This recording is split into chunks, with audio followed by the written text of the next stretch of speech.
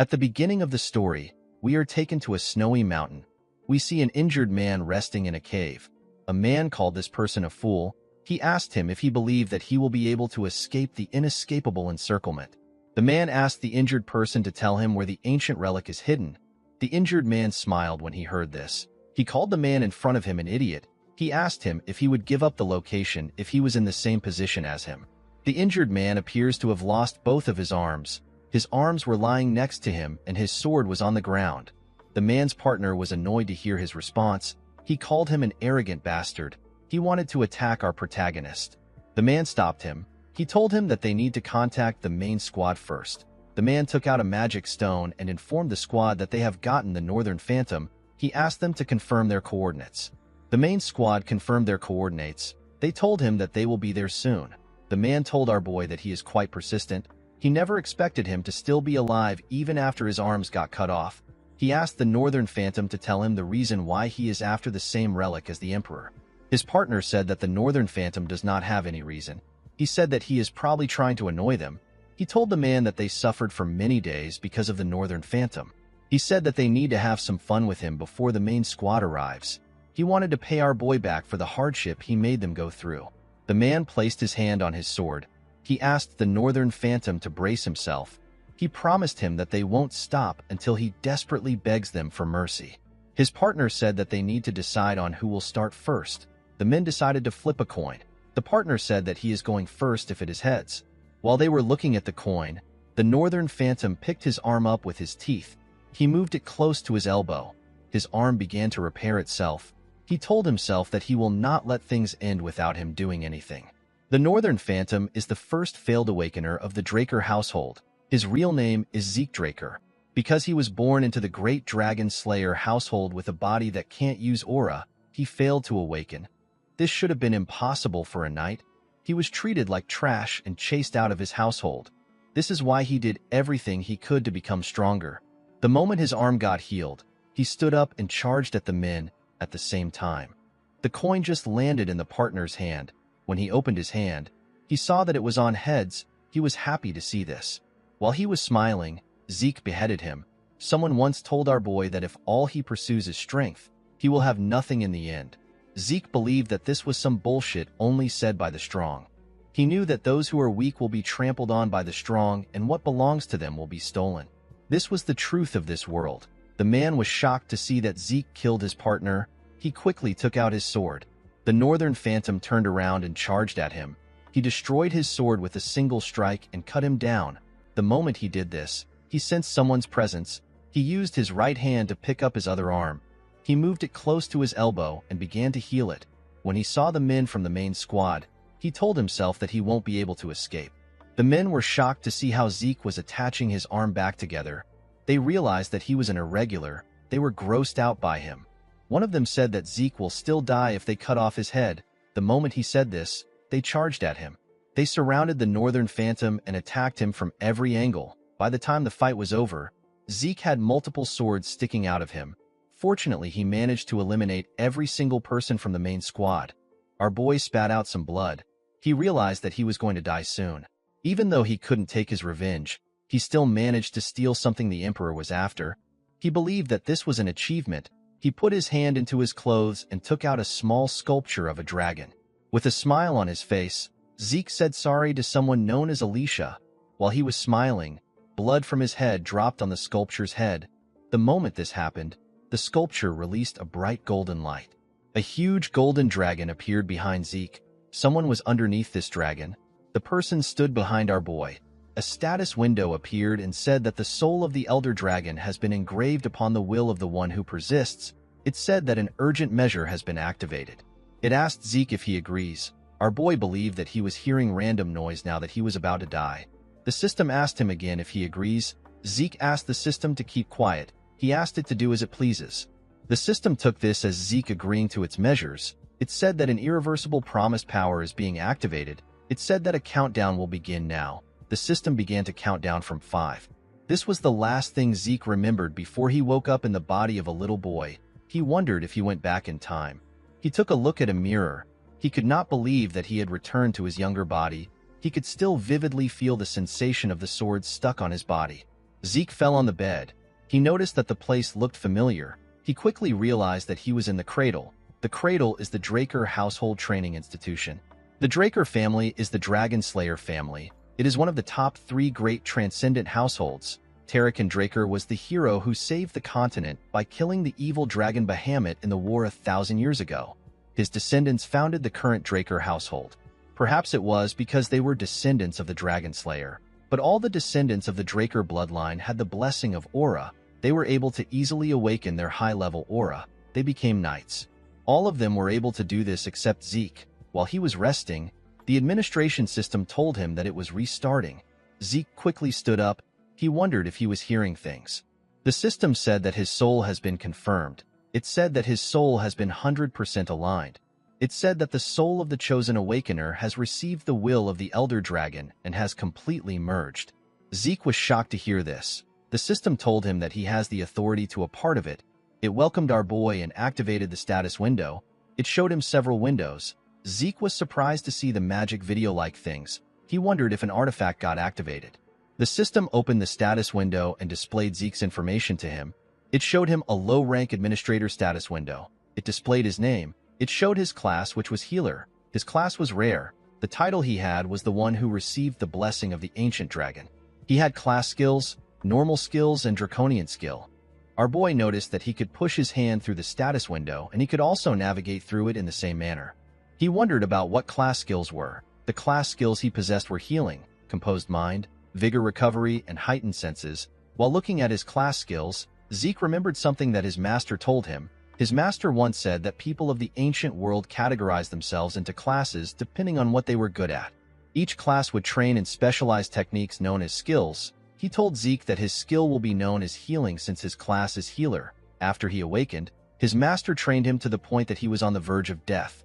According to his status window, Zeke is already a healer. He decided to test it out. He wanted to see if the status window was telling the truth. In his past life, Zeke became a healer when he was in his 20s right after his ether hall was unlocked. Zeke carefully circulated an energy around his body. He was happy to see that his ether hall is already unlocked. Thanks to this, he was able to understand his situation. Even though his trained body no longer exists, he returned to the past with his skills and memories. Compared to who he was before his regression, Zeke was in a much advantageous position. In order to make use of the system, he needed to find out about the things at his disposal. Before he could carefully assess his status window, someone knocked on his door. The person referred to him as Master Zeke. He asked him if he can step in. Our boy began to panic. The man outside asked him to stop acting like he isn't inside. Zeke did not know what to do. He had not yet finished reading the status window. He wondered about how he was going to turn it off. The man opened the door and stepped into our boy's room. Zeke tried to ask him to wait. The man who appears to be his butler asked him about why he is not prepared. He asked him about what he has been doing. This man is Zeke's exclusive servant. His name is Decker. Zeke moved his hand around his status window. He noticed that Decker could not see his status window. He asked him about what he is supposed to prepare for. With a scary look on his face, Decker asked his master if he is really asking him this question.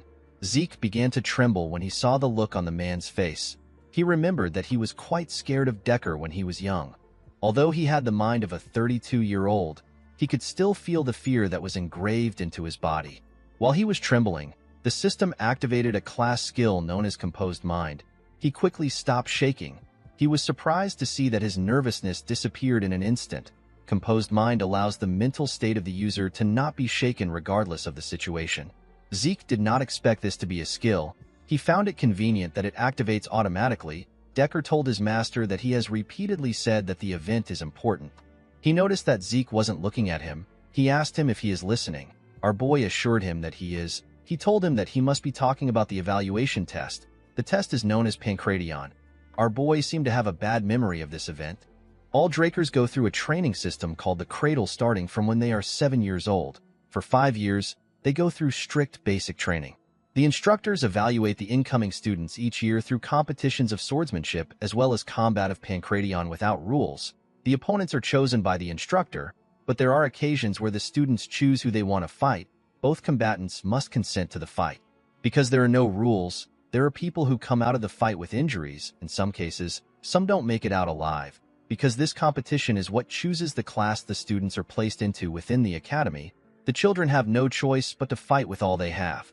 The scene shifts, and we see the students gathered at the training ground. Their instructor was speaking to them. He told them that this is the last part of their evaluation. The man is the head instructor. His name is Mark. Mark told them that they will start right away. He asked them to prepare themselves. The students accepted his order. While Zeke was standing in line, the other students spoke about the humiliation he faced last year. They wondered why Zeke would come there after facing such a terrible humiliation. They said that they would have ran away if they were him. The students questioned if our boy was really from the direct bloodline of the family. Zeke could not believe that they were openly speaking about him. A boy known as Aaron was asked to get on the stage. He and his opponent took a stance. Mark swung his hand and asked them to start the fight. Aaron charged at the boy. The boy saw Aaron's hand coming towards his face. He believed that he could dodge it. While he was distracted, Aaron used his leg to hit him on his chin. The boy fell to the ground. Zeke was not surprised to see how the boy lost. He believed that it was expected because the boy did not get into a proper defense position. Since the boy known as Gata was unable to fight again, the instructor announced that Aaron won the fight. Zeke could not believe that he was terrified of this stupid match when he was younger. The students were nothing to him. He yawned because he found the match boring. On the other side of the arena, a student watched our boy. With an evil smile on his face, the boy cracked his knuckles. The scene shifts and we see Zeke and his opponent on the stage. His opponent was the boy that was cracking his knuckles. The boy's name is Leon. The instructor asked the two of them if they are ready. They both said that they are. Zeke did not like the fact that his opponent was Leon. With a smile on his face, Leon asked our boy about why he is back. He asked him if he didn't get enough of his attention last year. Zeke remembered how he begged for his life from Leon when he was younger. The boy beat him up badly. He had to beg him to spare him. Our boy was not surprised to see that Leon was his opponent. The boy is always his opponent every year. He knew that Leon must have pulled some strings from behind the scenes. Our boy knew that his household would tell him that he needs to be able to overcome such dirty tricks in order to be a true dragon slayer. Zeke found this to be bullshit. He could not believe that this piece of shit was his cousin. In his past life, the 4 siblings of the direct bloodline never had the chance to meet. However, there were more than a dozen cousins who were more than willing to bully him. Leon commended Zeke for coming back out after getting beat up. He told him that he is really brave. He asked him if he did not learn his lesson because he is so inferior. The system activated the composed mind skill to calm our boy. He realized that it had been a while since he last heard his cousin's stupid insults. With a serious look on his face, he told Leon that he won't be nice if he calls him inferior again. Leon placed his hand on his head. He asked Zeke about what he is going to do. He called him an inferior piece of shit. The moment he said this, Zeke gave him a punch on his face. The attack pushed him back. When our boy punched his cousin, critical strike was activated. The skill inflicts critical damage on the enemy. It may be countered if the attack failed to hit the person. Leon screamed out in pain. Zeke took a look at his hand. He only wanted to knock Leon out. He did not expect a skill to be activated when he punched in his normal style. The instructor asked Zeke about what he is doing. He quickly ran to check on Leon. He told our boy that he attacked before he asked them to start. Zeke told Mark that no one says ready, set, and go on the battlefield. With a smile on his face, he said that the person who hits first has the advantage. Mark became nervous. He noticed that he could sense bloodlust from Zeke. Leon told the instructor that he is fine. He pushed himself up and asked Mark to begin the fight. With a look of anger on his face, he said that he will kill the inferior piece of shit. Zeke smiled when he heard this. He told his cousin that he is too stupid to learn his lesson. The instructor swung his hand and asked them to start. Leon quickly charged at our boy. When he got close to him, Zeke attacked him with multiple punches. Leon was able to block it by putting his guard up. He noticed that Zeke's punches did not have a lot of power to them. He was scared because of the punch our boy gave him earlier. He could not believe that Zeke's fist didn't hurt at all. He was certain that our boy was not a threat to him as long as his guard was up. The only thing he was cautious of was Zeke's left hand counter. When Zeke swung his left hand at his cousin, he dodged it by going low. He could not believe that our boy would use such an obvious attack. He grabbed his leg and tried to push him down. He called him an inferior piece of shit and asked him to die. Before he could push Zeke down, he felt some pain in his head. He quickly moved back. The instructor was shocked to see what just happened. He could not believe that a 12-year-old had this level of combat sense. The moment Leon dodged Zeke's counter and tried to take him down, Mark assumed that Leon was going to win. However, Zeke punched Leon's chin and got out of his grasp. It was Leon's fault that he let his guard down thinking that he had our boy. However, Zeke was different. He was still composed despite the fact that his counter failed. The concentration and precision needed to inflict such exact and effective damage is crazy. Mark wondered if this is the same Zeke that he knows. Leon was trembling. He had not recovered from the damage. He knew that he needed to create some distance between himself and our boy. Before he could move, Zeke closed the gap between themselves. He hit him in his leg. Leon was shocked to feel the pain in his leg. He wondered about how Zeke was so strong when his body is so small. He charged at him out of anger. Our boy realized that he was able to control his strength when he hit Leon in his leg. When Leon's fist got close to his face, another class skill got activated. The skill is known as heightened senses. It heightens his senses temporarily. Zeke saw his cousin's hand moving in slow motion. The feeling of the skill felt familiar to him. Since he had gotten used to controlling ether, our boy decided to end the fight. He covered his arms with the energy and grabbed Leon's hand. He slammed the bastard on the ground with a large amount of force. The instructor was shocked to see this. A skill known as precise stab got activated. The skill allows Zeke to stab the weak point of the enemy for critical damage. Zeke used his elbow to hit Leon's rib. He got on top of him and covered his hand with ether. He grabbed his neck and told him that even an idiot like him will be able to learn his lesson.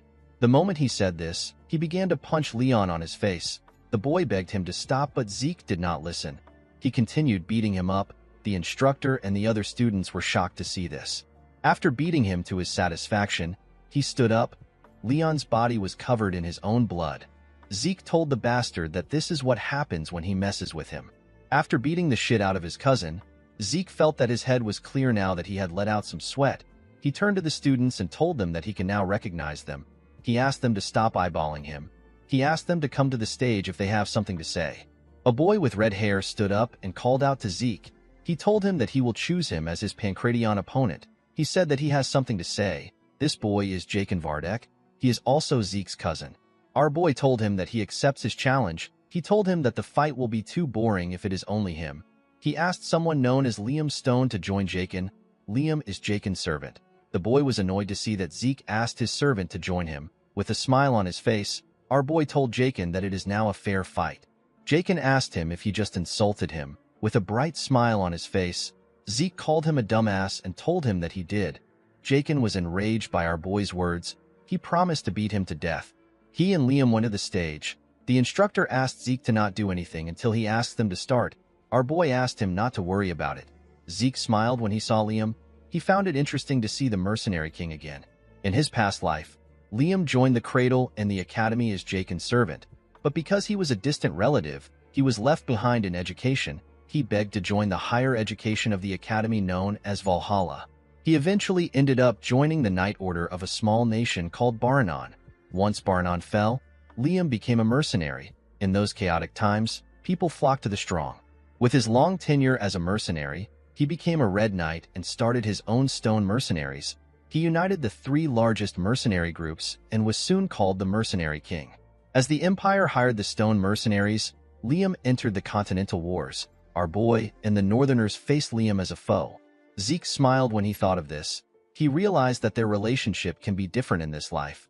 The moment he thought of this, Mark asked them to begin. Jakin quickly charged at our boy. He attacked him when he got close to him. To the idiot's surprise, Zeke caught his fist. With a scary look on his face, he reminded the boy that he asked him to fight with Liam. Jakin took his hand back.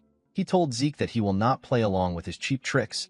He quickly used his leg to attack our boy. He felt a large amount of pain in his leg. He quickly moved back. Zeke covered his elbow with ether and used it to block the attack. He advised his cousin to look properly before attacking. The pain in his leg was quite much. He wanted to take a look at it. The moment he looked at his leg, Zeke charged at him. He asked him if he is looking away. Jakin quickly put his arms up to block the attack. Immediately he did this. Zeke told him that he is too scared. He hit his injured leg when he said this. He told Jakin that he couldn't even predict this feint. He told him that this is the reason he asked them to fight together. He moved to his side and gave him a heavy punch on his ribs. Jakin spat out some blood. With a smile on his face, Zeke told the idiot that he is not enough alone. Jakin called out to Liam. He asked him to kill our boy. Liam took out a cloth and wrapped it around his arm. Zeke could not believe that this huge boy was also 12 years old like them. The most annoying thing about fighting Liam is his insane reach. Zeke knew that he won't be able to do anything if he lets Liam attack first. He realized that he needed to take the lead. He quickly charged at him. He launched several punches at him, but the boy managed to block them with his arm. A skill known as Slash got activated. It launches a barrage of attacks at the enemy. It allows Zeke to interfere with their sight. Our boy's attacks got faster. It was leaving after images everywhere. The other students were shocked to see this. They did not know what they were looking at. Even Mark was shocked. He knew that the students would be curious because they have never seen anything like this before. The technique Zeke was using was the Northern Fist fighting technique from the Midlands, a place where swords dominate. He wondered about how Zeke knew this technique. While he was attacking Liam, he began to breathe heavily. He realized that his body was really bad when he was younger. He could not believe that he was already tired from using this simple technique. Aside from this, Liam's monstrous physique was also a problem for him. He did not attack, neither did he dodge. He was simply taking it all in with his guard up. Zeke remembered that Liam was more aggressive in his time as a mercenary. Unfortunately for Zeke, his body was reaching its limit. He clenched his fist and gathered a large amount of ether. He wondered about how strong Liam's body is. He decided to take him down through his guard. He charged at Liam. To his surprise, the boy dodged his attack this time. He could not believe that Liam actually dodged the attack even though he can't see ether. Zeke realized that everyone in this place has some insane level of sense. Liam grabbed his hand and raised him up. He wanted to slam him on the ground. Before he could slam his body, Zeke hit him on his head and broke free from his hold. While he was above him, his heightened senses activated. He grabbed Liam's hand and moved to the ground. He locked his hand down and put his leg on his neck to choke him out. Zeke believed that no one can last without oxygen in their brain. While he was choking him, Liam began to attack fiercely. He punched him in his ribs. Zeke spat out some blood. He did not expect Liam to be this crazy. He decided to see who will come out on top. He held on to Liam. The boy did not give up. He continued to punch our boy. Apart from a single student, the rest felt disturbed by the sight they were seeing. Even Mark was nervous. Eventually, Liam's body gave out and our boy won the fight. The girl who was happy to see them fighting said that she expected this much from Zeke. With a smile on her face, she said that it will be worth it to take our boy down. The scene shifts and we are taken to Zeke's room. Decker was in the room with him. He heard that his master was greatly injured. He asked him if he is all right. Zeke assured him that he is fine. Decker asked his master to forgive him for his rude behavior. He told him that he wants to check his pulse. Zeke knew that his servant wanted to check if he had awakened his aura. He asked Decker to wait a bit. He put his shirt on and stretched out his hand. Decker grabbed his master's hand and pushed a blue energy into his body. Zeke was shocked to feel his energy. He did not expect Decker to be a blue knight. In order to check if someone has awakened, people take a look at their dantian. However, Decker was really thorough with the process. He was checking every part of Zeke's body. Imbuing someone else with aura is already quite difficult, yet Decker was able to precisely control his aura. Our boy was certain that he had to be a blue knight. Not all knights are the same. They are classified in accordance to their martial prowess and aura manipulation proficiency. The white swordsman is the novice level. Most children before the blessing rite are white swordsmen. Yellow swordsman is the level where a person has awakened aura and opened their dantian. All students of the cradle become yellow swordsmen after the blessing rite. Once they have learned to freely control aura, they receive the title of knight. The next level is purple knight. At this level, a person can reinforce their sword with aura. Blue knight is the next level. At this level, a person can manifest an aura blade. The realm for those who have transcended their limits. The realm which the mercenary king was in and the realm which our boy reached before his regression is known as Red Knight. There is another realm above this. It is the realm of Black Knights. There are very few monsters on the continent that are at this level. Zeke wondered why someone who is skilled enough to become a commander was babysitting him. Our boy knew that Decker won't be able to sense his ether. This is something only 2 people in the entire world can use. Decker let go of his master. He asked him if he is hiding anything from him. Zeke asked him if something is wrong. He asked him if he is also hiding something from him. Decker did not know what to say. Our boy told him that he was simply joking. Decker asked his master about the reason why he suddenly changed. Zeke told him that he is asking the wrong question. With a scary look on his face, he told his servant that he should be asking him why he changed now. He assured him that many more things will change from now on. He said that things are simply going to be in their rightful place. He told the man that he simply needs to follow him. Decker bowed his head and told his master that he understands. He revealed to him that he has already prepared the training room he asked for. Zeke told the man that he likes the fact that he is always fast. Decker told his master that he will see him later. Our boy stepped out of the room and asked the man to rest. Zeke realized that he needed to keep Decker close in case he was ordered to keep an eye on him. He wanted to get some information out of the man. The problem our boy had was that he did not know who ordered Decker to keep an eye on him. He was certain that it was not someone from his mother's family. He believed that it must be one of his siblings. When Zeke arrived at the training room, he took a look around. He was surprised to see how big a personal training room is. He said that his household really lives up to its name. He decided to check out the system before he starts training. The system presented his information to him. Zeke noticed that his slash skill is now at the proficient stage. He wondered if his skills go up the more he uses it. He remembered that the skill was naturally activated based on his actions. He wondered if he already had the skill before his regression. He wondered if another skill will be added if he learns something new. He was also curious about the difference between skill and class skill. He knew that the two of them were activated in the same way. He noticed that the draconian skill was locked. The system told him that he is unable to view the skill. It told him that he needs 10 points to unlock it. When he tapped on karma points, the system informed him that he can earn karma points by killing monsters. He currently had 0 karma point. Zeke remembered that there are a large amount of monsters in dungeons. Unfortunately, he has to be on the level of a purple knight before he can get into a dungeon. Zeke was more curious as to why he regressed to the past and what the system is. The skills and the class made him realize that his current situation is related to the ancient relic. However, he had very little information about the relic. Our boy decided to not think too much about it. He picked up a sword and said that he is willing to use anything to become stronger, whether it is the system or a Draker. There are 2 known powers in this world, the aura of the knights and the mana of the mages. Knights reinforce their aura in their dantian, while mages handle their mana through circles. The 2 powers are on opposite ends of the spectrum. If you awaken one, you cannot awaken the other. Unfortunately for Zeke, he was not able to awaken neither his dantian nor his circle. He was abandoned by his household. He met his master during his vagabond days. His master taught him a lot of things, but the most useful thing he taught him was healing in the Ether Hall. Through the Ether Hall, which his master developed, Zeke was able to handle the energy of nature, which is known as ether. Zeke and his master are the only ether users in the world. After training for 2 hours, our boy's hands were covered with blood. He felt like he was going to collapse. He decided to end his training for the day. The moment he thought of this, his class skills, which are known as healing and vigor recovery, activated. Zeke's body was healed. His hands stopped bleeding. Healing is a rare skill that our boy did not even know existed until he met his master. If he were to use this skill in front of people, they would treat him as an irregular. This is why he was unable to use it during his fight against Liam. He had to quickly return to his room in order to heal himself. Since he had recovered, Zeke decided to keep training. In the evening, we see our boy covered in sweat. He realized that it was already dinner time. He took a look at the training room. He had destroyed the ground with his sword slashes. He wondered about what he was going to tell Decker. A week later, we are taken to the Cradle's cafeteria. We see the students talking about how Zeke has become a completely different person. Some of them could not believe that the loser had changed. They wondered if he dabbled in black magic. One of them said that he hopes Zeke humbles the other strong students. In another part of the cafeteria, we see a large amount of food on a table. This part was quite fancy. We see the crazy girl from before eating steak. The girl is known as Raina Torrent. A boy known as Owen Zimmons advised Leon to eat even if he doesn't have an appetite.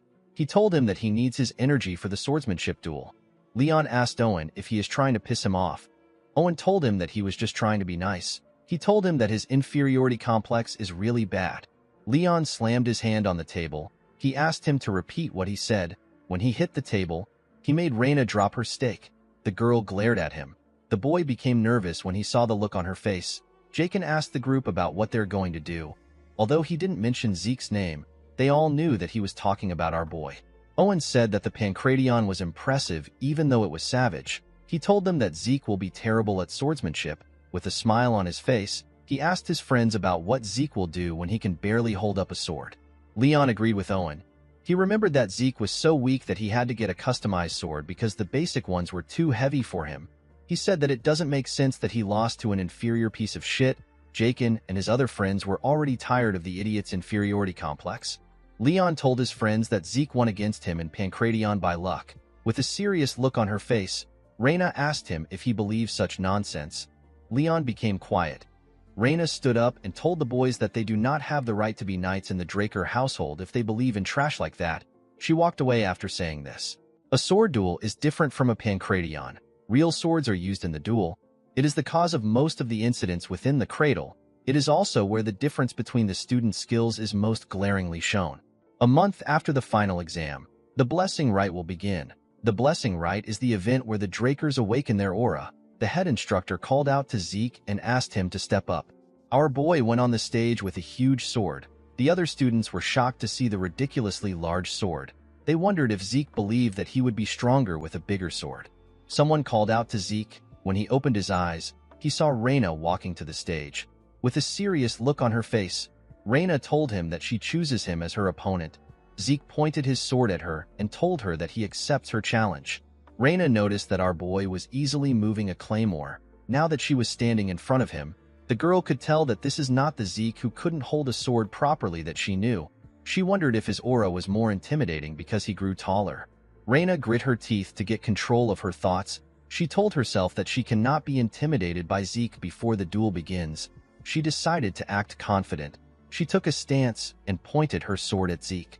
Our boy knew that he simply had to fight in the same way he always has. However, it was quite nerve-wracking for him to be fighting the Lightning Knight.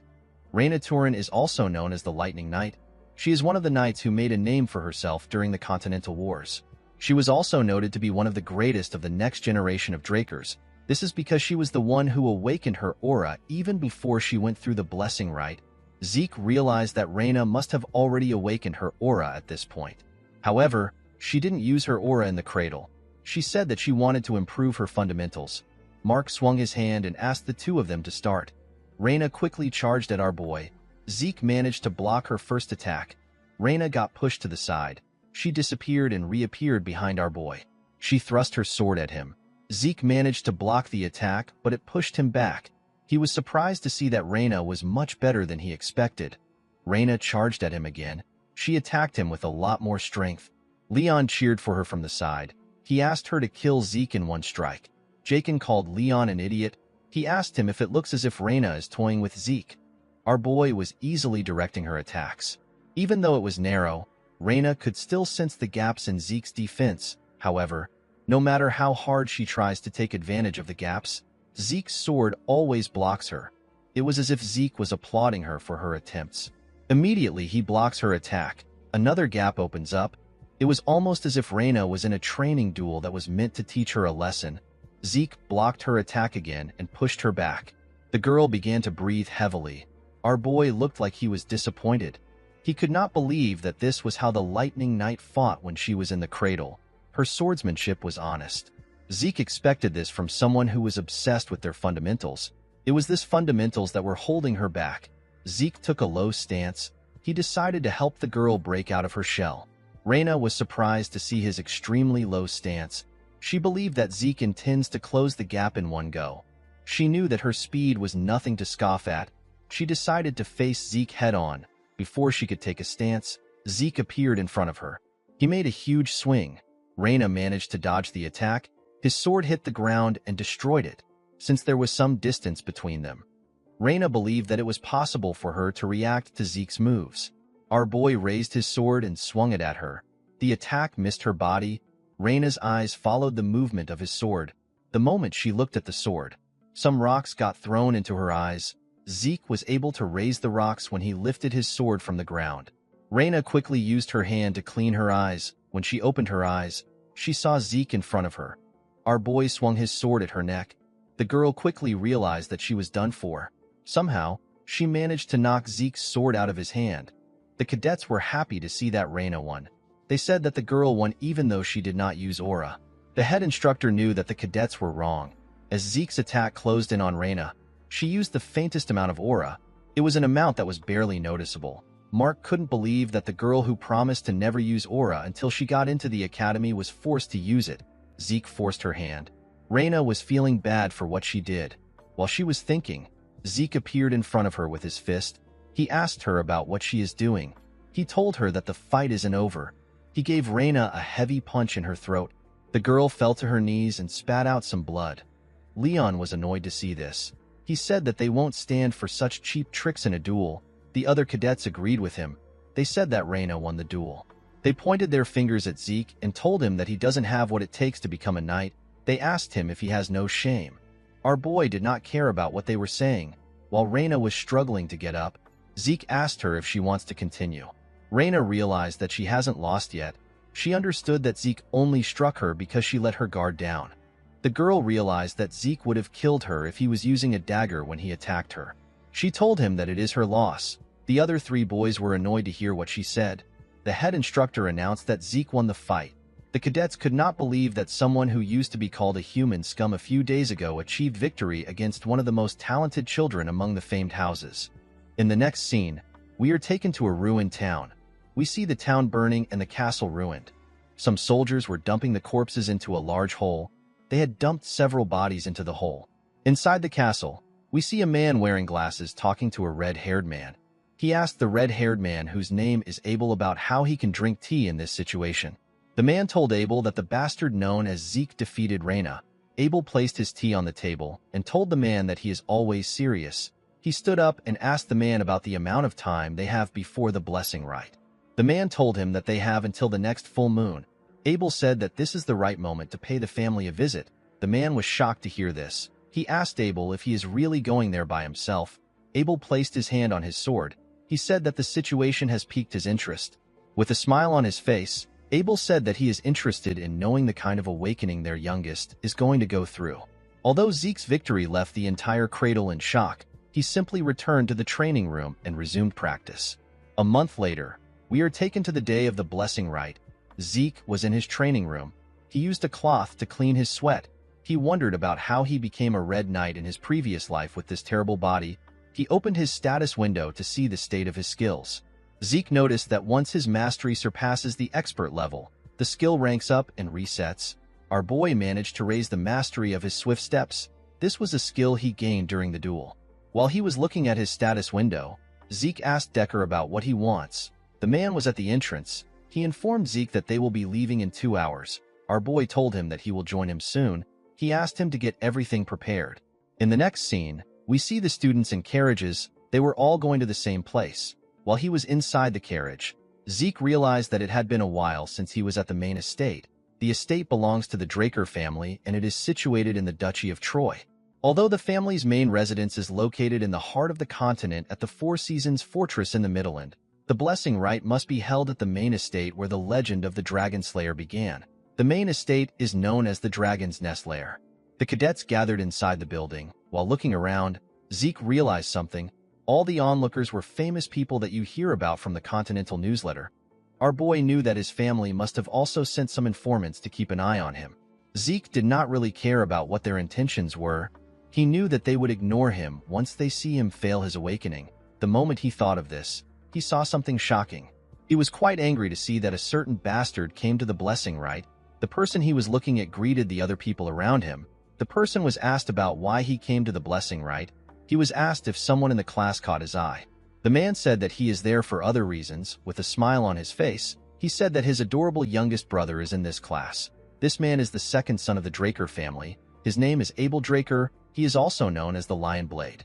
Zeke glared at his elder brother. He referred to him as the Butchering Knight. He quickly turned his head away. He knew that there was nothing he could currently do to Abel. Zeke knew that Abel would have never come to see him during the blessing rite in his past life. He wondered if his actions changed the future. Our boy clenched his fist. He realized that this might be his chance to achieve something. The head instructor announced that they will now begin the blessing rite. He asked the cadet known as Aaron to step out. The boy moved close to a huge bowl containing some glowing water. Behind the bowl was a large knight statue. Aaron placed his hand into the water. He reached out to a pin in the water. He allowed the pin to prick him. The moment his blood got mixed with the water released some energy that flowed into Aaron's hand. The energy moved into the boy's body and began to circulate inside him.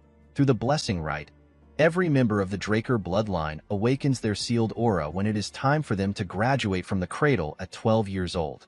Compared to ordinary knights who awaken at the age of 20, this method was incredibly fast. After Aaron left, another cadet was called to awaken his aura.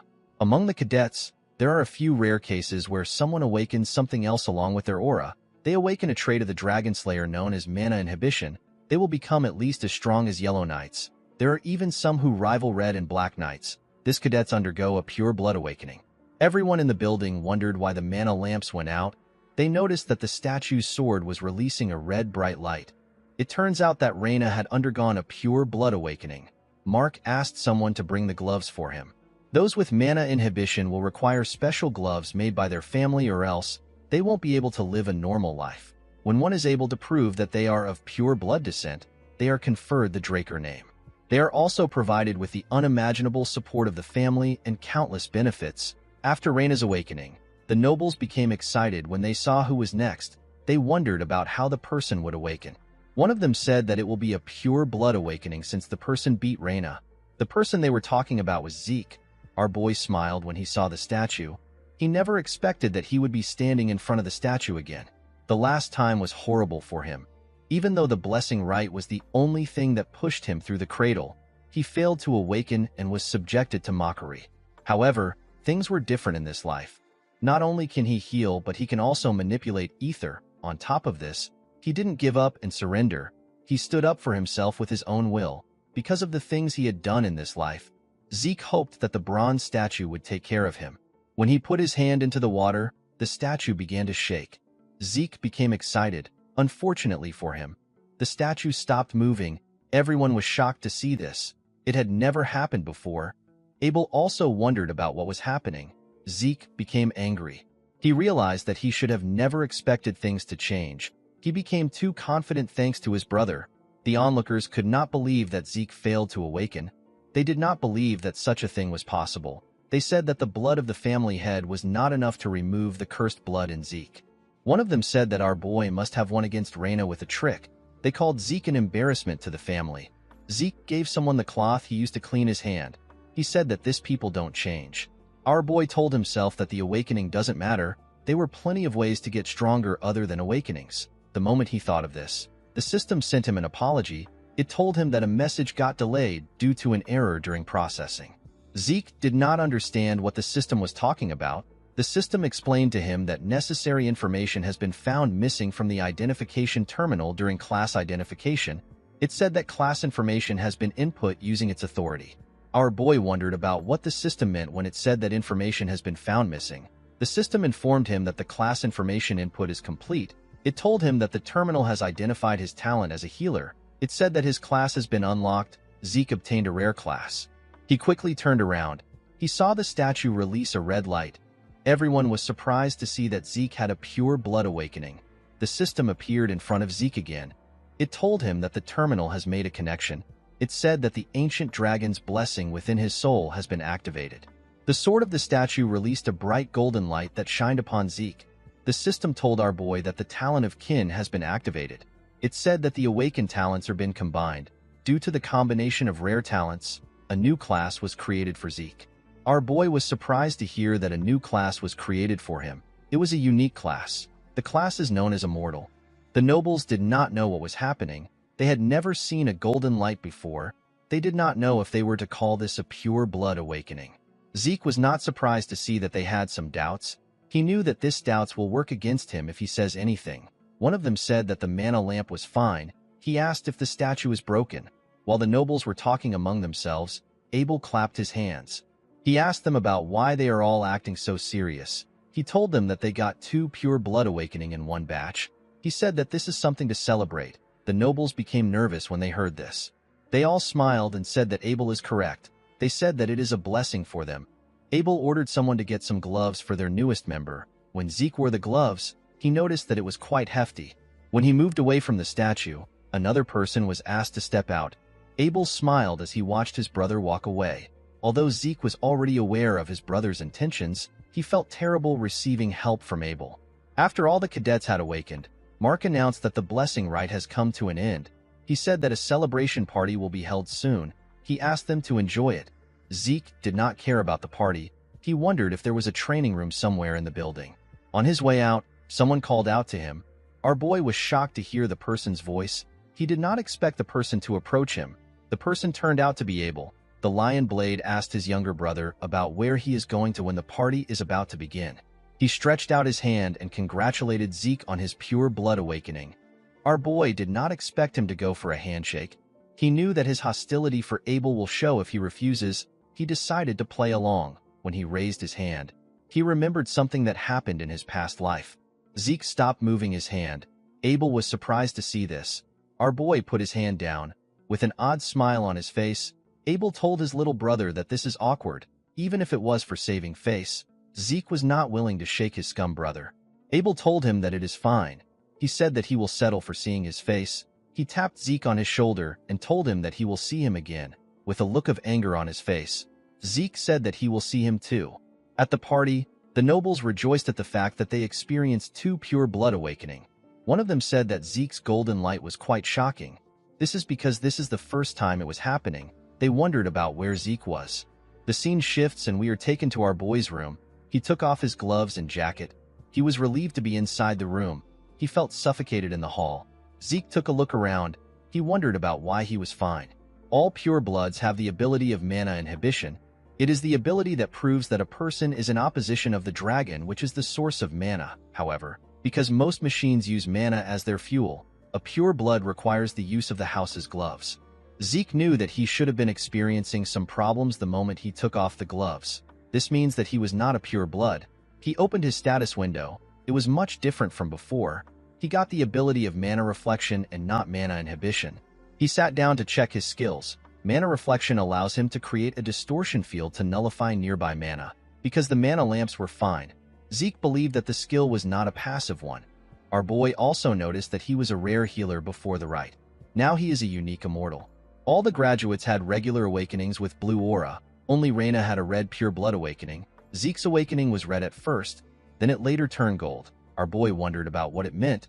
He remembered that the system said that the classification terminal lost critical information. He wondered if the bronze statue was the classification terminal. As soon as the system put in the information, the halted bronze statue began to emit a red light. When he remembered this, Zeke understood what happened. He realized that the bronze statue does not determine whether or not a person is awakened.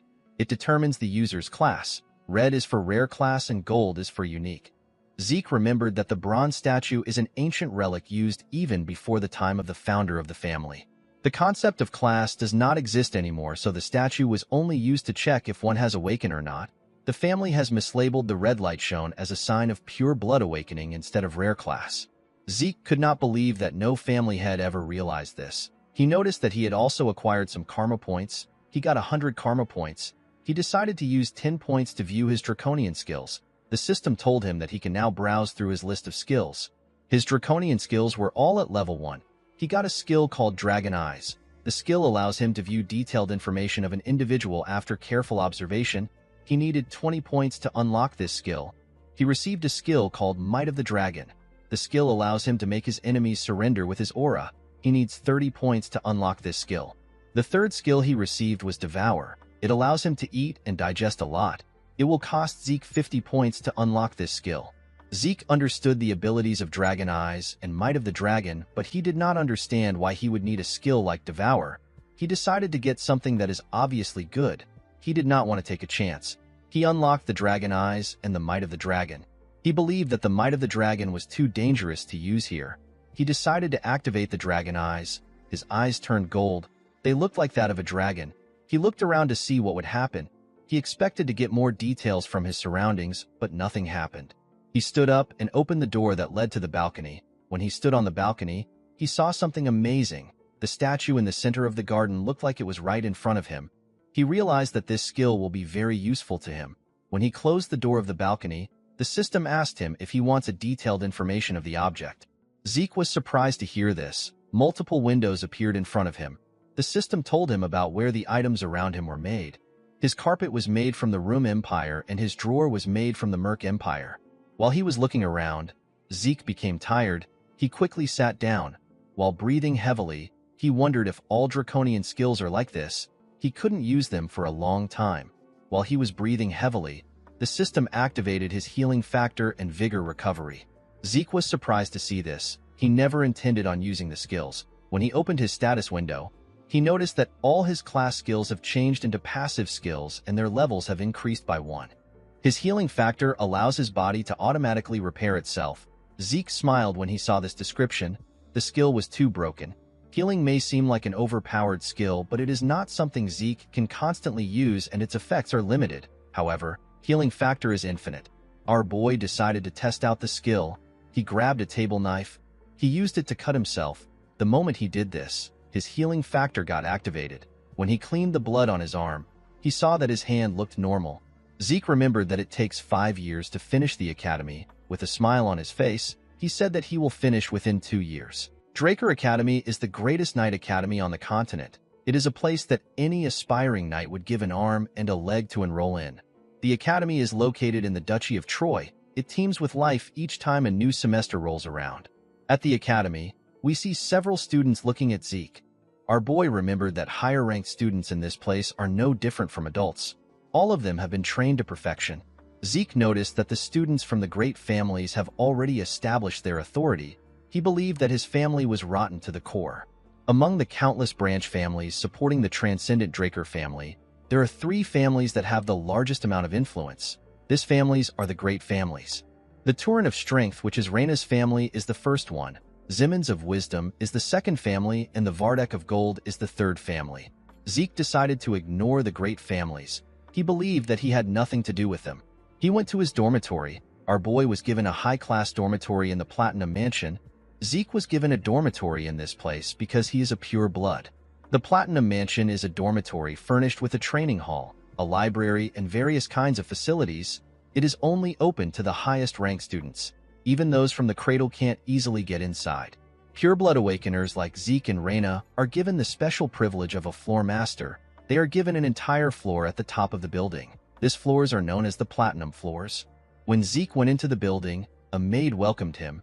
She told him that she has been expecting him. The maid told him that she will escort him to his assigned floor. When our boy arrived at his floor, a large amount of servants greeted him. Zeke felt like this was too much. He believed that no student deserved this kind of treatment, even if they are purebloods.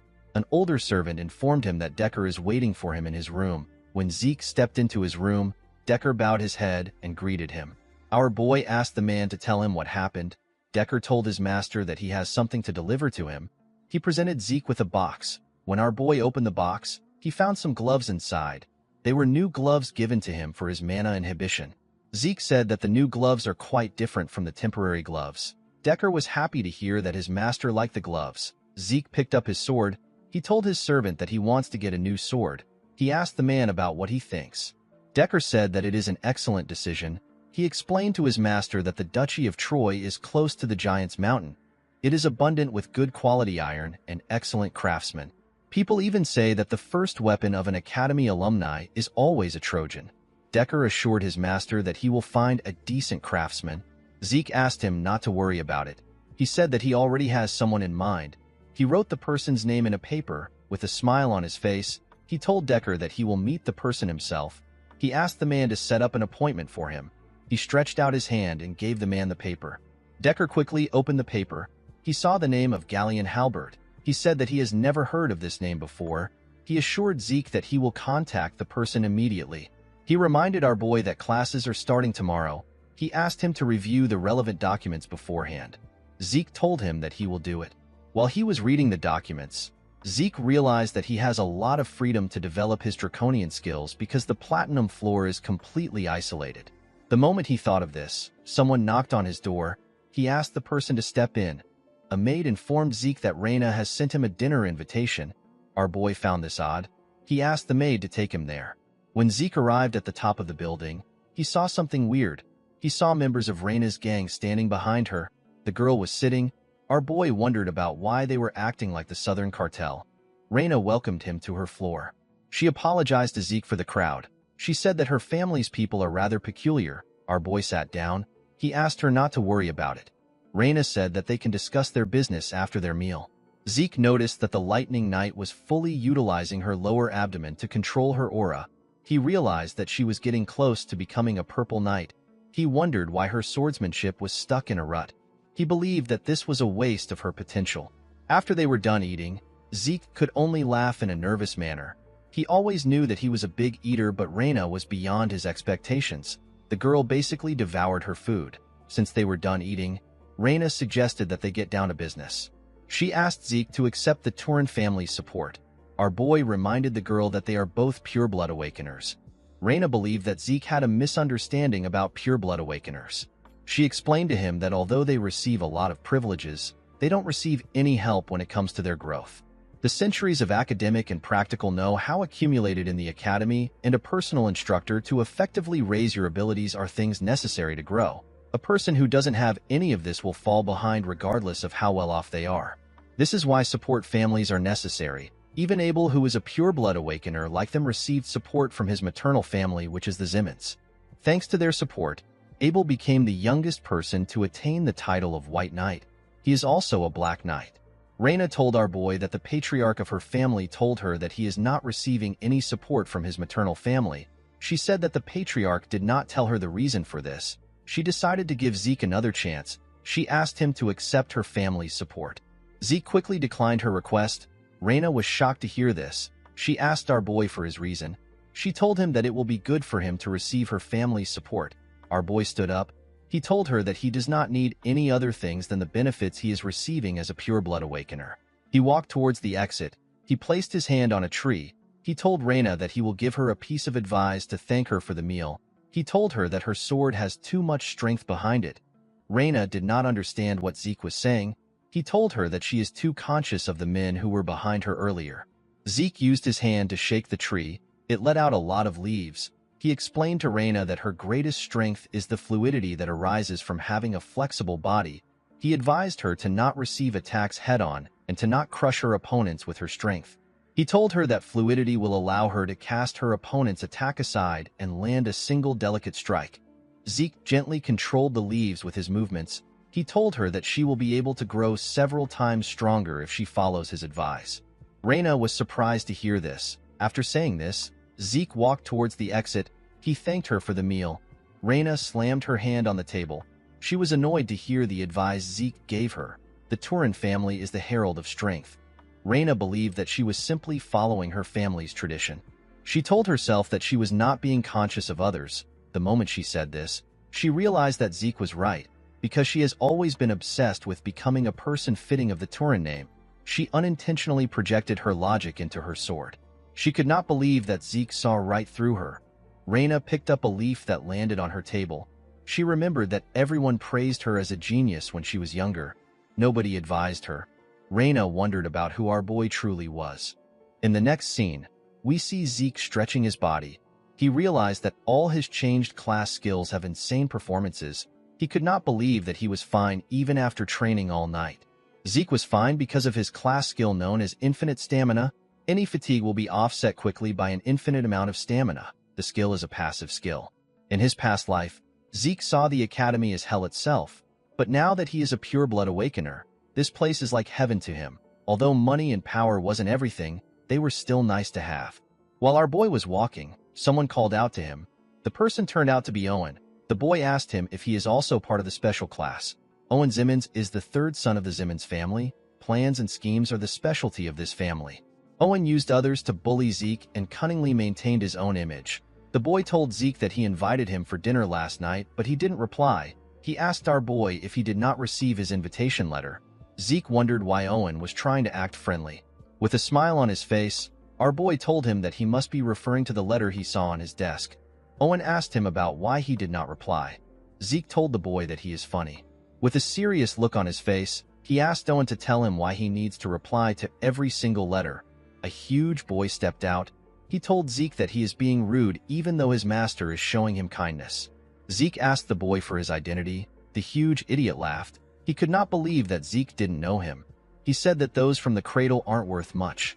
Our boy immediately understood that he was talking to an idiot. He turned around and told the boy that he understands he is trying to look good in front of his master. He asked him to remember who he is talking to. Before Zeke could leave, the idiot attacked him. Zeke managed to block the attack with his hand. The attack pushed him back. From the attack he received, Zeke realized that the high-ranking students are capable of basic aura manipulation. The huge idiot introduced himself as Durbin Roswell. He is also known as Durbin the Mighty Tree. He told Zeke that he will be teaching him some manners in place of his master. Our boy smiled when he heard the idiot's name. He could not believe that a cadet who isn't a knight has a pseudonym. He charged at Durbin. He called him a joke. Zeke gave the idiot a heavy punch on his stomach when he got close to him. He spat out some blood. The attack sent him flying. He got slammed to the ground and lost consciousness. Zeke asked the other students if they want to go next. He asked Owen to pick someone. Owen moved close to our boy. He told him that he likes to bask in his own glory. Zeke called the boy a joke. Draker Academy is largely split into two classes. There is the normal class where people are taught that they can overcome their lack of talent with efforts. Due to this, they follow a strict regimen from early morning to late night. The other class is the special class. Students of this class can choose their subjects freely outside of basic subjects. Even within the academy, the place where the greatest elites gather is the special class. Due to this, Zeke had some expectations for the class. To his surprise, most of the people in the class are just the alumni of the Cradle. Our boy believed that this was actually the Cradle class, not the special class. The instructor in the class asked the students to keep quiet. He told them that someone special has come to encourage the freshmen of the special class. He said that the person was the commander-in-chief during the Eastern Empire War 20 years ago, and he is also the hero that stopped the Empire's invasion with his resourcefulness. The students became excited when they heard this. An old man stepped into the class. The instructor asked the students to welcome Dean Howard Draker. With a smile on his face, the man greeted the students. This man is the dean of the academy. He is also a war hero. People worship him as a war hero and a tactical genius. But the truth was that the information he leaked to the enemy for his own survival just happened to throw the enemy into chaos. Howard was simply a traitor that got lucky. Zeke was aware of this fact. He remembered that Howard was the main perpetrator that got him kicked out of the academy. Our boy lost the only place where he could belong and ended up wandering around the Duchy of Troy. He eventually got captured by slave traders and got sold off to the Southern Cartel. Zeke promised to pay Howard back for what he did.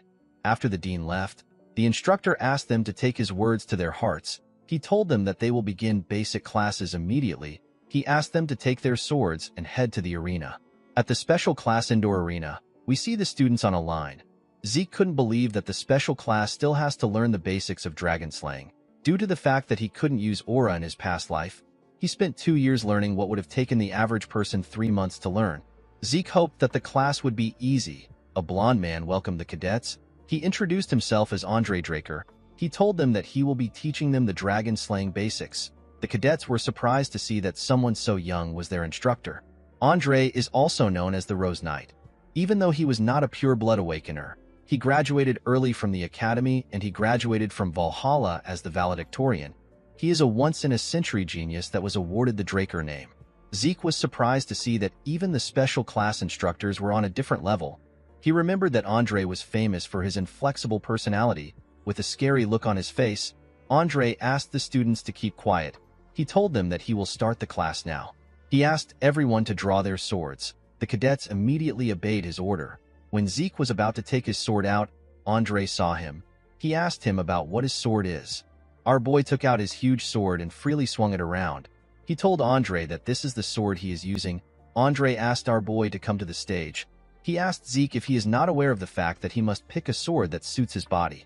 Zeke already knew that Andre would complain. He purposely made sure to stand out when drawing his sword. With a smile on his face, our boy told his instructor that he can beat him with his sword. Zeke believed that it will be faster for him to show Andre his skills. Andre was surprised to see that a cadet would challenge his authority. He glared at Zeke to instill fear in him. The class skill known as Indomitable Mental Defense got activated. It prevented Zeke from feeling any fear. Andre told our boy that he understands if he wants to learn with his body. Zeke was happy to see that he bit his bait.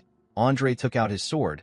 He told our boy that if his blade manages to touch his body, he will be exempted from the punishment for his rudeness. He told him that he will also be exempted from the Dragon Slaying Basics class. Andre assured Zeke that he won't use aura on a cadet. Our boy was happy to hear about class exemption. He was certain that he could beat Andre since he knows his weakness. But he couldn't do anything reckless because Abel was keeping an eye on him. Zeke knew that it will be dangerous for him to garner attention the same way he did in the cradle. He decided to just graze Andre's clothes and lose. He picked up his sword and took a stance. He charged at Andre's neck at a crazy speed. The instructor easily blocked the attack. Zeke was not surprised to see this. He already knew that a blue knight will be strong. He realized that this fight wasn't going to be as easy as he wanted. He began to attack Andre more fiercely. He attacked him from different angles. The instructor still managed to block the attacks. The other cadets were surprised to see the level which an official Draker Knight was at. They could not believe that Zeke has not managed to touch him even after 30 minutes. Andre made a huge swing that pushed Zeke back. The moment he did this, his hand began to shake. He was shocked to see the ridiculous amount of stamina that Zeke had. Even though he was suppressing his aura, he did not think that it would be possible for him to be losing to a cadet. While breathing heavily, Andre said that the existence of pure-blood awakeners is unfair. Zeke was not surprised to see that Andre still had the same poor stamina. He knew that the instructor was at a bigger disadvantage because he was suppressing his aura. The Draker aura cultivation method is known for its peculiarity. A person must activate their aura during training, during daily tasks, and even when eating and sleeping. A person must maintain it as if they are breathing. In other words, Andre is basically holding his breath. Zeke charged at him. The instructor managed to block his attacks. He pushed him back. Although our boy planned on losing, it didn't feel right for him to lose this way. He charged at Andre again. He decided to force him into using his aura. Andre still blocked his attack. Zeke realized that creating situations that can be easily handled is useless. He knew that he needed something that will make Andre unconsciously use aura. He needed to create an extreme situation. The instructor pushed him back again. Before his legs could touch the ground, he charged at Andre again with a crazy speed. The instructor was shocked to see how fast Zeke was. He quickly realized that he was using swift steps. Our boy ran around his instructor. He wanted to confuse him. Andre couldn't believe that a cadet knew how to use swift steps. While he was trying to follow our boy's steps, he appeared behind him like a grim reaper that wanted to take his life. His critical strike got activated. The moment it got activated, Andre sensed his presence. He quickly turned around. Unfortunately for him, it was too late. The sword was about to cut him. Andre quickly took a step back in a skillful manner. He raised his sword. He decided to use the dragon-slaying arts. He used the first verse of Chapter 1. The skill is known as Sky Slice. Zeke smiled when he saw this. He quickly raised his sword to block the attack. Andre's attack pushed him back. Aside from Reina, the other members of the three great families were happy to see what happened. Although he managed to block the attack, his sword got broken. The pain was more than he expected. Our boy still had a smile on his face. His healing factor got activated. Zeke threw away his sword. He decided to collapse now. Andre put his sword away. People from the infirmary quickly went to check on Zeke. With a look of anger on his face, Andre announced that our boy no longer needs to attend his class again. He asked the cadets if there is anyone among them who also wishes to be exempted. The cadets kept quiet. They knew that they were screwed if they raised their hands up. With a scary look on his face, Andre told them that he will assume that no one wants to leave. At the infirmary, we see Zeke resting on the bed. He commended himself on his performance. Although he didn't graze Andre's clothes, he got him to use aura and acknowledge his abilities. Our boy considered the situation a win-win because Andre got disciplined and he obtained free time. While resting, he remembered Andre's last attack. The technique is the most basic move of the dragon-slaying arts. However, because the technique was used by a blue knight, the force was ridiculously powerful. Although Andre was powerful, Zeke was still certain that he could beat a blue knight, especially since he had limitless stamina and healing. Even though he was already strong, Zeke did not believe that it was enough for him to live freely. He wanted unrestrained power to live a life where he was not restricted. He wanted the power that won't let him submit to anyone. While he was thinking, someone holding a bottle of liquor asked him if he is Arthur's youngest son. Our boy was shocked to see the man. He did not know who he was. With a smile on his face, the man told him that he has the same eyes as his father. He called Zeke's father an arrogant bastard. Zeke could not believe that he wasn't able to sense the man's presence despite the strong stench of booze. He could not believe that someone had the guts to call his father, who is the current patriarch of the Drakers, an arrogant bastard. He asked the man for his identity. The man asked him about how he did something. Zeke asked him about what he is talking about. The man chugged a large amount of booze. He asked our boy to stop feigning ignorance. He reminded him that he was inflicted with an internal wound. With a smile on his face, he asked Zeke to tell him how he instantly got healed. Zeke was surprised to hear that the man has found out about his healing factor. The moment he thought of this, his indomitable mental defense got activated. Our boy became calm. He realized that it was impossible for anyone to know about healing in the academy. He grabbed his bedsheet. He told the man that he does not know what he is talking about. The man could not believe that Zeke was still keeping up with his charade. He swung his hand at our boy. Zeke managed to react and dodge the attack. The man's hand cut through the pillow and the bed. Our boy assumed that the man was an assassin. He quickly threw the bedsheet at him. It covered the man's face. The man said that our boy has some tricks. Zeke grabbed his sword. He quickly activated his swift steps, his precise stab, and his critical strike. He charged at the man. His instincts were telling him that he will die if he does not kill the man now. To his surprise, the man stopped his sword with his hand. He commended our boy on his ability to adapt to the situation. He pushed Zeke's sword down. Our boy could not even move it. With a smile on his face, he told Zeke that he fights like a mercenary. Our boy was shocked to hear this. He wondered about who the man was. He quickly stepped back when he heard this. He wondered about why the man called him a mercenary. He wondered if the man knew something about his past life. The man played with Zeke's sword. He found it odd that a Draker abandoned his sword and stepped back. He threw Zeke's sword back to him. He told him that he is better suited to be a mercenary than a knight. Our boy caught the sword. Zeke felt something that he only felt from his master. He became certain after having a brief fight with the man. Our boy felt the overwhelming gap between their abilities. It was to the point where this man could kill him anytime he wanted. Zeke was certain that this man was at least a red knight. The man realized that our boy was using a claymore from the basic supply of the cradle.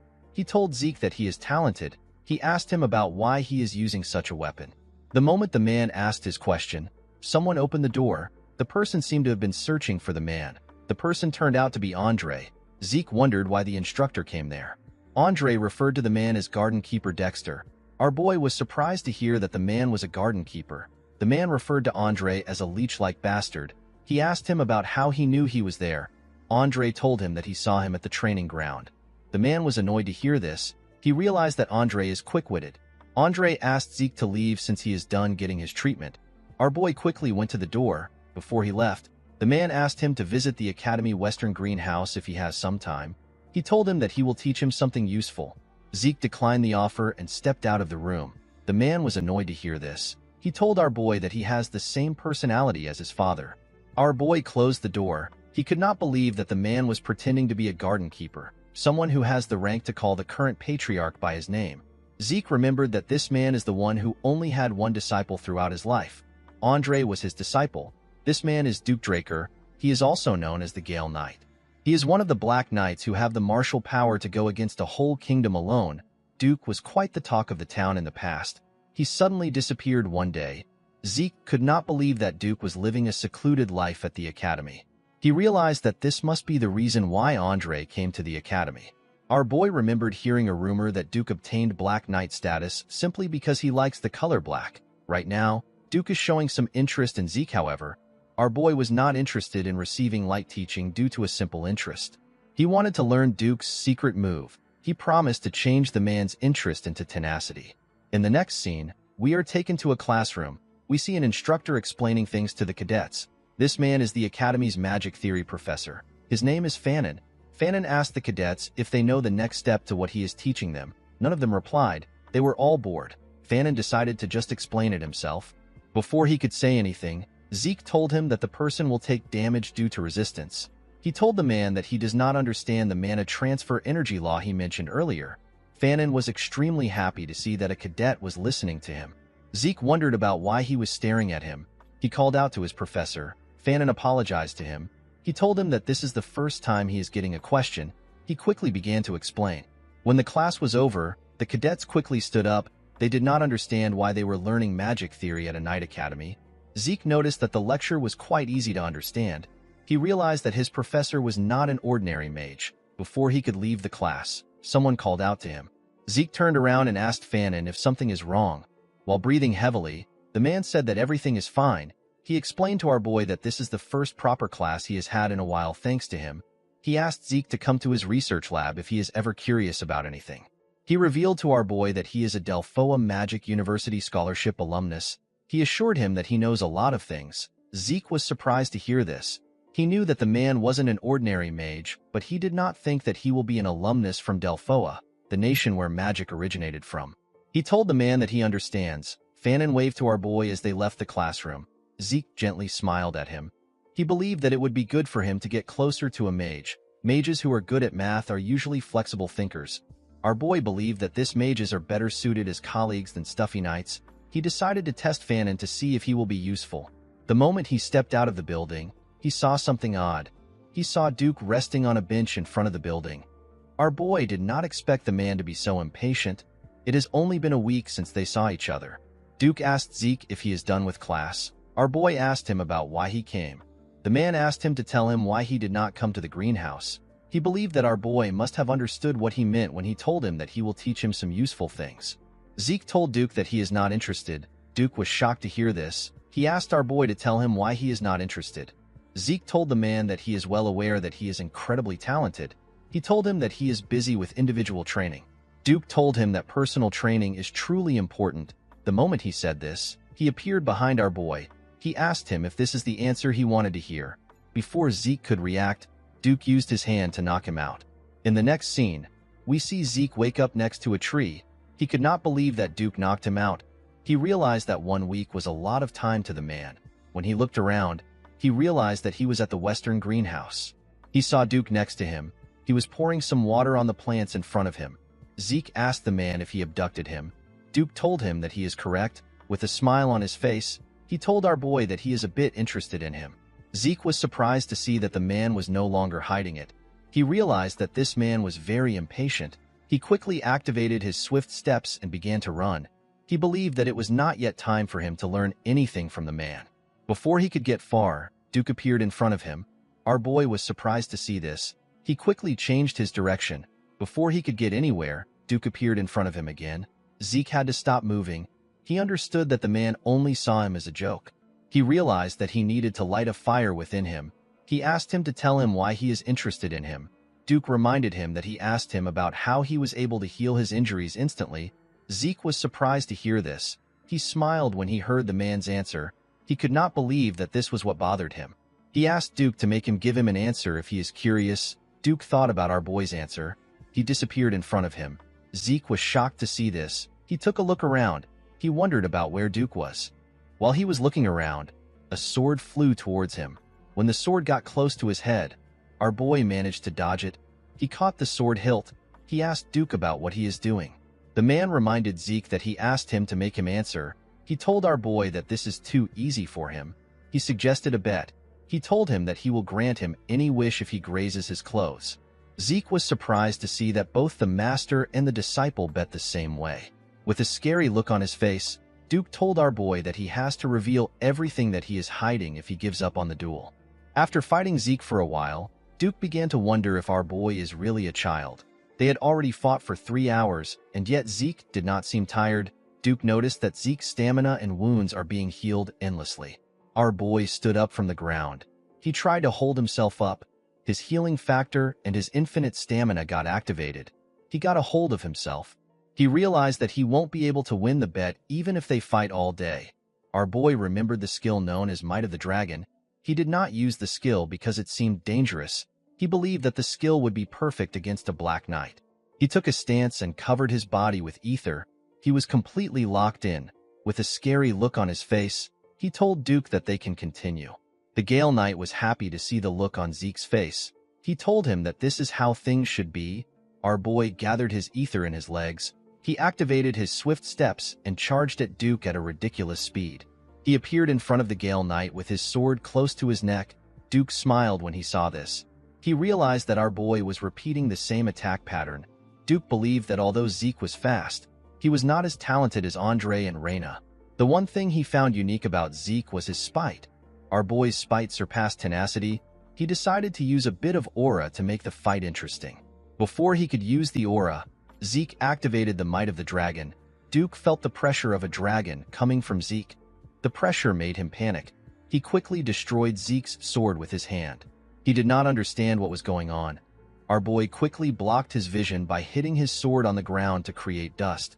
Because everywhere was covered in dust, Duke assumed that it will also be difficult for Zeke to find him. The moment he thought of this, our boy jumped out of the dust. He came out behind Duke. He activated his dragon eyes and swung his broken sword at the man. Zeke felt his sword pass through the man. Duke disappeared in front of our boy. He created a large amount of dust from his movement. Zeke quickly realized that this was Duke's secret move. He could not believe that the man caused a gust from a simple dash. He realized that this is why the man is called the Gale Knight. Immediately he thought of this. Duke appeared behind him. Our boy quickly turned around when he sensed his presence. When he turned, Duke appeared in front of him. He clenched his fist and covered it with aura. He told Zeke that they can call the duel a draw. The moment he said this, he gave our boy a heavy punch. Zeke spat out some blood. The punch sent him flying. Due to the excessive usage of his skills, his fatigue surpassed the acceptable limit. The system decided to forcefully shut down his consciousness for his own safety. Before he lost consciousness, Duke said some things to him. When our boy woke up, he found himself in his room. He wondered if Duke brought him there. He laughed when he thought about the fact that he almost won. Although he lost, he wasn't annoyed because he fought against a Black Knight. Zeke knew that he had done everything that he can do with his current abilities. He tried to get Duke to let down his guard by repeating the same attack 100 times over. At the decisive moment, he used the Might of the Dragon. He even used the Dragon Eyes, but it wasn't enough. Zeke was certain that the skill Duke used at the end was his secret move. Although he got knocked out for using the Draconian skills too excessively, he was able to see Duke's secret move. He witnessed the nonsensical high-speed movement arts which Duke used with his extremely trained body. Zeke realized that this secret move must have been what allowed Andre, who has a weak stamina, to rise to the position of a Red Knight. Our boy felt bad that he lost the opportunity to learn the secret move, but he believed that the fight was worth it. He remembered how the Might of the Dragon had the pressure that made a Black Knight hesitate. He was certain that most small fries would submit the moment they are exposed to the skill. While he was thinking, a status window appeared above him. It told him that he has an unopened message. When he opened the message, he saw that the Swift Steps has changed into a rank C skill known as High Speed Movement. The system told him that his soul has developed due to the demonstration of strong will. Along with the development of his soul, his system functions got activated. The system told him that it is possible to activate the next function using karma points. Our boy was surprised to see this. The mini-map function got opened. The geographical terrain features can be seen through the form of a map. Zeke needed 20 points to unlock this function. Another function known as inventory got activated. It allows Zeke to save as many items as it can accommodate. Our boy needed 20 points to unlock this function. The last function he activated is the Elementra level quest book. This function involves tutorials and missions for the effective development of low-ranking administrators. Our boy needed 45 points to unlock this function. He had 40 karma points left. He decided to unlock inventory. The system explained to him that any item he selects will be stored inside the inventory. When retrieving items stored inside the inventory, Zeke needs to think of the name or shape of the item. The inventory got displayed in front of him. The system explained to him that the amount of space an item takes in the inventory is dependent on its weight and size. It told him that he can use karma points to increase the size of his inventory if he wants a larger storage space. Our boy grabbed his sword. He remembered that he can activate his skills just by thinking of them. He believed that putting an item in the inventory would be the same way. He raised his sword and asked the system to save it. The moment he thought of this, the claymore disappeared from his hand. Zeke was surprised to see this. He noticed that the claymore took 2 out of the 28 boxes. He now understood what the system meant when it said that the space the item takes is dependent on the weight and size of it. He decided to retrieve it by thinking about its name. The claymore quickly reappeared in his hand. Zeke thought that this was just like a subspace storage, but it turned out to be better. He remembered that the subspace artifact was quite expensive, but it was difficult to find an item stored inside it. He remembered that he can even increase the inventory space with karma points. Zeke could not believe that this overpowered functions belong to the low-rank administrator. He wondered about what will happen when he reaches a higher rank. Since the points were quite valuable, Zeke realized that he cannot use them recklessly. He believed that he needed to change his plans. While he was thinking, someone knocked on his door. The person asked him if he can step in. Zeke immediately knew that Decker was at the door. He asked the man to come in. Decker revealed to him that he has a message for him. He stretched out a paper to our boy. He said that it came from Garden Keeper Dexter. Our boy was surprised to hear this. He smiled when he read the message. Duke asked him to come again if he wants to challenge him. Zeke was happy to see that the fight wasn't a complete failure. He remembered that Duke said that the fight is a draw. Our boy was happy to see that he still had the opportunity to learn from the man. The moment he thought of this, Decker told him that he has one more thing to tell him. He revealed to his master that he found the blacksmith he was looking for. Our boy became excited when he heard this. He asked the servant about when the appointment is. Decker told his master that there is a problem. He said that the blacksmith refused the appointment. Zeke was shocked to hear this. He asked Decker for the reason. Decker revealed to his master that the blacksmith doesn't make weapons anymore. In the next scene, we see Zeke arrive at a shop called Papner's Breath. Our boy found the name to be too grand for a workshop. He stepped into the workshop and asked if anyone is inside.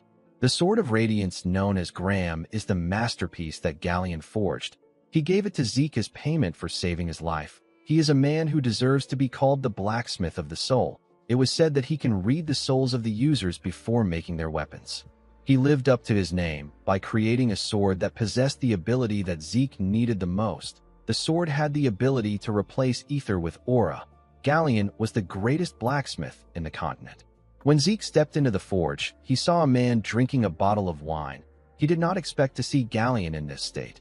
Galleon was surprised to see a kid in his workshop. He asked Zeke to get out.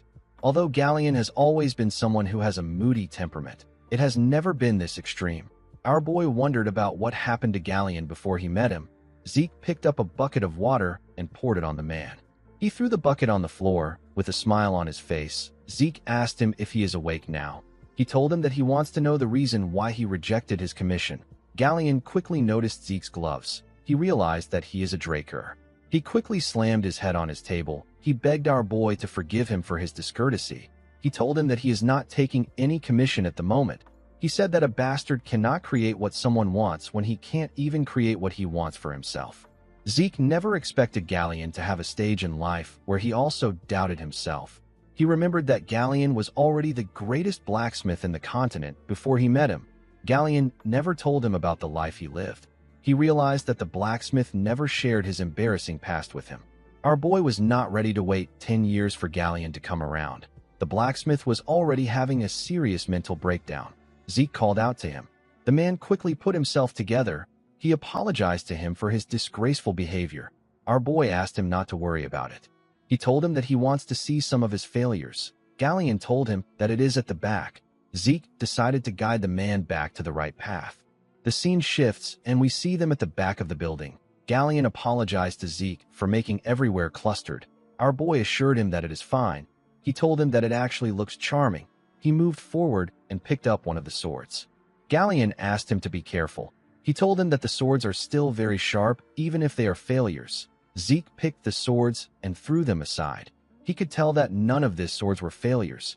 Each of them are of similar quality to the things he forged when he was named the greatest blacksmith on the continent. He activated his dragon eyes and took another look at the swords. He asked Galleon if there is a problem with his brazier. The man was shocked to hear this. He asked our boy about how he knew. Zeke reminded him that he asked him a question. He asked him if he utilizes his own style of smelting. Galleon was shocked to hear this. Our boy said that the man has mixed several metals to create a lighter and exquisite material. Unfortunately, the durability of the items is poor. The moment he said this, Zeke used one of the swords to hit another sword. The two swords broke. He told the blacksmith that things like this happened because the impurities weren't properly eliminated during the heat treatment process. Galleon could not believe what he was hearing. He did not expect Zeke to make an accurate analysis of everything. He did not think that our boy would be able to immediately recognize his smelting method. He even analyzed the major flaw and its cause. Galleon realized that the person in front of him is different. He clenched his fist and called out to our boy. He told him that he has something to show him. He took Zeke back inside. He asked him to take a look at something. The moment he said this, he spread a large blueprint of something on the table. Zeke immediately recognized what he was looking at. He knew that this was Galleon's secret blueprint that will be revealed years later. It is the blueprint of a magic brazier. In the past, Galleon showed our boy his brazier. He said that there is no point in hiding something from his savior. He explained to Zeke that it is a brazier where the temperature can be freely adjusted with magic. In the present, our boy told the man that his smelting method will work perfectly with the brazier. Galleon was happy that Zeke was able to understand his idea. Our boy asked him about why he is not making it when he has the blueprint. Galleon explained to him that the most important part of the brazier is the mana energy laws. However, the Magic Tower's commission fee is 10,000 gold. Zeke was shocked to hear this. The monthly expenses of a normal family is 10 gold. 10,000 was a ridiculous amount. Our boy realized that it must have taken Galleon 10 years to gather the money. He said that the price is too absurd. Galleon told him that this is why he wanted to show him, because he is a Draker and a pure blood. He promised Zeke that he will accept any commission from him for free and without any conditions for as long as he lives if he makes the brazier for him. This was a tricky situation for Zeke. It would have been possible if he were the family's guardian knight. Unfortunately, it is impossible for him to get 10,000 gold even if he is a pure blood. However, our boy could not give up on the Sword of Radiance. While thinking, Zeke got an idea. He remembered that the issue is related to mana energy laws. He rolled up the blueprint and told Galleon that he accepts his request. The man was surprised to hear this. Zeke explained to him that he will ask for a favor from a mage he knows. He told Galleon that he will let him know when he gets an answer. He advised the man to stop drinking. The moment he said this, he saw Galleon holding his leg.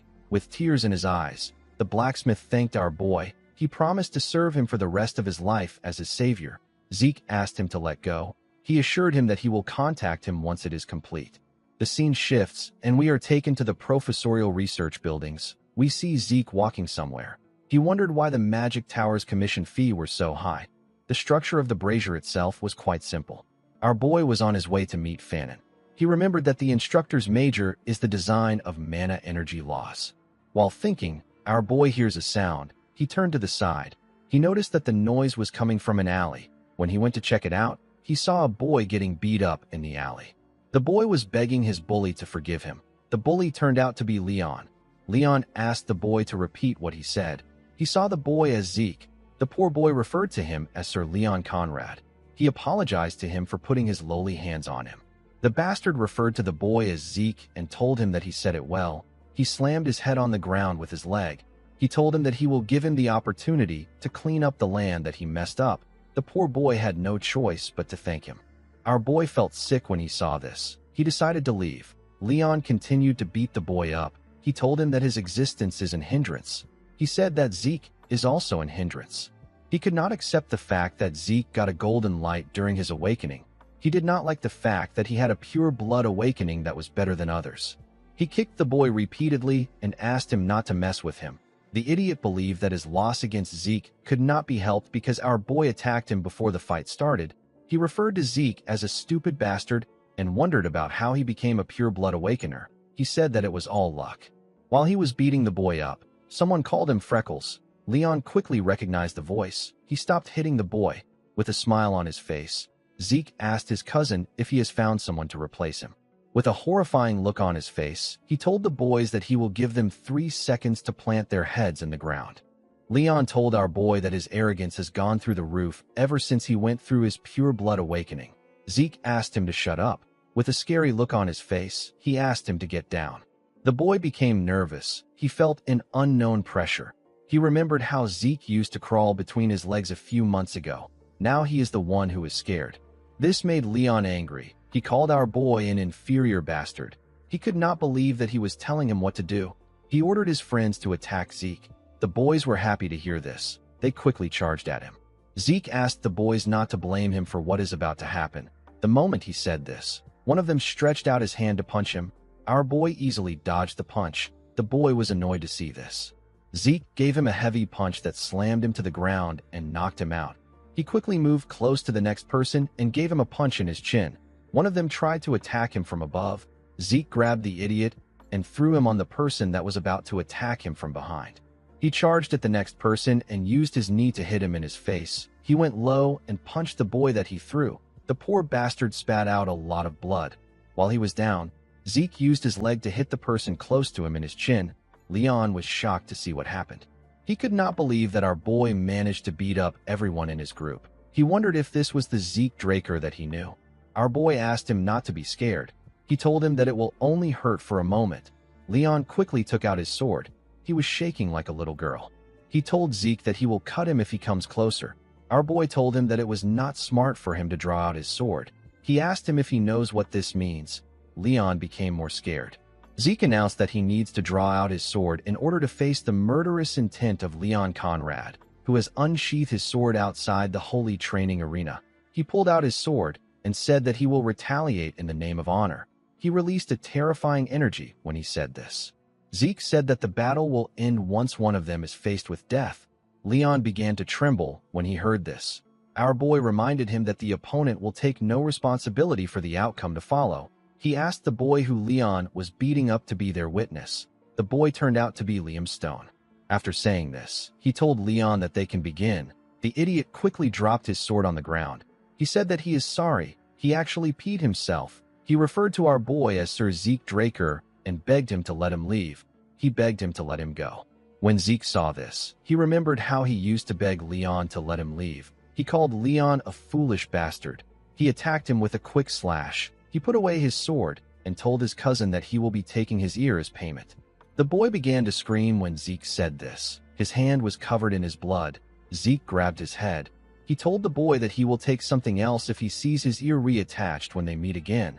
With a scary look on his face, he told Leon that he will be taking his head next time. He slammed his head on the ground after saying this. He stood up and turned around. Before our boy could leave, Liam stood up and asked him about why he helped him. Zeke asked him not to worry about it. He told him that he wasn't helping him. Our boy was just helping his past self. As he walked out of the alley, he wondered if Galleon's nature rubbed off on him. He could not believe that he almost said something that embarrassing out loud. The scene shifts, and we are taken to Fannin's research lab. Zeke asked the man if it is possible for him to make the brazier. Fannin said that it should be. Our boy told him that he wants him to take care of it. The man asked Zeke to wait. He told him that it is better he listens to his explanation. He told our boy that he is correct about the overall structure being simple. However, the problem is the core in charge of power output. The core is considered the heart of the machine, but the circuit has an extremely tricky restriction. Even though it is small, it requires enough power. They will also need a way to adjust output without delay. Fannin said that something like this is unprecedented. Zeke asked him if it is possible. Fannin said that it is. He explained to our boy that they have two options. He said that he can personally adjust the design with the core in mind. He told him that it will take at least 15 years to redo the design for the core. Zeke was shocked to hear this. The instructor said that it really takes a long time. He told our boy that they still have another method. He said that they can avoid designing the core and use an alternative material. Although this would save them a lot of time, the material needed is a high-compression mana stone. Zeke could not believe what he was hearing. He reminded the instructor that this is an ancient artifact that can't be made with modern technology. Fannin told him that he is correct. He said that it is extremely hard to find an artifact in the ruins. To come across a mana stone that can withstand their design, it will cost them over 3,000 gold. Zeke was shocked to hear this. The situation was not looking good for him. He knew that he will get kicked out if someone finds out that he can't use aura. 15 years was too long for him to wait. Unfortunately, he did not have 3,000 gold, but he was still not ready to give up on the Sword of Radiance. Most people think that Zeke is an aura user thanks to the events that occurred during the Blessing Rite. They did not know that it was merely a reaction created from ether and healing. The fact that he is unable to use aura still remains the same. Ether is considered to be a difficult power to be controlled by humans. However, excluding the skill known as the Spirit of the Soul, which his master taught him, Zeke can't use any sword skill that utilizes aura. Even with the skill, our boy can only reinforce and swing his sword around. Compared to ether, aura is easier to use and more versatile. This is why Zeke needs Graham. Our boy wondered about how he was going to get a high-compression mana stone. Fannin said that the creator of the blueprint is amazing. Even if they took the complicated core into account, it is still an efficient design. He said that this brazier will be difficult to create even more than the Golden Age relics. The moment Zeke heard about the Golden Age relics, he got an idea. He could not believe that he did not think of this idea earlier. He stood up and asked his professor to take care of his design until he is back. Fannin was surprised to hear this. He asked Zeke if he wants him to use the 15 years to complete the design. Our boy laughed when he heard this. He said that he is going to bring something. With a smile on his face, he told him that he will bring back a high-compression mana stone. The Golden Age is the time when the Liberation War was fought to escape the rule of dragons. The war ended with the defeat of the evil dragon Bahamut. The dragon was slain by Tarakan Draker.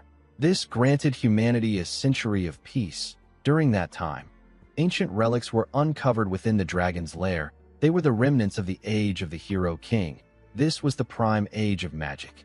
All the discovered relics, techniques, and magic far surpassed modern standards. Among these items was the high-compression mana stone. It is an item that is capable of sustaining the mana needs of a village. It is a relic from the age of the Hero King. In the next scene, we are taken to the Draker Academy's Central Library. Despite being rarely used, the Central Library continued to be maintained. It is believed to have been established by Tarakan himself. During the expansion of a records room, relics from the Golden Age were discovered.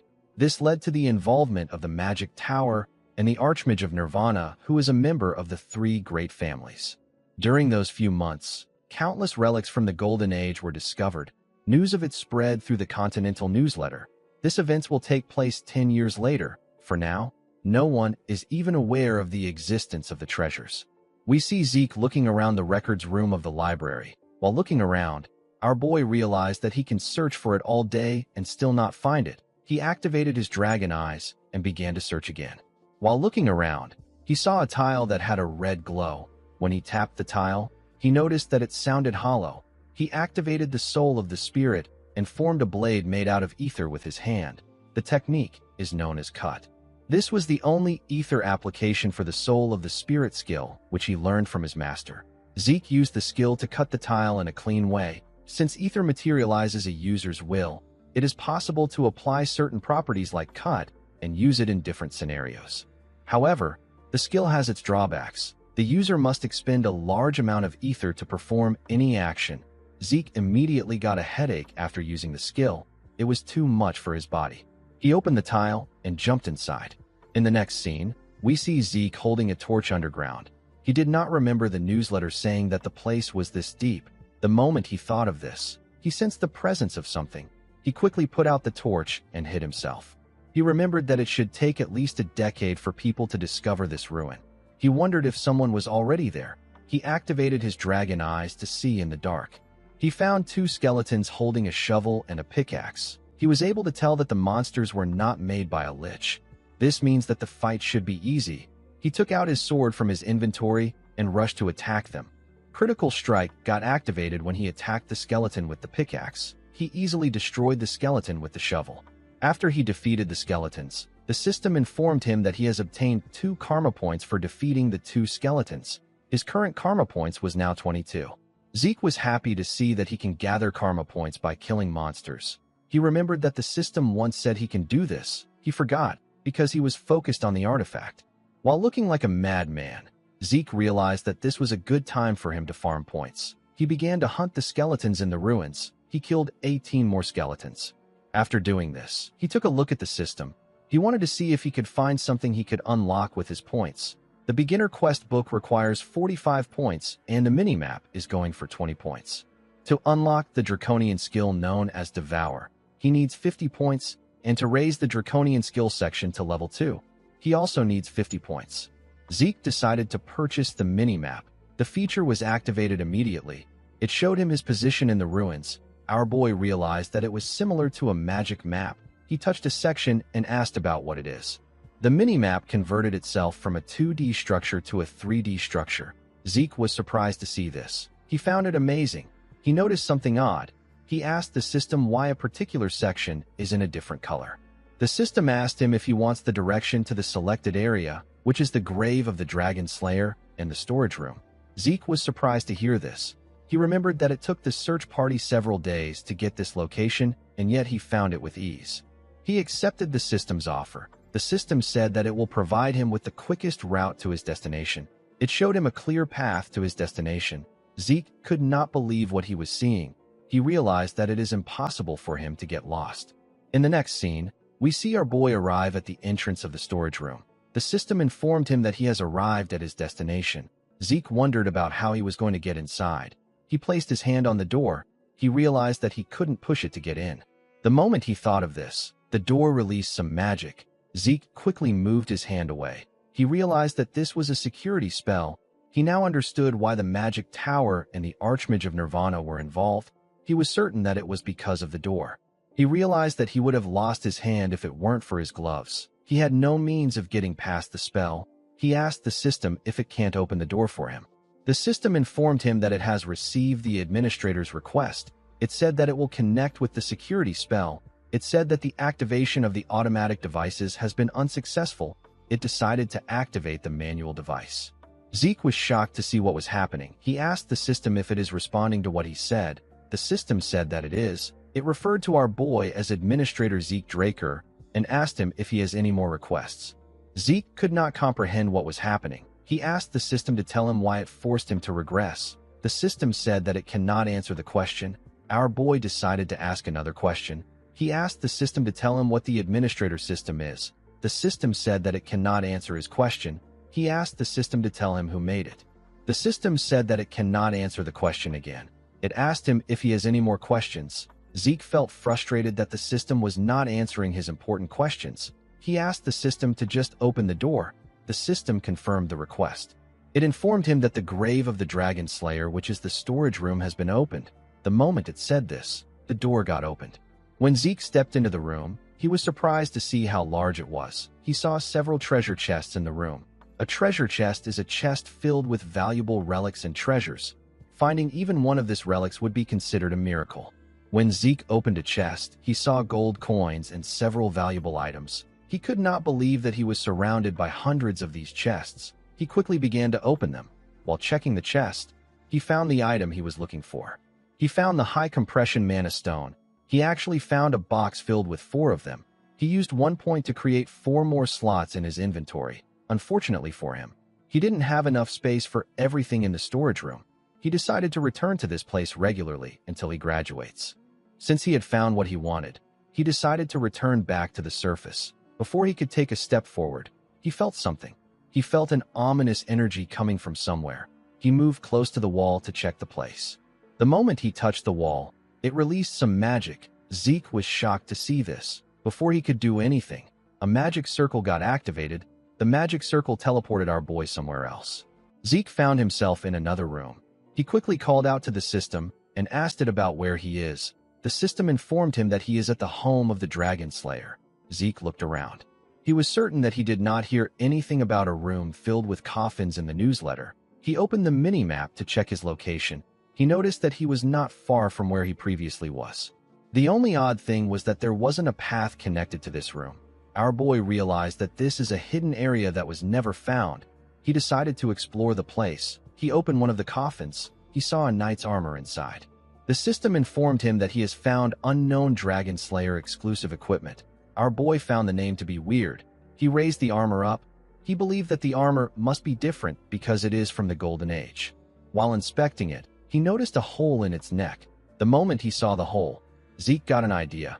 He took out one of the high compression mana stones. He wanted to make use of the opportunity when he inserted the high compression mana stone into the hole. The system informed him that he has installed a mana battery into the Dragon Slayer exclusive equipment. The moment it said this, the armor opened its eyes. Zeke became excited. Unfortunately for him, the armor began to shake. Our boy did not understand what was happening.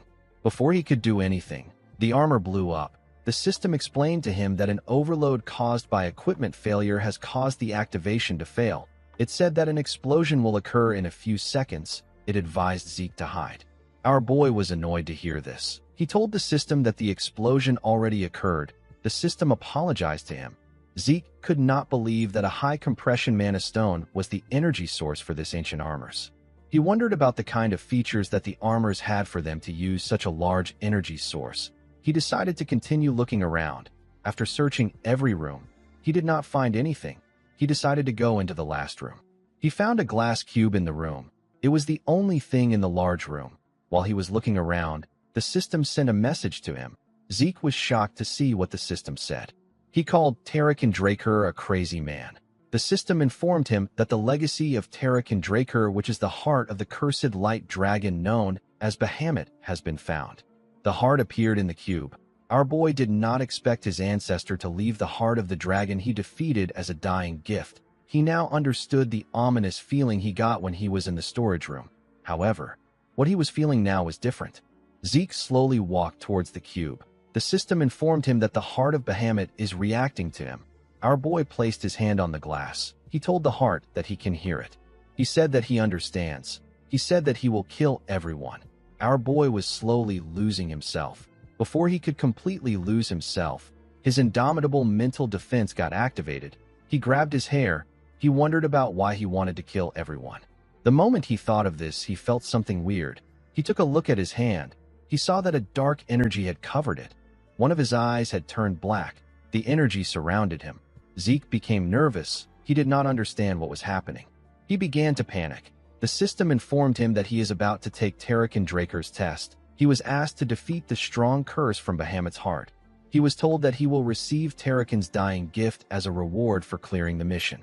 The moment the system said this, it slowly got removed. It tried to activate the indomitable mental defense, but it failed. Our boy fell to his knees. The curse asked him to kill everyone thousands of times. Zeke grabbed his head.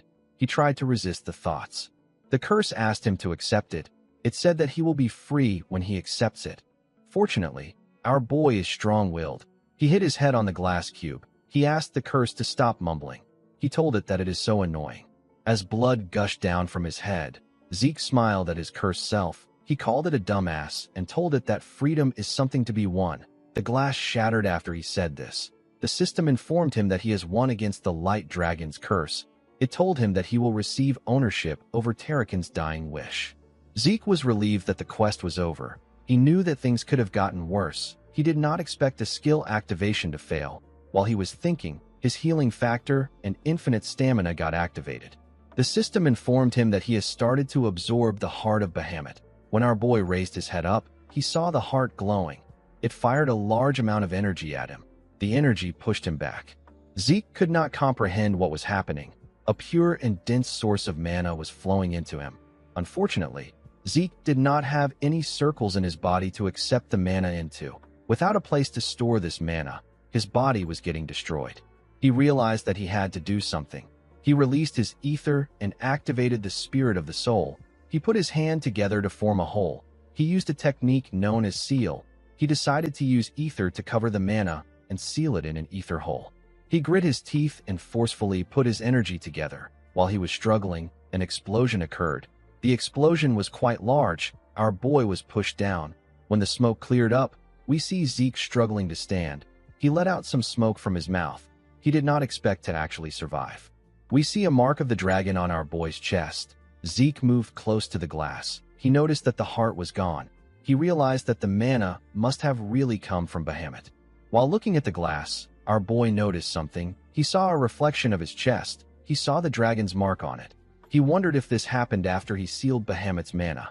While he was thinking, the system informed him that he has absorbed Bahamut's mana. It told him that the absorbed mana has changed his body. It told him that his constitution has changed to divine body. The system informed him that it has detected that he is unable to control the power. It told him that 95% of the power has been compressed and sealed. It told Zeke that he has the right to open Tarakan's secure library as the herder. It revealed to him that the beginner quest book has been unlocked. It said that tutorial for the low-level administrator has been provided. Zeke did not understand anything the system was saying. He told the system that he will check it later. He asked the system to get rid of them. The moment he said this, he asked the system to wait. He asked it to keep one status window open. He smiled when he saw what was written on the window. He said that his ancestor must have felt generous. Our boy was asked if he wants to open Tarakan's other dying gift. He asked the system to open it. The system accepted his request and told him that it will open Tarakan's gift. When the gift was open, Zeke saw something shocking inside. The scene shifts, and we are taken to the Platinum Mansion. Our boy put away his clothes. He decided to take a look at his status window. The system informed him about a draconian skill known as incantation. It told him that the skill has been added. The skill allows his words to be filled with power. The skill was currently locked because he lacks experience. Zeke noticed that authority, constitution, and several other things were added. He realized that he can only use incantation once he becomes stronger. Under authority, our boy was given a skill known as Dragonic Control. It gives him control over dragonkind. Dragons under his control can be summoned and will follow his orders.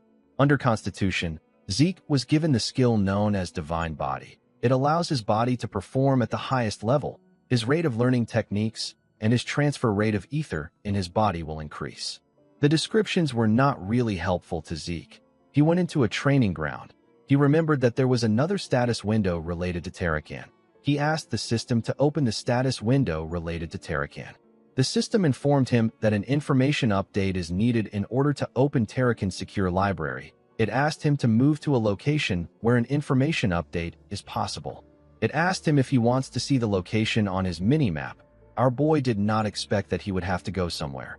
He asked the system to show him the place. When the system showed him the place, our boy immediately recognized it. He referred to the place as Valhalla. Valhalla is the most prestigious knight training institution. People who are not administrators like him are unable to view the place, let alone enter it. Even Zeke would have trouble entering Valhalla. He never planned on joining the institution. Since it was something related to Terrakin's dying gift, our boy decided to adjust his plans. He realized that he has to continue being a part of his family. The system informed him that the beginner quest book has been activated. It told him that his tutorial will soon start. It told him that a quest will be given to encourage his growth once the tutorial is over. Once the quest is over, he will be given a reward. Zeke realized that this is similar to the mission from an adventurers guild. It is like a mercenary assignment. The only thing he didn't know was what a tutorial is. While he was thinking, the system informed him that the tutorial will begin now. The moment it said this, the ground began to transform. Zeke was shocked to see this. He was dragged into a different place. He wondered if he got teleported like earlier. He quickly realized that this was different. He could tell that the entire area has changed. While he was looking around, monsters appeared in front of him. These monsters were orcs. The system asked our boy to defeat the monsters within the given time frame using 2 or more different skills. He will be given points, and the system store will be unlocked as a reward. Zeke was given 60 minutes. He took out his sword. The situation felt weird to him. Monsters suddenly appeared, and an appropriate reward is given. Our boy wondered if the tutorial is trying to create situations where he can take advantage of the system. He wished that he had gotten the tutorial earlier. While he was thinking, the monsters rushed to attack him. Before they could hit him, Zeke activated swift steps and continuous slash. He tore through the monsters in one attack. He noticed that his claymore was as light as a feather. He realized that this was thanks to the divine body. With his current body, he could easily defeat a purple knight. The system informed him that he has completed the tutorial quest. It sent him back to his dimension. Our boy took away his sword. He wondered if what he experienced was an illusion. It felt incredibly real to him. The system told him that he has obtained critical bonus and time bonus. It told him that he has obtained 40 points and access to the shop category. Zeke was surprised to see that he can buy items through the system. He found it amazing. The items there were rare relics that cost a fortune to buy. Our boy wondered if he can make a fortune by reselling the items in the shop. The system informed him that he can also sell items in his inventory. It told him that the training claymore can't be sold. It asked him if he wants to sell an elven dagger for 4 points.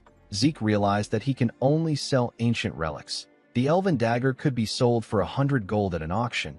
The 4 points was a bit too small. Our boy decided not to use it unless he really needs points. He closed the system and decided to leave the training ground. He wanted to get a good night's sleep.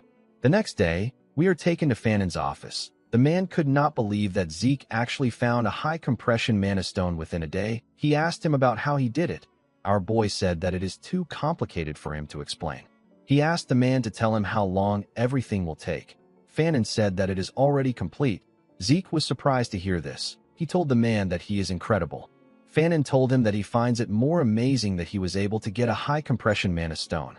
Our boy took a sip of his tea. He realized that his instructor is suspicious of him. Every time high-compression mana stones are found in the continent, they are registered using a variety of ancient texts. They are used to manage the ownership of some of the more expensive mana stones. By checking the registration number, a person can confirm where and when the mana stone was found, as well as the current owner of the mana stone. However, there is no way the mana stone Zeke has is registered. Fanon looked through the Central Continent high-compression mana stone registration encyclopedia. He was not able to find anything, because Zeke is the first person to find it. Our boy liked Fanon's ability to suspect him rather than just blindly trust him. His judgment and skills were very good. He believed that his instructor is too talented to rot in a place like this. He moved close to him and asked him if he has now confirmed the registration number. Fanon was shocked to see that our boy knew. In the next scene, we are taken to Galleon's workshop. We see the blacksmith activate the brazier. He wore some gloves and used his hand to control the magic in the brazier. Galleon was extremely happy to test the brazier. Fanon was happy to see that the brazier worked. He told Zeke that he has a lecture to attend. He told him that he will see him later. Zeke thanked his professor. Galleon thanked our boy for completing the magic brazier. He said that he never expected to finish it in his life. Zeke asked him not to thank him. He reminded him that it is part of their deal. He asked him if he has not forgotten his part of the deal. Galleon told him that he hasn't. He asked Zeke to tell him what he wants. Our boy opened a box. He asked Galleon to make the item in the box into a sword. The blacksmith was shocked to see what it was. He could not believe that he was looking at a dragon's fang. This was Bahamut's sharpest fang. Galleon was extremely impressed. He said that he has never seen a fang of this size in such a perfect condition. He asked Zeke about where he got it. The fang was Tarakin's second dying gift. Our boy did not expect his ancestor to take the dragon's heart and fang. He realized that Tarakin must have loved to collect things. He told Galleon that it is a bit complicated. The moment he said this, he noticed that the man was shaking. He moved close to him and asked him if he is all right.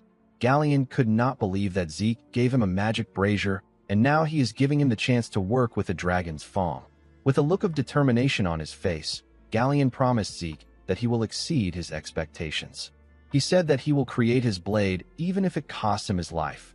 Our boy believed that this is expected because it is a request from someone that saved his life.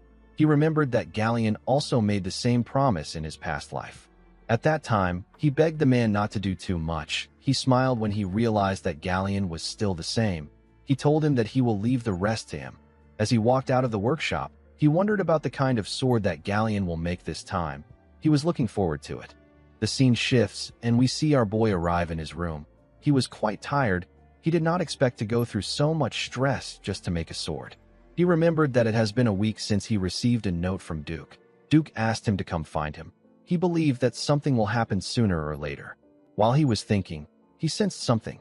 When he turned around, he saw Duke step into his room through his balcony. The man seemed to be angry. He asked Zeke to tell him why he didn't come. Our boy began to shake. With a scary look on his face, Duke asked him to tell the truth. Zeke could tell that the man really wanted to kill him. He reminded the man that he told him to find him if he wants to challenge him again. He told Duke that he didn't come because he had no intention of challenging him again. Duke grabbed Zeke's clothes. He reminded him that he asked him to tell the truth. The moment he said this, he threw Zeke out through the balcony. Our boy was shocked to see himself in the air. He noticed that he was in a really high place. He realized that he will die before he gets the chance to heal. He quickly reached for the balcony. Before he could touch it, Duke grabbed his neck. He asked Zeke if he really has no intention of challenging him again. He told our boy that it is impossible for him not to be aware of his intentions. He realized that Zeke didn't come even after reading his message on purpose. He did the same thing when they met at the infirmary. The man realized that Zeke was trying to irritate him. He told him that he will give him 5 seconds. He advised him to tell the truth this time. Zeke smiled at him. He told him that he is funny. The man started counting down. Our boy reminded him that he has not yet even revealed his true identity to him. He reminded him that he is known as Garden Keeper Dexter.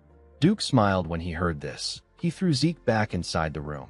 Our boy slammed his head on the wall. Duke told him that he is right. He stretched out his hand and revealed to him that he was once a Black Knight of their household. He told him that his name is Duke Draker. Zeke placed his hand on his chest and apologized to him for disrespecting a member of the family and an honorable Black Knight.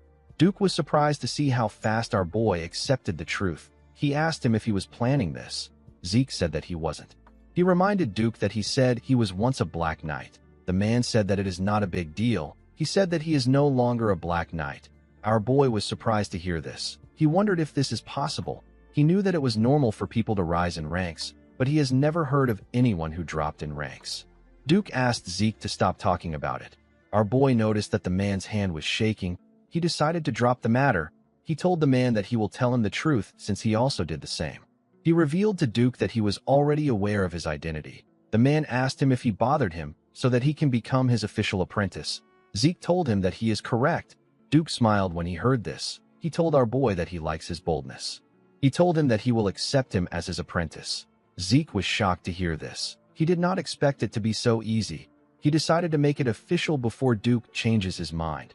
He went on one knee and referred to Duke as the honorable knight among knights. He declared his intention to become his apprentice. He said that he will gain wisdom and power to bring honor to his master's name under his orders. Duke did not expect Zeke to know the apprentice's vow. He said that most people don't use it anymore. Zeke said that culture is a necessary virtue of a knight. Duke called him a sly snake. Our boy said that he will accept it as a compliment. Zeke referred to him as master and told him that he has a question for him. The man felt a little embarrassed that our boy called him master. He asked him to ask his question. Zeke asked his master to tell him why he accepted him as his disciple. Duke was famous for not accepting disciples. Only Andre, the man known as the genius of the century, managed to become his disciple after years of asking.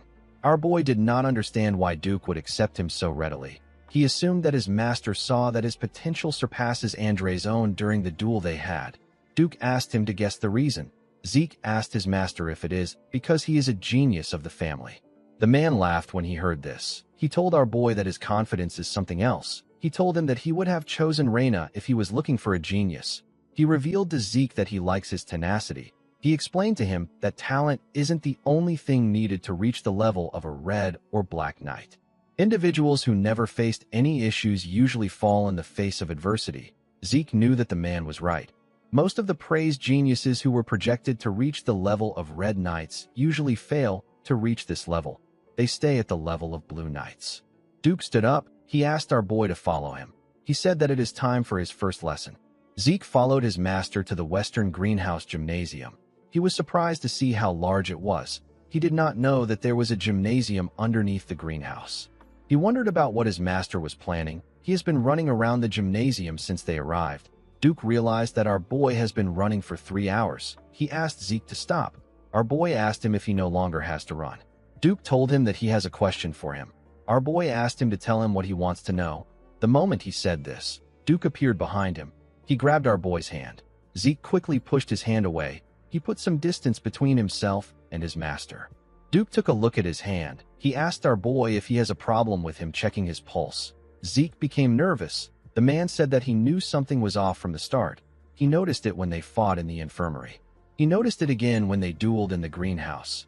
Even after Zeke ran 500 laps around the gym, the man could not sense a single drop of aura from him. Our boy also stopped him from checking his pulse. Duke asked him if he is unable to use aura. Zeke was shocked to hear this. He could not comprehend what was happening. Duke remembered seeing the bronze statue release a golden light. He remembered that there was an uproar about the golden light, which has never been seen. He walked up to Zeke. With a smile on his face, he asked our boy to tell him why he does not want to allow him examine his pulse. Zeke had to look away. He could not look his master in the eyes. Due to the way he spoke, our boy could tell that Duke was not suspicious. He was simply curious. Even though it is a very serious issue for a Draker to be unable to use aura, Duke was more focused on his curiosity. Our boy realized that he is lucky that he is facing Duke. He hoped to get Graham soon so that he can avoid people's suspicions about his aura. He knew that he needed to be cautious until the time he gets his sword. Zeke believed that there was no need for him to tell lies. Unlike his previous life where he was the first failed awakener in his family, Zeke was different in this life. He believed that the truth will cover up his lies. Zeke took off his gloves and told his master that he is correct. He revealed to him that he has mana reflection, which is the proof of his pure-blooded nature. The moment he said this, he activated his mana reflection skill. He was able to turn off the mana lamps in the gym. He informed Duke that he cannot use aura for some reason. Duke was surprised to see that his guess was correct. Zeke apologized for his behavior earlier.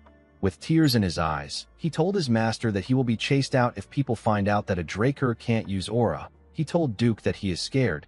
Zeke believed that it will be beneficial for him to put on an act that is befitting of his current age. Duke used his aura to check our boy's pulse. Zeke asked him about how things are. Duke noticed the look on our boy's face. He noticed how desperate and sad he looked. He found this a bit odd. He remembered that Zeke kept malice that was unbefitting of his age. He believed that a child will still be a child regardless of how mature he behaves. Duke wondered why he couldn't sense any aura from our boy despite the fact that he successfully awakened. The man began to think deeper about it.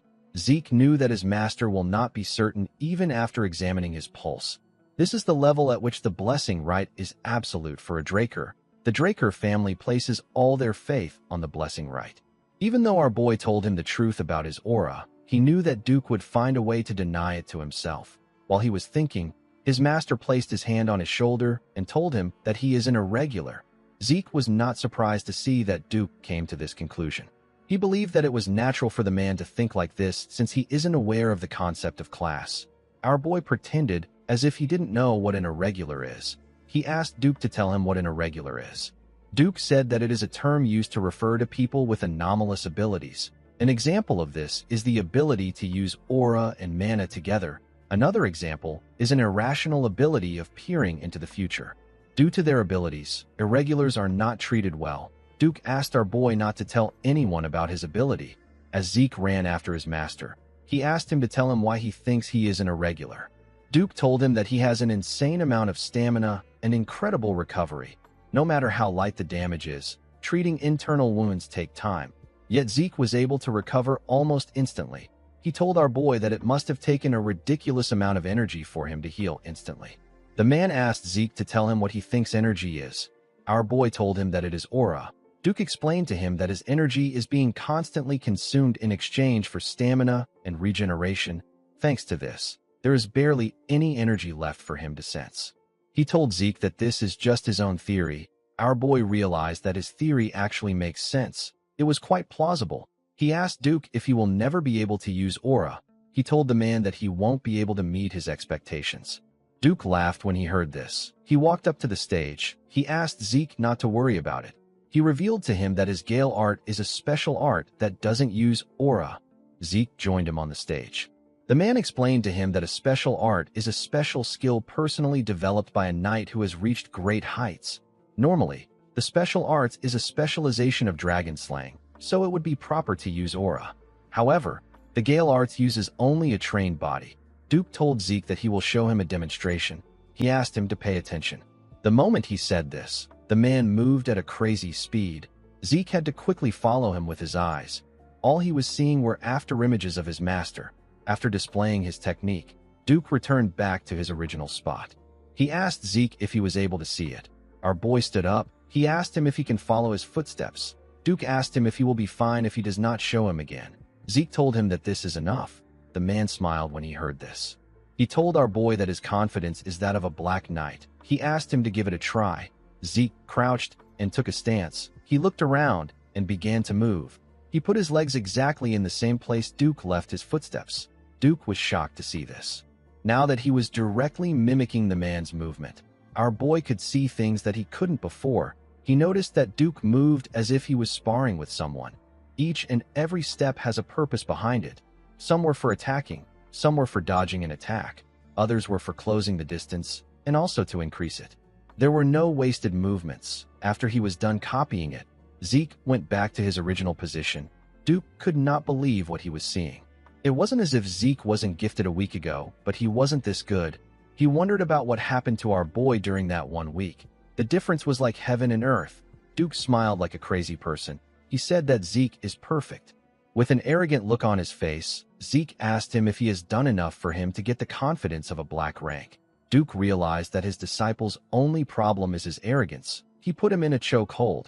He reminded our boy that he was just crying his eyes out some seconds ago. He asked him to be humble. Zeke asked his master if he is going to spread this story around.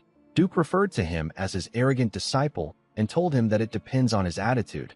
Our boy told him that a black knight shouldn't have such a loose tongue. The scene shifts, and we are taken to the academy's dining hall. We see Zeke put a large amount of different foods on his plate. It has already been a month since Duke started training him. His appetite just keeps on increasing. While Zeke was shoving his food down his throat, someone approached him. The person turned out to be Andre. The instructor asked him if he could give him some of his time. Zeke told the man that he is a bit busy.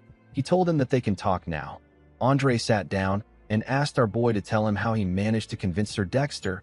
Zeke did not expect him to go straight to the point. He understood why Andre was acting like this. Since the man has not yet become Duke's disciple, the news that our boy became his disciple must have made him a little anxious. Zeke told the instructor that he didn't really do much. He said that Sir Dexter chose him on his own. Andre was annoyed to hear this. He watched Zeke as he stuffed his face with his food. He asked him if he was chosen because he is a pure blood. Our boy was surprised to hear this. He put his cutleries down and told Andre that he has a serious inferiority complex. The man was shocked to hear this. His hand began to shake. He asked Zeke if this is all he has to say. Zeke told him that he is not halfway through. He told the man that his bloodline might have been what made Dexter interested in him in the first place. He asked Andre if he believes that Dexter is a man who will choose a disciple for this simplistic reason. Zeke told his instructor that he was able to use the man's intrigue as a foundation to become his disciple. He said that this is a testament to his own abilities. Our boy wiped his lips and threw the cloth at Andre. He asked the man to stop wasting his time patting his ego with his inferiority complex. Zeke stood up and asked the instructor to put in some efforts if he wants to be chosen. Andre did not like what he was hearing. In the next scene, we are taken to the Western Greenhouse Arena. We see someone running around the arena. Zeke asked his master if he knows what is happening. Duke said that he is also curious. He revealed to our boy that he does not know what has gotten into the man. The man turned out to be Andre. The instructor was breathing heavily as he ran. Duke explained to our boy that Andre came to beg him. He said that he is fine with being a servant as long as he can stay by his side. Duke told the man that he will take him in if he can run 300 laps without aura. This is why Andre is running around the arena. Zeke was surprised to hear the amount of laps he had to run without aura. Duke told him that Andre is a tenacious person. Our boy agreed with him. He always thought of Andre as a self-righteous nerd. He was happy to see that the man has quite the backbone. In the next scene, we see the students of the academy gathered outside. Someone asked his friend if he knows why they are there. The boy called him an idiot and asked him if he has forgotten what today is. He said that today is the day of the patriarch's visit. The moment he said this, we see a carriage arrive at the front of the school. Someone announced that the patriarch has arrived. The dean ordered everyone to get ready. They all accepted his orders. A knight moved close to the carriage and opened the door. The patriarch stepped out of the carriage. He told Howard that it is good to see him again.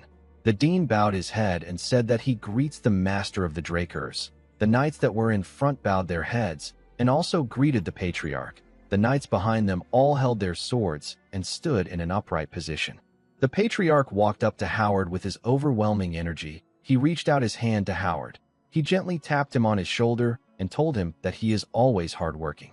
The dean said that his work is nothing compared to his. With a smile on his face, the handsome patriarch told Howard that he is the only one who understands him. The patriarch is known as Arthur Draker. He is the master of all Drakers. Howard told the patriarch that the sun is quite hot today. He told him that it will be better if they go inside. Arthur raised his hand when he heard this. Howard quickly stopped talking. The patriarch moved close to where the students were. They were all excited to see him. Arthur raised his hand and called the students young dragon slayers. He told them that they are the hope and the future of the Drakers. He advised them to train harder. He told them that their development will be the Drakers' development. The students bowed their heads and accepted the order from the master of the Drakers. After saying this, Arthur turned around and told Howard that they can go in now. The man accepted his order. The scene shifts and we see Zeke greeting his father. He referred to him as the leader of all knights and the guardian of the name of the Dragon Slayer. He told him that he greets him with respect. Arthur laughed when he heard this. He told his son that nobody greets like this anymore. He asked Zeke to take a sit. Arthur placed a tray containing tea and other snacks on the table. He told our boy that he heard that he likes tea. He said that he prepared something rare. He told him that he hopes he likes it. Zeke thanked his father for the tea. He realized that even the food he likes was being reported to him.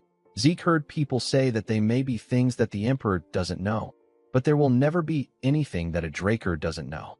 Our boy felt like this saying was true. His father informed him that he called for him because he heard that he became Duke's disciple.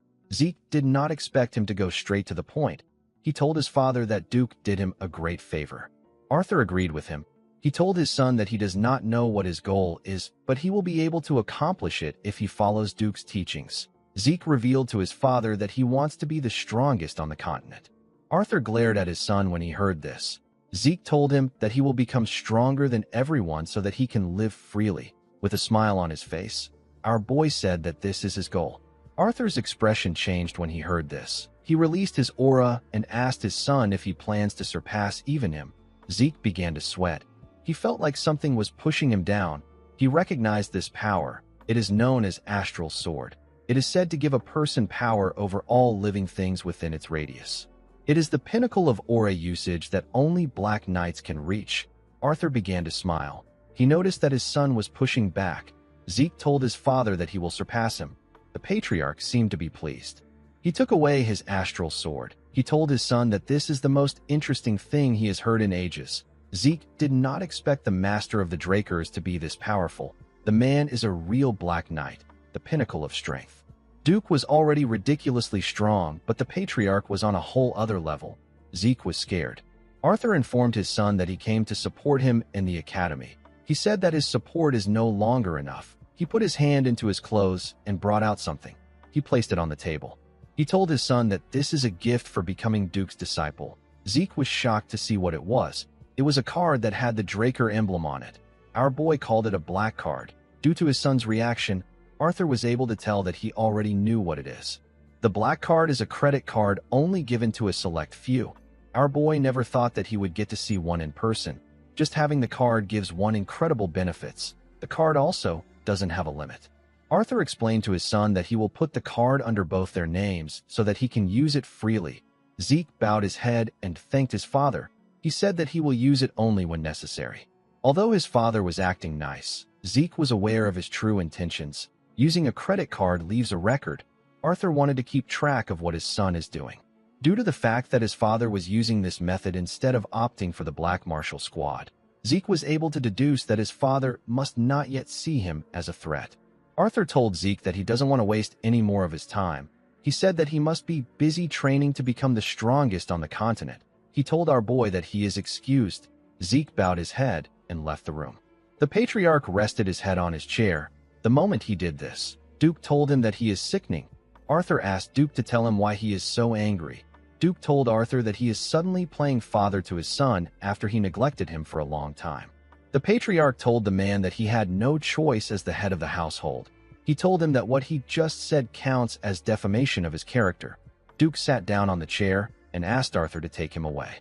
The patriarch smiled when he heard this. He told the man that he is the only one that he can talk to without worries. The moment he said this, he put his hand into his clothes and brought out something.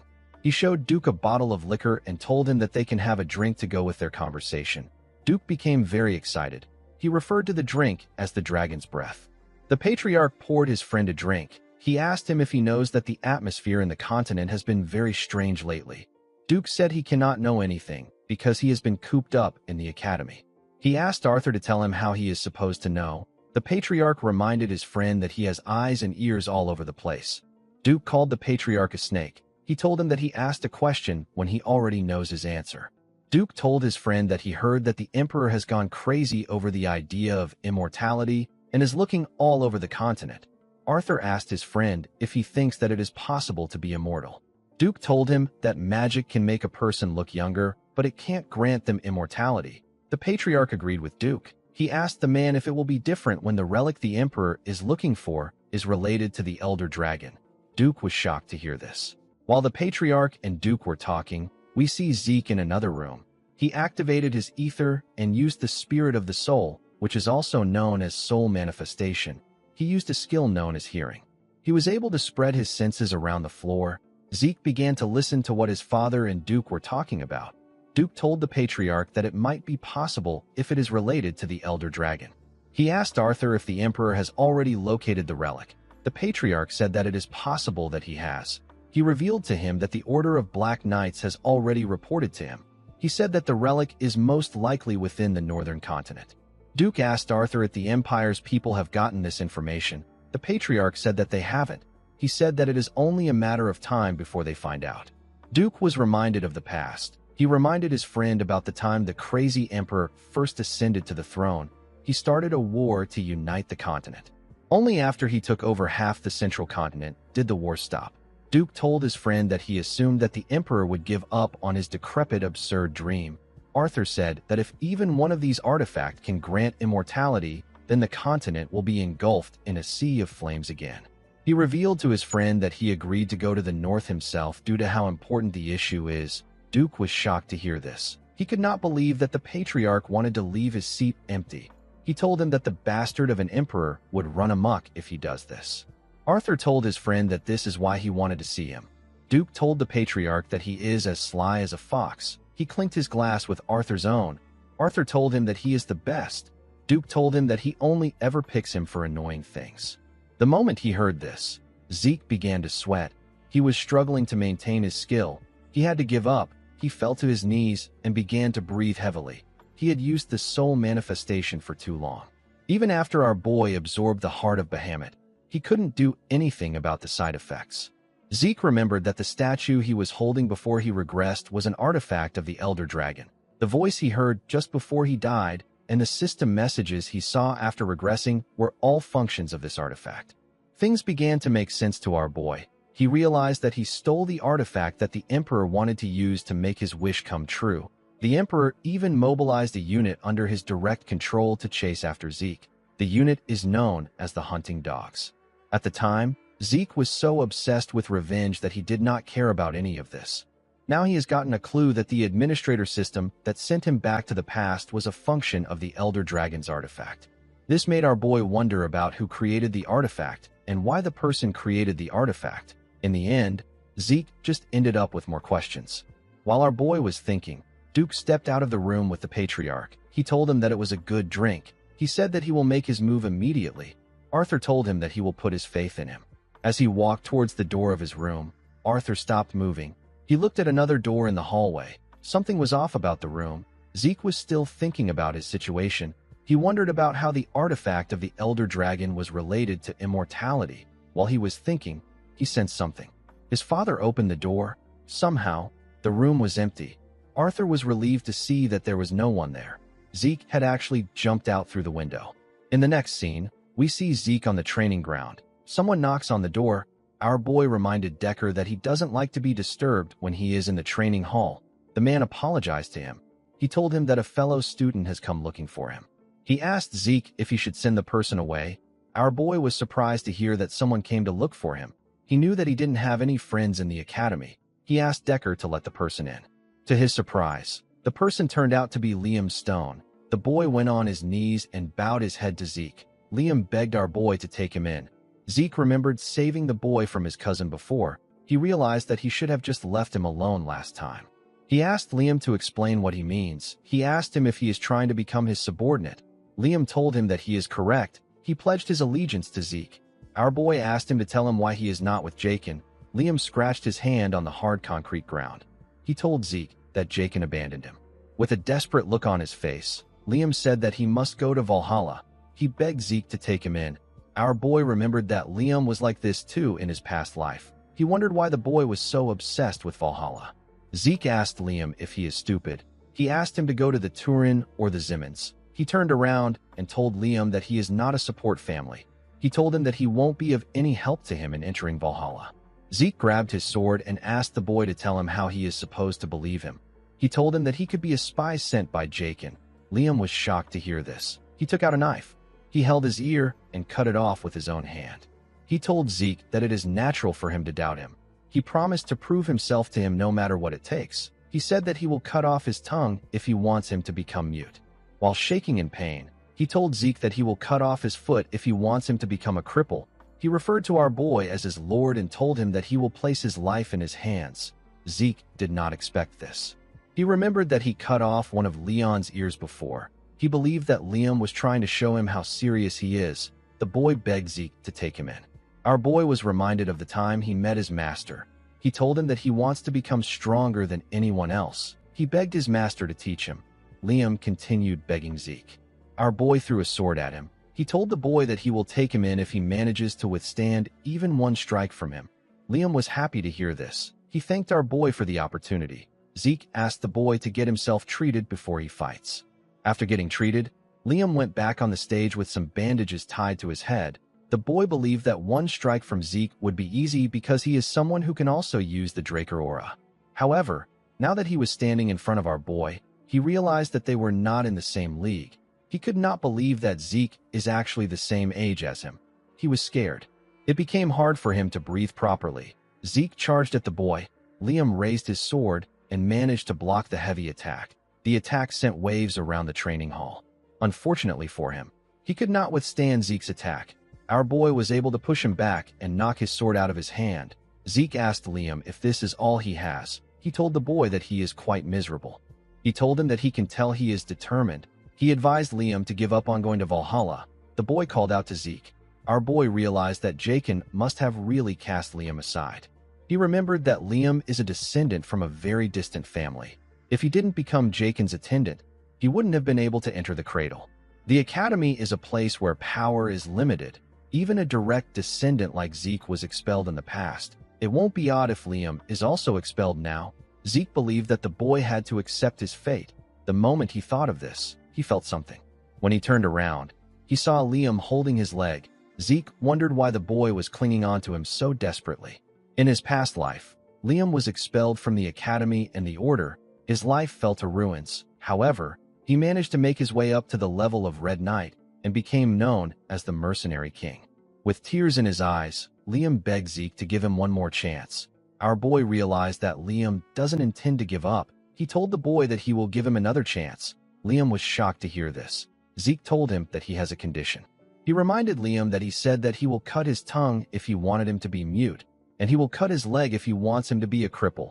Our boy placed his hand on Liam's shoulder. He asked him to cut off his right arm right now. Liam became terrified when he heard this. Zeke asked him if something is wrong. He asked him if he values his right arm so much. Zeke knew that there was no way that Liam would do this if he is in his right mind. He was basically telling the boy to give up on being a swordsman. He stood up and told Liam that he has a lot of training to do. He asked him to get out if he cannot do it. Liam stood up and turned around. Zeke did not know why the boy was desperate, but he hoped that he wasn't too devastated.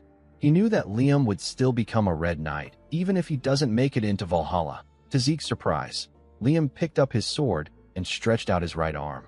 Zeke was shocked to see this. He did not expect him to be this crazy. He quickly charged at Liam. Before the boy could cut off his right arm, Zeke managed to hit the sword. He broke his blade. Liam was surprised to see that his arm was still there. Zeke grabbed the boy's clothes and asked him if he has lost his mind. He asked him to tell him what he will do if he went back on his word. With a sad look on his face, Liam told our boy that he is scared that he might lose something more important to him than his arm. Zeke did not understand what he was saying. He let go of him. He told him that he will throw him out if he does something this stupid again. He asked him to remember this. With a smile on his face, Liam asked Zeke if he will accept him. Our boy asked him to follow him. He told him that people won't think well of him if someone he calls his subordinate is missing a ear. In the next scene, we see the boys in the dining room of the Platinum Mansion. Liam was touching his ear. He asked Zeke if it is really alright for him to use such a valuable potion. Our boy told him that he is investing in him. He asked him not to worry about it. Zeke placed his tea on the table and asked Liam to tell him something. He asked the boy to tell him what is more valuable than his life. Liam became sad when he heard this. He told Zeke that it is his mother. He revealed to our boy that he heard that his mother collapsed from a high fever a few days after he was abandoned by Jakin. Fortunately, the fever left, but her entire body was covered in rose-like red spots. She was growing weaker by the day. The village healers don't know what the disease is called. Zeke asked him to tell him why he is so adamant about going to Valhalla. Liam said that Valhalla students and their families are offered the greatest medical treatments available on the continent. Zeke took out a pen and added some ink to it. He started writing on a paper. Periodic high fevers and rose-like red spots are symptoms of a certain disease. 5 years from now, the entire central continent will be plagued by the rose disease. It is a highly contagious disease with a high fatality rate. Countless people will lose their lives to this disease. Fortunately, a radical treatment will be invented, and it will put an end to the spread of the disease. When he was done writing, Zeke gave Liam the paper. He told him that it contains the method for producing the medicine that can heal his mother's illness. Our boy told him that it is not very difficult to make. He assured him that his village healers will be able to make it. Liam was shocked to hear this. He accepted the paper and thanked Zeke. He asked him about how he knows a cure when the healers didn't even know the name of the disease. The cure was invented by the genius alchemist brothers known as Al and Jeff. They invented it to cure the disease plaguing the central continent. However, the greedy Alchemist Association took advantage of the desperate people's lives to make profit. Upon learning this, the brothers publicly revealed the production method. The production method quickly spread across the continent to the point that even a warrior like Zeke got to know it.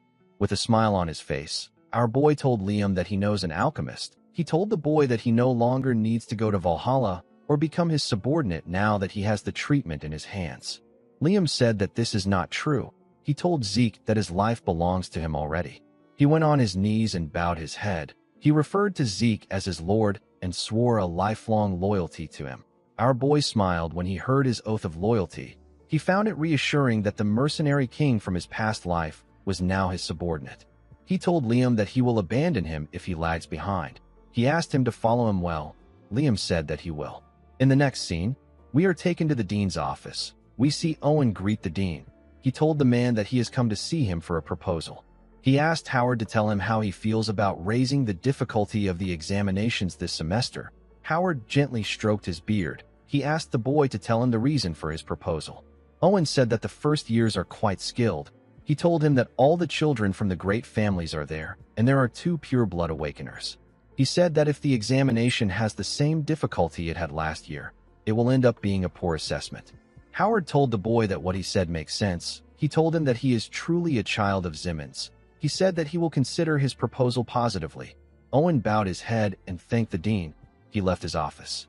Howard turned to the window. He said that the apple doesn't fall far from the tree. He said that Owen thinks just like someone.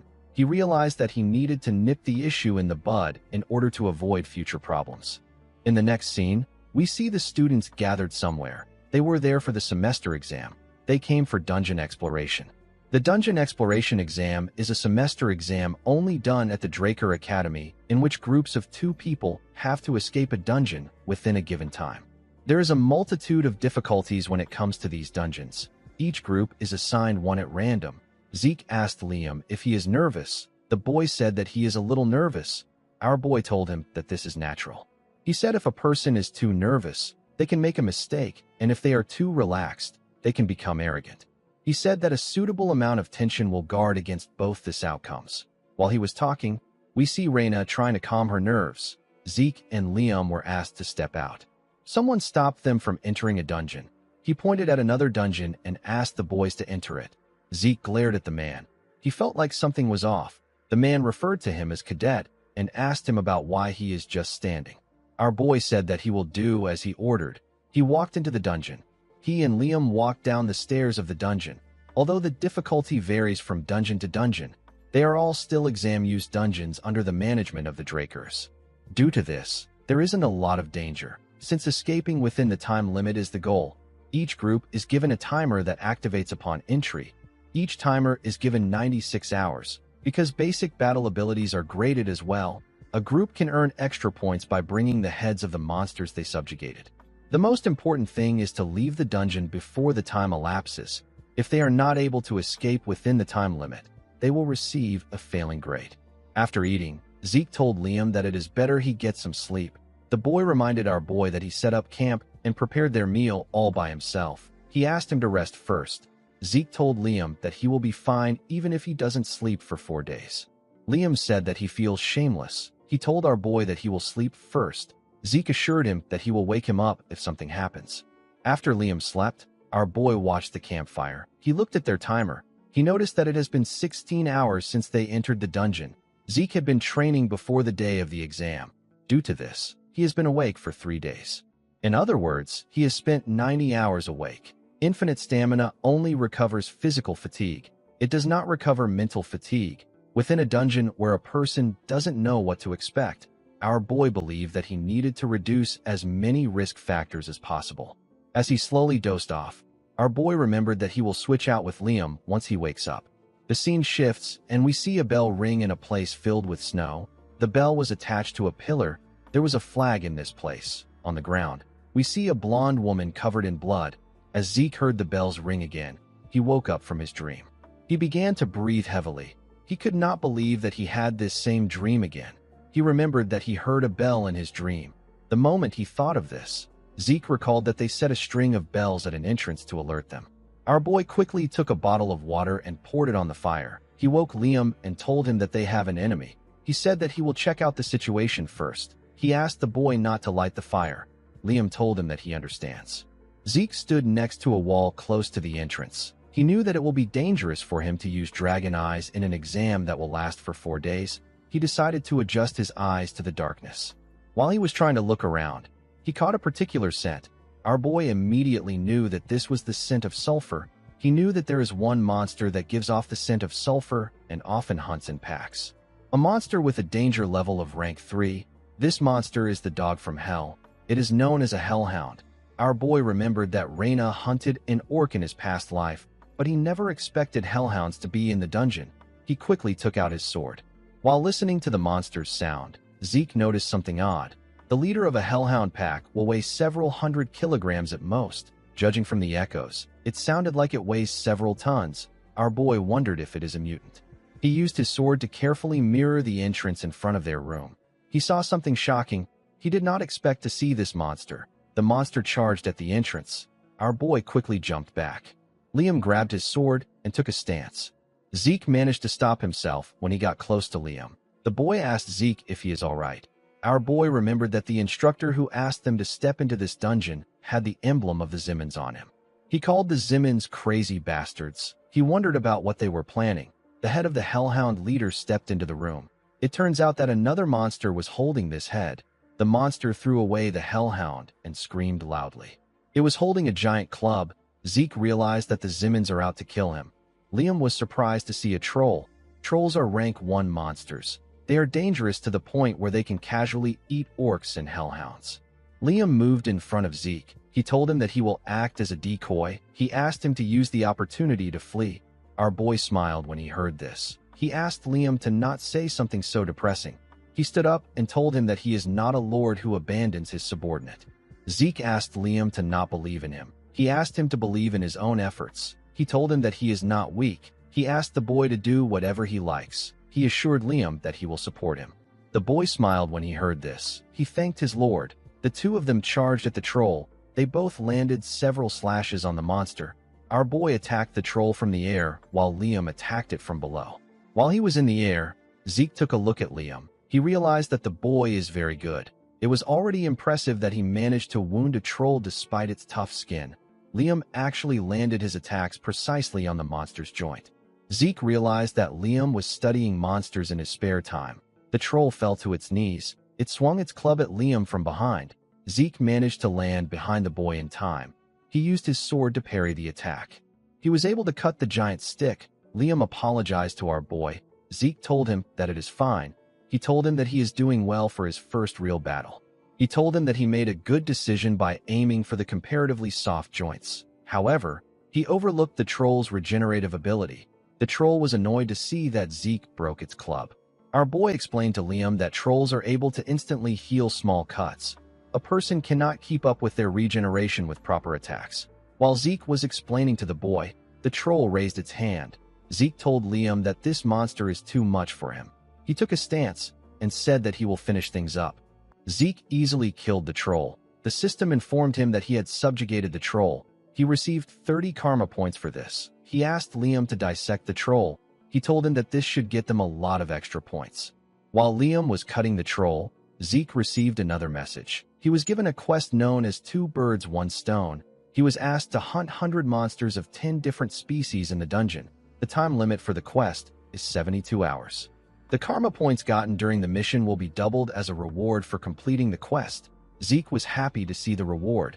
He took a look at his watch. He realized that he had 79 hours left before the exam comes to an end. Hunting 100 monsters wasn't a problem for our boy. However, hunting 10 species was quite troubling to him. No matter how large this dungeon may be, it is still an exam-use dungeon. This means that there should be about 4 species inside. Due to the fact that this was a trap set by the Zimmons, Zeke believed that it is possible to find 10 species if he looks around thoroughly. He realized that he has a lot of work to do. While he was thinking, Liam informed him that he is done. The students were given a head collection bag and a timer. The bag is far inferior when compared to a subspace pocket, but it is good enough to carry the drops. Zeke told the boy that they are moving forward. He asked him not to fall behind. When the timer was at 60 hours, we see the boys fighting hellhounds. At 47 hours, we see them taking the drops of goblins. At 39 hours, we see them defeat a huge bat.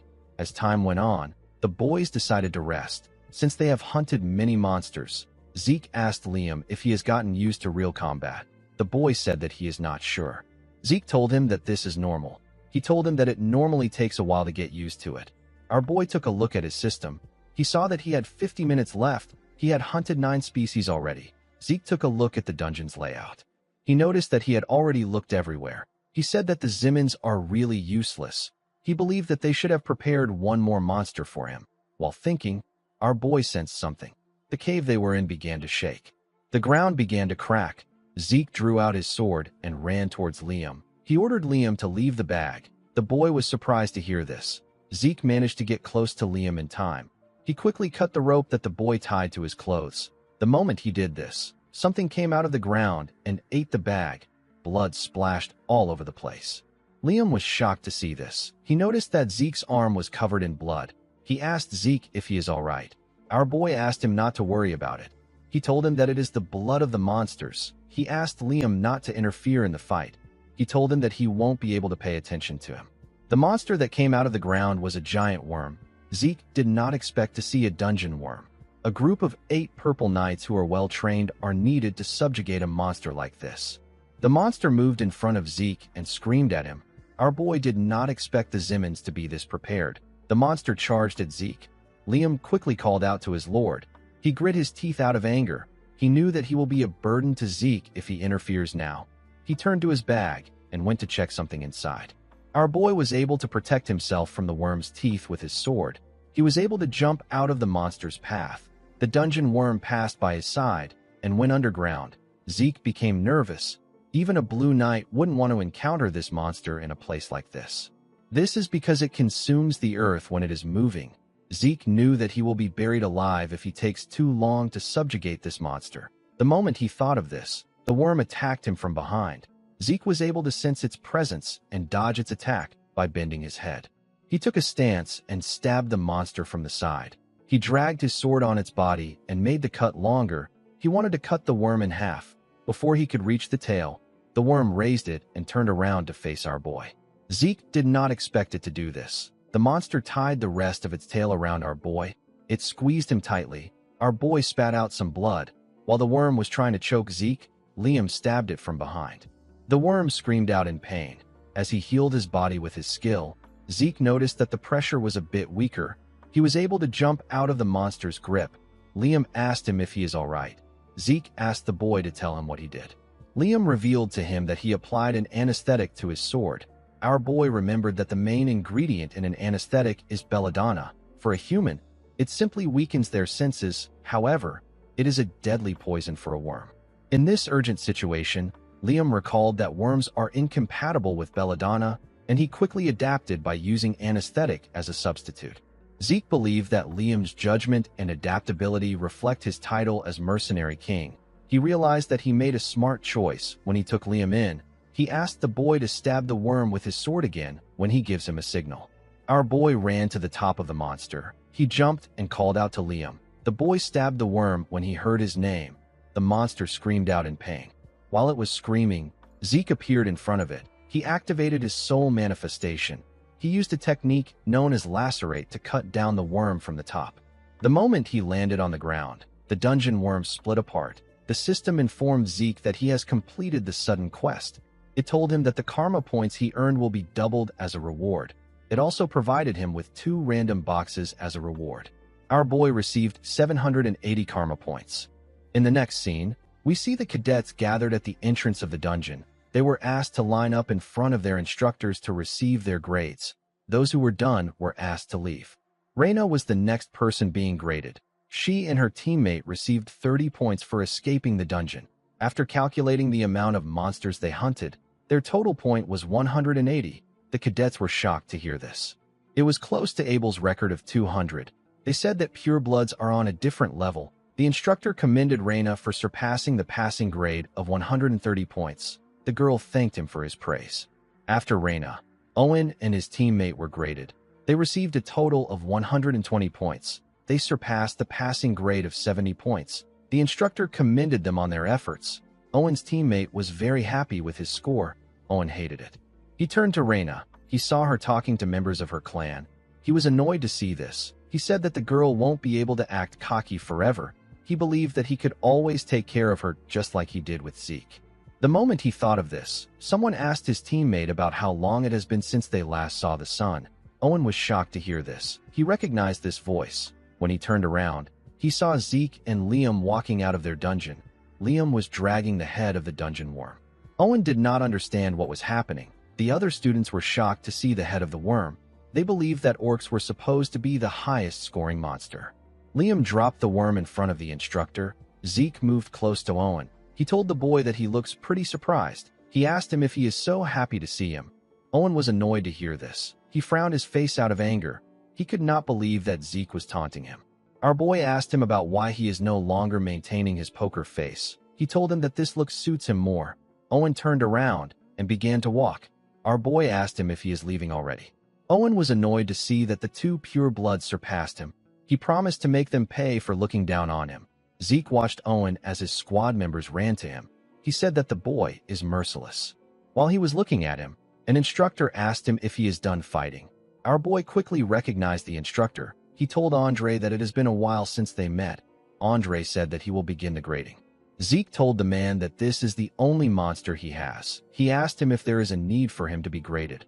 Andre put on some gloves. He explained to our boy that he cannot carelessly gloss over things as an instructor. He asked him if the monster ate the bag containing the heads of the monster they killed. Zeke told him that it did.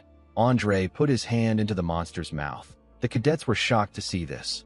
Our boy realized that he got lucky. They lost all the heads they gathered in the last 4 days because of the dungeon worm. Since they couldn't afford to receive a failing grade, they had to take the head of the dungeon worm with them.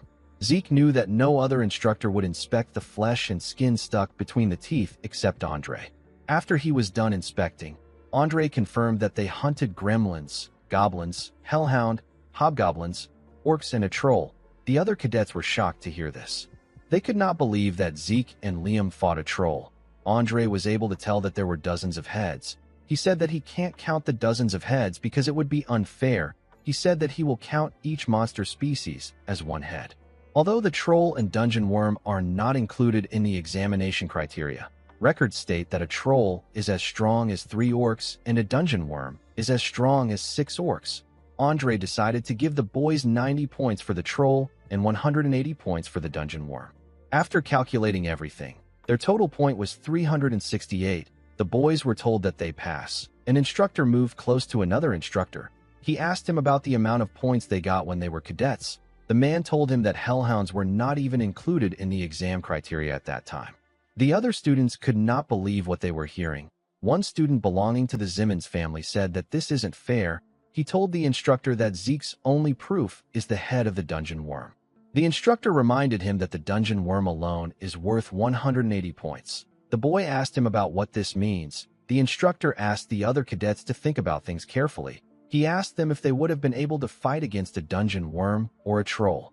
The cadets wondered if Zeke was always this strong. Our boy did not like the fact that they were making a lot of noise. It was different from how he used to be mocked in the past. Zeke didn't feel bad, but he did not like the fact that he had done something to stand out again. He could not believe that the Zimmons went as far as to manipulate the exam use dungeon just to eliminate him. He wondered if this was Owen's decision alone. He quickly realized that the boy was not powerful enough to mess with the Academy's examination.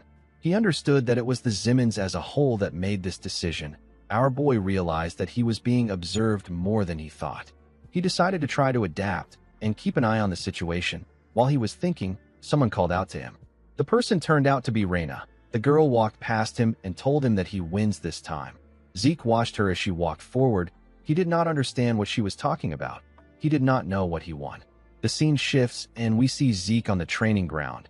He decided to check his system. He took a look at a draconian skill known as gluttony, which allows him to eat a lot and digest a lot. Zeke had been ignoring this skill because it looked useless. However, now he has 780 points. He could easily invest 50 points. The system asked him if he will activate the skill. Our boy told it that he will. He noticed something shocking. The skill description had changed.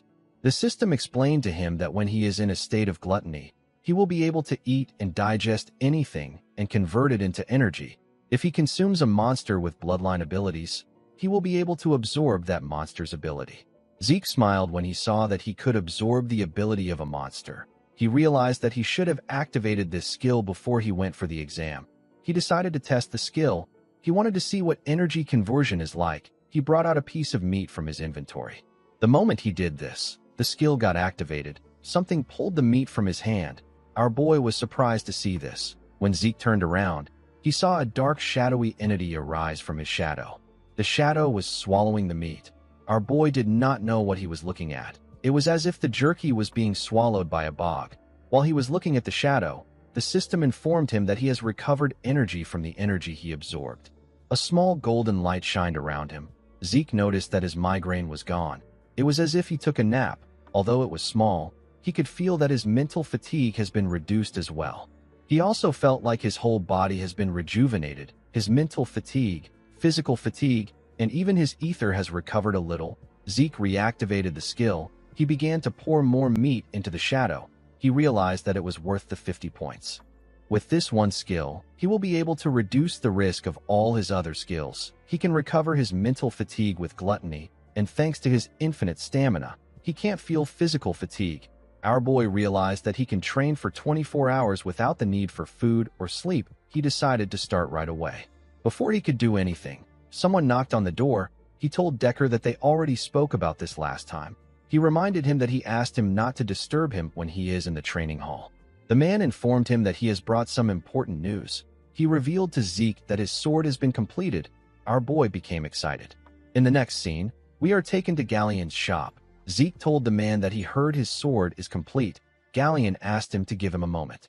In his past life, Galleon gave our boy something made of mithril and pure iron. This was the Sword of Radiance. It is a famous sword that anybody would recognize its excellence with just a glance. Even though he gave him a dragon's fang as material for the sword, he still thought that Galleon would give him something that has a similar appearance to Graham.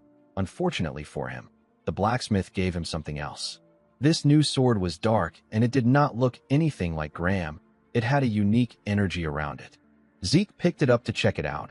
Only judging by its appearance, it was not a very pretty sword. He asked Galleon if he did not sharpen it on purpose. The blacksmith told him that it is supposed to be like this. Zeke placed the sword down. He asked the blacksmith if this is the sword that he believes suits him best. Galleon told him that he is correct. He found Zeke to be weird. Most people would have been bewildered at his words, but our boy easily understood what he was getting at. Galleon realized that Zeke was the only one fitting to do something. He revealed to our boy that the sword doesn't have a name yet. He said that he has tried to name it, but no matter how hard he tries, he can't think of a good name. He asked Zeke if he can name the sword. Our boy was surprised to hear this. He did not expect Galleon to ask him to do this. In his past life, Galleon came up with Graham the Sword of Radiance by himself.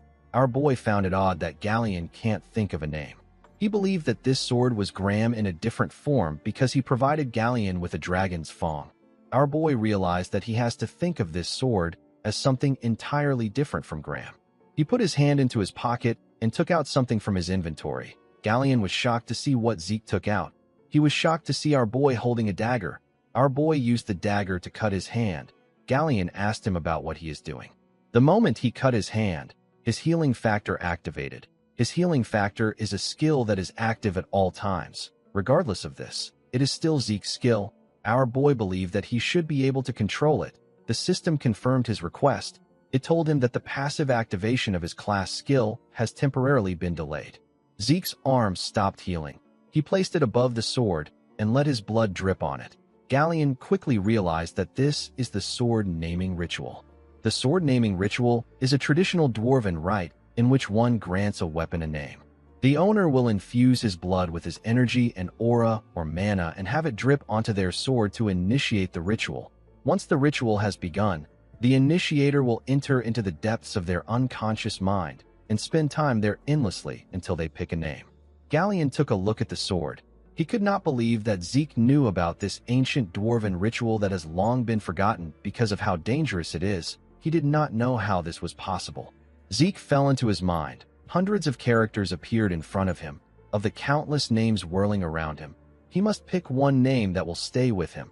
For the sake of his new sword, he must pick a new name. As Zeke fell deeper into his mind, he saw more names.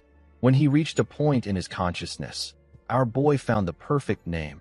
He named the sword the Stygian Blade Bahamut. When he opened his eyes, the system informed him that it has registered Bahamut as an item. Bahamut and thousands of other blades appeared before him in his consciousness. Zeke could not believe that he chose the name of an evil dragon. He wondered if his mind is okay. In the next scene, We see Galleon help Zeke wrap his hand with bandages. He told our boy that he is amazing. He told him that he knows about a ritual that even dwarves barely know about.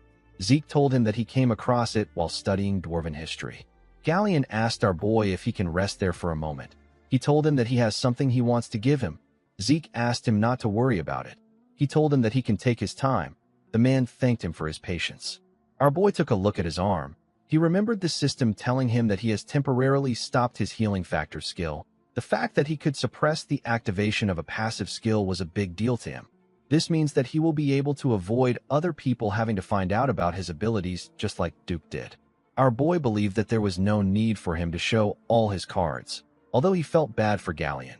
Zeke was still going to take off the bandages when he returns to the academy. While thinking, our boy realized that he needed to check out the sword. According to the system, Stygian Blade Bahamut is a blade forged in the mana of the blue flame by an outstanding craftsman with soul vision using the strongest form of the cursed light dragon. The properties of the sword are indestructible and aura conversion. It also had some special notes which will be released depending on Zeke's growth. Zeke was surprised to see this. He had never heard of a weapon like this before. Although it was made with a dragon's fang, our boy did not expect it to be indestructible. This was just unbelievable. Our boy picked up the sword and smiled when he looked at it. He was happy to see that the sword possessed the most important thing he needed. The sword had aura conversion. The reason Zeke overexerted himself to create magic circuits for Galleon when commissioning this sword was partly because of his incredible abilities and also because of Graham's core ability, which is aura conversion. Mana, ether, or any other kind of energy will be converted to aura thanks to this property. Our boy closed his eyes and activated his ether. He pushed the energy into the sword. The sword immediately converted it into aura. As someone born without the ability to use aura, this is what allowed him to reach the level of Red Knight. While Zeke was circulating his energy, Galleon stepped into the room with something. He apologized for spending some time to find it. The man was surprised to see our boy's aura. Zeke welcomed him back. Galleon noticed that the sword is wrapped around a clear aura. He could not believe that our boy has already overcome what Purple Knights struggle with. Zeke told the blacksmith that he has made a truly absurd sword. He commended him on his work. The man said that it is nothing when compared to the furnace. He presented Zeke with a sheath and asked him to take a look at it. Zeke found it odd that Galleon was asking him to look at a sheath. Galleon revealed to him that the sheath was personally crafted by his master. Our boy realized that he has never heard anything about Galleon's master even in his past life. He took a look at the name written at the back of the sheath. The sheath was made by someone known as Golan Jobert. Zeke was shocked to see this name. It is the name of a person who is at the pinnacle of blacksmithing. Golan Jobert is currently the greatest blacksmith on the continent. He is unrivaled even among dwarves. Golan's creations were all created near perfectly and bear special abilities. Collectors will pay hundreds of gold to get their hand on these creations. Zeke told Galleon that he did not know that he was Golan's disciple. The man was surprised to hear this. He realized that our boy read the name on the back. He asked our boy if he can also read Dwarven language as well. Zeke told Galleon that this must not be a simple sheath if it was made by Golan. With a smile on his face, the man told him that he is correct. He explained to him that he can transform the sheath into a shield by using the dial located by the opening of the sheath. The moment he said this, he moved the dial and turned the sheath into a shield. Galleon revealed to Zeke that it is made with mithril and wyvern bones, so it can take a good amount of damage. He told our boy that the shield will turn back to a sheath if he turns the dial on the shield's handle. Zeke was very impressed. Galleon told him that this is nothing compared to the grace he has shown him. He asked Zeke to take the sheath. He told him that it is a gift. Our boy told Galleon that he could have just sold the sheath to make his furnace. The man said that he cannot sell his master's work to just anyone. Zeke revealed to him that he could have sold it for several hundred gold coins. Galleon was shocked to hear this. He asked our boy to just accept it. Zeke noticed that the sheath was smaller than the sword. He believed that Golan must have some special ability that will make the sword fit in. The moment he put the tip of the sword into the sheath turned to fragments and created a shape that perfectly fit the sword. This far exceeded Zeke's expectations. He thanked Galleon for giving him such a valuable gift. The man told him that he is happy he likes it. In the next scene, we are taken to the training hall. We see our boy wearing a gauntlet. He noticed that the gauntlet was made from a light and durable material called meteoric iron. It doesn't have any properties. Zeke was told that the properties will activate when he wears a full set of meteoric iron. Our boy received 2 random boxes when he completed the sudden quest. He thought that it would be similar to a treasure chest, but there was something more valuable inside. Zeke decided to check the second box. When he opened the box, he found something odd inside. Zeke found a map in the box. While he was looking at the map, the system informed him that he has discovered a map containing traces of Grand Master Kaiser. Zeke was shocked to see this. He realized that the system was referring to the hero King Kaiser. Hero King Kaiser and the Knights of the Clock Tower are people that our boy was familiar with. The biography of Kaiser and his knights creating the brilliant Kingdom of Kronos is the most popular book on the continent. However, because the story is so absurd and it does not have any historical records that can prove it happened, it is considered nothing more than a work of fiction. Zeke could not believe that Hero King Kaiser actually existed. While our boy was looking at it, the system began restoration and analysis of the damaged parts of the item. After it was done analyzing, it informed Zeke that a final position has been marked on the mini-map. The system opened another status window and presented Zeke with some coordinates. Our boy recognized the location. He referred to it as the Giant Mountains. This place is the territory of the barbarians. Our boy realized that he will be able to resolve this issue quickly. While he was looking at the map, another status window popped up. The system informed him that the tutorial will be concluded due to his skill. It told Zeke that he has discovered a potential quest item. The quest is known as the Hero King Kaiser's secret technique. The system asked Zeke to acquire Kaiser's secret technique at the ruins containing traces of him. There was no time limit for this quest. Zeke's system administration authority will be elevated as a reward for completing the quest. He will be taken from elementary administrator to intermediate administrator. Our boy realized that a tutorial is a system designed to raise him up to a certain level of skill. From now on, he is no longer allowed to take baby steps. The real game was about to begin. Our boy noticed that the reward for this quest was on another level compared to the tutorial. He stood up from the floor. He promised to claim every reward that comes his way. He decided to use up the points that he has been saving. He used 50 points to unlock level 2 Draconian skills. One of the level 2 Draconian skills was Dragon Scale Armor. Dragon Scale will grow and harden on the user. It provides incredibly effective magic resistance. Our boy needs 80 points to unlock this skill. The other skill is Dragon Claw. It summons a powerful Dragon Claw to strike down the user's enemies in a single attack. Zeke also needs 80 points to unlock this skill. Our boy still had a lot of points left. However, he didn't know if he would get the opportunity to amass this amount of points again. He decided to buy the level 2 Draconian skills and invest his points into a few things. He wanted to save 400 points. He decided to test the 2 skills. He activated the Dragon Claw. An energy that was in the shape of a dragon's claw covered his hand. Our boy took a stance and swung his hand. He destroyed the hard concrete ground with his skill. Our boy was surprised to see what he did. The skill was much better than he expected. He decided to test the other skill. He raised his sword and activated the Dragon Scale Armor. An energy that had the shape of scales covered his hand. When Zeke hit his sword on his hand, it bounced away. Our boy was surprised to see this. He didn't use aura, but he had the intent to cut through his hand. He realized that this was no different from wearing a full plate armor even when he is entirely unarmed. The Dragon Claw was for attacking and the Dragon Scale Armor was for defense. Our boy decided to continue training since he has tested the skills.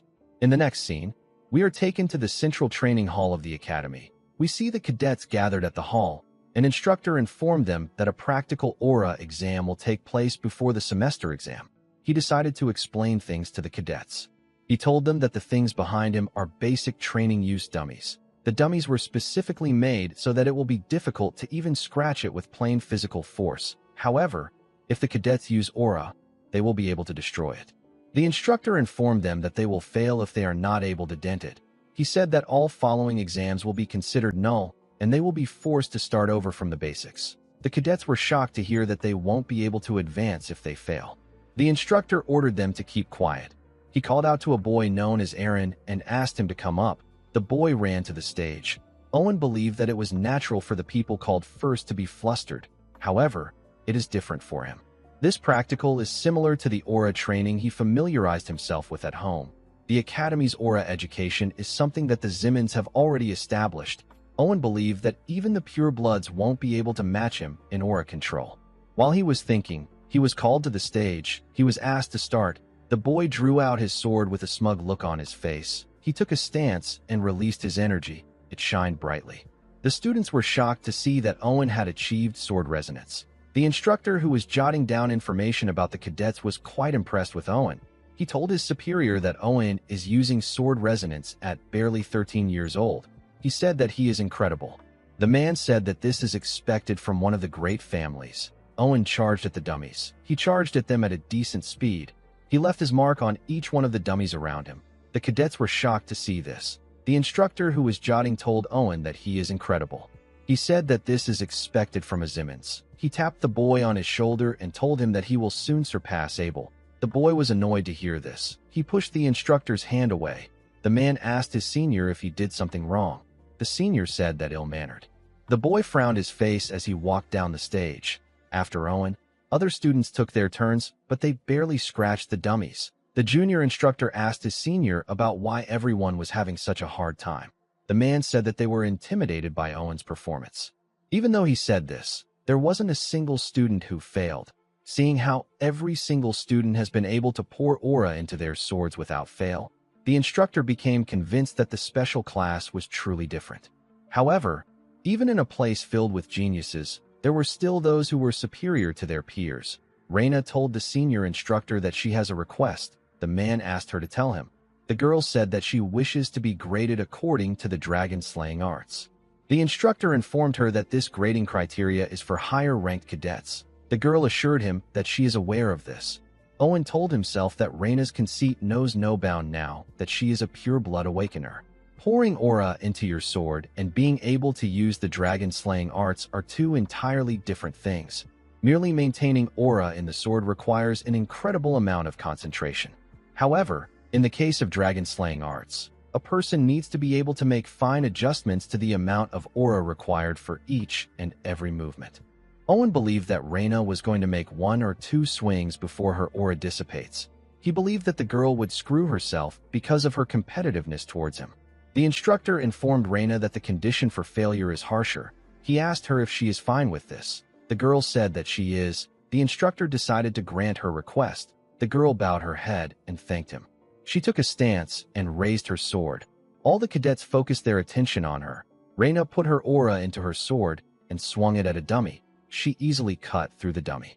The girl began to tear all the dummies apart at a crazy speed. She sliced through them as if she was cutting paper. When she was done, she put her sword away. There was no dummy left on the stage. The students were shocked to see this. They believed that Owen was going to be the best when it came to aura control, but he couldn't even compare. The students knew that none of them could rival the girl. Owen grit his teeth out of anger.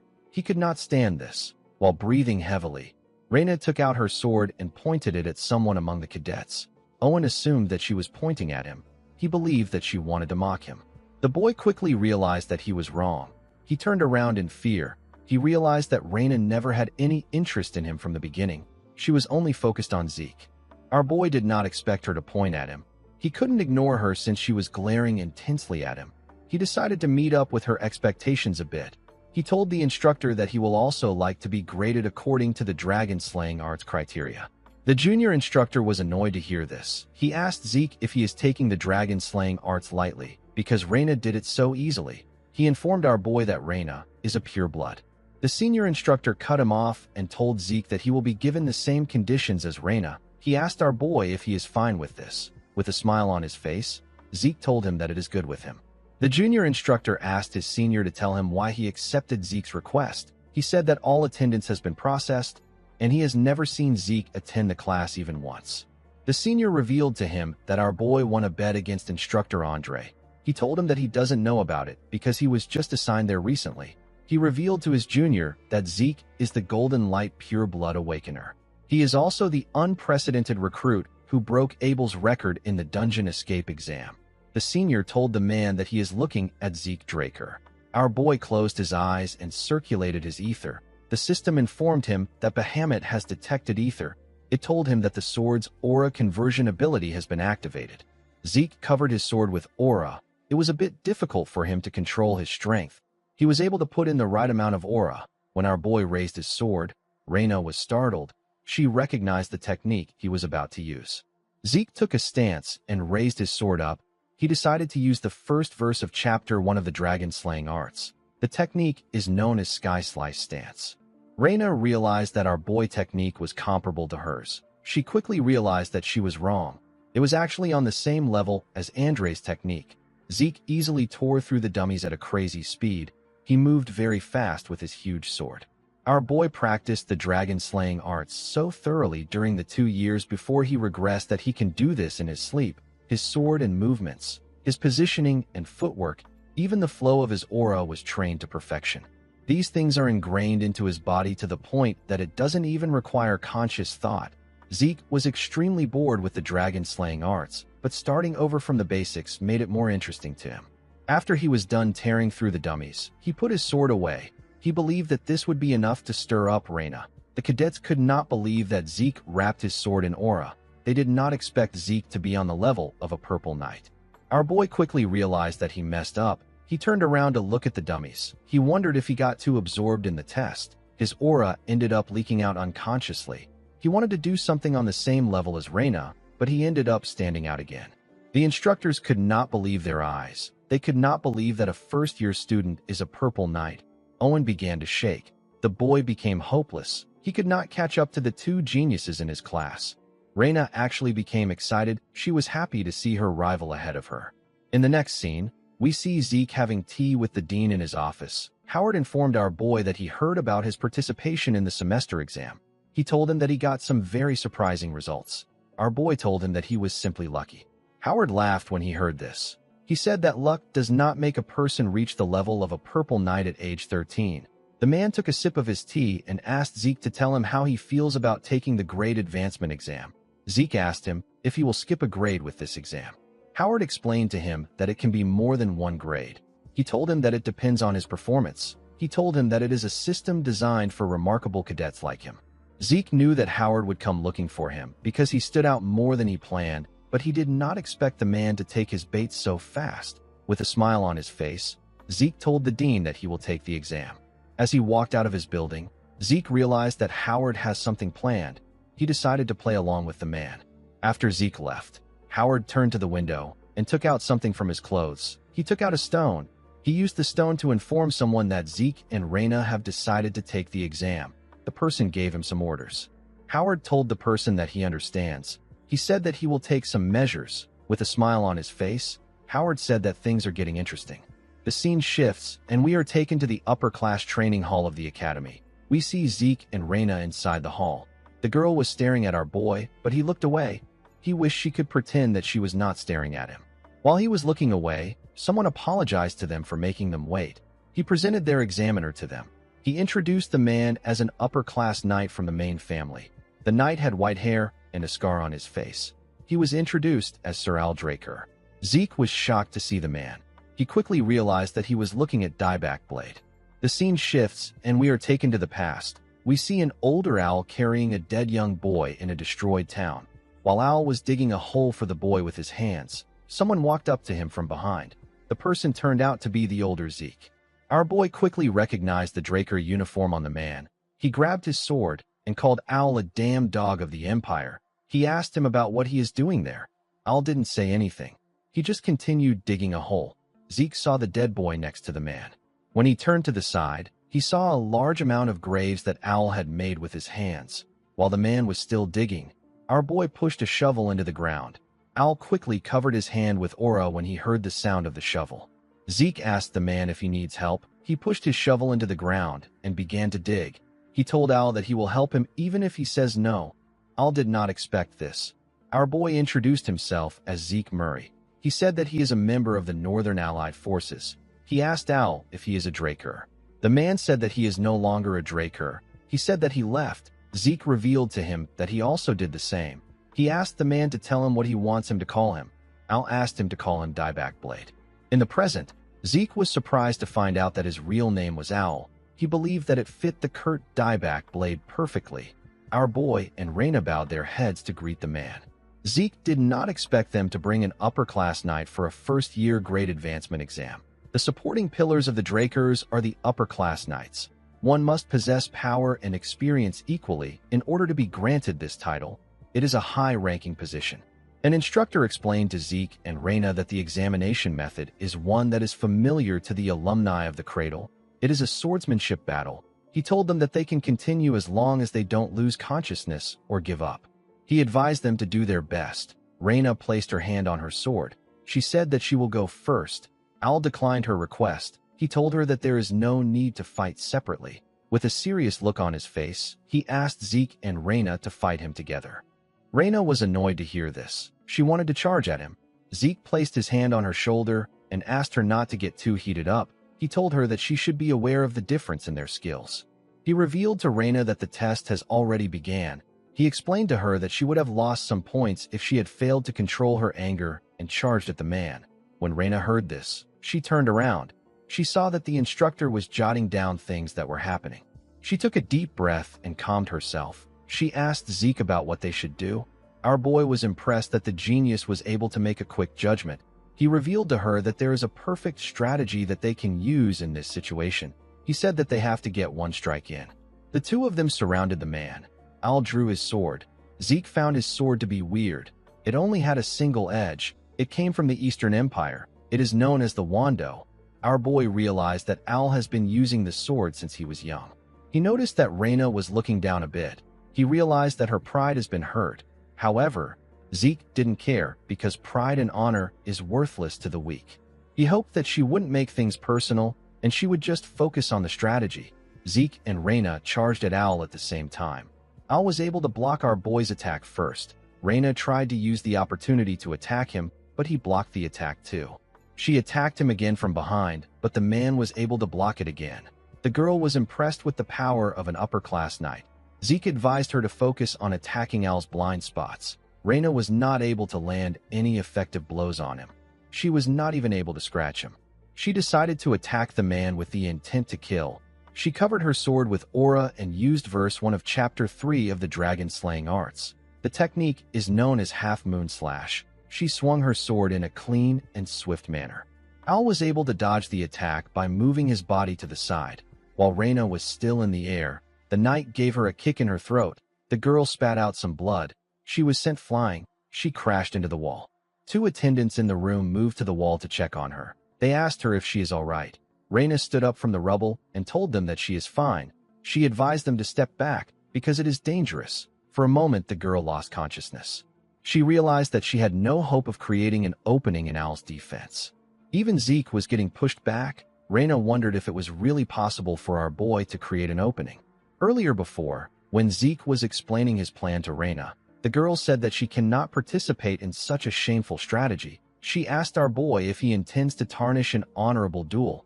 Our boy asked her if honor puts food on the table.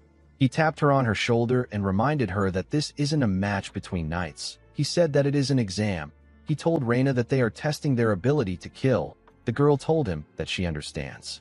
She knew that she was the one who asked Zeke for his help. She asked our boy if he really believes that his strategy will work. She reminded him that Al is an upper-class knight. Zeke explained to her that they have to create a situation where the plan works. He reminded her about the fight that they had when they were in the cradle. He asked her if she knows why she wasn't able to dodge the rock. Reyna said that it is because she didn't expect him to use such a method. Zeke told her that she is correct. He said that it is the same thing with Al. He asked her to just wait for his signal. He assured her that it will work. He told her that a small opening is all they need. Our boy charged at the man again. He used the Gale Art's shadowless step to charge at Al. He created several afterimages of himself. Al looked around. He quickly realized that this was Duke's technique. He was actually able to sense Zeke and block his attack from the side. With a smile on his face, our boy told Al that he has to get serious from now on. The moment he said this, the lights in the building went out. Al did not expect this. He immediately realized that they were taking advantage of a pure blood's trade of mana interference. He knew that Reyna was the one responsible for this. He pushed Zeke back. Our boy charged at him again in the darkness, but the man was still able to block his attacks. He believed that this was a childish ploy. He could not believe that they expected that they would have an opportunity to defeat an upper-class knight like him. by simply obstructing his vision. While he was blocking the attacks, the man got a strange feeling. He did not understand how Zeke was able to move within this pitch darkness where even he could barely sense the things around him. It was as if Zeke's vision was unperturbed. Our boy was using his dragon eyes. He put some distance between himself and Owl. He decided to use his dragon claw. He has been looking for an opportunity to use the skill. He knew that Owl isn't the type of person who would go around talking about what he experienced in a fight. Zeke covered his hand with the golden energy and fired an attack at Owl. The man was shocked to feel the weight of Zeke's attack. He was shocked to see that this was the sword strike of a first-year cadet. He quickly realized that this wasn't a sword strike at all. It was something different. Owl didn't actually care about what it was. All he knew was that Zeke has long surpassed the level of a cadet. He noticed that Reina couldn't move in the dark like Zeke. He wondered if our boy disregarded unnecessary forces to restrict him. This was something that would only work against an opponent of a similar level. While he was thinking, Zeke charged at him again. The man was able to block the attack. He decided to make his attack faster. He and Zeke moved at a crazy speed. Our boy was able to keep up with his attacks, but it was a bit tough for him. He noticed that Owl's attacks are starting to resemble what they were before the lights went out. He did not expect him to have already adjusted to the darkness. While he was in the air, Owl swung his sword at him. He noticed that Zeke had disappeared. He could only make out a hazy figure. It was like fighting a shadow. The moment he thought of this, someone appeared behind him. Owl swung his sword. He ended up cutting something different. The man noticed that he tore through a mana light. Our boy was cutting the ropes holding the lights in the air. He allowed them to fall on Owl. The man realized that this extraneous noises were covering up any traces of Zeke. While he was trying to sense his presence, our boy attacked him from above. Owl managed to block the attack. Immediately he did this. Zeke asked Reina to do something. The girl threw something at them. The scene shifts, and we are taken to the past. We see Fanon telling our boy that he can create something since its structure and ingredients are simple. He said that it is only a one-time use item. He asked Zeke about the kind of spell he wants to store in it. He asked him if it is explosion magic. Our boy smiled and told the man that it isn't. He said that a flash and the sound of an explosion is enough.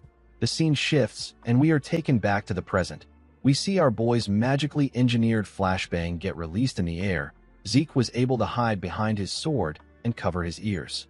The bright light blocked Owl's vision, and the sound affected his hearing. The man knew that they got him. He realized that he made a mistake by disregarding Reina as unnecessary. The girl and Zeke charged at him at the same time. Our boy was happy to see the man cornered.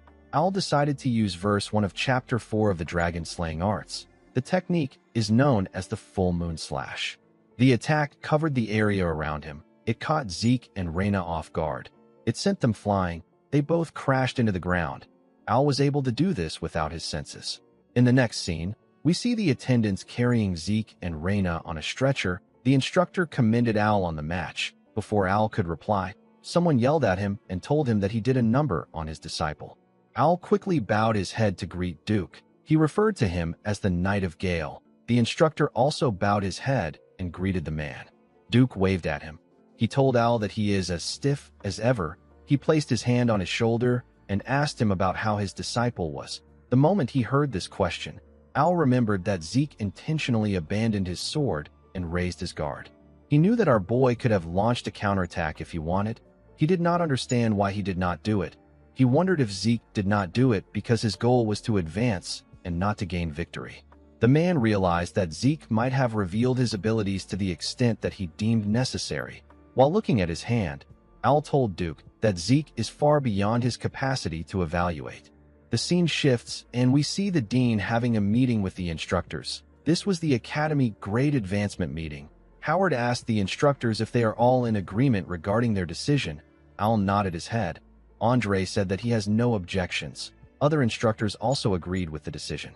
It was announced that Reina and Zeke have advanced to the 3rd and 5th grades. After this, our boy lived as quietly as possible. After he was done learning all the Gale arts from Duke, he passed his place to Andre. Our boy continued to maintain a good relationship with Professor Fanon. However, the man was chosen by a royal magic laboratory in Delphoa. Due to this, Zeke ended up parting ways with him when he left the academy.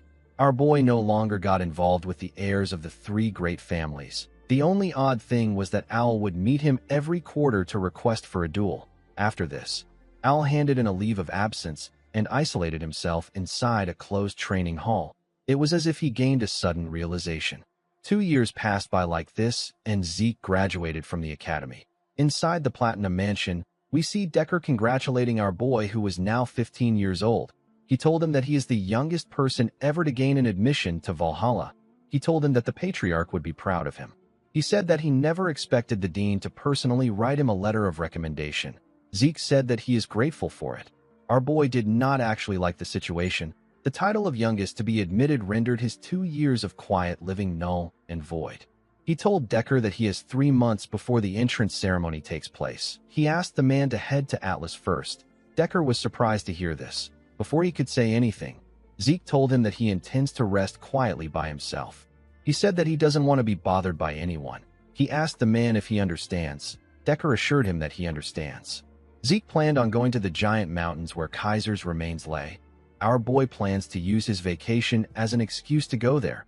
He wanted to explore through the Adventurers Guild belonging to the Argos Kingdom. He didn't want to reveal his destination to any suspicious individuals. While he was looking through some documents, someone knocked on his door. Zeke asked the person to come in. The person turned out to be Liam. The boy kneeled in front of Zeke. He referred to him as his liege. Our boy reminded him that he asked him to ease up a bit. He told Liam that it is fine to greet him informally. Decker said that he will be leaving. Zeke asked him not to forget to use the black card to take care of the matter with Valhalla. Liam asked Zeke to tell him why he called him to the Platinum Mansion. Our boy told him that he heard about him getting transferred to the special class. He said that he couldn't just stand by and do nothing as his liege. He grabbed a book and stretched his hand out to Liam. He revealed to him that he organized everything that he will need during his time in the academy. It contained expected exam questions, training manuals, and information on some essential items. Zeke asked the boy to go to the Papner's Breath and show the blacksmith the book. He told him that he will be given the required items. Liam was shocked to hear this. Our boy reminded him that he will need a personal sword in the 4th year. He asked him to commission Papner's Breath for this too. He asked him not to worry about the cost. He told him that he has already paid for everything. With a smile on his face, Zeke told Liam that he believes that he will follow after him. Liam was very touched by his master's gesture. He wanted to cry. He went on his knees and promised Zeke that he will live up to his expectations. Our boy reminded him that it has not been a minute since he asked him to ease up a bit. Liam said that he will try to rectify his behavior. The Argos Kingdom lies at the northernmost edge of the central continent. It is one of the 4 central kingdoms alongside Delphoa, Thebia, and Alencia. Dungeons of different sizes litter the giant mountains that divide the land of the monsters from the continent. This draws in adventurers aiming to get rich quickly. The first king of Argos recognized this and chose to make his kingdom's central business one that ties adventurers and dungeons together. With the support of the royal family, the giant mountains have been divided into hundreds of regions with shipping routes and bases constructed and managed by the Argos Adventurers Guild, which has now spread across the continent. In the next scene, we are taken to an Adventurers Guild. We see people getting registered in the guild. We see someone register as Zeke Murray. The person was asked to submit his documents to the issue desk to receive his registration certificate. The person turned out to be Zeke. Our boy was wearing a wig and magic lens for his eyes. He knew that it will be best for him to get an adventurer certificate in order to operate in peace. Going around as a Draker would cause him to stand out. Zeke decided to start his treasure hunt immediately. He got his certificate. He went to a place where several carriages were in order to get a ride to his destination. He ended up joining other people in the carriage. Our boy was relieved that he was able to get a caravan during such a busy season.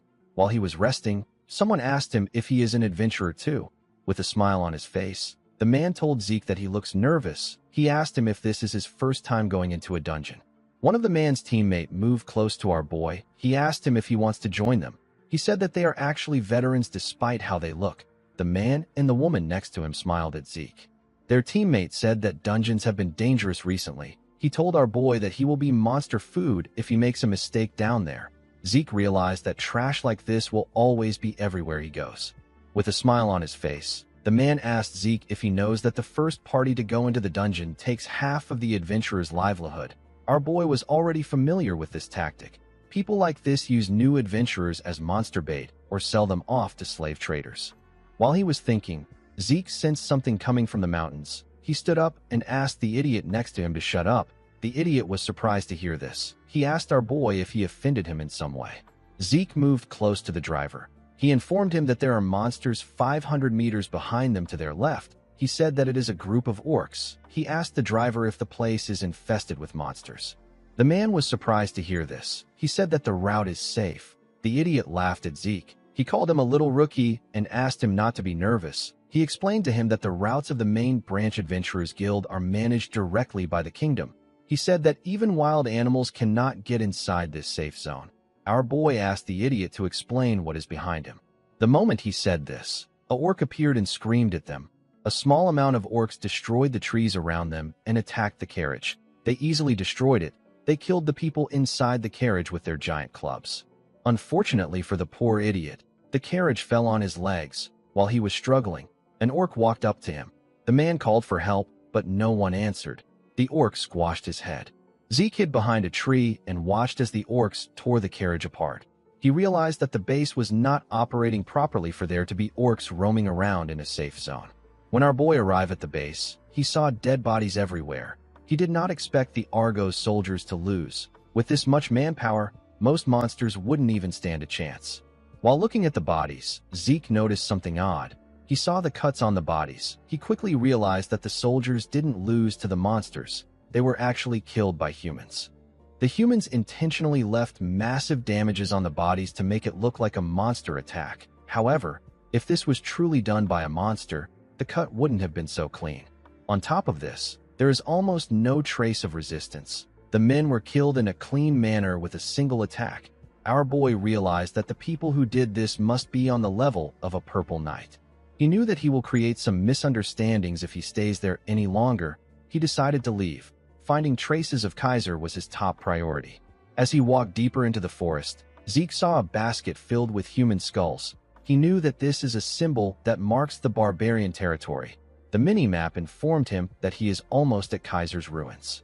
While looking at the skulls, Zeke wondered about what the Empire's hunting dogs were doing there. They were hiding behind some trees and watching our boy from afar. The hunting dogs were recruited from the greatest talents among the Empire's knight trainees. They are a unit under the direct control of the Emperor. They are trained in tracking and assassination techniques. Presently, they are hidden from the eyes of the public. Only those in the highest positions are even aware of their existence. However, they will make a grand entrance in the public eye as the main fighting force during the Continental War waged by the Empire. On his way here, Zeke had been watching their movements. He could never forget their unique tracking techniques. This is because they were the ones who killed him. Zeke remembered that Duke mentioned that the Emperor is obsessed with immortality, and he is turning the continent inside out to find it. Our boy remembered that the Emperor was obsessed with rare artifacts even before his regression. Not only did he bear the foolish dream of unifying the continent, he also dreamed of something as insubstantial as immortality. Zeke wondered if the Empire has already discovered Kaiser's ruins. He realized that he needed to confirm this by himself. He disappeared in front of the hunting dogs when he thought of this. They were surprised to see what happened. They turned to a man to signal him to do something. The man put his hand into his clothes. He brought out a flare gun. Before he could fire the gun, Zeke reappeared and cut off his hand. Our boy looked at the gun which fell to the ground. He saw a golden robe tied to its bottom. He realized that the man was going to fire a gold flare which signifies an emergency. He became certain that the man was the team leader. Due to the fact that there were only 3 of them, our boy asked the man if they are the perimeter guard team. He said that they should normally be 12 men on a team. One of the man teammates asked Zeke to tell him who sent him. Our boy cut off the head of the man in front of him when he heard this. The other 2 were shocked to see this. Zeke asked them if they do not understand the situation. With a scary look on his face, he told them that he is the one asking the questions in this situation. He advised them to think carefully. He told them that he can see 2 mouths that can talk. He asked them if the other person will die quietly if one of them dies. The men became scared. Our boy advised them to think carefully and make a wise decision. Zeke was able to get the location of their temporary base. It was filled with hunting dogs. Our boy realized that these hunting dogs were probably the ones who killed the people at the base. Due to the fact that they harmed the kingdom's soldiers, Zeke wondered if they have really found Kaiser's ruins. he decided to check it out by himself. Zeke beheaded the other two men and placed their heads in their hands. He drew a symbol on the tree where he placed their bodies. This was the sign of the McCain. There is a rule that states that those who draw their swords against a McCain will be put to rest. The scene shifts, and we are taken to the base of the hunting dogs. We see two men guarding the entrance of the cave. One of them yawned and said that no crazy bastard would even bother entering the territory of the barbarians. He said that there is no point in watching. The man on the other side agreed with him. The moment he said this, a blade got fired at the man's head. The other man was shocked to see this. Before he could react, a blade got fired at his head too. Zeke ran into the cave at a crazy speed. One of the hunting dogs heard the sound of something. His colleague asked him about why he stopped moving. The man asked him if he didn't hear something coming from the entrance. His colleague said that he didn't hear anything. Before he could react, Zeke stabbed the man in his neck. He swung his dagger at the colleague, but he was able to dodge it by moving his head. The man screamed intruder. Before he could say more, Zeke put his hand into his mouth and slit his throat. The other hunting dogs surrounded him in no time.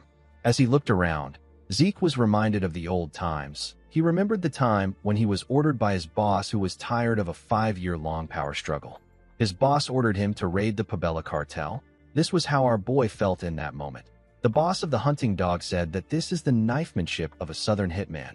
He wondered if Zeke came from McCain or Pabella. He didn't actually care. He told our boy that they can't let him leave alive now that he has gotten here. He promised to grant him an easy death if he surrenders. Zeke was surprised to see that this was the man in charge. The man was probably staring at the ceiling of Blue Knighthood. His hunting dogs were far weaker than the hunting dogs he fought in his past life. Zeke asked the leader if he is allowed to say something like this to the person who killed their comrades. The other hunting dogs were annoyed to hear this. Our boy asked the men if they care so little for their comrades that they wouldn't tear him apart and slaughter 3 generations of his kin. The leader told Zeke that they will grant his wish. He told him that he will tear him apart while he is still breathing. The moment he said this, one of the hunting dogs charged at Zeke. Our boy was able to block his attack. The others also charged at him.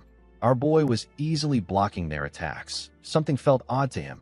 He wondered if the hunting dogs were always at this level. He wondered if they were too weak or if he had gotten too strong. It didn't really matter right now. He activated his mana reflection skill. The moment he did this, the mana lights went out. The leader was shocked to see this. He could not believe that there was a power outage at a time like this. It was too convenient. He wondered if this was a Dragon Slayer's mana interference. The hunting dogs were struggling to adjust to the darkness. The leader remembered that Zeke was empty-handed from the start, and he didn't use aura either. He was also using a dagger. The leader was certain that our boy is a hitman. He decided to conclude that the power outage was a simple malfunction. He called out to his men and asked them not to panic. He said that the power will soon be restored. The moment he said this, Zeke killed one of his men. By the time the lights came back on, all the hunting dogs were already dead. The man was shocked to see this. Our boy appeared behind the man. He told him that the Emperor is quite bold. He said that he did not expect him to go after the ruins of the hero King Kaiser. While his hands were shaking, the man grabbed his sword and swung it at Zeke. He said that he doesn't know what he is talking about. Our boy disappeared and asked the man not to worry about it. He told him that he will find out on his own if he doesn't want to tell him. Before the man could take a step, he saw a hand over his eyes. With a shaky tone in his voice, he told Zeke that they really don't know anything. Our boy slit his throat. As he walked out of the cave, he threw the dagger on the ground. He did this so that all the events that occurred there will be attributed to the McCain. The McCain cartel is a group that Zeke poured his blood, sweat, and tears into in his past life. It is a criminal organization based in the South that would do anything for money. After the Cuzco Kingdom in the South fell due to a civil war, the McCain cartel divided the resulting lawless land in two. Zeke was certain that he could cover his tracks using his draconian skills, but he intentionally used the southern knifemanship and left the McCain's unique warning. Our boy knew that the Empire will definitely think of this as the southern cartel's doing. Even if the Empire makes its move due to the events that transpired, it would only serve to eliminate the McCain, so Zeke stands to benefit either way. Thanks to the letter our boy found inside, he was able to know that the Emperor has gone much further than he expected. The only command the Emperor gave the hunting dogs was to find ancient ruins. What shocked Zeke was the enclosure operation map. Our boy believed that it was natural for the emperor to have covered the central continent, but he did not expect him to reach the eastern regions and unexplored dark seas. He mobilized hunting dogs everywhere that he suspected an ancient ruin existed. Zeke realized that the hunting dogs were already on the scale they were at before he regressed, but they still haven't found Kaiser's ruins. Zeke knew that he had to start searching immediately. The moment he thought of this, a flare was shot in the sky. It was a red flare. Zeke was surprised to see it. He knew that this was a signal for disaster. In the next scene, we see Zeke running in the forest. Our boy was running from the hunting dogs. When he turned around, he saw that the hunting dogs have already caught up to him. The 5-part red flare that was fired earlier refers to an absolute snare. It informed the members of the hunting dogs that they are to kill the hazard no matter what. With the flare as the center, they will search and secure their target and then ensnare them. Until the target is found, all the hunting dogs in the relevant area will continue their search. This is the archetypal assassination method of the hunting dogs. It is synonymous with a death sentence. Even Zeke died to the absolute snare when he stole the artifact that the emperor wanted. The only thing different is that our boy now has the system. While he was running, one of the hunting dogs appeared out of nowhere and swung his blade at him. Zeke was able to dodge the attack. The other hunting dogs caught up to our boy. The red-head man with a scar and his teammates rushed to attack our boy. Zeke took out his daggers. He was certain that he could take care of the men. He used his daggers to block their attacks. Immediately he did this. He jumped out of their midst. He moved behind a tree. The hunting dogs were not fazed.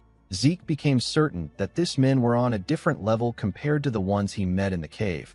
More hunting dogs appeared behind our boy. They surrounded him from every corner.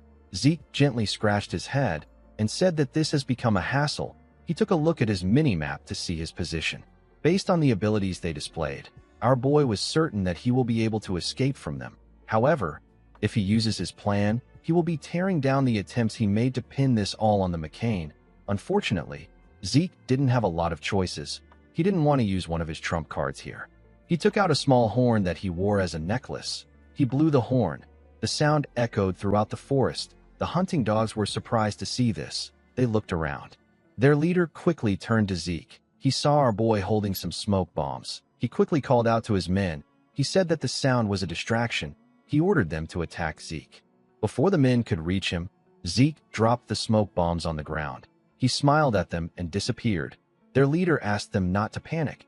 He said that our boy can't get too far as long as the absolute snare is in effect. He asked them to guard their stations. He ordered them to search for Zeke if they spot any suspicious movements. The leader carefully looked around. He couldn't sense any traces of Zeke. He wondered if our boy thought that he will be able to retreat if he blocked their sight. He also wondered if the sound that came from the horn had any meaning. It just didn't make sense to him.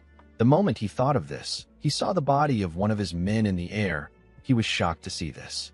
When he turned around, he saw something shocking. He saw barbarians. He saw the barbarians beating up his men. He did not understand what was happening. He was certain that they didn't do anything to provoke the barbarians. It was possible for them to take on 1 or 2 barbarians. However, they were attacking in a large number. One of the hunting dogs drew out his sword and called the barbarians uncivilized brutes. He told them that they have a lot of guts to intrude. The moment he said this, he swung his sword at the barbarian. His sword was not even able to dent his skin. The man was shocked to see that his hand was shaking. The barbarian crushed his head with a single blow. The leader realized that this was his first time seeing them so enraged. He understood that they are at a disadvantage with their current force. He took out a flare gun and fired a flare to the sky. He informed his subordinates that they are withdrawing the absolute snare. The barbarians chased after the hunting dogs. After they all left the area, Zeke came out of the ground. He said that the horn was far more effective than he expected. The barbarian's horn was created to be an efficient means of communication during the chaos of battle. It is a barbarian tool of war. When Zeke looked at his necklace, he noticed that the horn has broken. In his past life, he was able to develop a friendly relationship with the Mohawken tribe. They taught him how to make and use the horn. The signal Zeke sent with the horn was to tell the tribe that there were outsiders intruding upon their sacred motherland. The barbarians are considered to be simplistic and uncivilized savages. However, they have clear cultures and traditions, and they live in their indigenous civilizations. Zeke took off the necklace. He realized that he could only use this shoddy replica once. Our boy ran into the forest. He decided to find the real ruins. When Zeke arrived at the entrance of the ruins, he hid behind some rocks. He saw something shocking. He did not expect to face another problem today. At the entrance of the ruins, there was a monster with multiple heads walking around. The system informed Zeke that he has discovered a fallen dragonborn corrupted by contaminated energy. Our boy did not know what a fallen dragonborn was. All he knew was that the door leading to the ruins was next to the monster. He asked the system if it can open the door. The system confirmed his request and connected to the home of the hero King Kaiser. It informed Zeke that it will now open the home of the hero King Kaiser. The moment it said this, the door began to move up. The dragonborn also saw this. It screamed when it saw this. Zeke realized that the monster was now on high alert. He knew that he couldn't walk past it. He decided to use the dragon-slaying arts. He charged at the monster. He used the shadowless steps of the Gale arts to create numerous afterimages. The dragonborn charged at the afterimages. Zeke decided to pass through the entrance after interfering with the monster's view with the shadowless steps.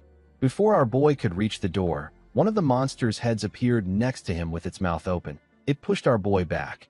Zeke grabbed his sword and used the first verse of Chapter 7 of the dragon-slaying arts known as Dragon Head Severance to cut off one of its head.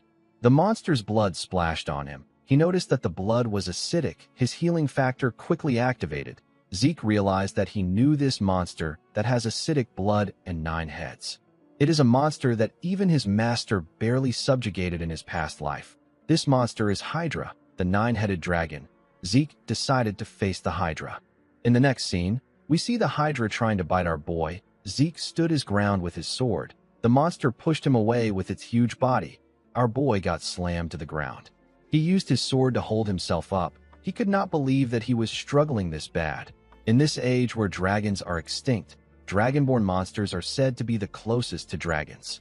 Zeke's attacks were not working on the monster at all. No matter how much he cuts it down, it heals itself immediately. This was quite frustrating for Zeke. He realized that the Hydra was too much for his current self. He noticed that he was about 30 meters away from the door. He pointed his sword down and ordered the system to close the door. The system confirmed his request and told him that it will close the door of the home of the hero King Kaiser. The door began to slowly descend. Zeke pressed his sword into the ground and released some energy. The heads of the monsters slowly surrounded him. Our boy dragged his sword on the ground and used the 5th form of the Gale arts known as Wind Splitter. He used the technique to fire an attack that cut off one of the Hydra's heads. He was able to clear a path for himself. He quickly ran towards the door. He decided to give up on the monster and get through the door before it closes. The Hydra saw through Zeke's plan. It quickly charged at him with multiple heads. Our boy carefully used his sword to hold the door and pass through it. He quickly turned around to see what happened to the Hydra.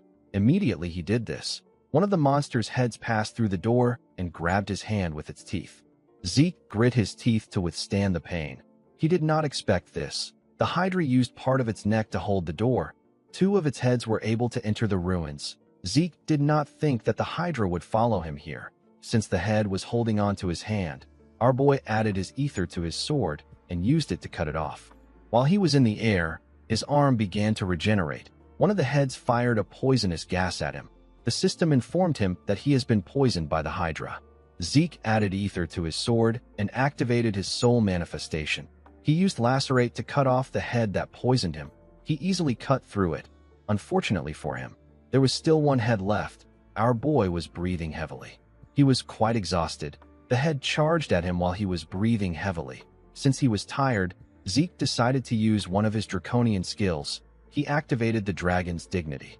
He used it to create a terrifying image of a dragon. With a horrifying look on his face, Zeke asked the monster to screw off if it doesn't want to get crushed. The Hydra could feel Zeke's terrifying power. It became scared. It quickly moved back and left the room on its own. Our boy did not think that dragon's dignity would walk on the dragonborn. He realized that he should have tested it earlier. Zeke wondered why he was so tired. He knew that his infinite stamina is active. He wondered if this was because of the poison. A status window appeared in front of him while he was thinking. It informed him that he has struck fear into the fallen dragonborn. It asked him if he will activate dragonic control to subjugate the target. Zeke was surprised to hear that he struck fear in it. He wondered if he struck fear in it with the dragon's dignity. He He couldn't believe that he had a chance to subjugate this powerful monster. He decided to give it a try. Zeke was quickly disappointed. The system informed him that he lacks the required administrator authority to be able to subjugate the Dragonborn. It told him that he has failed to subjugate the target. Zeke stood up. He said that he was looking forward to it. He realized that it would have been weird if such a cheat skill doesn't have any restrictions. The moment he thought of this, he felt a large amount of pain. The system informed him that the Hydra's poison has surpassed dangerous levels. Zeke fell to the ground. He could not believe that his healing factor was not working on the poison. He believed that there has to be a way to overcome this. He recalled that gluttony can consume bloodline abilities. Since it is such a potent poison, our boy was certain that the monster must have a bloodline ability that involves resistance against poison. He quickly activated gluttony. The shadow came out of his body and ate the head of the Hydra that he cut off. After the shadow was done consuming the head of the Hydra, the system informed our boy that the rank of gluttony has increased after absorbing the life of an elimination target life form. Gluttony increased from beginner to expert level. Zeke recovered the energy that he lacked. The system informed Zeke that he has absorbed the bloodline ability of the Hydra. It told him that he only consumed a portion, so he acquired an incomplete constitution. He now had poison resistance. Due to the effect of the poison resistance constitution, the Hydra poison was neutralized. Zeke smiled and raised his head up. According to the system, poison resistance constitution grants him immunity to most poison, and it will neutralize most poison. Our boy realized that he doesn't have to worry about poison anymore. On top of this, gluttony, which hasn't risen for a while, has finally gone up. He wondered if this is because he absorbed an elimination target life form. According to the system, an elimination target life form is a monster that is designated by the system to be subdued. Zeke will be given additional rewards for subduing such monsters. Our boy decided to continue his mission. He went into the ruins. The hero King Kaiser was a legendary figure who was half human, half fairy. He was born to the wise sage and the fairy monarch. Like any other hero, Kaiser's life was difficult from birth. He was separated from his parents due to the plans of an evil mage. He was abandoned in a forest. A sacred wolf took in the young lone, and crying Kaiser abandoned deep in the woods and raised him. Thanks to the wolf, Kaiser was able to grow up safely. Kaiser saved the oppressed humans and created a kingdom in the central continent solely for humans. This kingdom is known as Kronos. Every single person in the continent knows about how Kaiser's legend began. Currently, there are hardly any documents left from this time. This made Kaiser's story a legend. However, the proof that the hero King Kaiser and the Kronos kingdom actually existed was right in front of Zeke. While looking around the majestic palace, Zeke noticed that it was smaller compared to what he saw in the books. Our boy didn't think that the ruins of Kaiser would be the Kronos kingdom itself. When he arrived at the entrance, he saw a huge door. Zeke realized that the home of the Dragon Slayer was also like this. The system helped him open the huge door. When Zeke stepped inside, he saw a huge glowing rock in the middle of the room. He walked up to the rock. He believed that it contained the secret technique of Kaiser. Before he could touch the rock, the system informed him that a quest linked to the hero King Kaiser's secret technique has begun. Zeke was surprised to see this. The system told him that he can't leave the area until he completes the linked quest. The moment it said this, the door got locked. The system asked him to acquire Kaiser's wisdom from the remnants of his presence left in the ruins. There was no time limit on this quest. He will be given the tears of the fairy monarch as a reward. Zeke was surprised to see what the reward was. He recalled that Kaiser's mother was an existence that grants the wishes of man. He could not believe that he would be getting the tears of the fairy monarch. Although our boy didn't know how to use this treasure, he knew that it is a cheat-level treasure. He asked the system to tell him how he can obtain the wisdom. The system confirmed his request and began to extract the data within the magic video recording device. It discovered entry 546 of Kaiser's magic video records. There were 12 entries in entry 546 that corresponded with Zeke's request. The system decided to play the first video among the 12 magic video entries. It detected that the language used in the video was ancient Kronosian, which is no longer in use. It translated the language into the central continent language which Zeke speaks. The moment it did this, the device released a video of a man. This was the man of legends, the hero King Kaiser. At the beginning of the video, Kaiser said that a sword is simply a sword. He He said that the senile old men who don't even know how to swing a sword always spout this kind of nonsense. Immediately he said this, he noticed that his recording device was shaking. He asked someone whose name is Sheltern to get himself together. He told him that the device is shaking. Zeke quickly recalled that Sheltern is the man known as Kaiser's most loyal knight. Kaiser asked our boy about what he needs to do to wield a sword well. He said that a person doesn't need to do much. He said that they simply have to swing their sword often and with vigor. He asked Zeke if he is curious about the amount of times he needs to swing his sword. He told our boy that he needs to reach this goal. The moment he said this, he took out his sword and made a simple and powerful swing. Zeke felt like he was cut in half. He basically died while looking at the attack.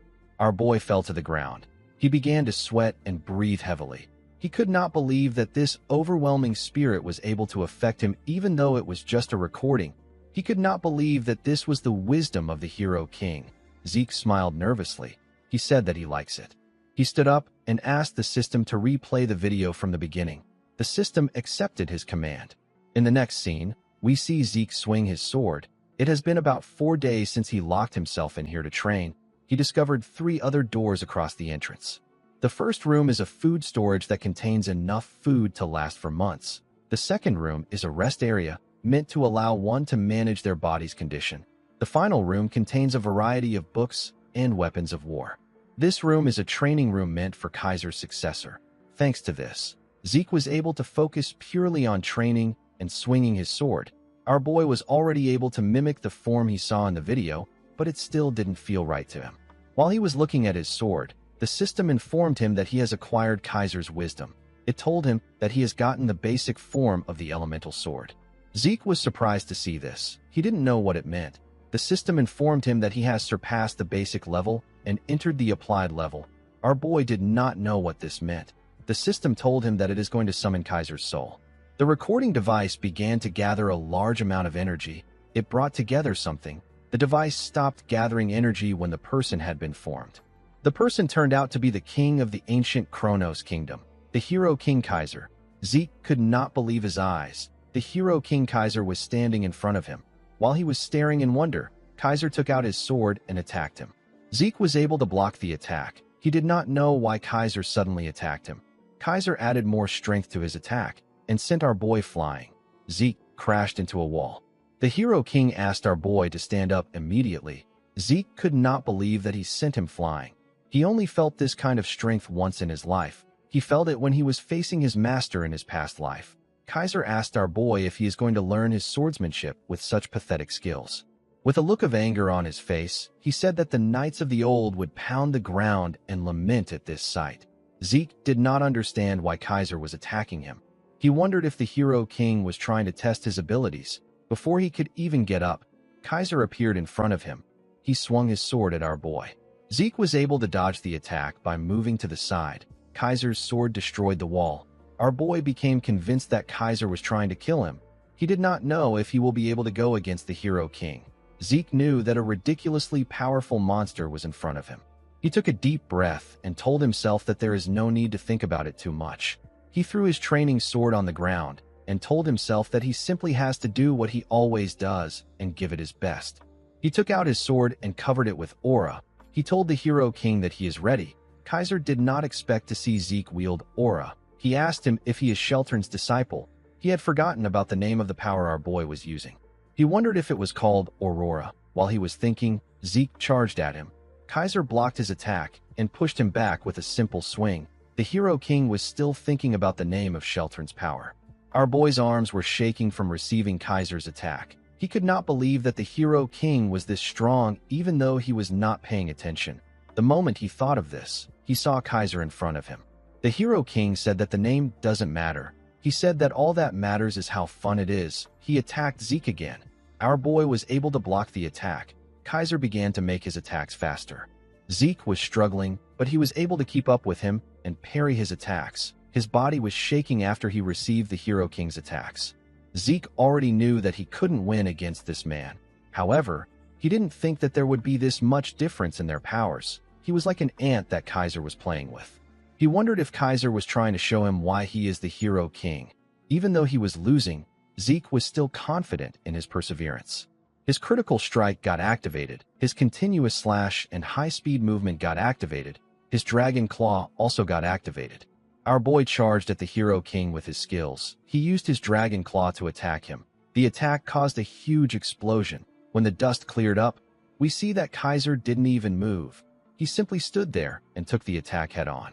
He was actually surprised to see that Zeke was able to wield draconian powers even though he is not a dragonoid. Our boy charged at Kaiser from behind. He activated his ether. Kaiser turned around to see him. He told Zeke that he is also using elemental force. Zeke activated his soul manifestation and used Lacerate to attack the Hero King. Kaiser covered his sword with an unknown energy and used it to stop Zeke's attack. Our boy grit his teeth and continued pushing. The Hero King simply smiled at him. In the next scene, we see Zeke wake up on the ground. Our boy was surprised to see himself on the ground. Kaiser referred to him as weakling and asked him if he is finally awoken. When Zeke raised his head up, he saw Kaiser floating in the air. The Hero King told him that he has quite the talent. He said that our boy has Sheltern's talent, draconian powers, and even elemental force. Immediately he said this, Kaiser noticed something odd. He moved close to Zeke. He told him that a part of his soul is stuck in the spirit realm. Our boy was surprised to hear this. He didn't know what the spirit realm is. Kaiser explained to him that he managed to overcome the wall of death even though he has a human body. He said that his ability to utilize elemental force now makes sense. Zeke stood up and told Kaiser that he has been talking about nonsensical things like the spirit realm and Sheltern's talent. He asked the Hero King to explain things in a way that he understands. Kaiser smiled when he heard this. He asked Zeke to forget about these trivial issues. He reminded him that he has a more important goal. Zeke asked him about what he means. Kaiser asked him to stop pretending. He told him that he is attempting to learn his wisdom. He raised his hand and gathered wind, water, fire, and earth. He told our boy that he is talking about the elemental sword. The elemental force is the pure natural force that makes up all things. Kaiser raised his sword and released water, fire, earth, and wind. He explained to Zeke that the elemental sword is the application of these four basic elements. He swung his sword and used a technique called Wind Field Tempest Sword. He released a tornado with the technique. He explained to our boy that this is the Wind Field Tempest Sword created by the wind. He said that the source of the elemental force that is behind the elemental sword is ether. Zeke was shocked to see the destructive power of the technique that Kaiser used. He believed that Kaiser's explanation and his raw power are closer to magic than swordsmanship. Zeke could not believe that the source of the elemental force is ether. He could not feel any ether from Kaiser. Our boy wondered if there is some kind of secret involved in the conversion of ether to elemental force. He asked Kaiser for the method of converting ether into elemental force. Kaiser covered his sword with fire to show Zeke how it works. He revealed to him that he is just naturally able to do it. He said that he doesn't know how to explain. Zeke wondered why people like this are always his masters. He realized that he could now feel the ether in Kaiser's sword. It wasn't that he didn't feel anything. It was that he couldn't feel anything if he wanted to. This is because Kaiser's ether usage is so perfectly controlled to the point that he needs to completely focus all his senses in order to feel anything. Zeke raised his sword and told his master that he will try it on his own. He told himself that he shouldn't lose himself in what he can see. He recalled that Kaiser called his soul manifestation elemental force. He believed that soul manifestation must be a power that utilizes elemental force. Zeke activated his ether and focused it on his sword. He used a technique known as soul manifestation gale. His sword got covered with wind. The moment he did this, Kaiser used his sword to hit him on his head. He reminded Zeke that he asked him to use elemental force.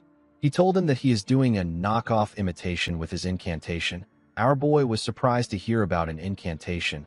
Kaiser explained to him that incantation is the exclusive domain of dragons. He said that he doesn't know about dragonoids, but humans definitely cannot use it. He asked Zeke if he ends up pushing himself past his limit whenever he uses his soul manifestation. Our boy was surprised to see that Kaiser was aware of his problem. He remembered how he always gets tired after using soul manifestation. Kaiser explained to him that there is a marked difference in the size of human souls and dragon souls. He told Zeke that he might be able to imitate it, but he will never be able to use it to the same effects. With a look of anger on his face, Kaiser said that the ability is pathetic. He said that it is a low-grade knockoff of incantation. He asked Zeke to start again now that he understands. Zeke remembered that he has seen something that spoke about incantation before. This happened when he absorbed Bahamut's heart in the home of the Dragon Slayer. He saw a status window that told him that incantation has been acquired, but he cannot use it. Zeke wondered if he will be able to use soul manifestation freely when he becomes strong enough to unlock incantation. He believed that this should work since soul manifestation is a technique based on incantation. Our boy realized that he has gotten another reason to grow stronger as fast as he can. Kaiser asked him if he needs another blow to get himself together. He asked him to stand up. Zeke quickly stood up. The application training took more time than the basic training. Through the effects of divine body, Kaiser's demonstrations, and countless duels, Zeke was able to understand the elemental sword's fundamental principles. Just like how magic is activated using mana as its driving force, elemental sword is founded on the principle of utilizing ether to drive the power of the spirits, which is elemental force. After understanding the fundamental principles and the method of using it, the elemental sword was no longer difficult for Zeke to use. Our boy was able to use his sword to fire the Wind Field Tempest sword. Kaiser told him that he can finally look at him. He told him that it will be incredibly difficult to reach the next level. He asked him to rest for now. Zeke told him that he understands. When Kaiser put his sword into the ground, Zeke asked him if he can ask a few questions while he rests. Kaiser used the wind to float in the air. He asked Zeke to go ahead. After learning from Kaiser, Zeke now understood that he was floating using elemental force. He asked his master to tell him why he called him Sheltern's disciple when he saw him use aura. He asked him about what it meant. Kaiser realized that the name of the power he was trying to remember was aura. He revealed to Zeke that Sheltern told him that humans can't use elemental force. He told Zeke that Sheltern created the power that he is using. Kaiser was annoyed to see that Sheltern ignored his techniques and only passed down his own. He cursed the man known as Sheltern Draker. Zeke was shocked to hear Sheltern's surname. He could not believe that the right-hand man of the hero king and the man known as the noble knight was the founder of Aura and a Draker. This means that the progenitor of the Drakers was not Tarakan. It was actually Sheltern Draker. Zeke wondered why this truth isn't known by the people. He told Kaiser that he also wants to know what the spirit realm is. He explained to him that he has acquired elemental sword, and he can feel the power of the spirits, but he cannot yet grasp the concept. Kaiser swung his hand when he heard this. A huge wall made from wind rose from the ground. Zeke immediately knew that this was the elemental sword wind field. He did not expect that it could also be used in this way. Kaiser said that the spirit realm is basically the afterlife. He asked our boy to think of their current realm as this life. He told him that he can never return once he leaves his body in this realm and enters the spirit realm.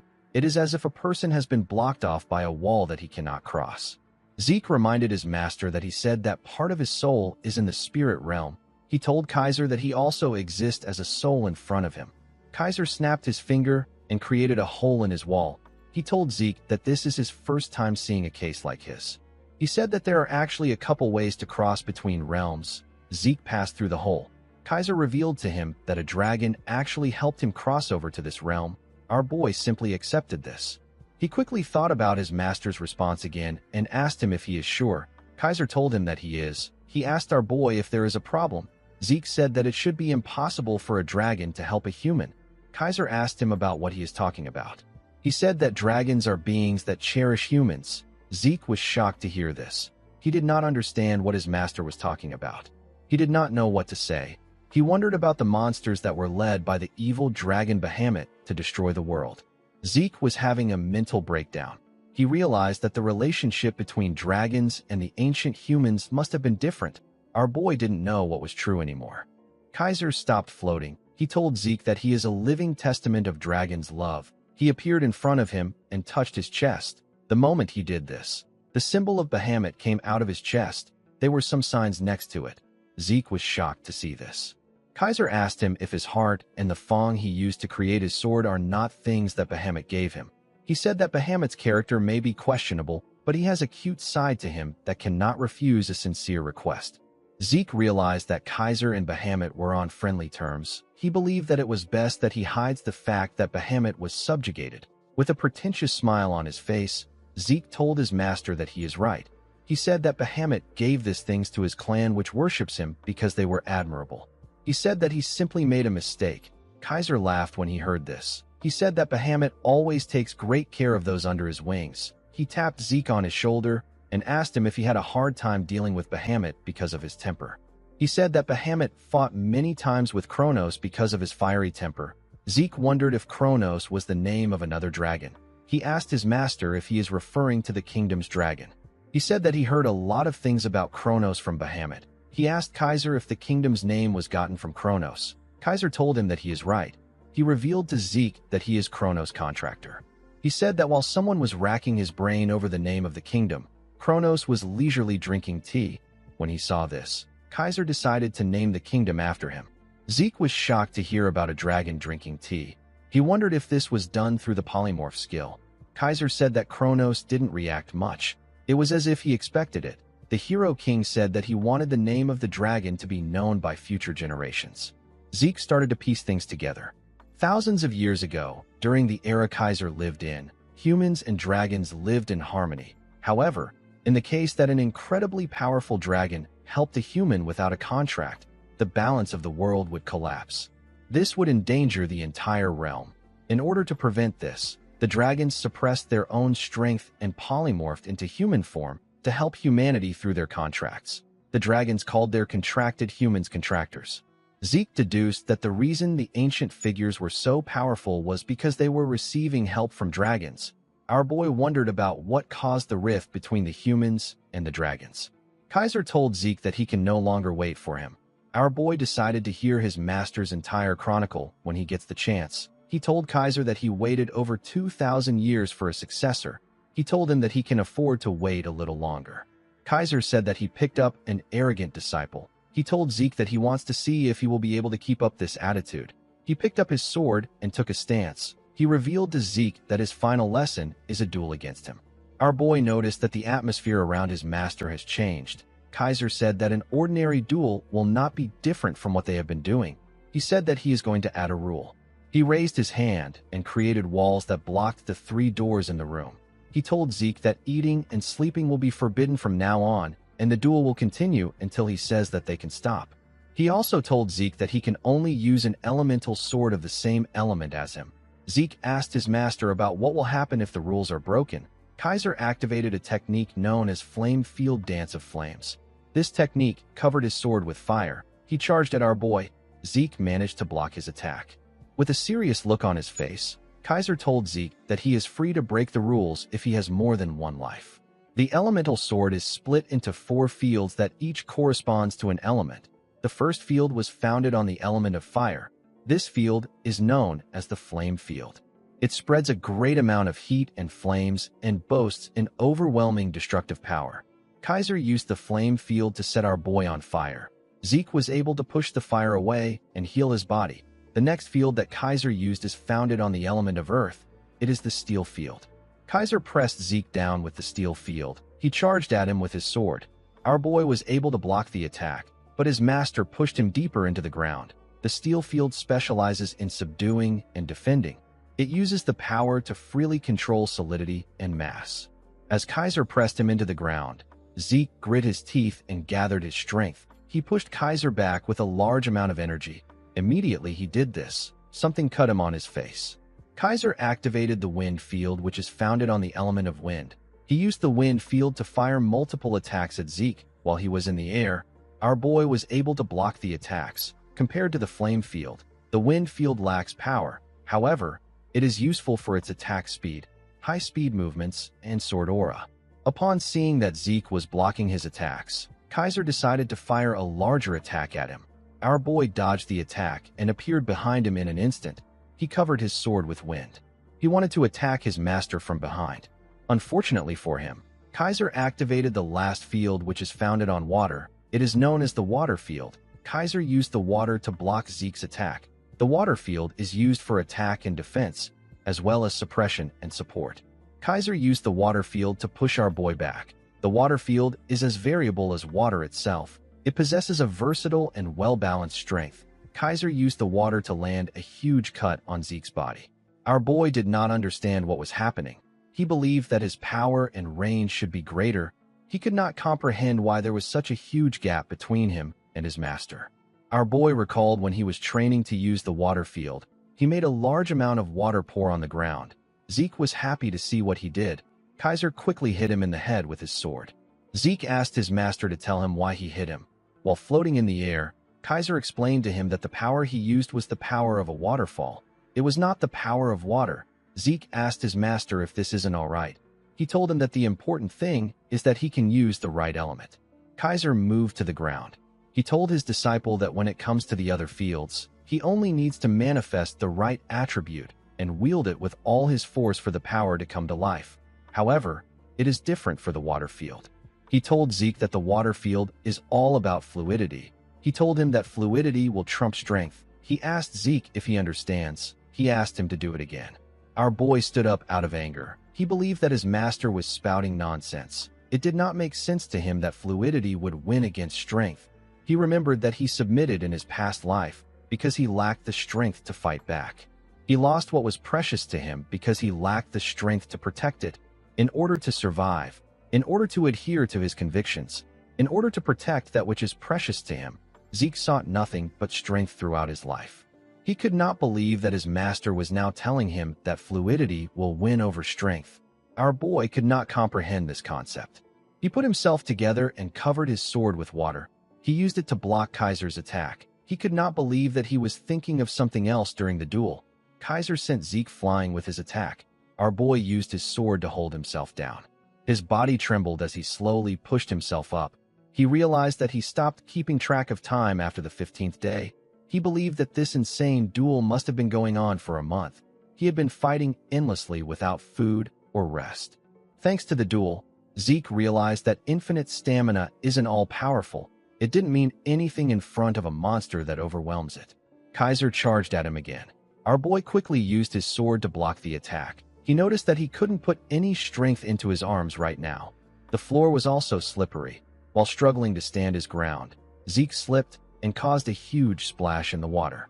Fortunately for him, he was able to stand his ground. He did not expect that he would parry Kaiser's heavy attack with the water. Zeke smiled when he remembered what his master said. He now understood what his master meant when he said that fluidity will trump strength. When he casted aside his strength to grip his sword and his strength to remain standing, he finally began to understand Kaiser's words. The methods our boy learned to control a blade's arc and strikes do nothing but bind its freedom. Zeke realized that he needed to cut away this unnecessary shackles. Just like how water flows from above to below, our boy needed to create his own path. He grabbed his sword and charged at his master. He recalled that he has felt something like this in his past life too, when the line between his sword and himself blurred, and he felt like he was one with the world around him. Zeke now understood that water could be violent at times, and refined too. He moved his sword with the water and pushed his master back. He stood before Kaiser like an equal. Kaiser smiled when he saw this. He was excited. He swung his sword at our boy.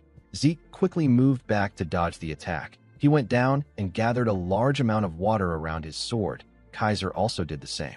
With a smile on their faces, the two of them used a technique of the water field known as Water's Edge. Their attacks shook the entire Kronos kingdom.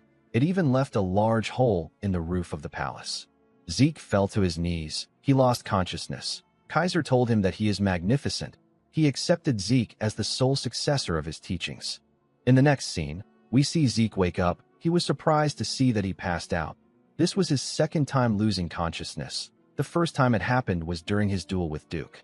At the time, the system informed him that the excessive use of his skills has resulted in fatigue that surpasses the allowed amount.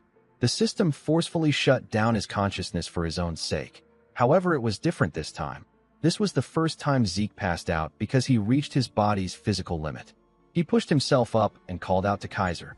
He turned around to see that the stone that summoned his master was broken. He realized that his master has returned to the spirit realm. Our boy wondered about what happened to the quest. He felt like he managed to decently use the water field before passing out. While he was thinking, several messages popped up out of nowhere. Zeke was shocked to see the amount of messages that appeared in front of him. The system informed him that he has completed the linked quest. It told him that his reward will be increased due to the time bonus.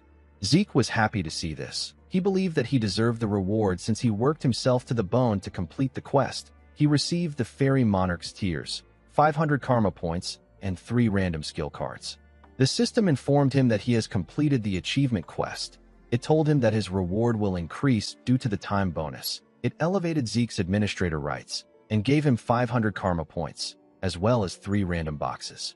Due to the fact that he was elevated to an intermediate administrator, certain system functions were to be unlocked. Zeke's elementary level quest book changed into an intermediate level quest book. An item hotkey slot was unlocked.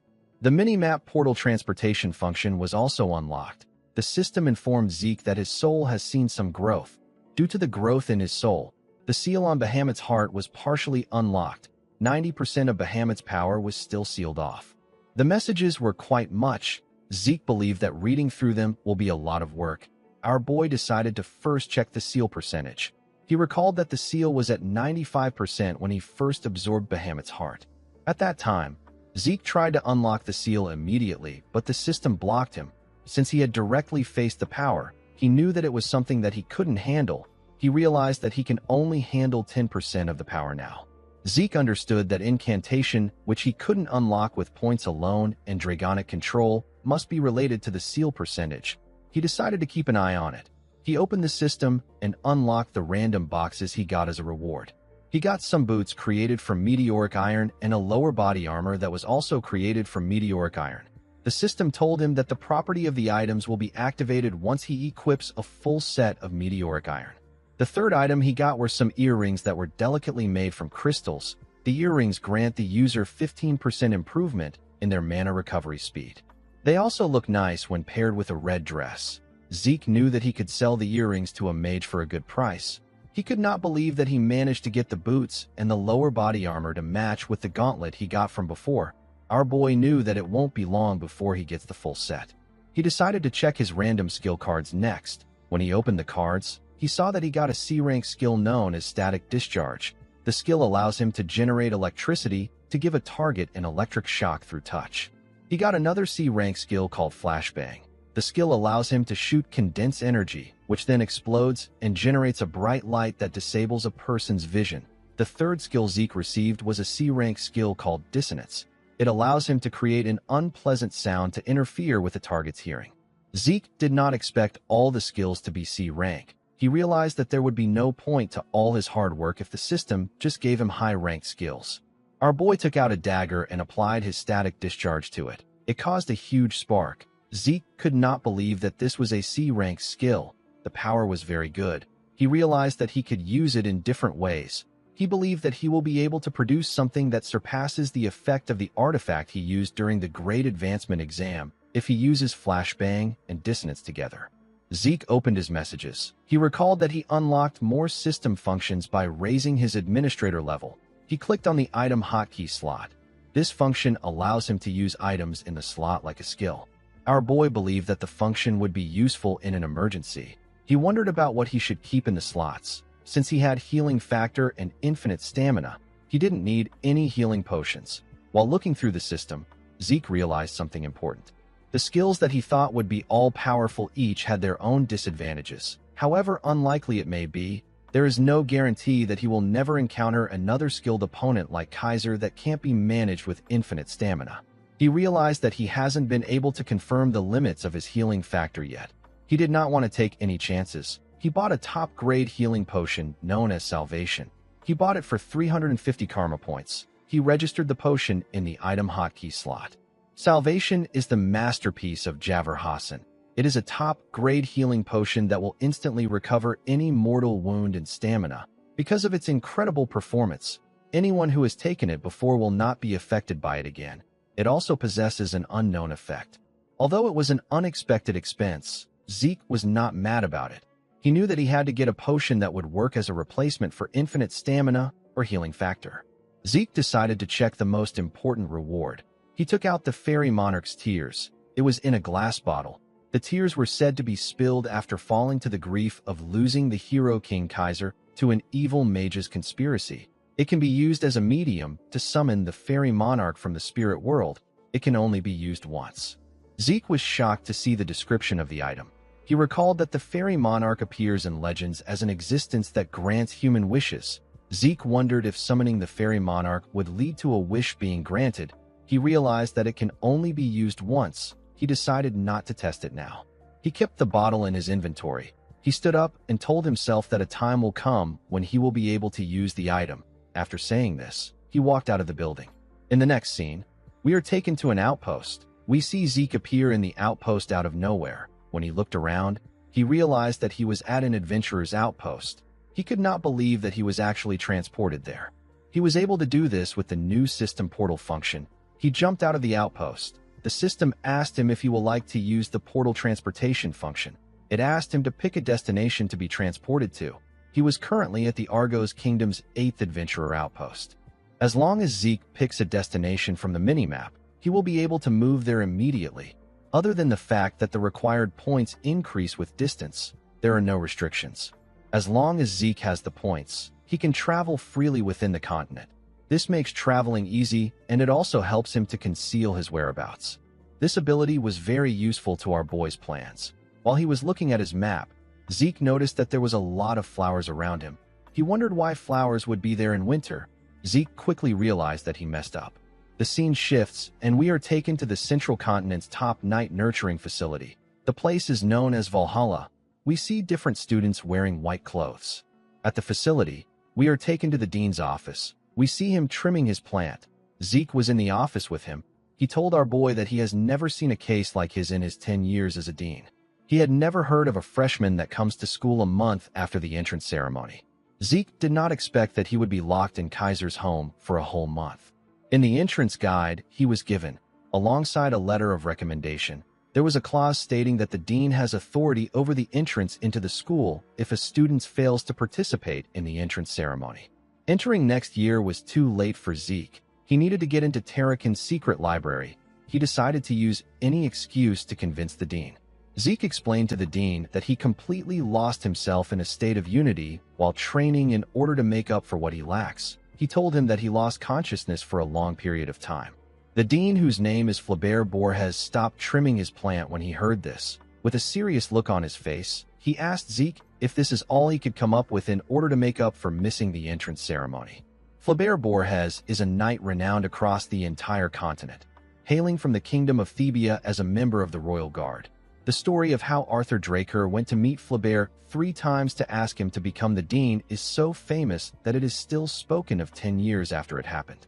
Zeke knew that this man is someone who highly values honor and order. He knew that things won't go well for him if he tries to make an emotional argument. He bowed his head and told Flaubert that he has no excuses for his absence. Flaubert did not expect this. He knew that unity isn't something that is easily achieved. If it was any other cadet, he would have dismissed it as a lie. He revealed to Zeke that he received a letter of recommendation from the academy's dean. He told our boy that he will arrange a place for him. Zeke was shocked to hear this. Flaubert explained to him that he will permit his enrollment if his month-long training is determined to have been worth more than a month in Valhalla. Zeke did not like the fact that Howard helped him in this situation, but he didn't have a lot of choices. He thanked Flaubert for giving him a chance. Flaubert pressed a bell. An assistant quickly entered his office. The dean asked the man to reserve an empty training room immediately. He asked him to tell the professors of each department that there will be an extra entrance exam, so they need to gather there. The scene shifts, and we are taken to the cadet individual training room. We see Zeke standing on the stage. Our boy looked around the room. He realized that all the professors here are renowned knights that he has seen in the continent's news at least once. Since everyone had gathered there, Flaubert ordered Zeke to show them the fruits of the training he claims to have undertaken. Zeke grabbed his sword. He wondered about what he should show this instructors. He knew that he couldn't show them his elemental sword. He took out his sword and took a stance. He could feel the intense pressure of the instructors who were staring at him. Our boy was aware that this were the people training the greatest knights on the continent. He knew that they wouldn't even blink if he showed them some old technique. Zeke decided to show them a little bit of what he is capable of. He released a large amount of energy in the hall. He focused his energy on his sword. The instructors were shocked to see Zeke's aura shining brightly. They could not believe that they were looking at an aura blade. The instructors could not comprehend the fact that Zeke has already reached the level of a Blue Knight at age 15. They recalled that Abel was the one who held the record of the youngest Blue Knight. He became a Blue Knight at age 19. The instructors believe that our boy was able to achieve this because he is a golden awakener. Zeke realized that he messed up. He recalled asking Kaiser about what he thinks of aura. The Hero King said that it is a petty trick used by the weak. After facing Kaiser for a while, our boy completely forgot how to hold back his aura. When he saw how the instructors were arguing, he became relieved. He was relieved that they only think of him as a warrior at the level of a Blue Knight. Before meeting Kaiser, Zeke's aura was at the level of a Blue Knight. However, after he learned the elemental sword, his aura broke through to a whole new level and he managed to reach the level of a Red Knight. The key difference between the two lies in the usage of Aura Blade. Aura Blade is a technique that allows one to wrap their sword in a thin and sharp layer of aura to optimize deadliness. A Blue Knight is only capable of manifesting and maintaining it. A Red Knight, however, would be capable of changing its form freely while maintaining its deadliness. Zeke was relieved that he stopped after merely using the Aura Blade. He knew that things would have gotten stressful if he continued. While he was looking at the instructors, someone screamed that he was incredible. Zeke was startled when he heard the person scream. The person turned out to be Flaubert, with a smile on his face. The dean told Zeke that he has shown results that are incomparable to spending 1 month in Valhalla. He told our boy that he could have taken several years off if it was for his awakening. Zeke put away his sword. He was surprised to see Flaubert acting like a completely different person. Zeke bowed his head and told the dean that he apologizes for missing the entrance ceremony. He said that it was due to his own incompetence. Flaubert laughed and asked him not to worry about it. He turned to the instructors and asked them if there is anyone opposed to Zeke's entrance. The instructors realized that the dean is really indulgent towards talented students. The instructors told him that they are not against our boy's entrance. One of them said that such a clear manifestation of Aura Blade is rare even among active knights. He said that they don't need to see anything else. Flaubert agreed with them. He congratulated Zeke on his enrollment. Midland Atlas is a great city that is the size of a kingdom in the center of Midland.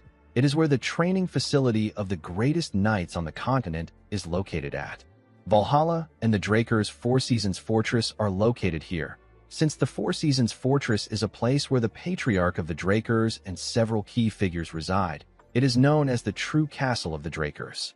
In the next scene, we see Zeke arrive at the entrance of a mansion. This ridiculously huge mansion is Zeke's personal house. Even our boy felt like it was too much for him. As he slowly opened the door, we see 2 people waiting for him inside. The moment Zeke stepped in, someone popped a confetti and congratulated him on his entrance into Valhalla. The person turned out to be Duke. Andre was with him. The 2 men wore silly clown costumes. Zeke was surprised to see his master. Duke tapped his disciple on his shoulder and told him that he is amazing. He said that it is his first time seeing someone miss the Valhalla entrance ceremony. He told our boy that they need to get started since he has arrived. Zeke did not understand what his master was talking about. It turns out that Duke and Andre prepared a surprise enrollment party for him after they arrived at Atlas. Our boy wondered why people who should be in the academy were in Atlas. It turns out that Duke has been called back to the Four Seasons Fortress by the Patriarch. It has been a month since Duke decided on his own to become our boy's housekeeper at his mansion. Andre revealed to Zeke that he became an assistant professor at Valhalla. He apologized to Zeke for imposing on him. Our boy felt like Andre followed him there. He did not like this people disturbing his peaceful life. He was annoyed that they decided everything without even informing the owner of the mansion. After drinking several bottles of liquor, Duke and Andre passed out. It was already late in the night. The scene shifts, and we are taken to a bar. We see someone place a coin on the bartender's table and ask for a beer. The bartender was shocked to see the symbol of the Drakers on the man's gloves. The person turned out to be Zeke. Our boy told the bartender that he also wants to meet Kay. The bar became quiet the moment our boy said this. Everyone turned to him and took out their weapons. Our boy smiled when he saw this. He raised his hand and asked the men if they want to have a go at it. The men were terrified to see the Drakers symbol on his gloves. They all quickly sat down and continued drinking like nothing happened. With a nervous look on his face, the bartender apologized to Zeke. He said that he should have stopped the men. He raised his hand and pulled a bottle to open a secret door. He told Zeke that he will guide him to the branch manager. While walking inside a tunnel, Zeke noticed that the tunnel has a 2nd and 3rd layer security magic. He knew that only Kay would do this.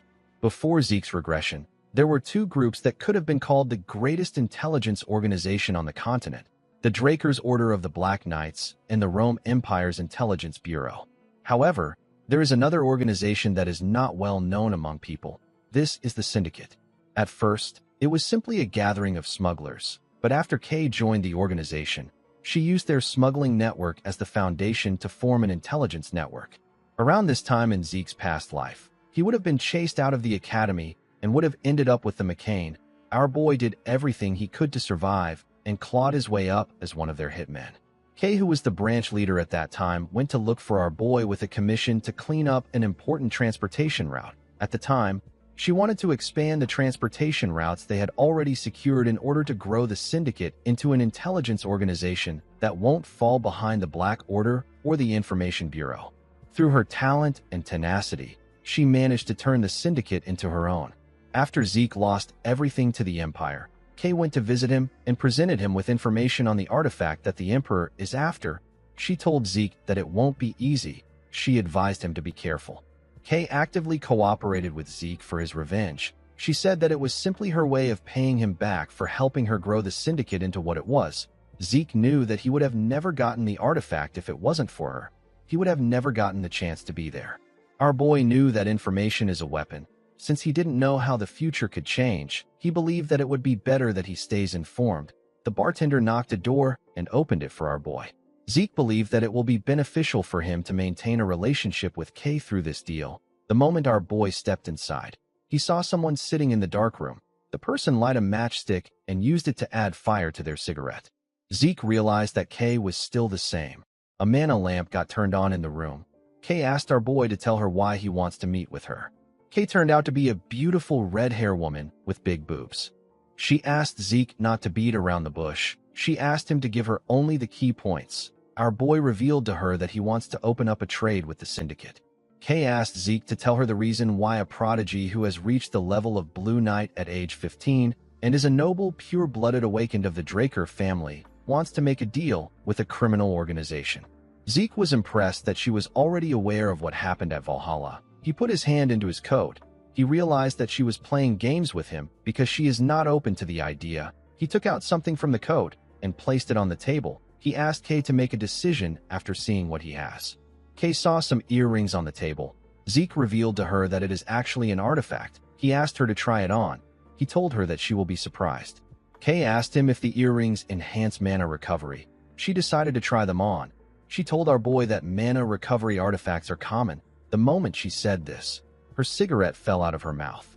She was shocked to feel the power of the artifact. She realized that her mana recovery rate improved by 15%. Kay was shocked because most artifacts have a mana recovery improvement of 1%. Even the impressive ones are only at 3%. Kay couldn't believe that our boy gave her something 5 times better. She knew that there would be no way she wouldn't know about the artifact if it was on the market. She realized that Zeke must have either gotten it from a route she doesn't know about, or he managed to get it on his own. Kay became suspicious. With a smile on his face, Zeke asked her if she is ready to talk. Kay wondered about who Zeke truly was. In the next scene, we see Zeke explaining things to Kay. He told her that she can open up a new account with the sealed personal statement she got. He told her that he has already requested for a representative. He told Kay that the only thing she needs to do is go to the Atlas Northern Bank and take care of the item. Kay knew that Zeke wanted to sell the earrings, but she did not expect him to want to work with her to sell unknown artifacts on his behalf. Zeke wrote that she can take 10% for each item sold, and an additional bonus for every 10,000 that they sell. Everything Zeke wrote was what Kay had in mind. It was the upper limit of the deal that she wanted to make. Kay realized that Zeke has access to information. This is because he was already aware that she is a magician.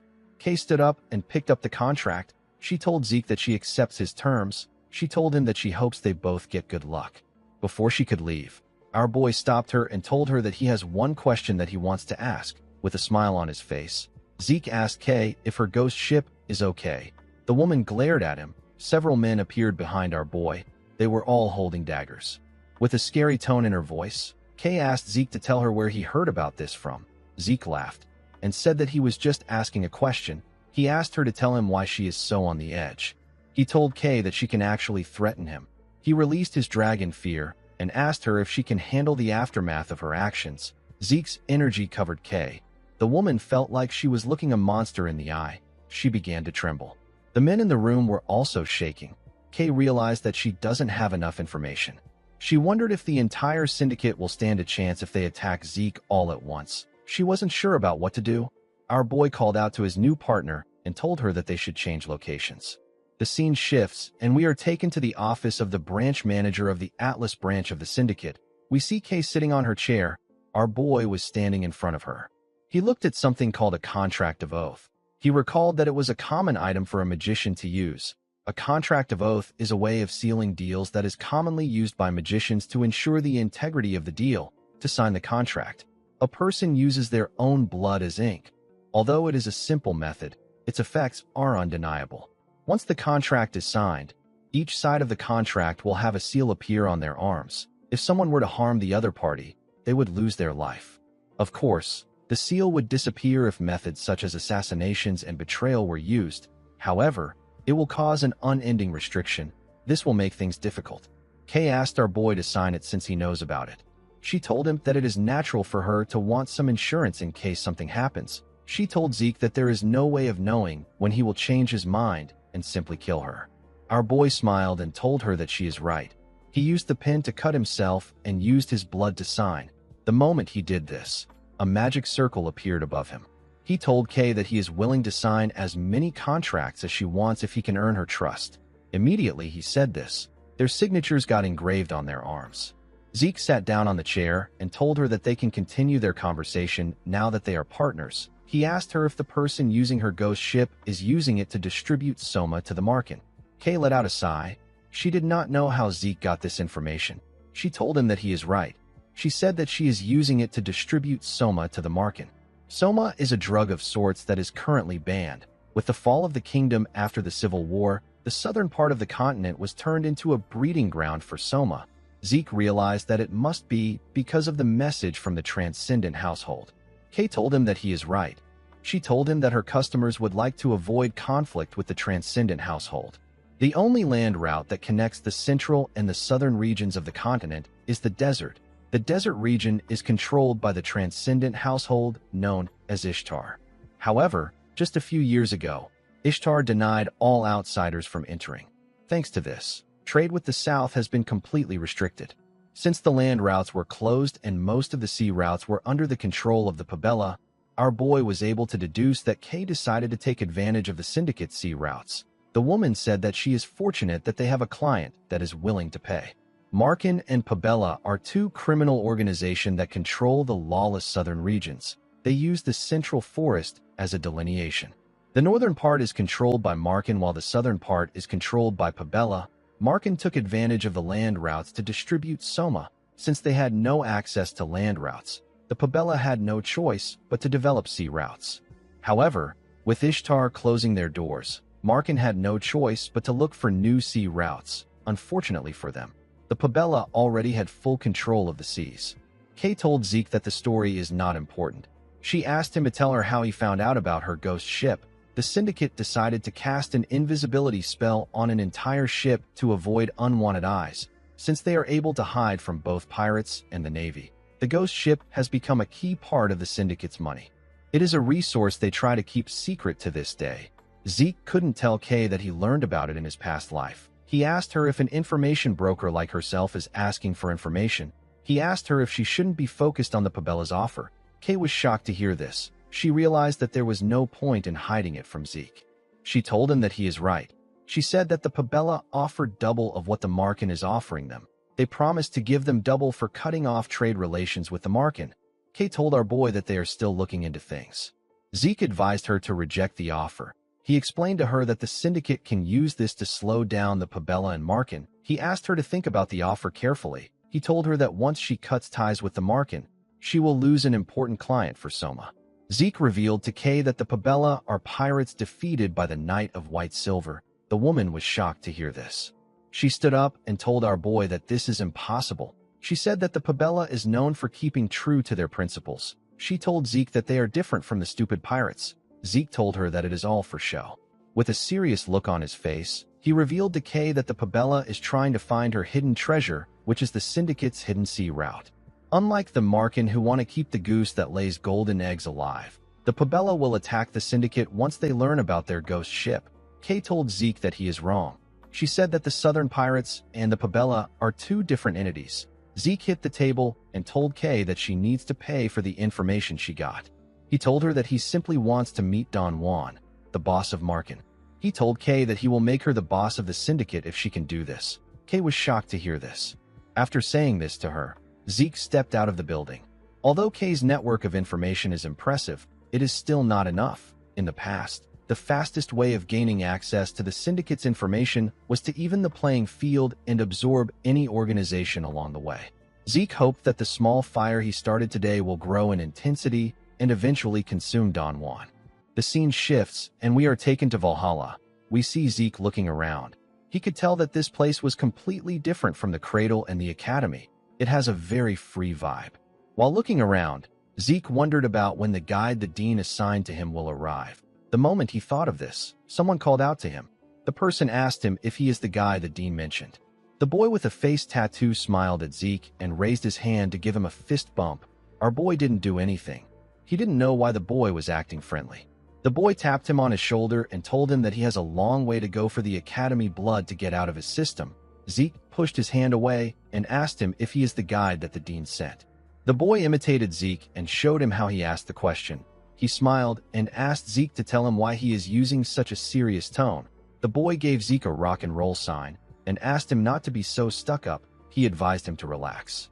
He told our boy that he is the guide that the dean personally assigned the duty of showing him every nook and cranny of Valhalla. Zeke could tell that this boy talks a lot. While talking, the boy realized that he forgot to introduce himself. He told Zeke that his name is Diego. Our boy was shocked to hear this. Diego introduced himself as the evangelist of New Age fusion music of Southern traditional percussion and central melodies. Diego Villa let out his tongue and told Zeke that he hopes to get along with him. Our boy turned around and told him that he hopes for that too. Diego did not expect Zeke to say this. He moved close to him and asked him if he is already warming up to him. Zeke told him that this depends on his mood. Our boy did not expect to meet Diego Villa, the person who will later be known as the Metered Knight. Zeke did not think that he will meet a man destined to be known as one of the 5 Divine Knights. The 5 Divine Knights are 5 knights that played key roles in the Continental War. The first among them is Bishop Kastek, who is also known as the Silent Knight. The second is Jeffrick Salma, who is known as the Haze Knight. The next person is Asta Eladolf, who is known as the Illusory Knight. The fourth person is Reyna Draker, the Lightning Knight. The fifth knight is Diego Villa, the Metered Knight. While thinking, our boy recalled that people said that all 5 Divine Knights were Valhalla alumni. He decided to confirm if this is true or not.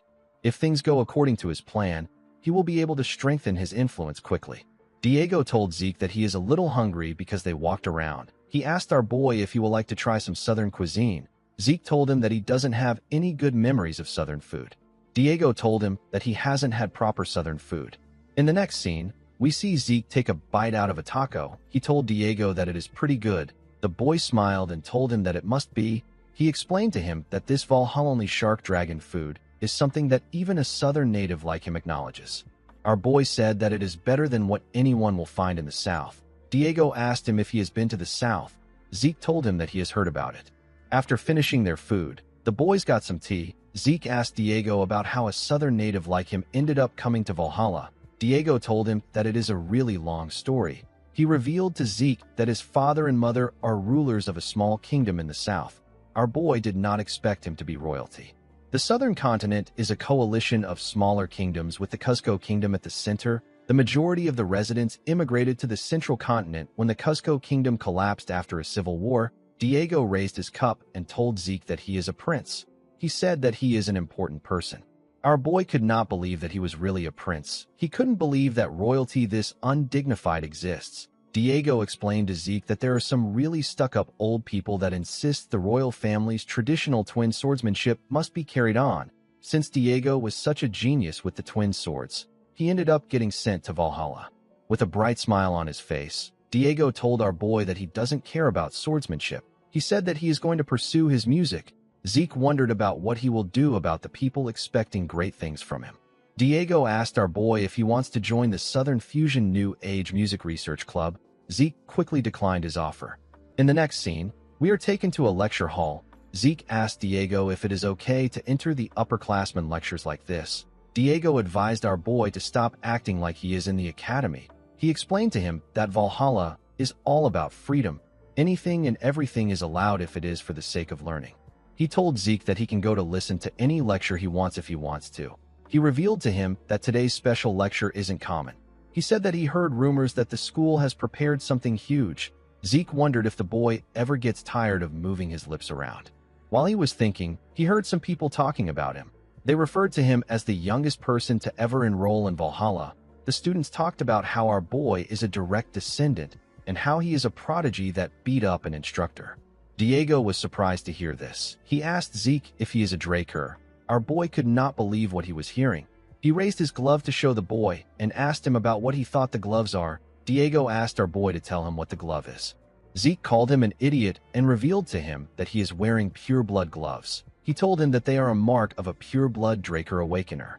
Diego was shocked to hear this. He recalled that Zeke didn't take off the gloves while they were eating. He told our boy that he simply thought that he was a real badass for sticking to his guns. He told him that he had no clue that he was wearing pure-blood gloves. Zeke found it funny that the boy came all the way to Valhalla without knowing about the pure-blood gloves. He noticed that Diego was panicking. He felt like this was the normal reaction a person would have when encountering a pure-blood awakener. Zeke was quite relieved to see that Diego stopped talking. The moment he thought of this, Diego told him that he now understands why he is so stuck up. Zeke was annoyed to hear his voice. He did not know what to even say to him. Diego put his arm around his neck and told him that he should have paid for the meal since he is a Draker. He laughed and told him that he is just kidding. Everyone turned to them when they heard Diego's voice. Zeke could not believe that the boy was becoming rowdier. While he was talking, the dean clapped his hands and asked everyone to pay attention. The students immediately became quiet. Zeke wondered why there were so many people in a lecture hall. He believed that they came because of the special lecture being held by the dean. Upon seeing the amount of student there, Flaubert said that he can tell that they are looking forward to the lecture. Diego took out a book and showed it to Zeke. He asked him about what he thinks about the lyrics. He asked him if the rhyme scheme is crazy. Zeke reminded him that he said that they should listen to the lecture. He asked Diego to pretend to listen. The dean decided to skip the formalities and go straight to the main event. He told the students that he had a really hard time getting this person. He introduced the person as a Black Knight of the Drakers who is returning from the field. Zeke smiled when he saw the person. He recalled that the person returned to the Four Seasons Fortress. He wondered if the man will begin international activities now. The person turned out to be Duke Draker. The students were shocked to see the Gale Knight. They did not expect to see the Black Knight that disappeared. They recalled that rumors were going around that Duke was recently sighted around the Four Seasons Fortress. The students did not expect it to be true. Duke told them that it is an honor for him that they all remember him after he stepped back from the front lines. He advised the students to engrave the lecture in their hearts and soul. He revealed to the students that he became a Black Knight after being part of the normal class in the academy. The content of Duke's lecture was much better than our boy expected. The students did their best to focus on Duke's long lecture. After a while, they began to fall asleep.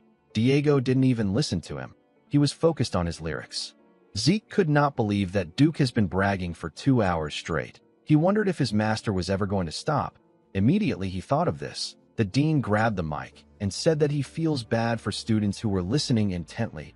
He said that they are out of time. Zeke was relieved to hear this. The dean took a look at his watch and announced that the second speaker is someone they all know. He told them that introductions won't be necessary. He explained to the students that even though the woman is incredibly busy as a guardian knight, she took time out of her schedule to come there. Zeke was surprised to hear this. Within the Draker family, knights are classified as normal knights, intermediate knights, advanced knights, and guardian knights. Because of this, there aren't even 10 guardian knights in the family. Our boy was certain that the second speaker will be a prominent figure. Flaubert took a look at his watch. He wondered why the guardian knight was taking so long. A woman with platinum blonde hair stepped into the hall. Zeke carefully looked at her. Although the woman had platinum blonde hair and a white full-plate armor that stood out, our boy still didn't recognize her. The students were quite happy to see the woman. One of them said that he is so happy he came to Valhalla. He said that he did not expect to see the white silver knight in person. Zeke was shocked to hear this. He quickly turned to the woman. He immediately realized that he was looking at the first of the Draker's direct descendants. He was looking at Carly Draker, the woman known as the White Silver Knight. The port town of Isen is an important hub when it comes to sea travel in the central continent. Currently, it is a city with excellent geographical value due to how it can secure trade routes to not only the trade city of the Dolta Republic and the southern continent, it also has access to the eastern continent as well.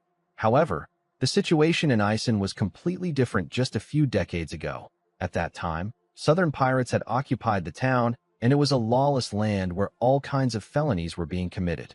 After she became a proper knight of the Draker family, Carly Draker began cleaning up the pirates. 5 years after embarking on this endeavor, no pirate could be found within Isen.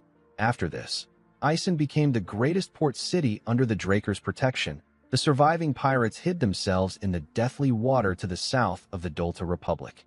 Carly's achievement of securing trade routes in Isen was acknowledged, and she became the youngest guardian knight. This is a feat that even Abel, who had everything in his hands, was never able to achieve. In the present, Zeke stared at his sister. He knew that the guest would be an important figure, but he didn't expect it to be his eldest sister. He recalled that Carly is currently engaged in a battle of succession against Abel. It was natural for Zeke not to recognize his sister. This is because something happened to her even before his regression. Carly let out a sigh and tapped her finger on the podium. She yelled and ordered everyone to keep shut. The students immediately kept quiet. They became scared. Zeke was not surprised to see that everyone trembled in fear. He knew that this was the natural reaction people would have when a guardian knight yells. Carly told the students that their attitude and behavior of not keeping quiet when a speaker has presented themselves is different from the disciplined Valhalla that she graduated from. She told them that their forefathers would click their tongues if they saw how they are. She asked them if they think that the peace they are enjoying now was granted to them at no cost. She told them that it was gotten through the blood, sweat, and tears of those who came before them. The students did not know how to react to this. Carly told them that it is not important if they just know this. She said that it is only when they reflect this in their actions that this knowledge truly has meaning. Zeke did not expect his sister to be like this. Carly told the students that it is only through rigorous training and a strict adherence to rules that one can grow a healthy mindset as a knight and become a true knight. Zeke realized that his sister is a young boomer. As they walked out of the hall, the students spoke about how awful Carly's talk was. They wished they had listened to Duke more. Zeke knew that his sister gave meaningful advice, but it did not seem to have any effect on the students. While walking, he remembered what Diego told him. With a bright smile on his face, Diego apologized to our boy. He told him that the 5 hours of composition lit a fire in his soul. He said that he has finished the Valhalla tour.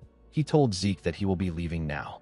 Our boy was happy that Diego left. He planned to hunt for talents and live his life in Valhalla. He believed that it will be better for him to search for Tarakan's secret library during times like this. Before our boy could take another step, someone called out to him. When Zeke turned around, he saw his elder sister. Carly asked him if he could spare her some time. In the next scene, we are taken to the Valhalla public training room. We see Carly take out a glowing sword. Zeke realized that this is the mithril sword that the Holy Kingdom gave his sister. The Holy Kingdom was originally bordering Isen, so the pirate problem was a big issue for them too. As a show of goodwill to the benefits they gained from the pirates being cleared out, the Holy Kingdom gifted Carly a 100% purity mithril sword and armor. She got the title of White Silver Knight because of her appearance when she wore this gear. Carly told her brother that she wants him to show her his abilities without hiding anything. Zeke locked his fingers together and carefully stretched his arms. He wondered why his sister came to meet him. He did not think that she would challenge him to a duel. He realized that Carly must have heard the rumor of him reaching the level of Blue Knight. Our boy placed his sword sheath on the ground and drew his sword. He recalled that she said that she wanted to see his abilities without hiding anything. He told Carly that he will do as she wishes. Of course, Zeke knew that he couldn't show the full extent of his abilities. He was well aware that his sister wasn't the only one curious about the extent of his abilities.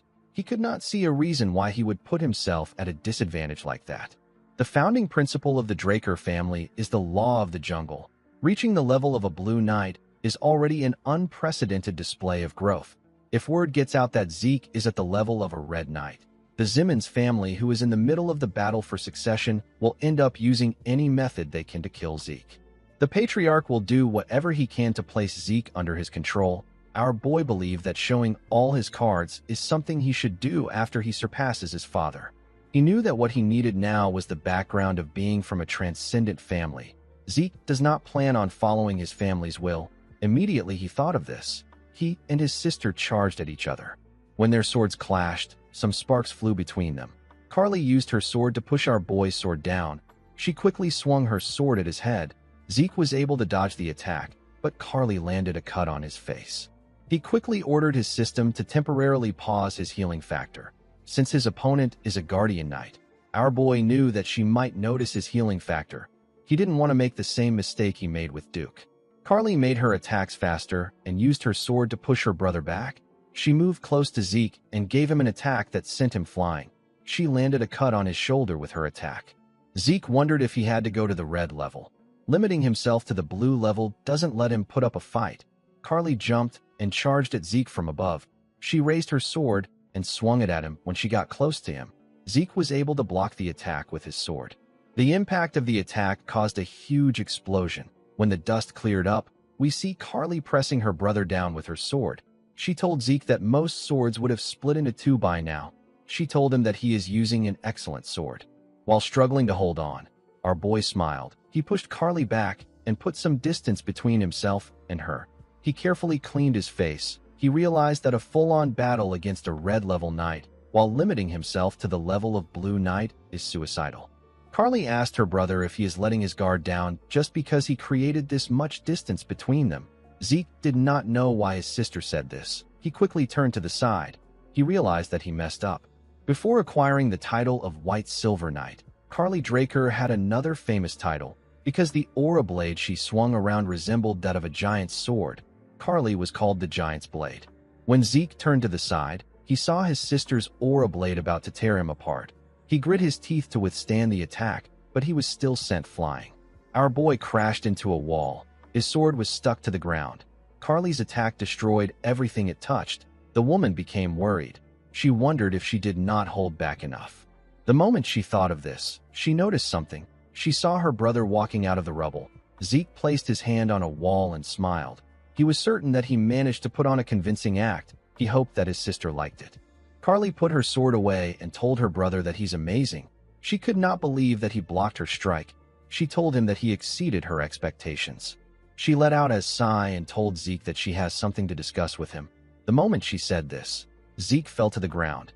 Carly was surprised to see this. She quickly ran to her brother. When she picked him up, she noticed that his internal injuries were quite serious. She wondered if Zeke used his aura excessively. She took out something from her pocket and poured it into Zeke's mouth. She told him that this is their family's highest tier recovery potion. She asked him to drink it slowly.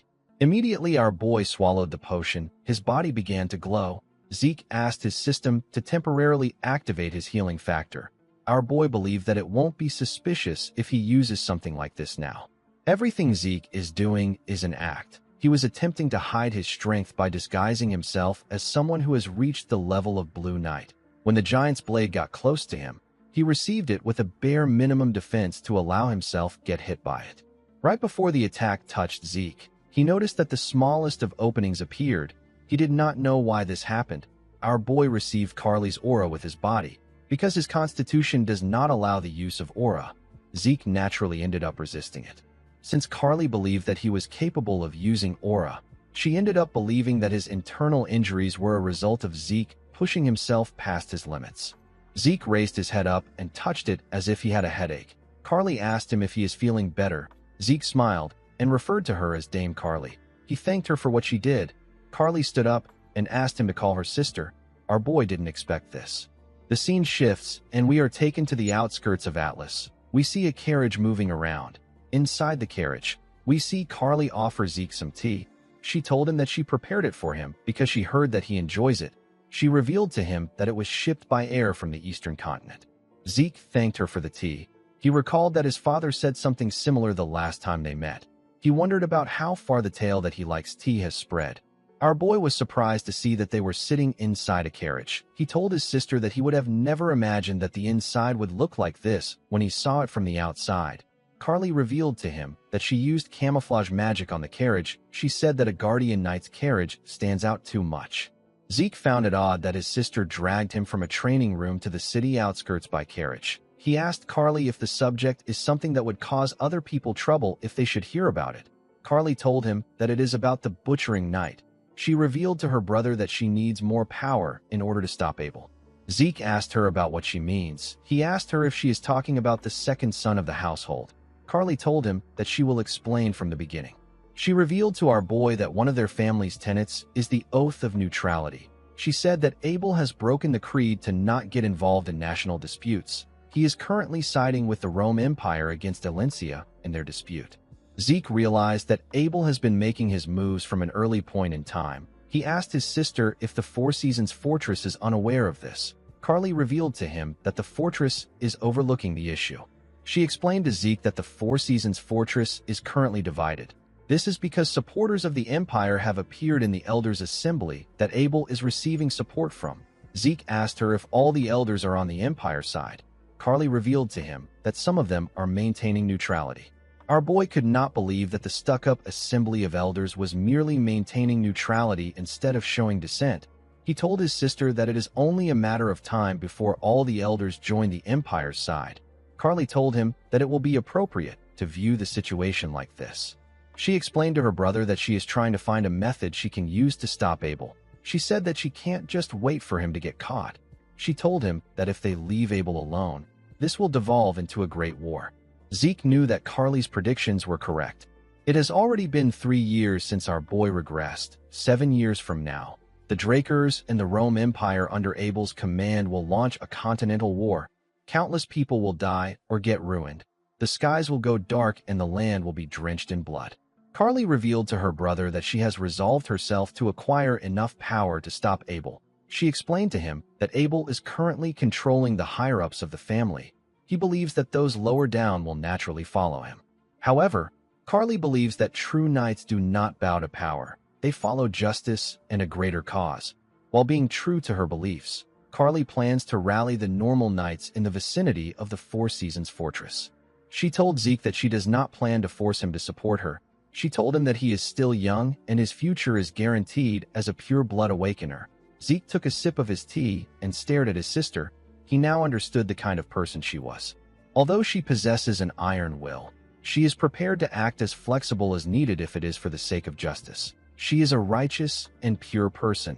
Zeke realized that the reason an opening appeared in her giant's blade was because she was concerned about him.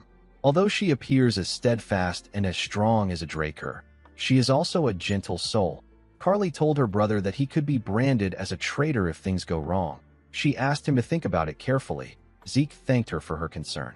He placed his cup on the table and went on his knees. He told Carly that he has made his decision. He told her that he wishes to join her on her path of chivalry, even though he is inexperienced. Carly was shocked to hear this. She gently smiled and thanked her brother. The scene shifts, and we are taken to Valhalla Research Facility. We see Zeke looking at his status window. In his past life, our boy was able to acquire up-to-date information about his family through K. He never expected that this corruption was already in his family even before the Continental War. The reason Zeke intended to leave his family early was because he wanted to avoid Abel's interference while gathering enough forces to prepare for the Continental War. However, now that there is someone sharing the same goals as our boy, it is not necessary for him to leave the family. Zeke actually liked this situation. Remaining in the family would make it easier for him to keep tabs on Abel's actions. With Carly at the forefront, Zeke wouldn't have to face the brunt of any retaliation. In order to achieve his goal, Zeke needed to officially become a knight and turn public opinion on Carly's side. Even if Carly is firstborn and a guardian knight, she is neither a pure-blood awakener nor is she from one of the great families. In our boy's past life, Carly was pushed back by Abel's forces and failed to take the family for herself. However, if a pure-blood awakener like Zeke becomes an official knight and gives Carly his support, the scale would be balanced. Zeke could not believe that he had to act like a knight, even though it didn't suit him in any way. While thinking, our boy looked at the map. He saw that he was almost at his destination. He entered the Great Central Library in Valhalla. He went inside to check for the main reason he came to Valhalla. He went to check for Tarakan's secret library. Inside the humongous library, our boy walked into a closed section. The system informed him that he has arrived at his destination. Zeke could not believe that this was the secret library. He felt kind of disappointed when he looked around. He didn't see anything special or meaningful there. Since it was a place the system guided him to, Zeke expected to find something like Bahamut's heart or fangs. He wondered if he ended up coming there in vain. Immediately he thought of this. He took another step. The system informed him that it has detected a data storage point. Immediately it said this. A huge shelf appeared in front of our boy. Zeke was shocked to see the shelf. He was more shocked by what he saw on the system. The system informed our boy that the secret library of the administrator known as Tarek Draker has been found. Zeke could not believe that Tarek was a user of the same system.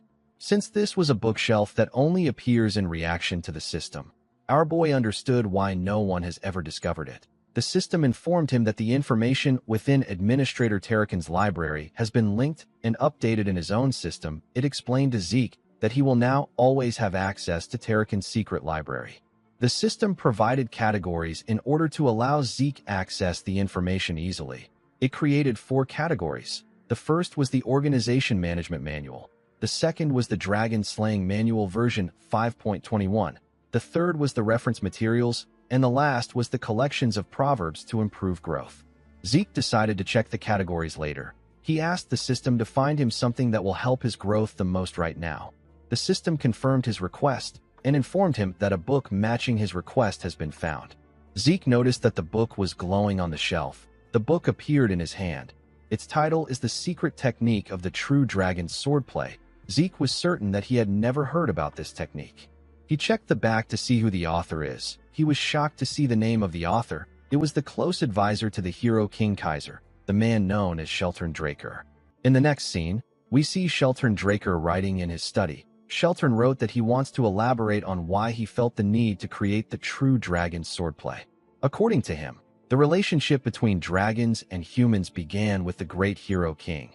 It is because of him that even mere humans are able to form contracts with supreme beings like dragons. However, dragons cannot help humans without any special reasons to do so. They simply took pity on the weak humans because they lack the special traits that other races possess. Thanks to Kaiser, the number of contractors greatly increased. They spread across the continent to create civilizations. However, it is because of this incredible rate of development that Sheltern is worried.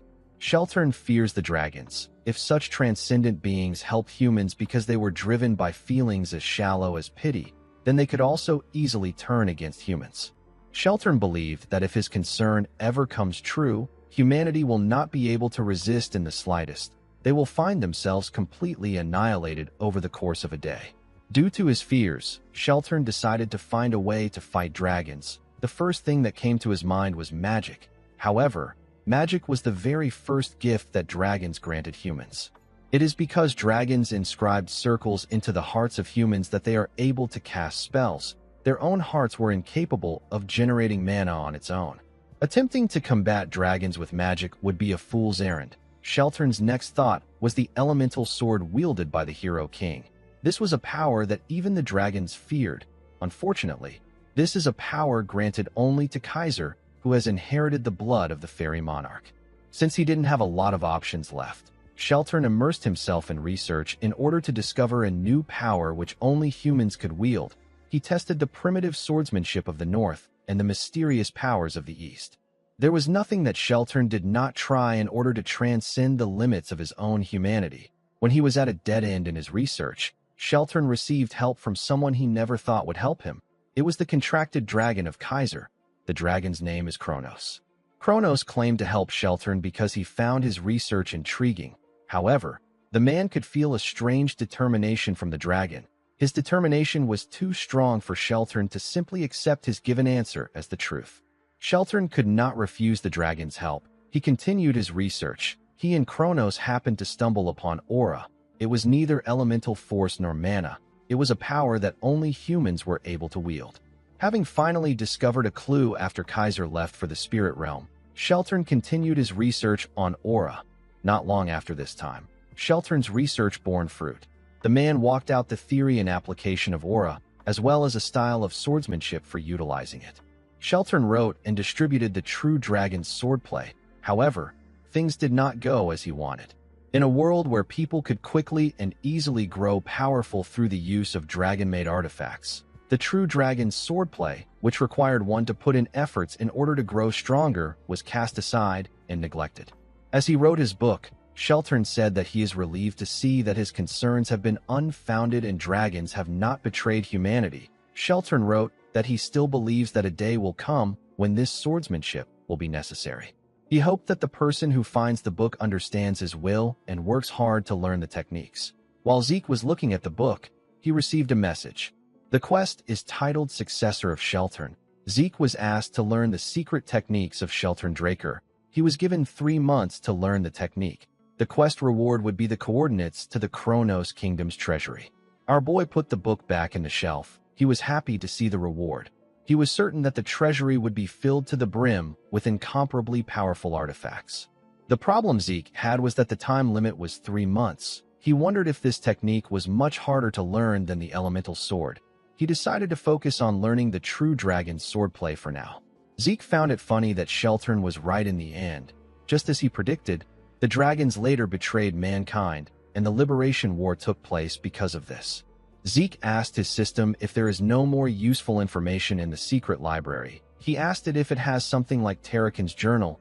The system confirmed his request and found one record matching his request. It informed him that a magic video record will be played. The library slowly began to fade away. Our boy was surprised to see this. He recalled that this was the same thing that happened when the tutorial began. Zeke was taken to a desert. He wondered about where he was. The place felt like a space that the system created. When Zeke turned around, he saw something horrifying. Our boy couldn't move. The thing raised its head and body out of the ground. Zeke's indomitable mental defense skill quickly got activated.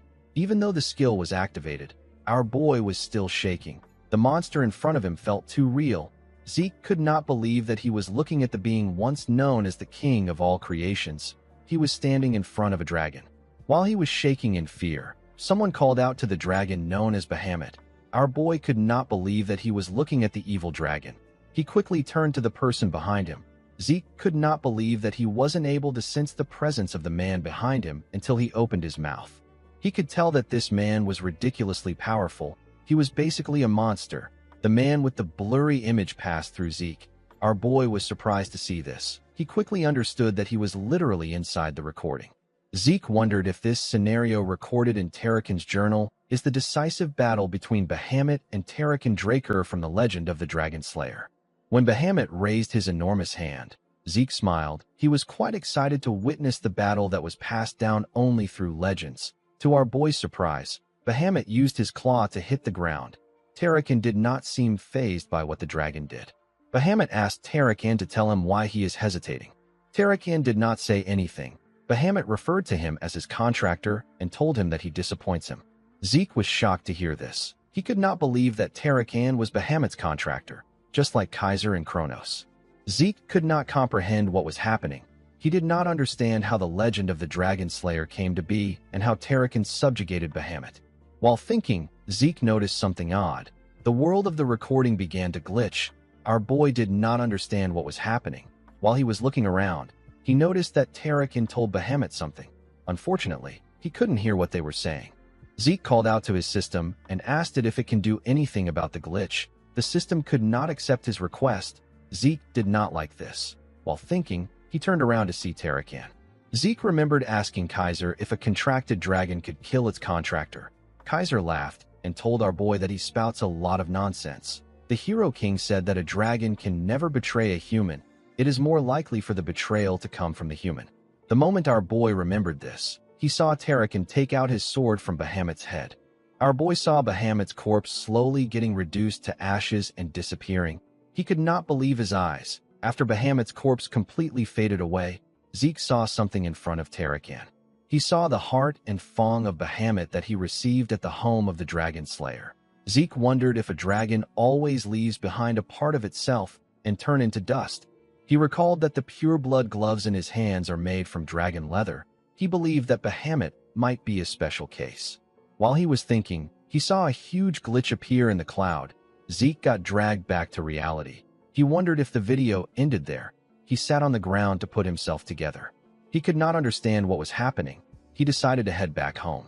Zeke found out that Tarakan's secret library got connected to the system so that he could access the records wherever and whenever he wanted. Our boy quickly tried to replay the record again.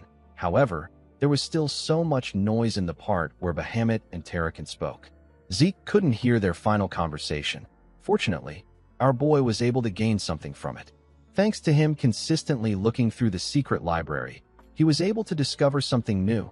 Zeke found out that the dragon-slaying arts originated from the true dragon swordplay.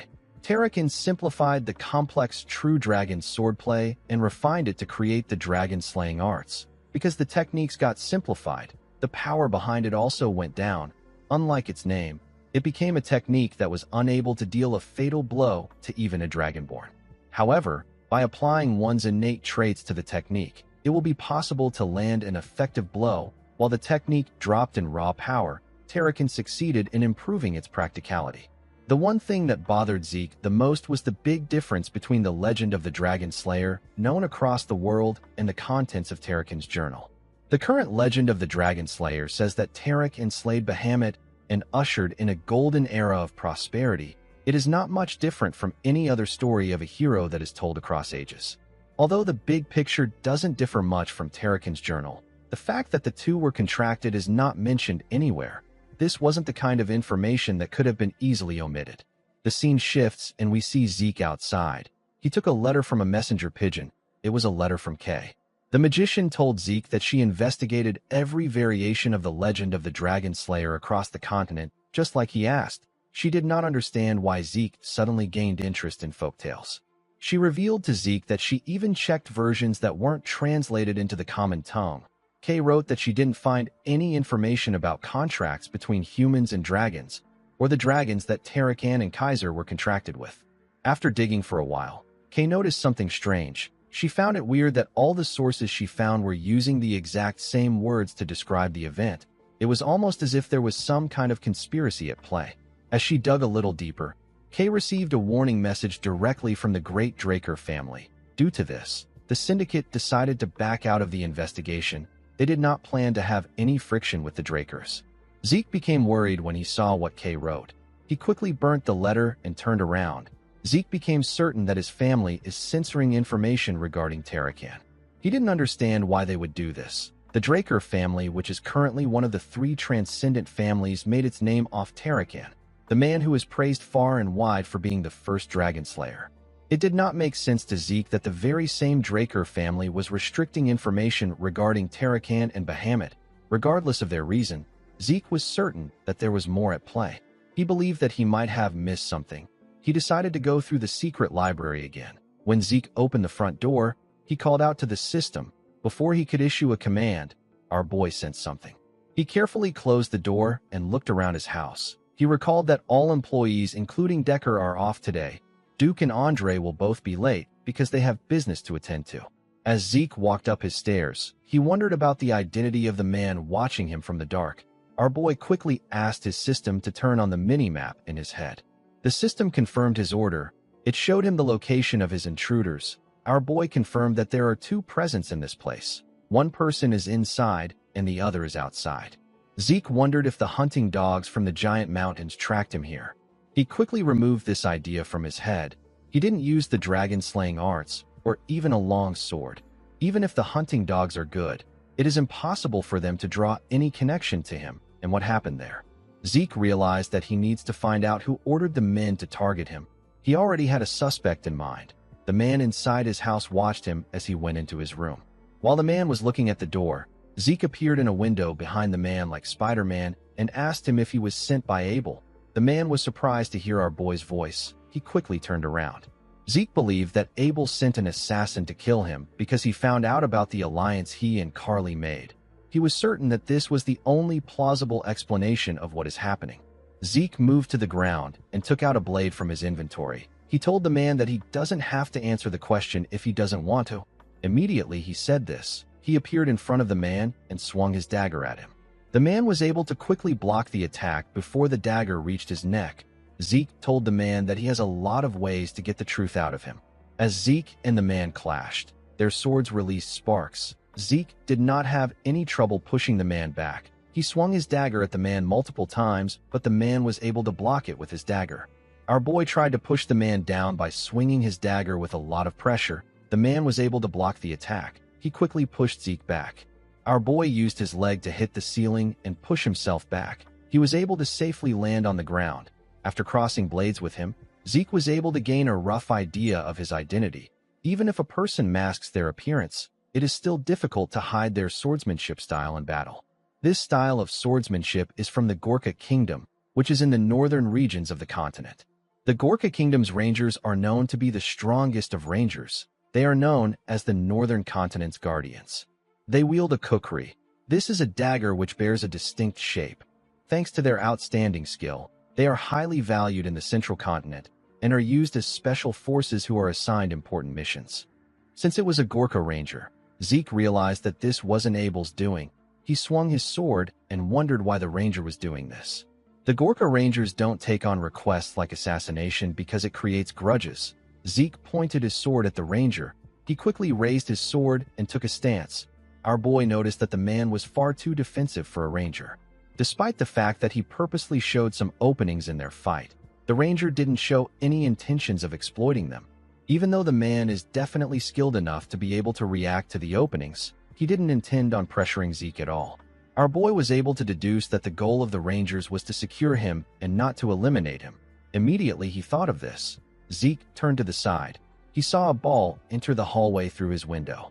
Our boy realized that the other person outside has begun to move. He knew that the ball contained a sedative meant to subdue him. When Zeke struck the ball with his sword, it released a large amount of gas in the air. Our boy immediately recognized the scent of the sedative. It had the characteristic earthy scent of mandragora rootlets. This was a common ingredient used in sedatives. Zeke let go of his dagger. He decided to play along. When the system detected compounds from mandragora's rootlets, it activated our boy's poison-resistant skill. Zeke fell to the ground and acted as if he lost consciousness. The ranger walked up to him and picked him up. His partner came into the building through the window. As the man slowly carried him away, our boy wondered about who kidnapped him. He did not know why someone would do this. He wanted to see how the situation would play out. The scene shifts, and we are taken to the outskirts of Atlas. We see Zeke tied up in iron chains in one of the houses. He was surrounded by rangers. Our boy smiled when he saw the person sitting in front of him. He said that he never expected his kidnapper to be an outsider. He referred to the man as Cliff Lionheart. This man is the Reinhardt Merchant Group leader. Since Zeke knew who he was, Cliff believed that their conversation would go smoothly. Our boy was also acquainted with this man in his past life. The Reinhardt Merchant Group is one of the 10 great merchant groups. It acts with the Alencia Kingdom at its center. Of course, if things follow the expected trajectory, the continental war that Abel and the Empire will start will end up raising the Merchant Group and the Alencia Kingdom to the ground. At the time of the war, both Zeke and Cliff belonged to the side that fiercely opposed the Empire. However, for one reason or another, after passing secret information that could be fatal to the Empire to Zeke, Cliff returned to the Alencia Kingdom during its collapse. Our boy never saw the man again. Even after going through so much to escape the kingdom, the man still returned there. Zeke did not know if Cliff was trying to be patriotic. He found the man's decision to be foolish. Cliff apologized to Zeke for using an inevitably rough method to get him there. He used his hand to signal someone. The ranger that kidnapped our boy moved close to him and removed his chains. Cliff assured Zeke that he will receive an apology from his merchant group for this discourtesy. He told him that he wants to take his time to have a discussion with him. Zeke carefully moved his wrist. He asked the man to go straight to the point. With a serious look on his face, our boy asked Cliff to tell him what he wants. The man did not expect a young boy to have this kind of response. He realized that a Draker is still a Draker regardless of how young he is. He knew that even the most experienced knights wouldn't be able to help being guarded and anxious in a situation like this, but Zeke didn't falter at all. Although Cliff set the stage in order to take the initiative in their conversation, our boy managed to take back control. Cliff asked Zeke to take a look at the documents in front of him before they start talking. Our boy took out the documents. Cliff explained to him that it is a record of those infected by the new pandemic that recently spread across the southern regions of the central continent. Zeke asked the man about why he wants him to see this. The moment our boy asked this question, he saw a document that caught his eye. Cliff noticed that Zeke found something. It was a document about a woman called Elena Stone. This is the mother of Liam Stone. She was suffering from the rose disease. However, because our boy gave Liam instructions on how to create the cure, Elena is now doing better. Zeke threw the document on the table and asked Cliff to tell him what this is about. The man said that the new disease is known as the rose disease. He said that it is a torturous disease with a fatality rate of 100%. Cliff told our boy that Elena Stone did not die from the disease. She even recovered. He said that he questioned the physician in charge of the woman. They refused to talk about the case. With a serious look on his face, Cliff asked Zeke if he knows anything about this. Zeke smiled when he heard this. He knew that the man already caught a whiff of the circumstances from the very beginning, and yet he still insisted on picking at him like this. Our boy wondered if the man did this because he is a merchant. He assumed that Cliff's goal is to gain a monopoly over the cure of the rose disease. Considering the fatality rate of the disease, this is an entirely plausible motive. The worth of the cure is so unimaginable that a person could rob the entire continent of its wealth, and it would still pale in comparison. However, Zeke knew Cliff quite well. He is a reasonable man who can see past his own self-interests. There is no way a man like Cliff would lose himself to greed and take on the risk of kidnapping a descendant of one of the transcendent households. This means that the man has another goal. Zeke told the merchant that he was the one who gave the woman the cure. Cliff was happy to hear this. He jumped out of his chair and asked our boy to sell the cure to him. He told him that he will pay him any amount he wants. Zeke raised his hand and smiled when he heard this. He asked the man to tell him why he is excited. He told him that he is not acting like a merchant. Cliff was annoyed to hear this. Our boy became certain that Cliff's goal is not money. He wants to save someone's life. With a smile on his face, Zeke told the man that they need to make a deal. The man sat down back. Zeke told him that he has to fulfill 3 simple requests in exchange for receiving the production method for the cure. Cliff asked him if he can tell him his request. Our boy said that he doesn't know yet. He told the man that he will call in these favors when he needs them. He assured him that he won't ask for anything a merchant group can't handle. He asked him not to worry too much. Cliff was still quite worried. He asked Zeke if they can come to terms on the things that they can't handle. Our boy smiled when he heard this. After some time, Zeke wrote the production method on a paper and stretched his hand out to give it to Cliff. He asked the man to follow the instructions on the paper to make the cure. Cliff quickly stretched out his hand to receive the paper. Zeke moved his hand back. He told the man that there is something he is personally curious about. He asked Cliff to tell him the person in need of the medicine. The man froze in fear. With a nervous look on his face, he told Zeke that he simply intends to procure a product with immense worth as a merchant. Our boy explained to him that he got the Northern Rangers to kidnap someone from a transcendent family, and he also reacted with an explosive emotion as if he forgot what the word composure meant. Zeke told Cliff that this isn't how the great Reinhardt Merchant Group should present itself. Cliff realized that our boy had caught on to him. He sat down and said that the cure is for a member of the royal family of the Kingdom of Valencia. Zeke did not expect to hear this. He asked the man to tell him which member of the royal family it is for. Cliff told him that he can't share this with him. Our boy did not understand why he would say this. He asked the man if he knows how many royals are in Valencia. The moment he said this, our boy noticed something different about Cliff's eyes. He remembered the man telling him that he is returning to the Valencia Kingdom in the past. Zeke asked the man to put himself together. He told him that both the kingdom and the Reinhardt Merchant Group are done for. He told him that he will die if he goes back there. Zeke advised Cliff to seek asylum in the north. Cliff thanked him for his suggestion. He told our boy that he is very tired now. With a look of sadness and emptiness in his eyes, Cliff said that he wants to face his end in Valencia. The Cliff of the present apologized to Zeke and told him that he can't share any more information with him.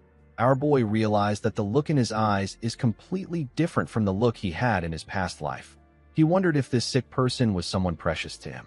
Zeke recalled that his sister told him that Abel is supporting the Empire in their fight against the Valencia Kingdom. Apart from this, the kingdom is already in a chaotic state due to disputes regarding the administration of various races' ghetto. There is also the weak power of the royal family. Internal power disputes have led to a considerably difficult situation. Since there was still time before the Continental War breaks out, Zeke decided to get a connection to the Valencian royalty. He believed that this connection will pay off in the future. He stretched out his hand to give Cliff the paper. He told the man that it is fine if he doesn't want to tell him. When Cliff accepted the paper, Zeke told him that the contract has been established. Cliff's hands were shaking. He couldn't believe that the cure was in his hands. He held the paper close to his chest like a man that has found hope. Our boy called out to him. He apologized for disturbing him while he is wallowing in his emotions. He asked Cliff if he is okay with him making his first request now. Cliff put away the paper and told Zeke that he can ask for whatever he wants as long as it is something that his merchant group can handle. With a smile on his face, Zeke told the man that he wants his merchant group to hire him. Cliff did not expect to hear a request like this. He asked Zeke if he is planning to start a business. Zeke explained to him that he needs a fake identity for temporary use. Cliff believed that Zeke could easily get something like this if he wanted. He told our boy that he wouldn't need his help if this is all he needs. He asked him about what he really wants. Our boy explained to him that he plans to use the identity in the southern continent. Since it is a crime-ridden territory, Zeke couldn't afford to take any half-hearted measures. However, the Reinhardt Merchant Group has built up enough trust in that part of the continent that they can even make use of the cartels there. Cliff told Zeke that he is correct. He said that he is not very proud of what they have done. He told Zeke that he understands the situation. He told him that he can use his cousin's name. The cartels won't be able to outwardly suspect him if he does this. Zeke was happy to hear this. He asked Cliff to provide regular transportation to the south and a house to stay in. He revealed to him that he will be storing his cargo in the house. He asked him to make sure it is on the larger end. He told the merchant that this is the end of his first request, since the men kidnapped and brought him there. Zeke asked them if they have prepared a way for him to return. Cliff forced himself to smile. He was annoyed to see that our boy was just making difficult requests. He wondered if Zeke didn't have a conscience. He accepted our boy's first request and told him that he will contact him when everything is ready. He told him that the Rangers will provide a horse for him to return on. Zeke was surprised to see that Cliff accepted the deal calmly. He realized that this person must be extremely important to the man. Cliff got up and left with his guards. The red-haired man and his partner moved close to Zeke. The red-haired man asked Zeke to follow them. They took him outside and showed him a horse. Our boy told them that it is a pretty good horse. He walked past them and took something off them at a crazy speed. He stored the thing in his inventory. When Zeke got on the horse, the ranger told him that their business is over. He said that they will be leaving. Zeke asked the man if this also means that their contract with Cliff is over. The rangers were surprised to hear this. The red-haired ranger turned around and told our boy that he didn't know that he knows how to speak Gorkalai. He asked him if the Drakers even learned things like this. Zeke smiled and told the man that it is his own hobby. He revealed to him that he wants to hire them for something. Zeke informed him that he wants to rescue someone imprisoned by McCain. The man turned to his partner. His partner shook his head. Zeke asked them if the reward is too small. The man said that the money is not the problem. He knew that they would gain a good profit since it is the same condition as the one they were given by the Reinhardt Merchant Group. He told Zeke that the problem lies in his identity. He explained to him that their king does not make deals with the transcendent households. Zeke was shocked to hear this. He couldn't believe that this was what they were thinking so hard about. He reminded him that Cliff is going to prepare a fake identity for him. The commission request they will be sending to Gorka will be written under this name. The man told him that it is fine as long as he doesn't get caught. Zeke told him that they need to settle something before they move on. The man didn't know what he was talking about. Our boy threw 2 kukris to the ground. The 2 rangers were shocked to see the kukris. The kukri is no simple weapon for the rangers of the Gorka kingdom. It is a weapon granted to them when they are recognized as full-fledged warriors. It bears equal weight to the ranger's life itself. It is their soulmate. The fact that something bearing equal weight to their lives was stolen from them, while they were completely unaware, means that their lives were easily taken from them by someone of overwhelmingly greater skills. Zeke told the men that this is his way of saying thank you for kidnapping him. The men didn't know what to say. The red-haired ranger called our boy a monster. With a smile on his face, Zeke told the man that he is quite good at speaking in the common language. He told him that he hopes they meet again. After meeting with Cliff, Zeke began to properly search for comrades. His targets were the heroes that distinguished themselves during the Continental War and gained the title of 5 Divine Knights. Our boy wanted to get closer to them now and win them over to his side later. He was certain that this people will become great assets. Fortunately for him, he received the Dean's incredible support. He was able to find out that all 5 heroes are graduates of Valhalla. The problem he had was the timing. The Silent Knights, whose name is Bishop Kastek, has already graduated and joined the Knight Order of the Thebia Kingdom. The Hayes Knight, whose name is Jeffrick Salma, is in the graduating class, and he is currently participating in an on-site training. Asta Eladolf is currently on leave and is refusing to return to Valhalla due to his severe insomnia. Zeke knew that Reyna will be enrolling next year. Since she is a blood relative, he has many opportunities to see her. In the end, the only person our boy has access to now is Diego.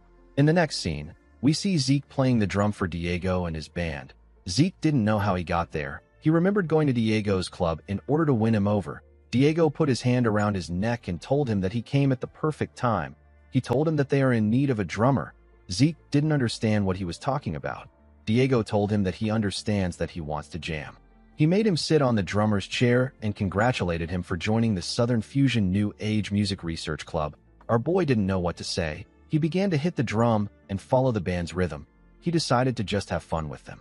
In the next scene, we see Zeke looking drained and tired. He had a difficult time catching up to Diego's pace. When he stepped into his mansion, his butler bowed his head and welcomed him. Zeke informed the man that he is going to train. He asked him to tell the servants not to disturb him. Inside his training room, Zeke pushed his sword into the ground and sat down to read the True Dragon's swordplay. He saw that he was supposed to concentrate the flow of aura to pierce through his blood vessels. This will take him from the microcosmic orbit to the macrocosmic orbit. Zeke did not know what this meant. He had never heard of this terminologies before.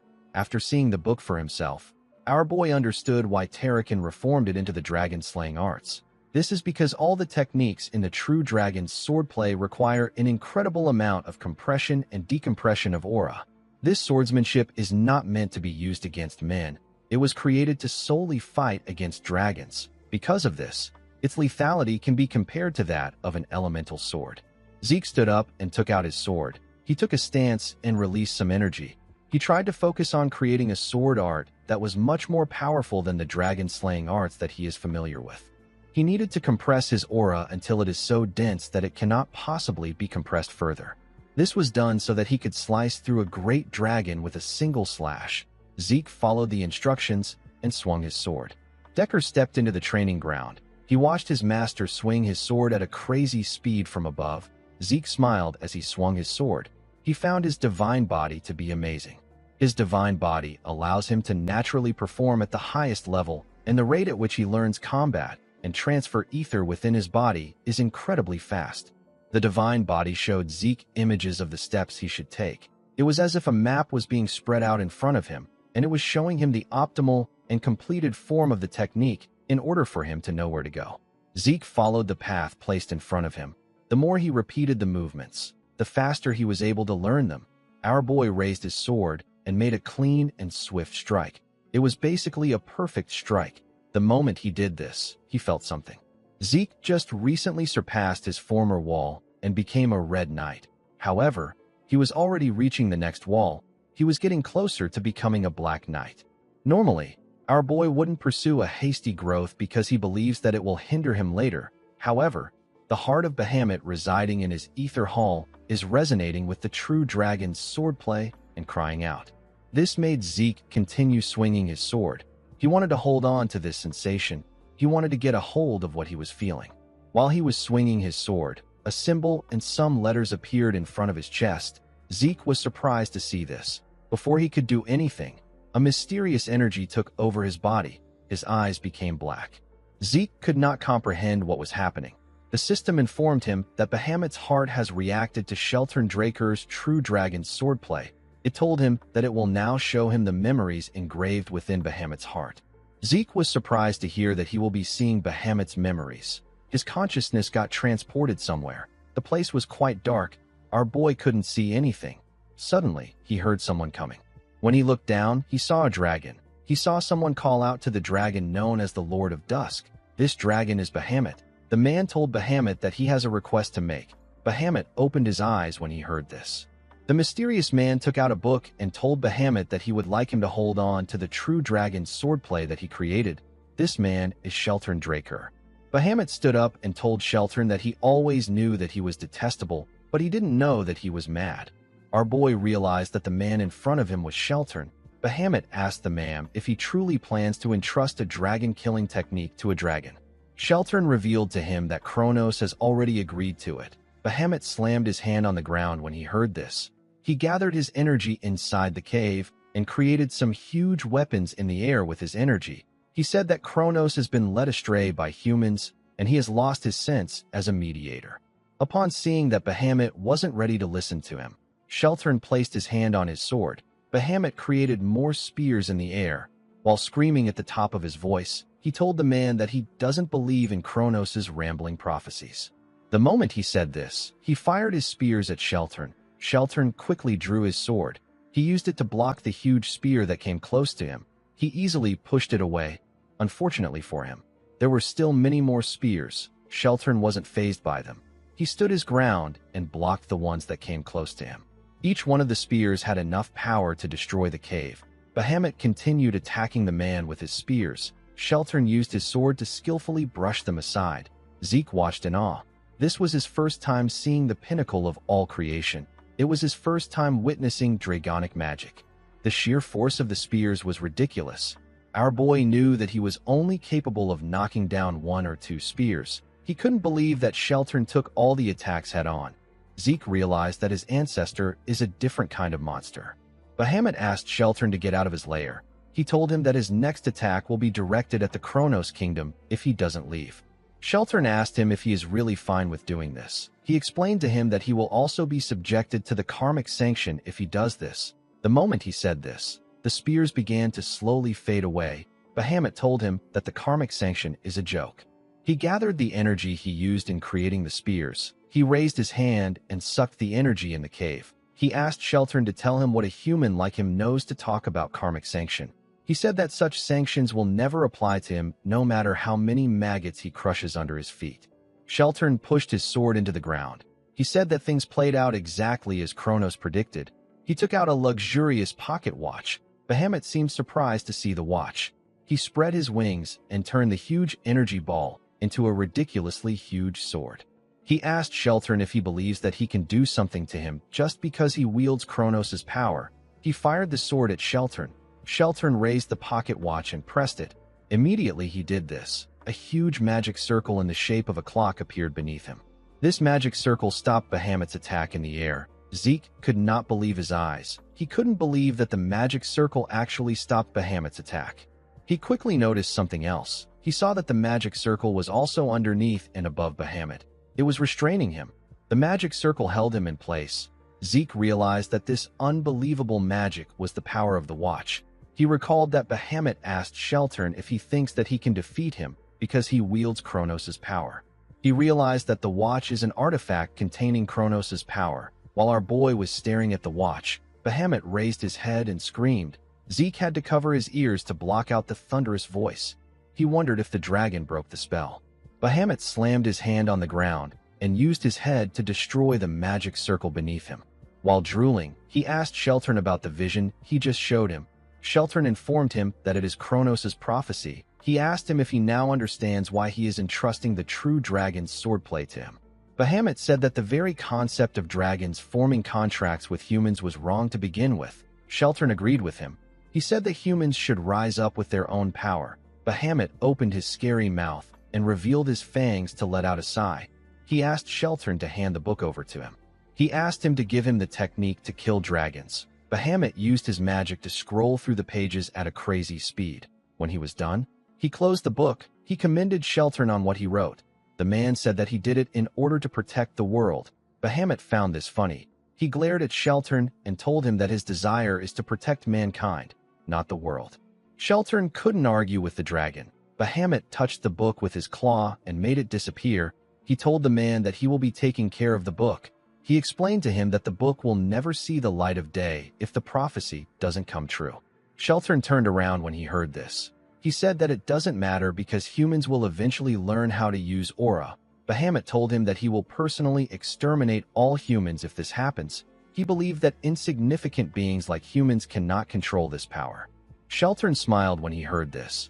He explained to Bahamut that he created the true dragon's swordplay out of fear of the dragons. However, he trusts him and Kronos. Bahamut didn't expect to hear this. Before leaving, Sheltern revealed to him that Kronos always said that he will eventually find someone that he can open his heart to. He will find a contractor. After saying this, Sheltern left. Bahamut laid back down. He found it funny that Kronos thought that he would find a contractor that he can open his heart to. He said that such a thing will never come to pass. He closed his eyes after saying this. Zeke got sent back to reality. He sat on the ground and looked at his ceiling. Even though he couldn't understand a single thing that they spoke about, the one thing he was sure of is that Bahamut is incredibly distrustful of human beings. Due to the fact that Bahamut's heart was in his body, Zeke could empathize with him. Despite his hatred, Bahamut still ended up making a contract with Tarakan. Zeke wondered about what made the dragon change his mind. After seeing Bahamut's memories, our boy continued to carry out research on the war that took place. He wanted to satisfy his curiosity. All history related to Tarakan was being manipulated by the Drakers. In this current era, Tarakan's contracted dragon is an evil dragon. It was impossible to find any useful document. While searching for clues and training in the true dragon swordplay, Zeke received a message from Cliff which informed him that the preparations for the first request is complete.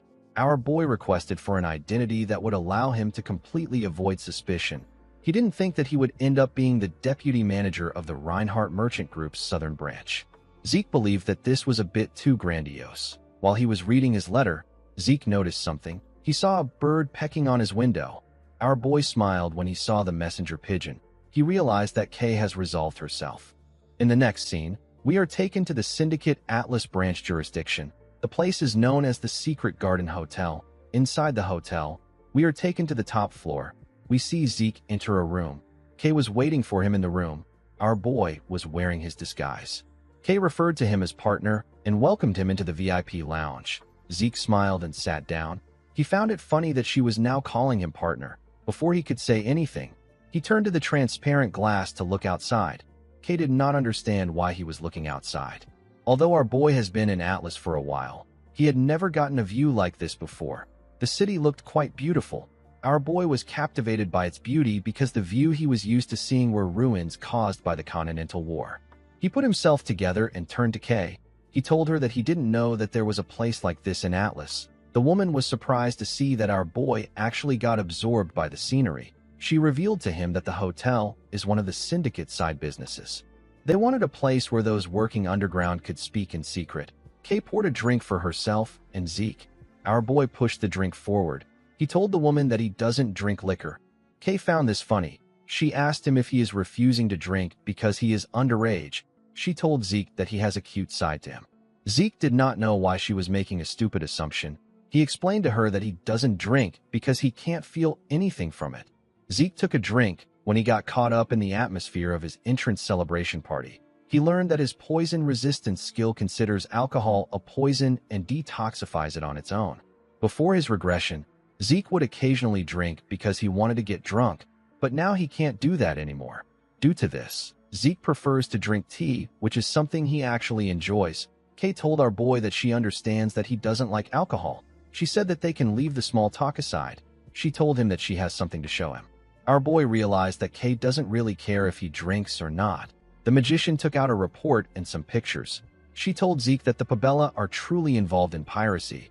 Immediately, she started looking into it. The evidence kept coming out. She found it shocking that her organization hadn't noticed anything until now. The decisive evidence was the fact that there was a period of intense growth for Pabella after they disappeared as a result of being cleaned up by the White Silver Knight. On top of this, there were undocumented profits made by the Pabella. Kay pointed at a man in a picture. The man's name is Joaquin Fernandez. He is also known as El Mencho. Despite being the second in command for McCain, he still has dealings with Pabella. Kay explained to Zeke that she hasn't reported anything to her superiors because the information is quite shocking. She knew that it would cause chaos within the syndicate. She said that ignorance can be bliss. The woman wanted to mention something about the artifact that Zeke asked her to find a buyer for. However, something shocking caught her attention. Zeke thanked Kay for doing him a big favor. With a horrifying smile on his face, Zeke told the magician that he will now tell her how he plans to make her the boss of the organization. Kay was terrified by our boy's smile. In the next scene, we see rain falling in a town. We see trains moving in that town. Zeke appeared in an alley with an umbrella in his hand. He opened his system to check something. The system informed him that he opened a portal at a specified location. Zeke teleported here with the mini-map's portal function. Using this function consumes a significant amount of karma points. However, the function helps make sure that no one suspects our boy. Even in the Nirvana, which is one of the 3 transcendent families that is skilled in magic, there are a very limited number of individuals that can use teleportation magic. In fact, moving between cities would require a magic tower's large-scale portal to begin with. Thanks to his portal function, Zeke can mask this plan as a simple accident. He smiled when he thought about how some old geezers would react to what he is about to do. He couldn't wait for night to fall.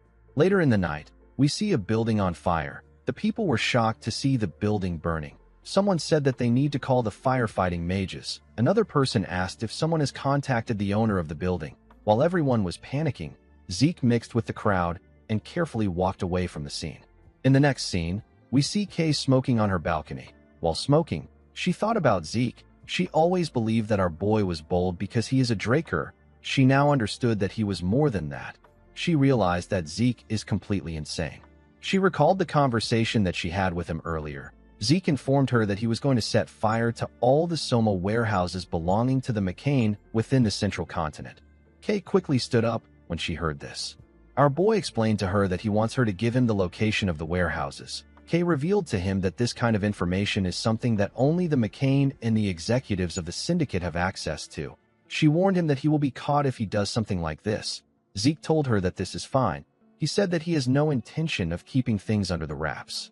He revealed to her that he plans on pinning all the blame on El Mencho. He said that it is better if they have a specific suspect. He asked her if the syndicate isn't yet aware of the fact that the Pabella are pirates. Kay told him that she hasn't reported it yet. The moment she said this, she understood Zeke's intentions. Our boy told her that she catches on really fast. He pushed the glasses and the drinks off the table and explained to Kay that they don't even have to put in any real efforts. With a horrifying smile on his face, Zeke asked the mage to wrap up all the syndicate executives weighing up McCain and Pabella with a neat little bow. He asked her to report all of them to Don Juan. Kay was shocked to hear this. She was horrified to hear our boy's plan. She asked Zeke if he knows what he is saying.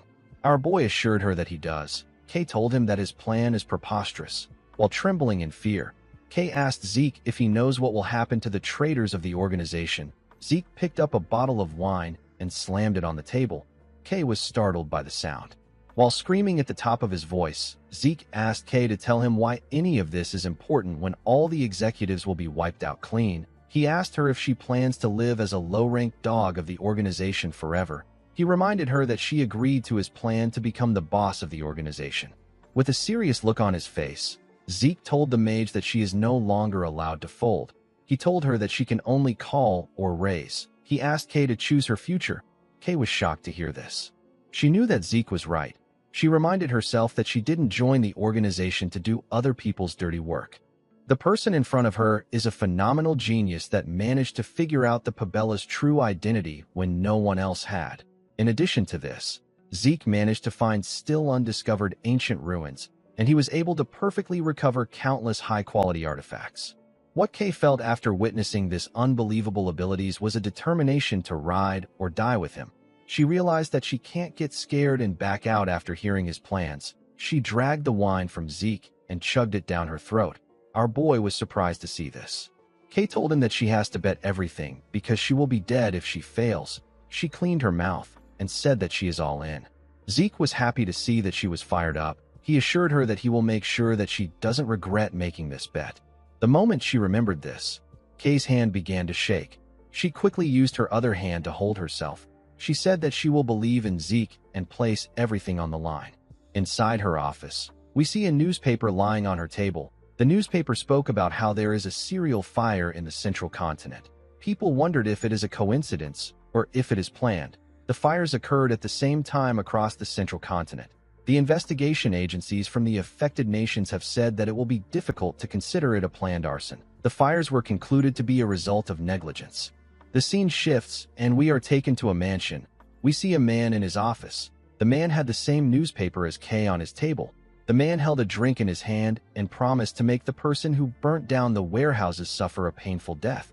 This man is the head of the McCain cartel. He is Don Juan. In the next scene, we are taken to Zeke's mansion. We see our boy nervously tapping his hand on his table. The semester was almost over, and it has been half a year since he revealed that he has reached the Blue Knight level. Zeke knew that something would be coming for him soon, but he did not expect it to happen now. He did not expect to receive the promotion celebration banquet invitation. Our boy was quite nervous to see the invitation. The banquet is done when young Drakers have crossed the barrier from Yellow Swordsman to proper Knight. Even among Drakers, reaching the Purple or Blue Knight level usually happens around 20. This is known as a Draker-style debutante. Zeke recalled that it has almost been 3 years since he met the Patriarch. He hoped that things would go peacefully.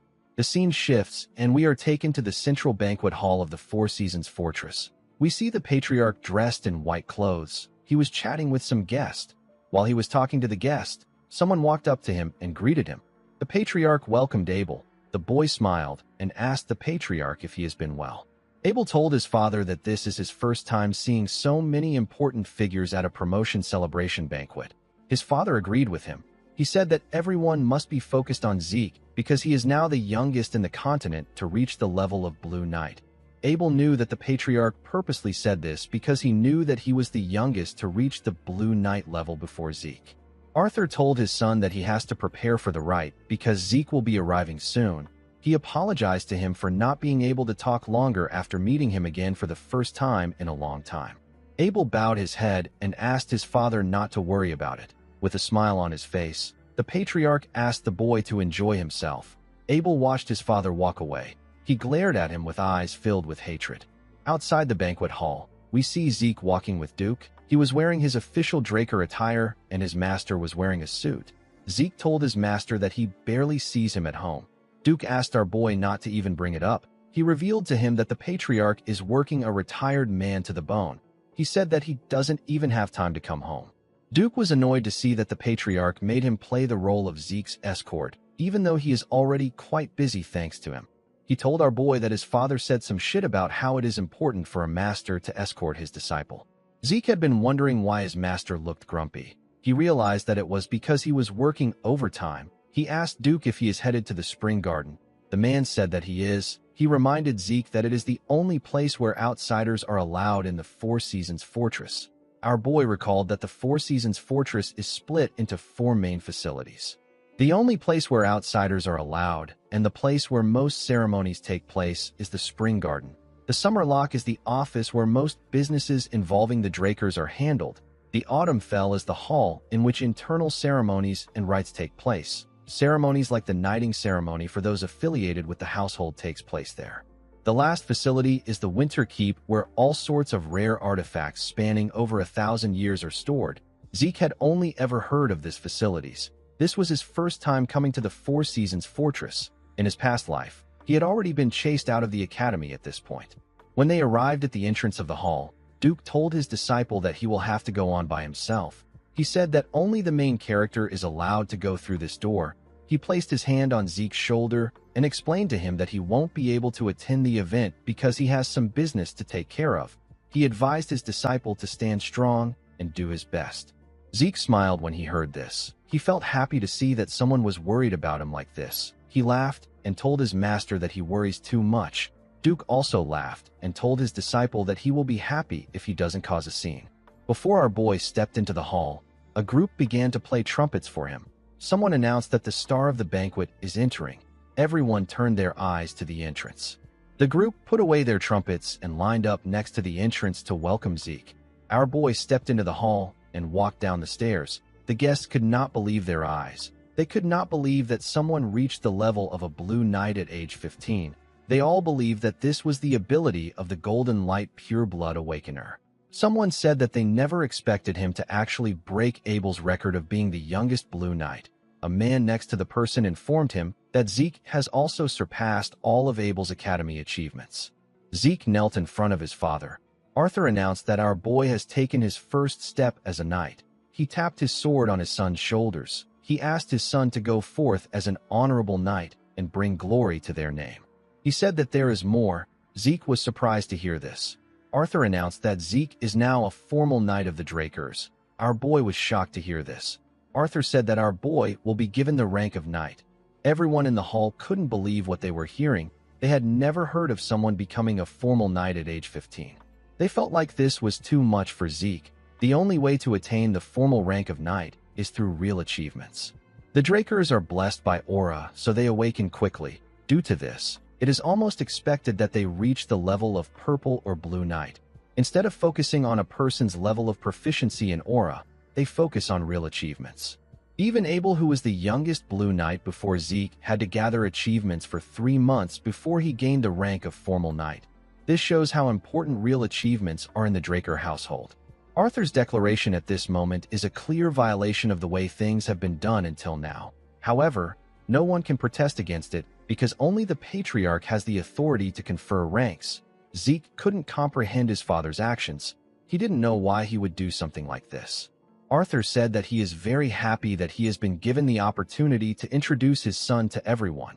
He announced that his son got a golden light awakening unlike any other, and he has become the youngest person ever to reach the level of a blue knight. He said that he believes Zeke will become a knight that far surpasses him in future. Arthur said that he will stop talking now so that he doesn't sound like a coddling parent. Everyone laughed when they heard this. Arthur picked up a glass of wine. He raised the glass up and prayed that his son's future will be blessed. He also prayed for the continent's peace and welfare. He ended his prayer by saying that it is all for the Drakers. Everyone raised their glass and said the same thing as him. Arthur drank his wine after giving his speech. Everyone else also did the same. Zeke glared at Arthur. He wasn't impressed with his act. He remembered how his father acted indifferent when he got exiled. He could not believe that Arthur was now acting like a proud father. While he was staring at him, Arthur called out to him. Zeke quickly bowed his head. The patriarch suggested that they go somewhere else. He told him that he wants them to speak privately as father and son. After Zeke left with the patriarch, a man wearing glasses asked Abel to change his expression a bit. The man saw that Abel was looking at his father and his brother with a terrifying look on his face. The man told Abel that an older brother shouldn't have this expression when congratulating his youngest brother. Abel put himself together and asked the man about the prince. The man revealed to him that the prince said that he will show up after the trifling rite is over. He said that the prince will be there soon. Abel suggested that they leave. The man agreed with him. In the next scene, we see Zeke step out of his father's office. He stepped out with a token in his hand. The token can be exchanged for one of the family's treasures. Zeke wondered why the patriarch gave him something like this. Since it wasn't a bad thing, our boy decided not to think too much about it. He didn't understand his father at all. He moved close to the guests and looked around. He recalled that this banquet will last for several days. He wondered how he was going to get through it. He did not know how he was going to last several days in this place while keeping his expression under control. He told himself that being a noble isn't for everyone. While he was thinking, someone called out to him. When our boy turned around, he saw a beautiful girl with blue hair. The girl introduced herself as the first princess of the Alencia kingdom. Her name is Melissa Alencia. Zeke recalled that Princess Melissa is the one who will rise to power as the next monarch of the Alencia kingdom. In contrast to the current and ineffective king, Melissa will set groundbreaking policies that would prioritize the people. This will allow her to gain the overwhelming support of the people of her kingdom. Due to this, she would often clash with the Alencia aristocrats. However, if she was to ascend to the throne officially, it would only be a matter of time before they began to try to curry favors from her. Before Zeke's regression, this promising princess ceased all international activities and went missing. Articles speculating her assassination at the hands of the Empire were spread across the continent. Since the Alencia kingdom fell to ruin during the war, the truth was forever lost. Even in this life, there wasn't a lot of news about Melissa's activities. Since she was able to attend the banquet, Zeke believed that nothing much has happened. The moment he thought of this, our boy remembered something. He remembered that Cliff said that the person taking the cure belongs to the Alencia royal family. Our boy believed that it was impossible for the person to be Melissa. He bowed his head and greeted the princess. He told her that he has heard a lot about her. He told her that it is a great honor to have her at his promotion celebration banquet. The princess was surprised to see that Zeke knew her. She asked him if he really knows her. Zeke assured her that he does. He told her that he has been very interested in the policies she makes for commoners. Melissa did not expect to hear this. Zeke told her that some say that her policies are just for show and they don't have any real meaning. With a smile on his face, he told her that he is aware that she is thinking about the finances and budgeting needed to carry out the policies. Melissa was surprised to hear this. She gently smiled. she realized that Zeke was really different from the other knights. Zeke did not know why she smiled. He asked her if he offended her in some way. Melissa explained to him that she didn't expect anyone to sympathize with her grievances. She said that she was a little delighted. She turned to the side and told Zeke that she has to excuse herself. She told him that it was a pleasure to meet him. Our boy asked her about why she is leaving already. Melissa explained to him that she would like to talk longer with him, but she cannot monopolize the guest of honor. Zeke turned to the side when he heard this. He knew that she was right. He knew that it was natural for Melissa to feel burdened by the obvious glares of the people around them. The princess asked him not to be disappointed. She smiled and told him that a better opportunity would present itself. After the princess left, other nobles greeted Zeke too. Our boy spoke and exchanged pleasantries with this nobles. A while later, we see two nobles leaving after Zeke spoke to them. He forcefully smiled as he watched them walk towards the door. He was relieved to see that he was almost done with the greetings. He could finally breathe now. Our boy didn't like events like this. He preferred training with Kaiser than mingling with this nobles. While he was thinking, Zeke heard something odd. He quickly turned to the side. He heard the dull clanking of an armor. He wondered about why someone would wear an armor to a banquet like this. A man with golden hair and a golden armor walked into the hall with his guards. The man said that he has finally found our boy. He referred to him as the guest of honor of the banquet and the youngest blue knight in history. This man is the fourth imperial prince of the Rome Empire. His name is Carus. This is the man who joined hands with Abel to start the Continental War. The man stretched out his hand to our boy and introduced himself as Carus Nerva Constantinus. Zeke didn't shake the prince. He bowed his head and offered his first greeting to the prince. He thanked him for attending his promotion celebration banquet. Carus turned to his hand and glared at it. He realized that Zeke didn't shake him on purpose. He smiled and placed his hand on our boy's shoulder. He asked him not to worry about such formalities. He asked our boy to have a drink with him. Zeke was surprised to hear this. Carus called out to someone and asked him to bring them a drink. He said that the most refined man on the continent and the man destined to be the greatest knight on the continent will celebrate their historic first encounter with only the best drink. Carus got a glass and poured Zeke a drink. He told him that this is a drink poured by an imperial prince. He asked him to drink it without leaving anything behind. Zeke forced himself to laugh at the prince's joke. He drank the wine in one go. The nobles at the banquet were surprised to see that Zeke was taking Carus's words seriously. They believed that Zeke was still a child, even though he is a blue knight.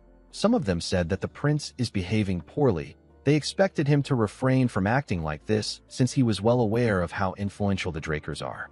Carus told Zeke that he did well. He told him that he likes him. He asked him to drink with him until they empty the bottle. Before he could do anything, Abel walked up to him and bowed his head.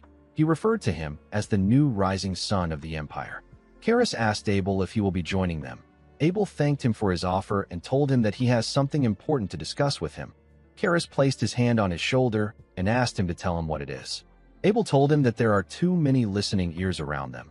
He suggested that they move somewhere else for their conversation. Carus told him that he understands. He apologized to Zeke and told him that he has to take his leave. He told him that they will bask in the beauty of the moonlight the next time they drink together. He said that they will speak about the great epics of the legend of the Dragon Slayer. After saying this, Carus and his guards walked forward with Abel. Everyone stood nervously and let them walk out of the hall. After they left, the nobles began to speak. Someone said that he cannot believe that someone like that is a prince. Another person said that this is a testament to the lack of legitimacy behind the empire. A man said that he did not expect Abel to handle the situation. He said that he now understands why Abel has such a strong reputation. Zeke was not surprised to see that they were praising Abel. He knew that anyone who doesn't know Abel will think that he is an older brother giving his bewildered younger brother a helping hand. Our boy didn't really care about this. He was more bothered by the fact that the fourth prince and Abel already knew each other in this life. According to the information Kay gave him in his past life, the two men shouldn't be acquainted yet. Due to the way Carus treated Abel, our boy could tell that they were very close. He realized that the Continental War may start sooner than he expected. The scene shifts and we see Zeke walking somewhere. He was holding the token his father gave him. The token can be exchanged for one item in the Draker's treasury. While looking at the item, Zeke remembered the conversation he had with his father. Arthur asked him about how his plan to become the continent's strongest is going. He He told his son that he can tell his plan is going smoothly since he was able to become the guest of honor at this banquet. Zeke told him that it is going well. He told the patriarch that it is all thanks to him. Arthur asked his son not to call him patriarch. He told him that it is too formal. He asked Zeke to feel at ease and call him father. Our boy was shocked to hear this. He knew that someone had said these words to him before. These were the same words that Carly said to him. Zeke finally understood why he felt uncomfortable before. Abel has been making different bold moves, and he is even bringing the elders to his side. It is to the point where Carly has noticed. It makes no sense to believe that the head of the family has not taken notice to Abel's actions. This means that Arthur is turning a blind eye even though he is aware of Abel's schemes. Zeke wondered if his father's reference to his conversation with Carly is a way to apply pressure on him, or if it is just a mere coincidence. Zeke decided to just assume that his father is on Abel's side from now on. He called Arthur father and told him that he understands. Arthur told him that it is nice to hear him say this. He told Zeke that he wants to give him a gift to motivate him to continue marching towards his goal. He placed the token on the table and explained to his son that it can be exchanged for a treasure stored at the Winter Keep. Zeke was happy to receive the token. He recalled that the Winter Keep is a place known across the continent to be packed to the brim with incredibly rare artifacts. Arthur explained to his son that there are a lot of valuable treasures in the treasury, but there are also useless things that merely glitter inside. After walking for a while, Zeke arrived at the humongous gates of the Winter Keep. He didn't understand why his father gave him this token, but he planned to use everything in his arsenal to become stronger. The attendant at the gate told Zeke that she has been waiting for him. She asked him to move closer. She told him that she wants to provide a brief explanation of the storage facility. She revealed to Zeke that the Draker Treasury currently stores roughly 17,000 rare artifacts. The artifacts can be gotten by exchanging a token. Although there is no limit to how much time a person may spend inside, once a person exits the facility, they will not be allowed to re-enter. The attendant asked our boy to remember this. Zeke told her that he doesn't see any guards around even though rare artifacts are stored there. The woman told him that guards are not necessary. Our boy did not expect to hear this. The attendant explained to him that the security magic cast here is equivalent to what was cast on the Patriarch's study. On top of this, the artifacts in the storage are tracked with magic. It would be impossible to steal anything. Zeke did not think this place would have that kind of security. The attendant pointed at a hole and asked Zeke to place his token inside. Our boy shoved his token in the hole. The moment he did this, he felt the entire room shake. The room shook because of the opening of the giant gates. Zeke was shocked to see how large the storage was. The treasures were placed on ridiculously huge shelves. Our boy did not expect it to be on this level. When he stepped in, he realized that the inside is much bigger than he thought. He was not surprised to see that his family would build something like this. The attendant told him that she will take her leave. After she left, Zeke raised his head up and looked around. He knew that it would take him ages to identify the function of each relic. He asked the system if it is able to organize the relics there according to his desired criteria. The system acknowledged his request and informed him that this function has been linked to his dragon eyes. It asked him to select a target item using his dragon eyes. Zeke was surprised to hear this. He smiled and activated his dragon eyes. He said that he now understands it. The dragon eyes can now also display information regarding the detected object according to the administrator's requests. Zeke activated the shadowless steps of the Gale Arts and used it to run around the storage in an instant. Numerous status windows appeared in front of him. They were displaying the functions of the items Zeke saw with his dragon eyes. After running around for a while, Zeke stopped moving. The system informed him that the selected items will be displayed on the mini-map. It displayed the map of the treasury and told our boy that he selected 17,138 items. Zeke did not expect it to be this much. He asked the system to exclude non-artifacts like normal items and consumable items. The system removed the selected items and informed Zeke that there are 9,832 items left. This was still way too much for Zeke. He asked the system to exclude all swords inferior to the Stygian blade. Every single sword was removed. Zeke smiled when he saw this. He realized that his Stygian blade is much better than this artifact's. While looking through the item list, Zeke noticed something odd. There was an item without any information. Our boy decided to check it out. He went to the location of the item. The system informed him that he has arrived at his specified coordinate. When Zeke raised his head up, He saw a bracelet. Our boy didn't understand why the item's information wasn't displayed when the item looked so normal. While he was looking at the bracelet, a status window popped up. Our boy was shocked to see what was written on it. The system told him that the item has reacted to him being the heir of Tarakin Draker. Zeke picked it up. He realized that the item must have belonged to Tarakin since it reacted to his title. While he was looking at the bracelet, the system displayed its information. The item is known as the Sacred Guardian Stone. It is a bracelet with a guardian stone embedded in it. It allows a person to call a summon. It calls a summon that matches the user's soul. The Guardian Stone bears the Fairy Monarch's blessing. The system told him that the Sacred Guardian Stone is now in his possession. It told him that he can now call forth a summon that is suitable to his soul. The moment it said this, the Guardian Stone disappeared from Zeke's hand and moved to his wrist. Our boy was shocked to see this. He asked the system if he can't remove the item from his possession. The system explained to him that the item has entered his possession due to his status as heir to Tarakin Draker. It told him that the item cannot be removed. Zeke became nervous. He hadn't looked through all the items. This bracelet could ruin his plans. He calmed himself and said that the bracelet is probably better than most artifacts since it is Tarakin's legacy. He asked the system to activate the bracelet's properties. The system accepted his request and began to search for a summon suitable for his soul. The bracelet began to glow. A huge magic circle appeared in front of Zeke. The system informed our boy that higher-tier summons like Holy Beast will be included in the search thanks to the Fairy Monarch's blessing. Our boy was surprised to hear this. Immediately the system said this. It informed him that it has found a suitable Holy Beast. It said that it will summon the Holy Beast. The magic circle released a bright blue light. The light reached the top of the storage. It could be seen from any part of the room. Something majestic stepped out of the light. It was a huge blue horse with beautiful blue hair. This horse had horns. The Holy Beast is known as the Dragonic Steed. Zeke stepped back a bit. He had never seen a Holy Beast before. Its presence was overwhelming. He took a look at his hand. He couldn't believe that he got Bahamut's heart and Fong. And now he got an item that can summon a Holy Beast. He wondered about how many things Tarakin possessed. The Dragonic Steed moved close to him and touched his head with its mouth. Zeke now understood what it meant for the beast to be suitable to his soul. He placed his hand on the Dragonic Steed and moved his head closer to it. The Holy Beast also did the same. Although this was their first time meeting, Zeke felt like he was reuniting with an old friend. He could feel a sense of familiarity from the Dragonic Steed. While he was hugging the Holy Beast, a status window popped up in front of him. The system informed him that he will be able to summon the Holy Beast at any time if he gives it a name. Our boy decided to name the Holy Beast Bucephalus.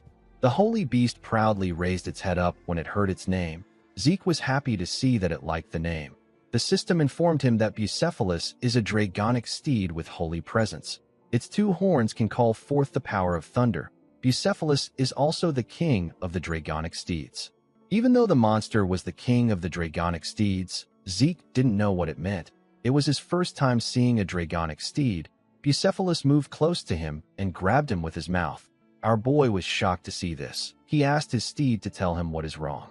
Bucephalus placed our boy on his back. Zeke asked him if he wants to give him a ride. The beast nodded his head.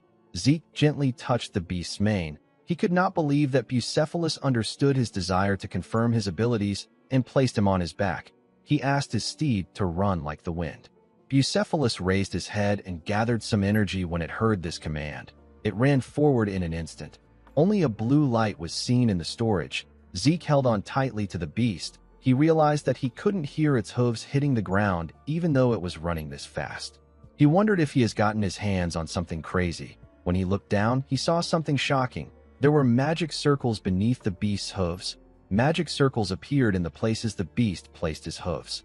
Zeke was amazed. He told Bucephalus that it is the best.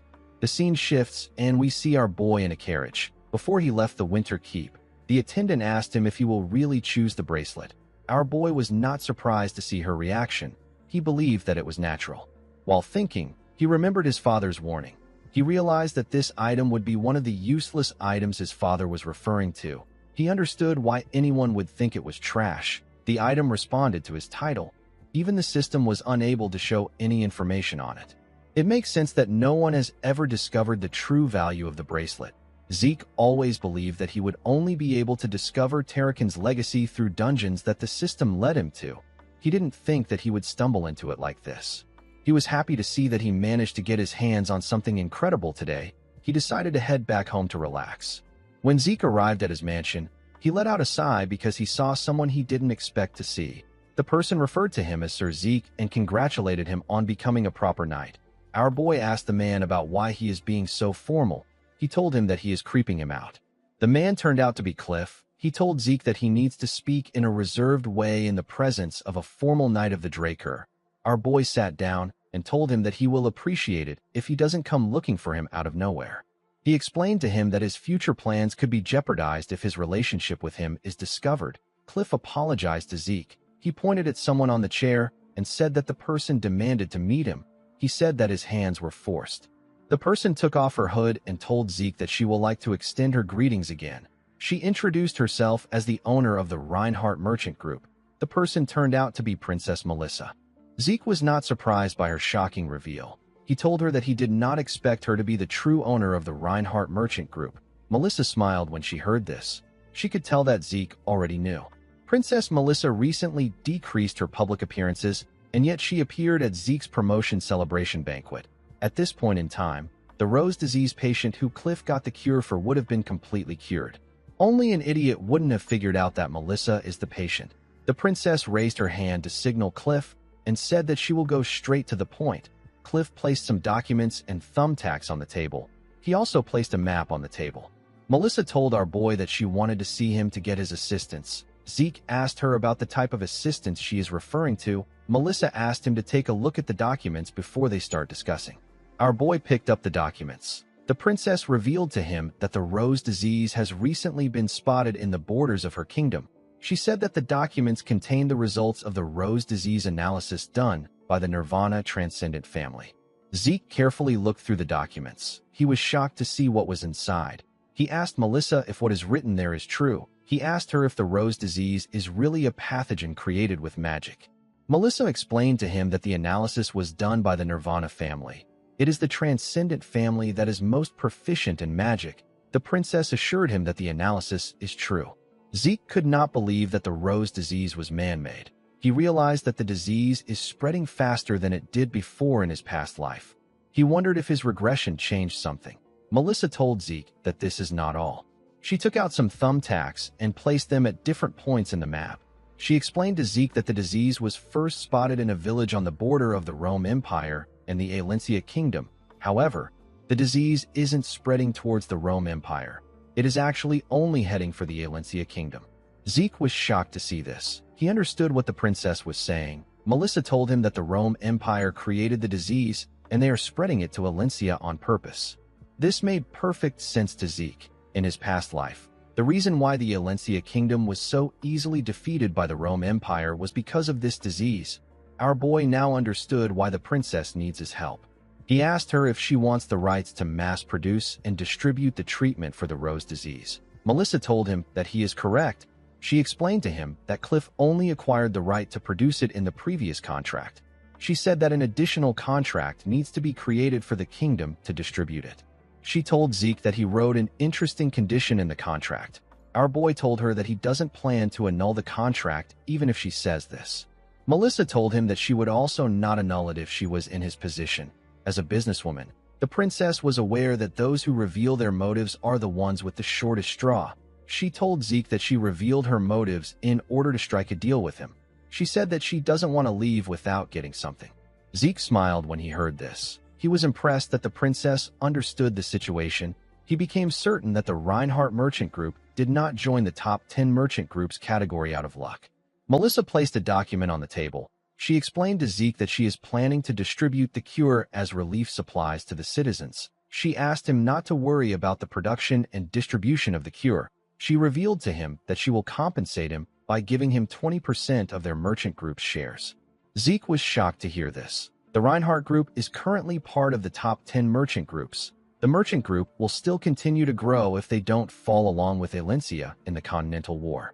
Right now, the value of 20% of their shares amounts to millions of gold. If Zeke is able to stop the war and allow the merchant group to grow even more, this shares would be worth billions. Although her offer was tempting, Zeke still wanted to confirm some things. He told Melissa that he needs to ask her some questions before he can decide.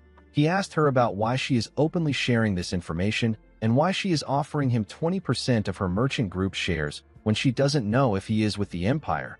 He told her that he cannot comprehend her actions. Melissa smiled when she heard this. She told Zeke that she is certain that he is not with the Empire. She explained to him that she has honed her perception by growing her merchant group. She revealed to him that she actually observed him from afar after their conversation ended. She noticed that his actions towards those who were affiliated with the Empire were quite cold. Aside from this, she saw when Zeke declined a handshake from the fourth prince. Although it seemed like Zeke was showing him respect by bowing his head instead of shaking his hand, Melissa could tell that this was an instinctive rejection of disgust. She told Zeke that he looked like he wanted to avoid the prince.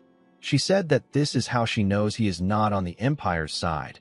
Our boy did not expect her to make an accurate deduction of his relationship with the Empire. The princess told him that she doesn't have any long explanations to answer his second question. She said that she is willing to give up 20% of her merchant group's shares if it allows her to save her people. Zeke did not expect to hear this. He remembered calling out to someone known as Alicia. He asked her to retreat. He reminded the woman that she is the queen. He told her that it will be meaningless if they stop the Empire, and their queen is dead. Alicia told Zeke that he is correct. She said that it will be smart for them to retreat if they want to plan for what's to come. Our boy asked her about why she doesn't just come with them if she is aware of this. The blonde woman turned around and told Zeke that she will gladly give up her life if she can buy her people time and allow them to escape. Our boy placed his hand on his head when he remembered this. He had been doing his best not to think about this. He did not expect Melissa to say something that Alicia said. He put himself together and told the princess that he accepts the deal. The princess was surprised to hear this. She assured Zeke that he won't regret it. Our boy asked her to make sure that his identity isn't revealed. Melissa asked him not to worry about this. 2 weeks later, we are taken to the training hall in the basement. We see Zeke swinging his sword at a crazy speed. Each strike was clean and precise. While swinging his sword, Zeke took a stance and tightened his grip on his sword. When he swung his sword, it was as if he created a tornado in the hall. The room looked like it was going to collapse. Zeke calmed himself after swinging his sword. While he was trying to catch his breath, a status window popped up. The system informed our boy that he has successfully learned the true dragon's swordplay. Zeke could not believe that he was able to do it within a month. The system told him that the conditions for the achievement quest has been met. It told him that he has successfully completed the achievement quest. Our boy was given Kronos Kingdom's report radar. He was given the title of Sword Saint Successor. He was also given 500 karma points and 2 random boxes. Zeke currently had 1,095 karma points. He was happy that he got 2 random boxes, and he got some points to make up for the points he used to burn McCain's storeroom. He put away his sword. He decided to see the rewards. He took out the Kronos Kingdom's report radar. The thing turned out to be a small object. While Zeke was looking at it, a red status window appeared in front of him. The system told him that it cannot read the corresponding coordinates. Our boy was shocked to see this. It was his first time seeing a red status window. The system asked Zeke to find the seal that can activate the coordinates. It explained to him that he can activate the radar after he has found the scattered seals. It told him that the locations of the seals are linked and visible on the mini-map. Zeke quickly opened the mini-map. He saw where the seals were. There were 2 in the middle. The other 2 were each in the south and north. Zeke knew that it was going to take a while for him to gather the seals due to the distance between each seal. While he was looking at the mini-map, a status window popped up. Zeke smiled when he saw what was on it. He said that he has been wondering why it didn't pop up. Our boy was given a new quest known as the Treasure from the Legendary Kingdom. He was asked to find the scattered seals of the Kronos Kingdom and restore them to their original state. His reward for completing this quest is a title known as Kronos Kingdom's Successor. Zeke carefully looked at his status window. He couldn't believe that his reward was only a title. He wondered if the system is counting the treasures he finds in the treasury after restoring the seals as a reward. Our boy instantly remembered the bracelet he found in his family treasury. He knew that artifacts can respond to titles. He wondered if this title had some kind of special function. He carefully looked at the object in his hand. Since nothing happened, Zeke decided to put it in his inventory. Since there was no time limit for the mission, our boy decided to take care of his pressing issues. he planned to slowly take care of the mission. Our boy recalled that he just got some information from Kay. He smiled when he realized that it has been a while since he saw the junkies of the South. The scene shifts, and we are taken to the port town of the southern continent. This town is known as Port Golfa. Zeke wore his disguise to the town. Immediately, he arrived in Port Golfa. He smelled the sharp scent of blood that was mixed with the smell of the sea. Our boy was not surprised by this. He was already used to the air of the South. When he came down from the ship, some men bowed their heads to him and welcomed him to the southern branch of the Reinhardt Group. They referred to him as Vice Branch Manager. Zeke smiled and said that they will work hard together. As he walked forward, the members screamed that they will wait for the day that they can be graced with his presence again. Zeke did not like the fact that they were screaming. Everyone was looking at him.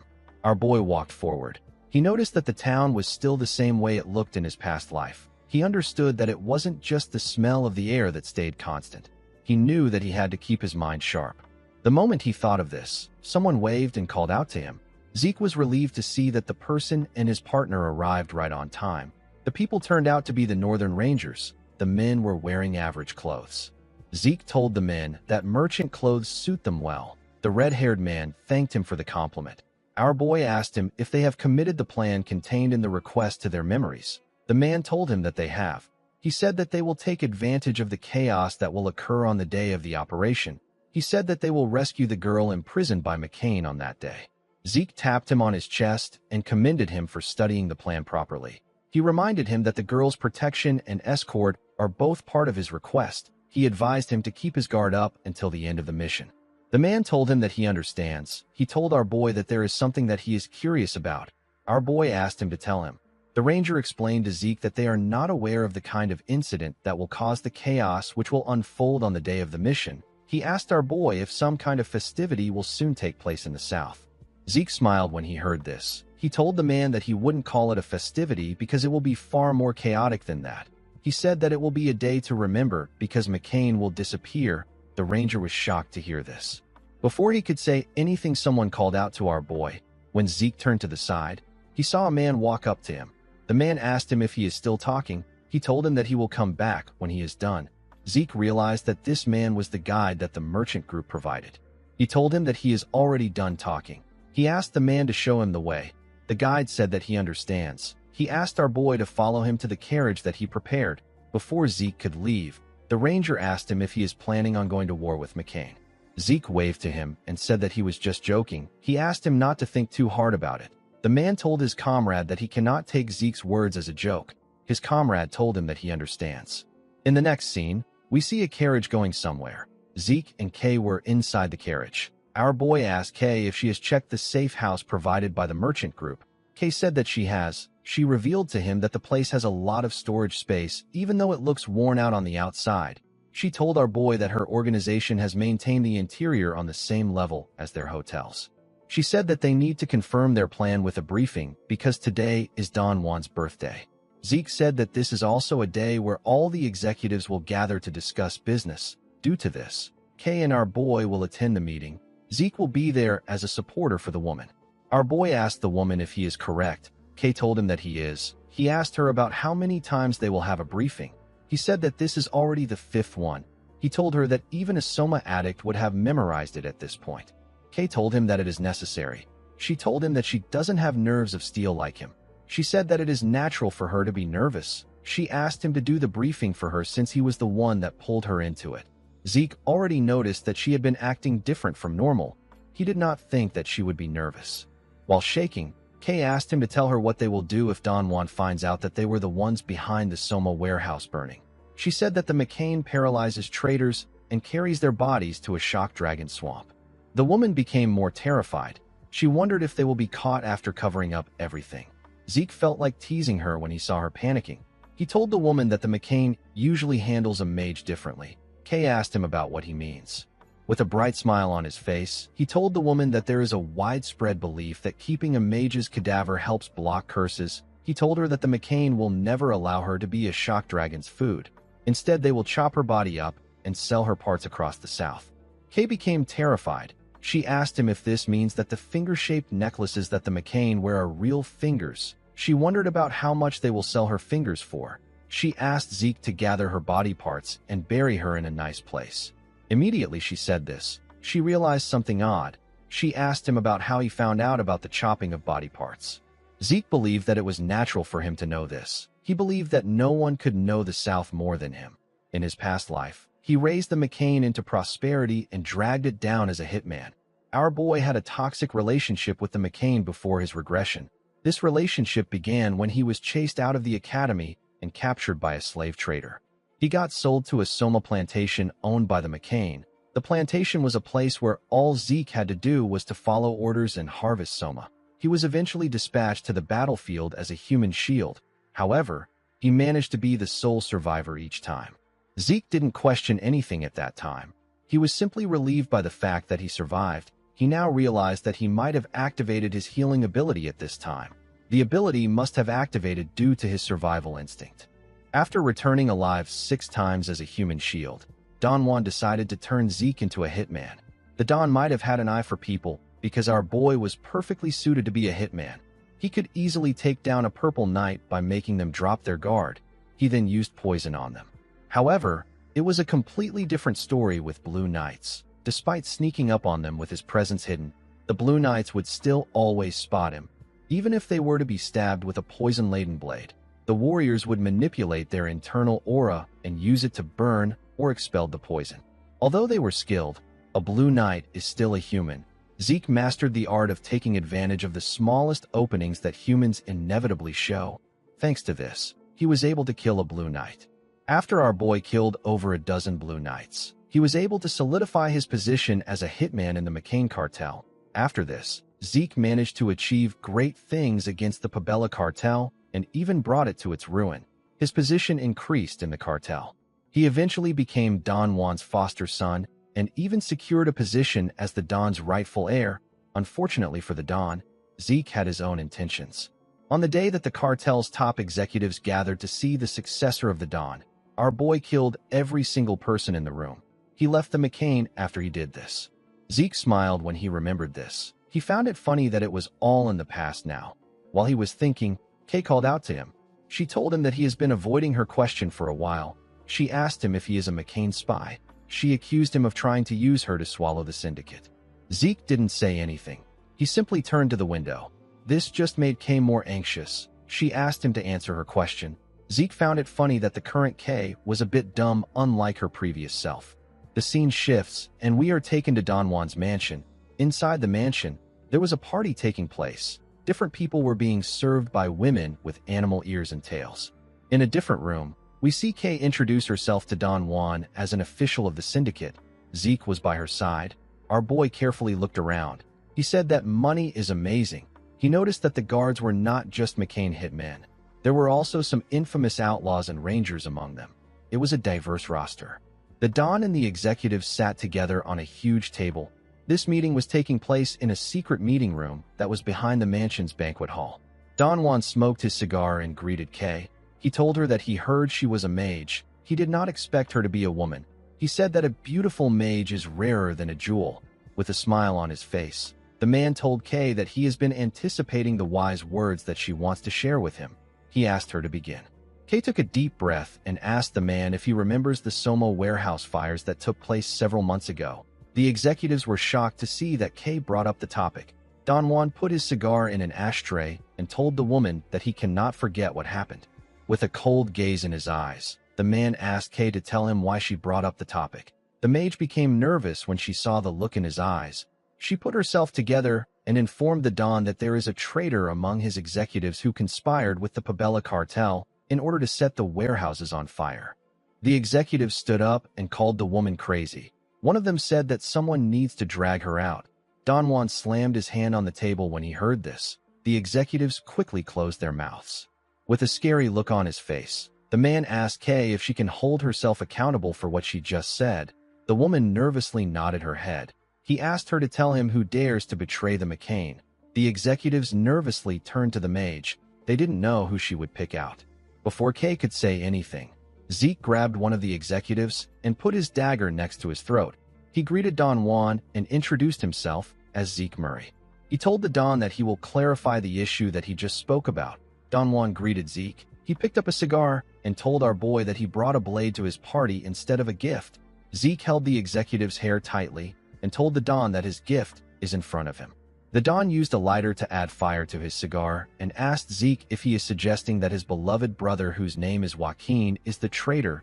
Zeke smiled and asked the man if he should call him Joaquin or El Mencho. He asked the man to confess with his own tongue since he already understands what is happening. Joaquin could not believe what he was hearing. He wondered about how Zeke figured out something that even his boss wasn't able to.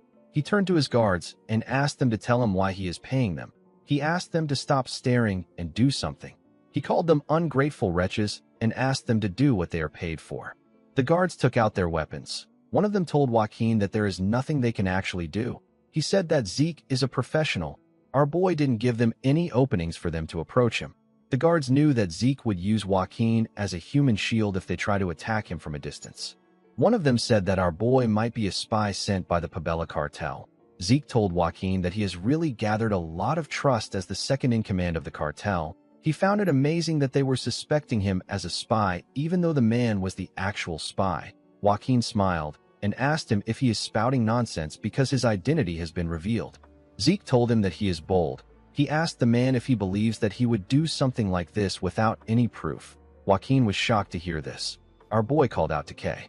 Immediately he did this. The mage activated her magic. She made a document materialize in front of Don Juan. The Don put his cigar down and picked up the document. He opened the pages and read through it. He told Zeke that he has brought something interesting. He announced that Joaquin joined forces with the syndicate to betray them and the Pabella cartel are actually pirates. Immediately he said this. Everyone's expression became grim. They all seemed quite angry. Zeke smiled when he saw their reactions. He already knew that the mood in the air would change once the pirate story came up. Although no one likes pirates, the Southerners hate them more than others. They hold a grudge against them. This is because Southerners are situated very close to pirate outposts, so they end up suffering the most losses compared to other regions of the continent. Apart from this, Don Juan lost his family to pirates. He bears a deep resentment towards them. No matter who it is, Don Juan cannot overlook an incident involving pirates. When the Don saw a picture of Joaquin shaking hands with a pirate, Zeke wondered about what he will do. Joaquin was shocked to see the picture. He wondered about how Zeke was able to get it. He saw that the report stated that the deal he made with the Pabella cartel and the burning of the Soma warehouse are related. The man knew that everyone would be suspicious of him in this situation. Don Juan placed the report down and thanked Zeke. He asked our boy if he believes that a report like this would be enough for him to grow suspicious of a man who is like a brother to him. Zeke already predicted that the Don might say something like this. He decided to use a method that he didn't want to use. He moved close to Joaquin's ear and whispered something to him. The man seemed to be quite shocked to hear what our boy said. Don Juan told Zeke that he will have to pay for the crime of insulting his brother if he doesn't have anything else. The moment he said this, Joaquin called out to his boss. With a serious look on his face, he told Don Juan that Zeke is correct. He said that he is a traitor who joined hands with the Pabella cartel. Don Juan stood up and said that he understands. He told the man that he didn't think that he will betray him. He said that he has nothing to say. He walked towards something and told Joaquin that he will show him an adequate amount of respect for confessing. Immediately he said this. He threw an axe at the man's head. A large amount of blood gushed out of Joaquin's head as his body slowly fell to the ground. Everyone in the room was shocked to see Joaquin's body on the ground. His blood was all over the place. Zeke did not think that the second-in-command would go out like this. He found the Southerners to be a fascinating bunch of people. Before Joaquin died, our boy swore on God that he wouldn't touch the family that he has hidden away if he confesses. He picked up a cloth and used it to clean his face. He found it amazing that Joaquin believed that an oath made with the name of God is absolute. Although he threatened him, Zeke never had any intentions of messing with his family. Don Juan walked up to Joaquin's body and grabbed his axe. Zeke realized that this man was actually a competent boss of a criminal organization. It is actually unlikely that Don Juan punished Joaquin because he truly believes that Joaquin is a traitor. He punished the man because he had no other choice but to do so. The culprit behind the Soma warehouse fires from several months that resulted in massive losses for the McCain cartel and the Pabella spy were the same person according to Kay's testimony. This naturally caused chaos. Due to Zeke's decisive actions to secure Joaquin and declare him as the traitor, as well as the shocking revelation that the Pabella cartel are pirates, added to the chaos. However, even in these circumstances, Don Juan still maintained his composure and calmly attempted to analyze the situation. Unfortunately, his subordinates couldn't act like him. While so many things were happening, El Mincho himself confessed to being a traitor. Even if the man wasn't the traitor, allowing him to go unpunished would make the organization's discipline fall apart. Don Juan understood this, so he punished his comrade. Zeke realized that the man still had his cold, calculating nature. Don Juan took out his axe from the man's head and swung it to remove the blood on it. He carefully looked at his axe with a cold gaze in his eyes. Since Joaquin was a traitor, just like Kay said, Don Juan said that his friends at the syndicate must also be traitors. The men from the syndicate became scared when they heard this. The Don threw his axe on the documents. He said that Kay wrote that their first step of moving from McCain to the Pabella cartel was burning the Soma warehouse. With a menacing look in his eyes, the Don told the men that he will grant them a painless death if they confess like Joaquin did. One of the men said that it is a setup. He said that they never planned or executed such a scheme. He pointed at Kay and referred to her as a spell-casting witch. He said that this is all some trick planned by her. He told Don Juan that he needs to interrogate Kay. Immediately he said this. Someone threw a weapon at the man's head. His blood splashed on Kay's face. The woman was horrified to see this. She didn't even know how to react. While trembling, Kay took a look at the dead man in front of her. She saw a dagger in his head. Don Juan asked Zeke about what he is doing. Our boy was the one who threw the weapon. He told the Don that he simply helped him punish a traitor. He explained to him that he personally took care of Joaquin, who confessed to being a traitor. He said that there is no doubt that the syndicate that worked with him are also traitors. He asked the Don if his actions are not justified. Don Juan finally understood what Zeke was planning. He realized that our boy wanted to use him to get rid of the syndicate.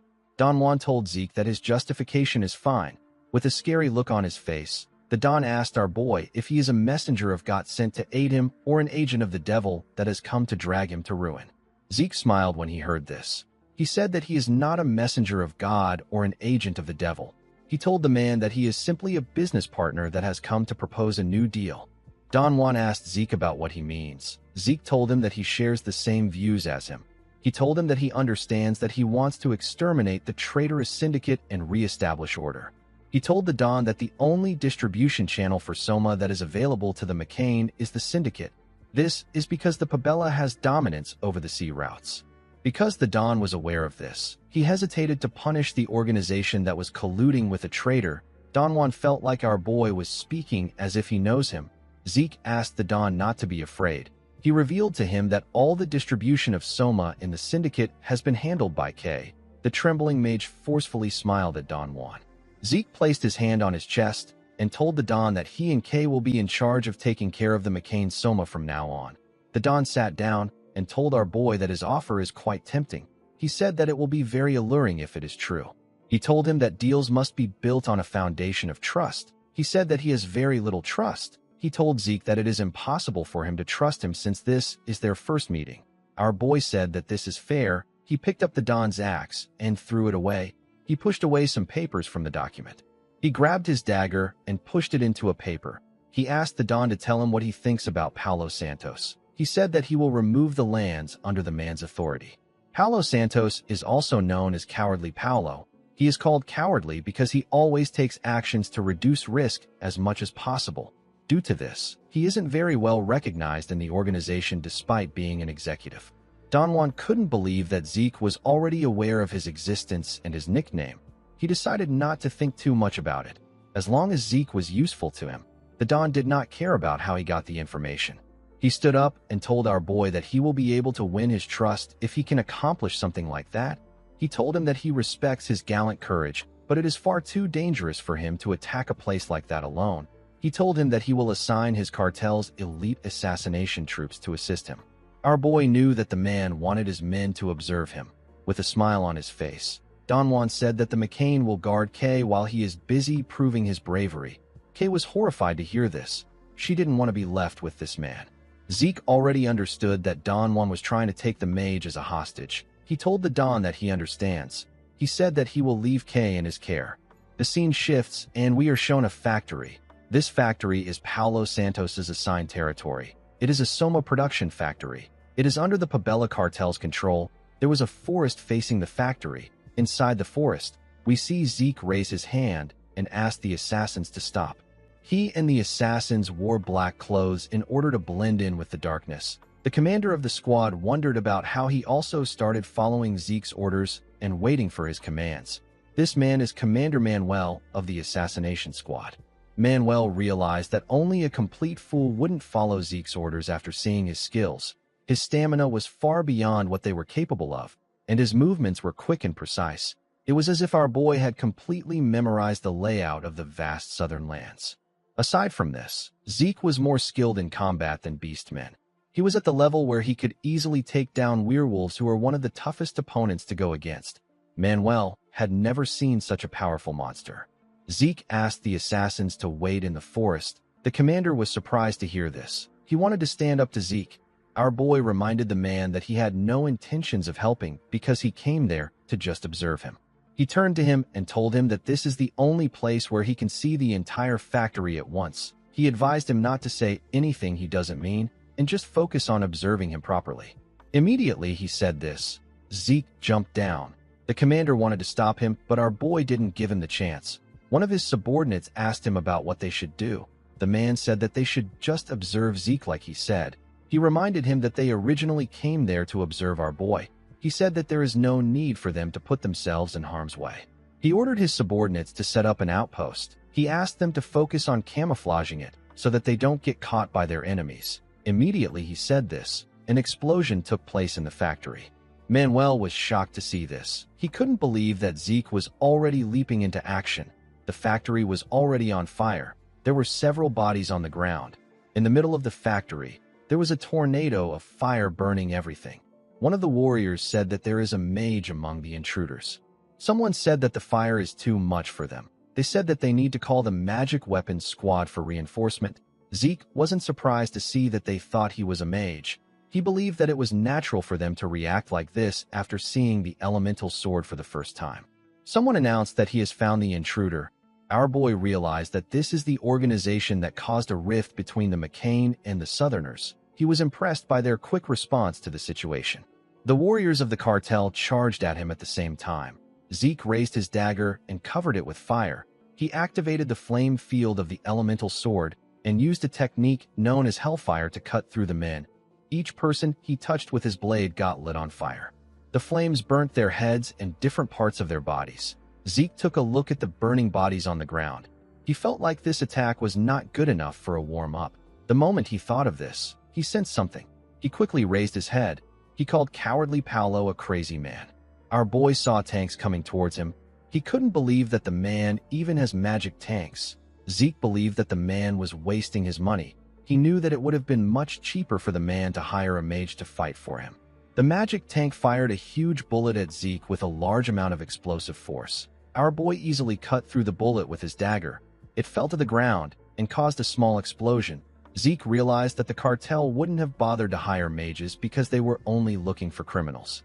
He activated the wind field of the elemental sword and used a technique known as Tempest Sword to fire a huge tornado at the magic tanks. The attack tore the metallic tanks apart.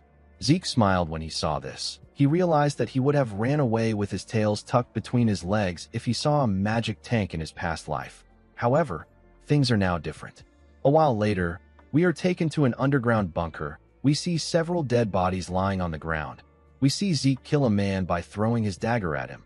There were several bodies in the room. Our boy had taken out a lot of warriors. He realized that Paolo will soon show himself because he has taken down a lot of his men. The moment he thought of this, someone fired an arrow at him from the side. Zeke easily caught the arrow before it could touch him.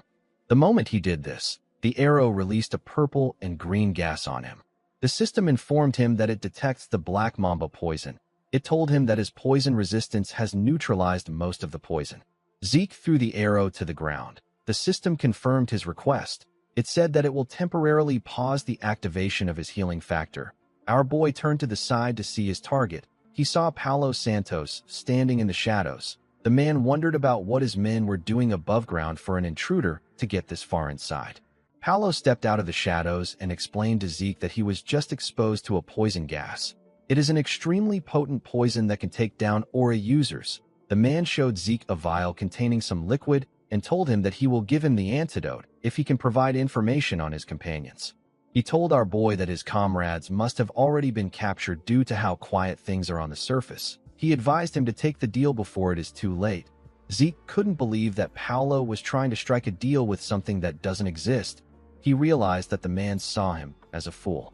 It is common knowledge among Southerners that the black mamba poison doesn't have an antidote. Any normal person exposed to it will be dead in a matter of minutes. Even a blue knight will have trouble expelling the poison out of their body. There will still be some lingering after effects once the poison is out of their system. Fortunately, the poison didn't work on Zeke because of his poison resistance trait. The trait nullified the effects of the poison. Our boy threw a dagger at the vial and destroyed it. Paolo was shocked to see this. He asked him if he is insane. He asked him if he is ready to die. The moment he said this, the man became scared when he saw the look on Zeke's face. With a menacing look in his eyes, Zeke told him that poison doesn't work on him. He revealed to him that the reason it is so quiet above ground is because he killed everyone there. Paolo was shocked to hear this. He said that this is impossible. He told Zeke that the men were the cartel's elite warriors, and they were equipped with magic weapons. Zeke asked him to check things out by himself if he doubts him. He asked him to do it if he is capable of doing it. Paolo asked him for his identity. He asked Zeke about who he is working for. Zeke asked him if there is no one that comes to mind. Paolo grit his teeth out of anger. He asked our boy if he is from the McCain. Zeke commended him for catching on fast. Paolo said that the only people who can do this to the Pabella is the McCain. He asked Zeke about why they are doing this now, when they have been properly respecting each other's territorial boundaries. Zeke told the man that he has no conscience. Paolo asked him about what he means. Our boy asked him if the Pabella considers it proper to be loitering around another cartel's distribution routes while looking for an opportunity to strike them. Paolo was shocked to hear this. He didn't know how Zeke found out. Our boy told him that his cartel has crossed the line. This alone is enough justification for the McCain to act. He revealed to Paolo that Don Juan said that he won't stop until the Pabella cartel has been crushed and burnt to ashes. He told the man that the Don said that he will erase every trace of the filthy pirates from the south. Paolo became scared when he heard this. He couldn't believe that Don Juan found out that they were originally pirates. He quickly turned to a passage and began to run. Zeke told him that he can't get away from him. In the next scene, we see our boy arrive in a ruin that had a large amount of pillars. He was already tired of pretending to chase the man. He looked around and wondered about where he was. The place looked completely different from the underground mines he was in before. Zeke recalled that he encountered tons of traps on his way there. It was hard for him to hold himself back, but he had to do it because he didn't know if there were any prying eyes in the area. Zeke realized that the traps he encountered were not originally part of this ruins. Someone installed them there recently. Our boy looked around the ruin. He wondered about what the Pabella were up to down here. While he was looking around, someone appeared next to a pillar behind him. The man charged at him from behind and swung his sword when he got close to him. Zeke easily sensed the man's presence. He turned around and carefully dodged the attack. He moved close to the man and asked him about who he is. The man was shocked to see our boy next to him. He changed the direction of his sword and swung it at Zeke. Our boy covered his dagger with wind and swung it at the man. His attack destroyed the man's blade and tore him apart. A large amount of blood gushed out of his body. The man fell to the ground. Immediately this happened. The man's comrades came out of hiding. Zeke instantly recognized them. He wondered why he kept running into this men wherever he goes. The men turned out to be the Empire's hunting dogs. The leader of the hunting dogs said that this is the reason he didn't want to work with the Southern bastards. He believed that the cartels should have settled their issues among themselves. He didn't understand how the Pabella would let a rat get this far into their base. The blond man told Zeke that he can't let him leave the ruin with his life. The moment he said this, our boy recalled that he saw the southern continent's ruins being marked on the hunting dog's operation map that he found in the giant mountains. He wondered if this ruin contains one of the artifacts that the Emperor is after. He carefully raised his dagger. The leader informed his subordinates that he saw a wind-like element wrapped around the dagger before Zeke swung it. He said that the dagger is not normal. He advised his men to face Zeke with the assumption that the dagger is an artifact. The moment he did this, the man noticed something. He saw Zeke holding a magic scroll. He quickly turned to his subordinates and announced that our boy is holding a magic scroll. He asked them to brace for impact. Zeke asked him to relax. As the scroll slowly faded away, our boy explained to him that it is a simple soundproofing and barrier spell with no lethal effects. A barrier appeared at the entrance of the ruin. Zeke revealed to the man that no one will know about what is happening there for the next 30 minutes. He took out his sword from his inventory and asked the man not to worry about getting caught. Zeke wanted to have fun since he didn't have a lot of opportunities to test out his new skills. He raised his sword and asked the hunting dogs to come at him. The leader became nervous. He noticed that Zeke wasn't using a subspace pocket. Our boy brought his sword out of thin air instead of using a medium connected to a subspace. Due to the strange weapon Zeke used earlier, the man thought he was a mage, but now that our boy was using a sword, the man didn't know what to think. While he was looking at Zeke, the man saw something shocking. Zeke activated his ether and channeled it into his sword. He formed an aura blade. The man couldn't believe that Zeke was a blue knight. Before the man could charge at him, Zeke used the first verse of the True Dragon's swordplay. The technique is known as Sky Slice. Our boy destroyed the things around him with the technique. The leader got cut down by the attack. His subordinates charged at Zeke, but their resistance was futile. Nothing could be heard from the room. The barrier absorbed the sound. 30 minutes later, we see Zeke burning the bodies of the hunting dogs with his flame elemental sword. He was burning the bodies in order to make it hard for anyone to find any traces. It will seem like the McCain used knights and mages in their attack. This will intensify the strife between the McCain and the Pabella cartel. Zeke wondered why the Pabella cartel and the Rome Empire were working together. The only thing our boy could think of was that they were cooperating in order to find ancient artifacts in the south.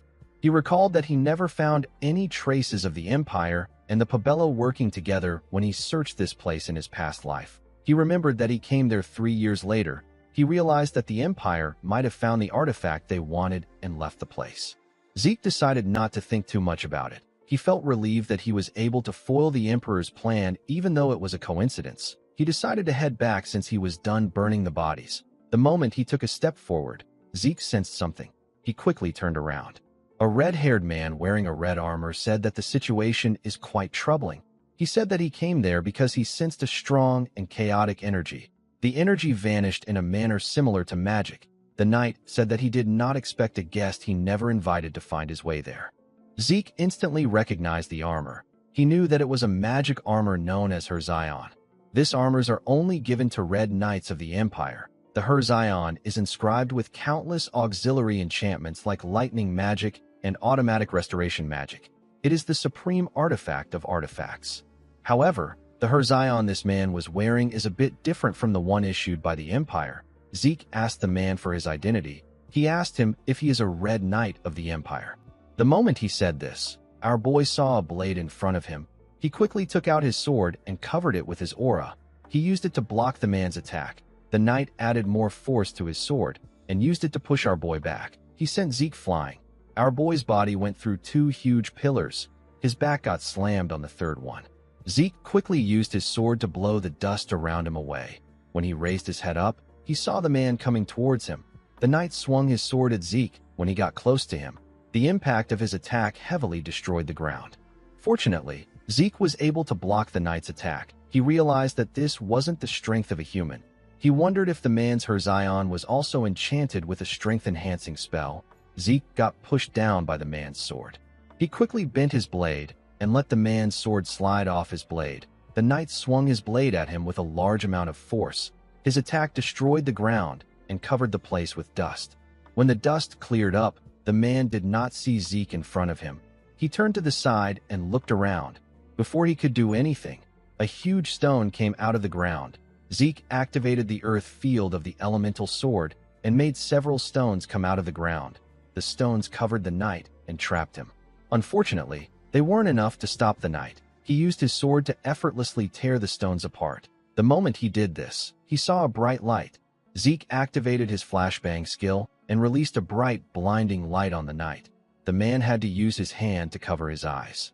Our boy used this opportunity to get behind him. He was certain that he had outsmarted the man. He swung his sword at his neck. Unfortunately for him, the man blocked his attack. Zeke was shocked to see this. He couldn't believe that he deflected his aura blade.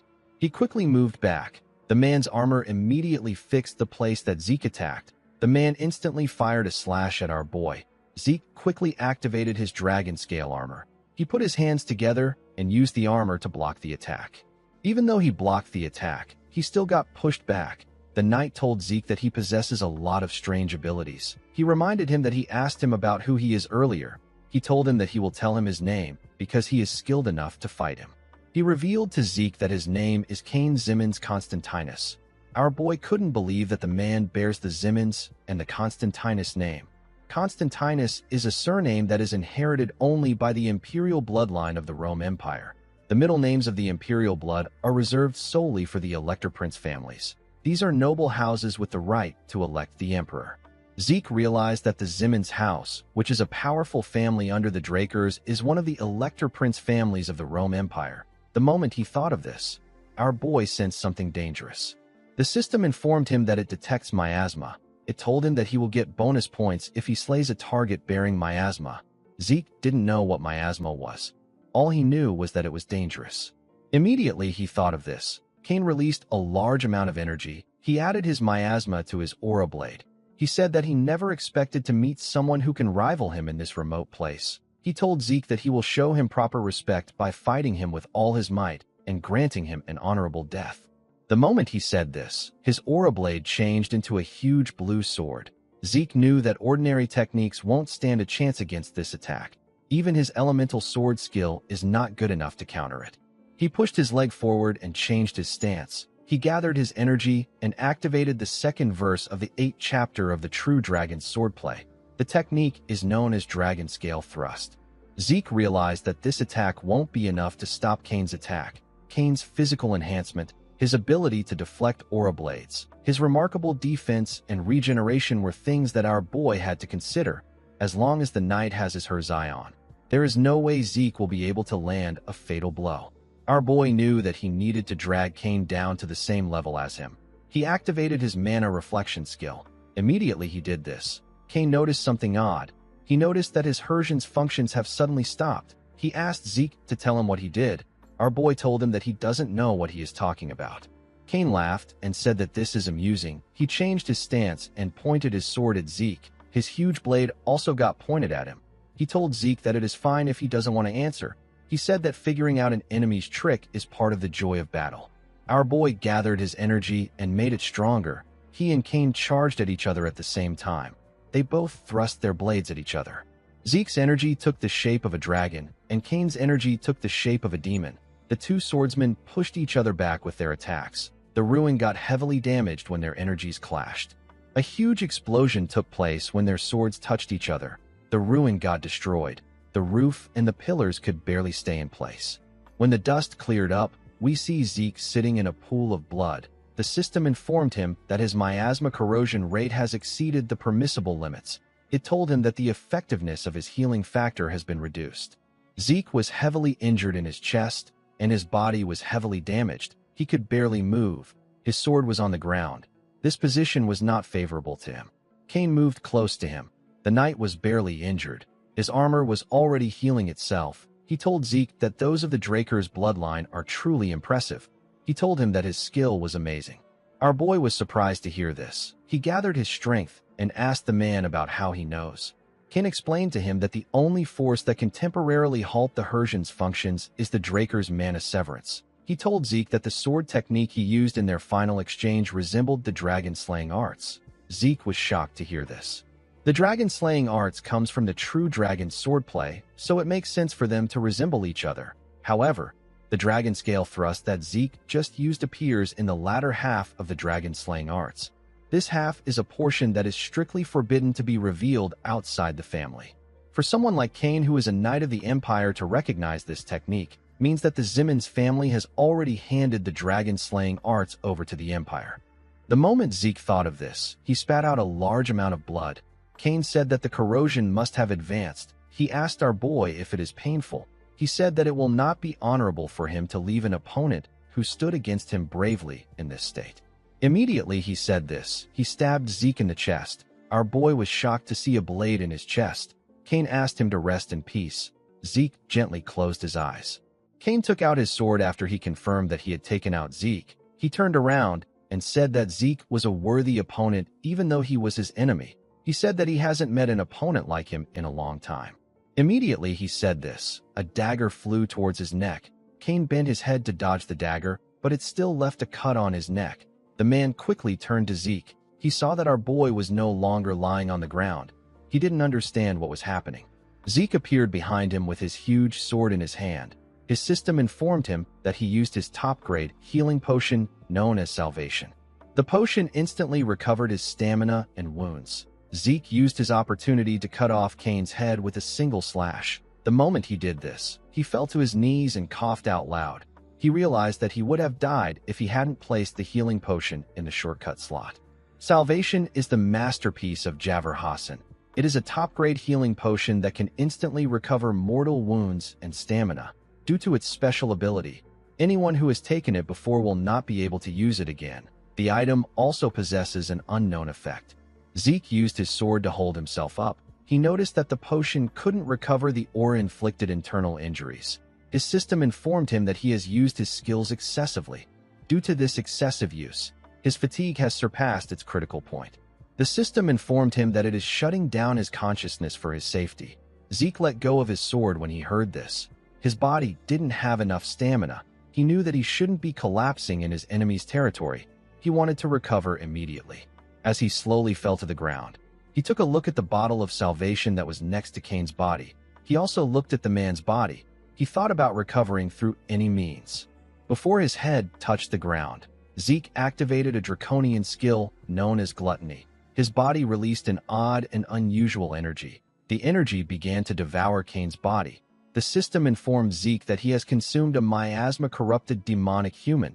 His stamina, mental power, and mana began to fill up. The skill took in Kane's blood and completely covered his body. The system informed its master that he has consumed the demonic human's bloodline ability. It changed his C-rank skill known as Static Discharge into an A-rank skill known as Lightning. After completely devouring Kane, the skill disappeared. Zeke opened his eyes immediately. He raised his body and placed his hand on his head. He thought that he was going to die. He was happy to see that he thought of using gluttony. When he looked in front of him, he saw Kane's armor floating in the air. The system told him that he has obtained the unknown armor. It asked him if he would like to register himself as the user. Zeke found it odd that the armor's name didn't pop up. He decided to accept the system's suggestion. The moment he got registered as the user, the armor got equipped on him. The system informed Zeke that the armor's form can be decided according to his will. It also told him that there are currently 3 magic circles that can be activated from the 28 great magic circles engraved on the armor. Our boy was surprised to see how light the armor was. He couldn't believe that the armor's functions were this good. He decided to take the armor off because he knew that he would get caught by the Empire if he wore it around. He planned to use it later when he changed its form. He decided to leave the place. The moment he had this thought, he smelled something. It was the smell of blood and corpses. It was coming from somewhere inside this ruin. Zeke followed the scent and arrived at a lab where he saw a bunch of mages performing human experiments. He grit his teeth out of anger. He couldn't believe that the Empire would do something like this. When the mages saw Zeke, they quickly released a gaseous substance at him. The system told him that it detects magically formulated poison. This poison suppressed his poison resistance effect, and it allowed him to be poisoned. Zeke quickly took out a potion and used it. He told the mages that they must be prepared to give up their lives since they have been experimenting on other people. He easily tore them apart and destroyed their lab. He also collected the lab's research materials. He believed that there might be some things in the documents that are related to the Rose disease. While he was looking at the documents, someone appeared behind him and asked him if he did this. The old mage asked Zeke if he was the one who turned his lab into this mess. Our boy quickly covered his sword with his aura and charged at the man. The mage was shocked to see an aura blade. He realized that Zeke was a blue knight. He quickly raised his hand and activated a magic circle.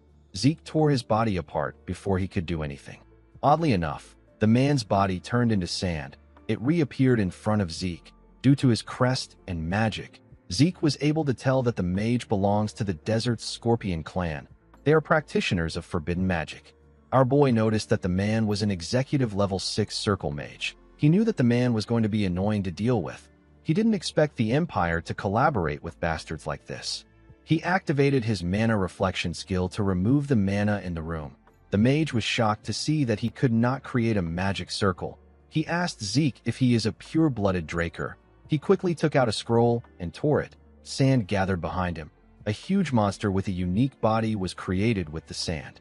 It had very different body parts. Zeke immediately knew that he was looking at a synthetic chimera. The mage laughed and said that this is his greatest masterpiece. He said that even a Draker wouldn't be able to face his chimera. The chimera swung its claw at our boy. Zeke was able to block it, but he got pushed back. The monster swung its other claw at him. Our boy pushed it aside. He covered his leg with his ether and moved at a crazy speed before the monster could squash him. He climbed the monster's body and appeared above it. He was able to do this with the shadowless steps of the Gale Arts. The chimera quickly raised its head when it sensed Zeke. It thrust its stingers at him. Zeke was able to tear them apart. He noticed that the chimera had no blind spots. He landed in front of it. He didn't want to waste time with this chimera. He charged at the chimera and swung his blade at its head. The monster easily blocked the attack with its claws. Zeke got pushed back. He realized that reinforcement will arrive soon if this fight goes on. The moment he thought of this, the system informed him that Dragonic control can be activated. It asked him if he would like to subjugate the Dragonic target. Zeke didn't think that Dragonic control would work on this monster. He activated his dragon's dignity and ordered the chimera to submit to him. The chimera became scared when it felt the energy Zeke was exuding. The system informed our boy that he has instilled fear in the trivial dragon. The effect of his Dragonic control increased. Due to the fact that dragon's dignity and Dragonic control worked on the chimera, Zeke deduced that the mage must have partially included some dragon traits when making the chimera. The system asked him if he would like to activate Dragonic control to subjugate the target. Our boy accepted the offer. A magic circle appeared below the chimera. It released some chains that held the monster down. The system informed Zeke that he has subjugated the trivial dragon. Our boy gently pat the chimera on his head when the chains disappeared. The chimera was quite happy with this. Zeke did not expect him to be so gentle. The mage was quite shocked. He didn't understand what was happening. He didn't know why his chimera wasn't listening to his command. Zeke turned to him and ordered the chimera to bite him. The chimera took out the defenseless mage with a single bite. Zeke pat his head and looked through the man's belongings. He saw that this man was Gurav al-Rahmani. He recalled that this was the name of the second-in-command of the Scorpion clan. While he was looking at the man's file, the chimera gently hit his head. Zeke turned to it. He asked the chimera about why it keeps interrupting him. Immediately he asked this question. His system popped up and asked him if he would like to name the subjugated dragon. It explained to him that named dragons can be summoned by their master whenever they call. Zeke realized that the chimera wanted to be named. He decided to name the chimera Gurav. The monster was surprised to hear his new name. The system registered him as Gurav. Zeke asked him if he doesn't like his name. He told him that it is too late. In the next scene, we see someone clapping his hands. The person clapped for Zeke. Our boy was wearing some new clothes and his body had fully healed. The person in front of Zeke was Don Juan. The Don sat down and told our boy that he heard he truly eliminated cowardly Paolo. Zeke nodded his head and told the Don that he keeps his promises. Don Juan told Zeke that he has to believe him now that he has proved himself. He said that valiant warriors have the right to be respected. He told Zeke that he treasures strong warriors as if they are his own children. He told him that he wishes to treat him the same way. Zeke remembered how he suffered under Don Juan in his past life. He wondered if the man saw children as beings he can freely use as tools. He was annoyed to see that the Don said this to his face. He promised to kill him with his own 2 hands. Don Juan stood up and pointed at some boxes behind him. He told Zeke that this is a present he prepared for him. Zeke was shocked to see the boxes. Don Juan reminded him that he said he wanted to be his business partner. He said that this is a proof of trust to match his claim. When Zeke picked up one of the boxes, he felt what was inside. He knew that only one thing would have the size and weight. When he opened the box, he saw the head of a syndicate executive. The other boxes contained the heads of the other executives. Don Juan asked Zeke if he likes his present. Our boy smiled and told him that he does. He was happy to see that everything was going as planned. Now that the executives of the syndicate are dead, all our boy needs to do is to put K at the top. The Don moved close to his chair and said that there is still one more issue. Zeke asked him about what it is. The Don informed him that the Pabella has found out that they were the ones who attacked them. He said that the Pabella believes they attacked them with knights and mages. Zeke smirked when he heard this. He knew that the average person would think that the place was attacked by knights and mages. Don Juan said that he wants to properly warn the pirate bastards and teach them that the master of the southern continent is the McCain. Zeke realized that the Don wanted him to attack the Pabella. He told him that he will do it. Don Juan was surprised to hear this. Zeke clenched his fist and told him that he will go to the Pabella and let them know his will. He said that he wants a favor in return. He asked Don Juan to give Kay some power so that she can become the new core of the syndicate. The Don gently rubbed his head. He put his cigar back in his mouth and accepted Zeke's request. He told him that he will take responsibility as her backer. He snapped his fingers and told Zeke that he will assign the cartel's greatest hitman and his squad to him. The moment he said this, different hitmen appeared in the room. Zeke turned around to see the person behind him. He saw a man with blonde hair. The man also had an eye patch. The Don assured him that the man and his squad will be helpful to him. The scene shifts, and we are taken to Paulo Santos's territory. We see two people walking in the ruins. The people turned out to be Abel and his friend. The man informed Abel that the investigation is already over. He told him that the Imperial Intelligence Bureau has already gone through the place. He assured him that he won't find anything there. He reminded him that he has already received the results. According to the result, the place was attacked by one squad of mages and knights.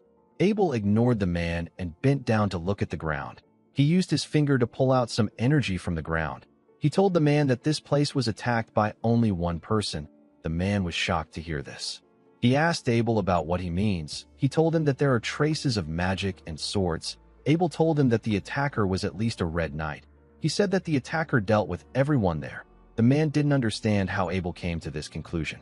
As the energy in his finger dissipated, Abel informed the man that there are traces that the Intelligence Bureau dealt with this in a hurry. He told him that there is something the Intelligence Bureau doesn't want them to know.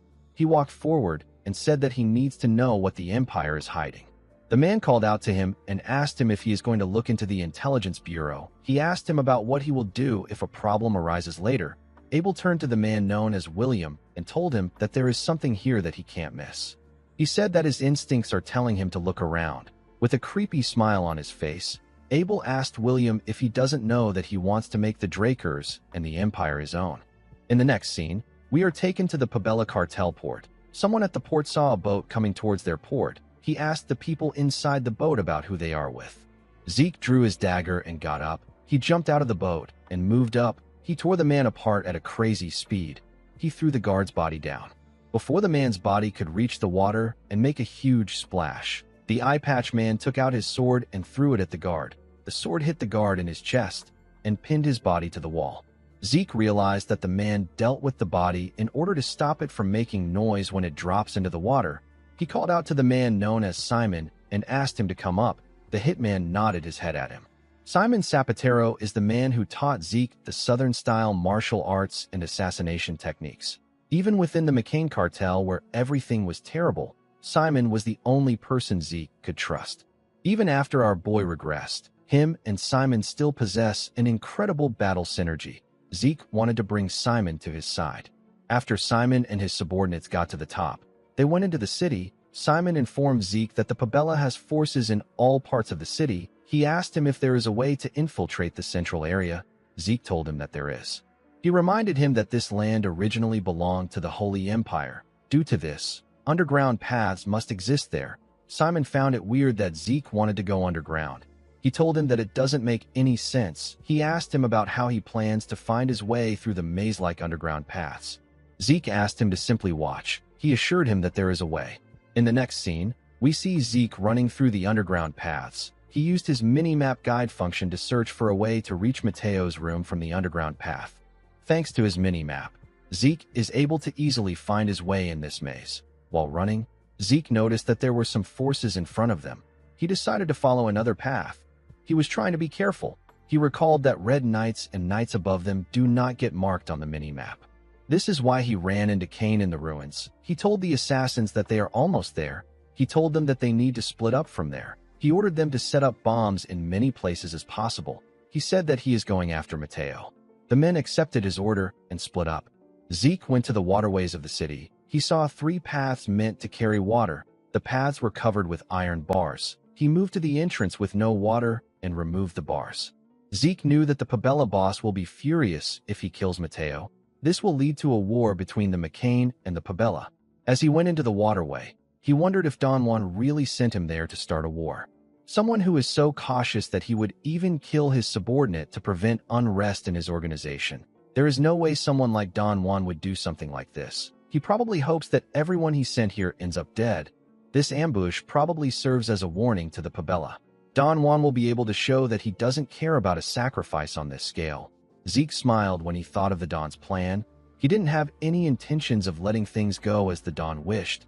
This is because he intends to kill Mateo. He kicked open the iron bars at the end of the waterway. The guards in the area were shocked to see the iron bars. Before they could do anything, Zeke jumped out of the waterway and tore them apart. He ran into the building. As he ran through the place, he recalled that the Empire and the Pabella were working together. He wondered why he hadn't seen any soldiers. Even his mini-map wasn't showing their location. The moment he thought of this, a bright light shined in his eyes. Zeke quickly used his hand to cover his eyes. He realized that this was where the soldiers were hiding. The leader of the squad said that they need to capture Zeke alive. The swordsman quickly charged at him. Zeke dodged the attack of the first person that charged at him. He used the man's shoulder to push himself up. He threw his dagger in the air and gave it a kick. The dagger went through the man's neck. Immediately, the leader saw this. He activated a magic circle and ordered his mage squad to activate their magic and fire. Zeke instantly activated his swift step the moment his leg touched the ground. He was able to dodge the attacks of the mages. He charged at them. He took out another dagger and activated the wind field of the elemental sword. He used the technique to tear the soldiers apart. Zeke realized that this people were quite weak for Imperial soldiers. He wondered if the Empire sent this level of soldiers to brag that they deployed troops. He called out to the remaining soldiers and told them that he is going to give them one chance. He activated his dragon's dignity and asked them to leave now if they want to live. He told them that they can also come at him if they are prepared to die. The mages could feel the power of something dangerous. Some minutes later, we see Zeke looking at the soldiers' bodies. He wondered what the Empire was trying to do by coming all the way to the south. Immediately he thought of this. He felt a dark energy coming towards him. He quickly raised his head up. He saw a mage above him. The mage said that one roach is interrupting their great plan. Zeke was surprised to see the man. He wondered about when the man arrived. He wasn't able to sense him until now. He asked the mage about who he is. The man raised his hand and released some dark energy from his ring. His energy touched the bodies of the soldiers. The dead men got turned into zombies. The mage ordered them to capture Zeke. He told our boy that he will pull out his soul by himself because he interrupted the great plan. Zeke was surprised to see that the man was able to raise this much zombies in one go. He realized that the man is a high-level black mage. He knew that most black mages on this level are from the Scorpion clan. He wondered why he couldn't see the man's affiliation and magic circle. He decided to take care of the zombies. He swung his sword and beheaded some of them with a clean strike. His system informed him that he has eliminated miasma-corrupted zombie knights. He was granted 10 karma points for this. Zeke was surprised to see this. He smiled brightly when he realized that he could gain karma points. His system notified him several times that he had obtained 10 karma points. After he took out the last zombie, he got his last notification. Zeke turned to the mage. He expected him to make a move. To his surprise, the mage turned himself into his dark energy and left the place. Zeke ignored him and walked forward. He decided to turn the man into points later. As he walked through a hallway, Zeke realized that he will soon reach Mateo's office if he keeps walking. He knew that someone will be appearing soon. The moment he thought of this, someone appeared and pointed a dagger at his neck. Zeke told the man that he has been waiting for him. The man turned out to be Simon. Zeke told the man that he didn't expect him to come there. He asked him if the Don ordered him to eliminate him before things escalated. Simon moved his dagger to his other hand and moved close to Zeke. He informed him that the Don wants to destroy the Pabella cartel. He told Zeke that there is no place in the plan for a central continent guy like him. Zeke reminded him that the Pabella would have taken their distribution network from them if he hadn't interfered. Simon informed him that they will use K to control the syndicate. He assured him that the organization will be fine without him. The moment Simon said this, Zeke's system informed him that it has temporarily suspended his healing just as he requested. He grabbed Simon's hand and moved the blade closer to his throat. He let it cut him. He referred to Simon as the shadowless ghost. and asked him about why he is not attacking him. Simon was shocked to hear this. He asked our boy about how he knew his previous name. Zeke informed Simon Zapatero that he knows his past and the reason he serves Don Juan. Simon was shocked to hear this. He didn't understand what was happening. Our boy told him that he is doing all of this to protect the last bloodline of the Cusco kingdom. Simon was shocked to hear this. With a terrifying look in his eyes, he asked Zeke to tell him how he knows this. Our boy knew that the man was going to attack. He quickly moved back and summoned a dagger out of his inventory. He used the dagger to push Simon's dagger down. The man raised his dagger and asked Zeke about how much he knows. He asked him for his identity. Zeke pushed his dagger back and revealed to him that he is a direct descendant of the Draker family. He shared his name with Simon. Simon was surprised to hear our boy's name. He asked him if he is the rumored youngest Blue Knight. He said that the entire southern continent will shake if the Drakers get involved. Zeke told him that this issue doesn't concern his family. He revealed to Simon that he is there on his own accord. He asked him not to worry. The hitman asked him about why he revealed his identity to him. He knew that Zeke could have hidden his identity till the end if he wanted. Our boy used his dagger to push Simon's dagger out of his hand. He asked the assassin to ally himself with him. He assured him that he will help him protect the bloodline of Cusco and even help in the reconstruction of the kingdom. Simon was shocked to hear this. Zeke understood why Simon would find this hard to believe. He asked him if he doesn't already know that staying in the McCain cartel is hopeless. He asked Simon to tell him what he will do after he kills him there according to the Don's order. He asked him about what he will do about the Pabella members heading this way. He asked Simon if the Don has ever sent reinforcements for him or his subordinates. Simon told him that they have always had to save themselves. Zeke reminded him that the cartel took over their lands after the kingdom fell. He explained to him that Don Juan wants him, who is a former knight, to disappear. Once he is gone, the princess will be alone. She will be sold to the Cusco rebels at a high price. When the Cusco kingdom fell 10 years ago, Simon took the newborn princess and sought refuge at the border. He became an outlaw in order to become stronger. He did his best in hopes that he would one day defeat the rebels and restore the princess back to her rightful place. For this same reason, he became a hitman for the Don. Unfortunately, Don Juan already knew about his past. In the end, Simon was labeled a risk by Don Juan and got disposed of. The princess got sold off to the rebel forces. Before he died, Simon begged Zeke to take care of the princess. By the time our boy found her, there was nothing left for him to save. This is why Zeke wants Simon to leave the McCain. Since they didn't have a lot of time, Simon decided not to ask Zeke about how he knew his secret. He told him that he is correct. He said that the McCain, which he thought would be stable forever, is now shaking. He told Zeke that this is happening because of him. He said that everything has been spiraling ever since he attended the Don's birthday and got involved with the Pabella. He asked Zeke about what his ultimate goal is. Our boy reminded him that he told him that there is no place for a central continent bastard like him in the plan. He explained to him that he wants the two cartels to start going after each other. With a smile on his face, he said that he will go for the McCain once the fight is over. Simon was shocked to hear this. He couldn't believe that our boy's real goal was to take out Don Juan. Zeke told the man that he is quite serious about his offer. He asked him to join him. Simon nervously asked Zeke to promise him two things. He asked our boy to take him and his subordinates. He asked him to honor his promise to protect the Cusco bloodline and rebuild the kingdom. Zeke smiled and hit his chest. He swore to do everything on his honor as a knight. Simon Zapatero went on his knees and gave his greeting to his new master as the Cusco Guard commander. Zeke asked him to get up. He told him that this much formality is enough. He told Simon that he will give him the necessary information on the way out. He asked him about where his subordinates are. Simon explained to Zeke that his subordinates are waiting for his signal. They are to activate the exploding scrolls in their hand and meet up to escape once they receive the signal. Zeke asked the man to give the signal now. He asked him to call all his subordinates to the underground waterway entrance. Simon said that he understands. He informed his new master that he has already tied up Mateo in his room. Zeke walked forward and told him that he did well. In the next scene, we see Mateo fall to the ground. He called Zeke a bastard and asked him if he thinks that the McCain will be safe. Our boy smiled and moved close to Mateo. He explained to him that nobody will be safe when a war breaks out between the two cartels. He showed Mateo a paper containing a message and told him that the war will break out thanks to him. The man began to shake when he heard this.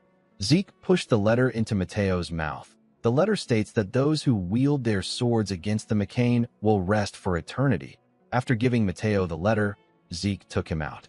He stepped out of his room with the secret ledgers of the Pabella. He decided to leave the place. The moment he thought of this, Simon ran to him and informed him that he has sent the signal to his subordinates.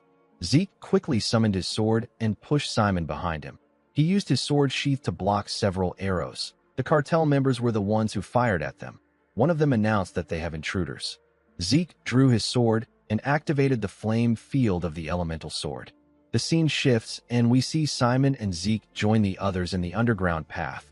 Simon ordered his subordinates to greet their new boss. The men quickly bowed their heads to Zeke. Our boy told them that they will talk more later. He said that they need to move because the cartel will soon start tracking them. While they were running in the underground path, Zeke sensed the presence of others behind them.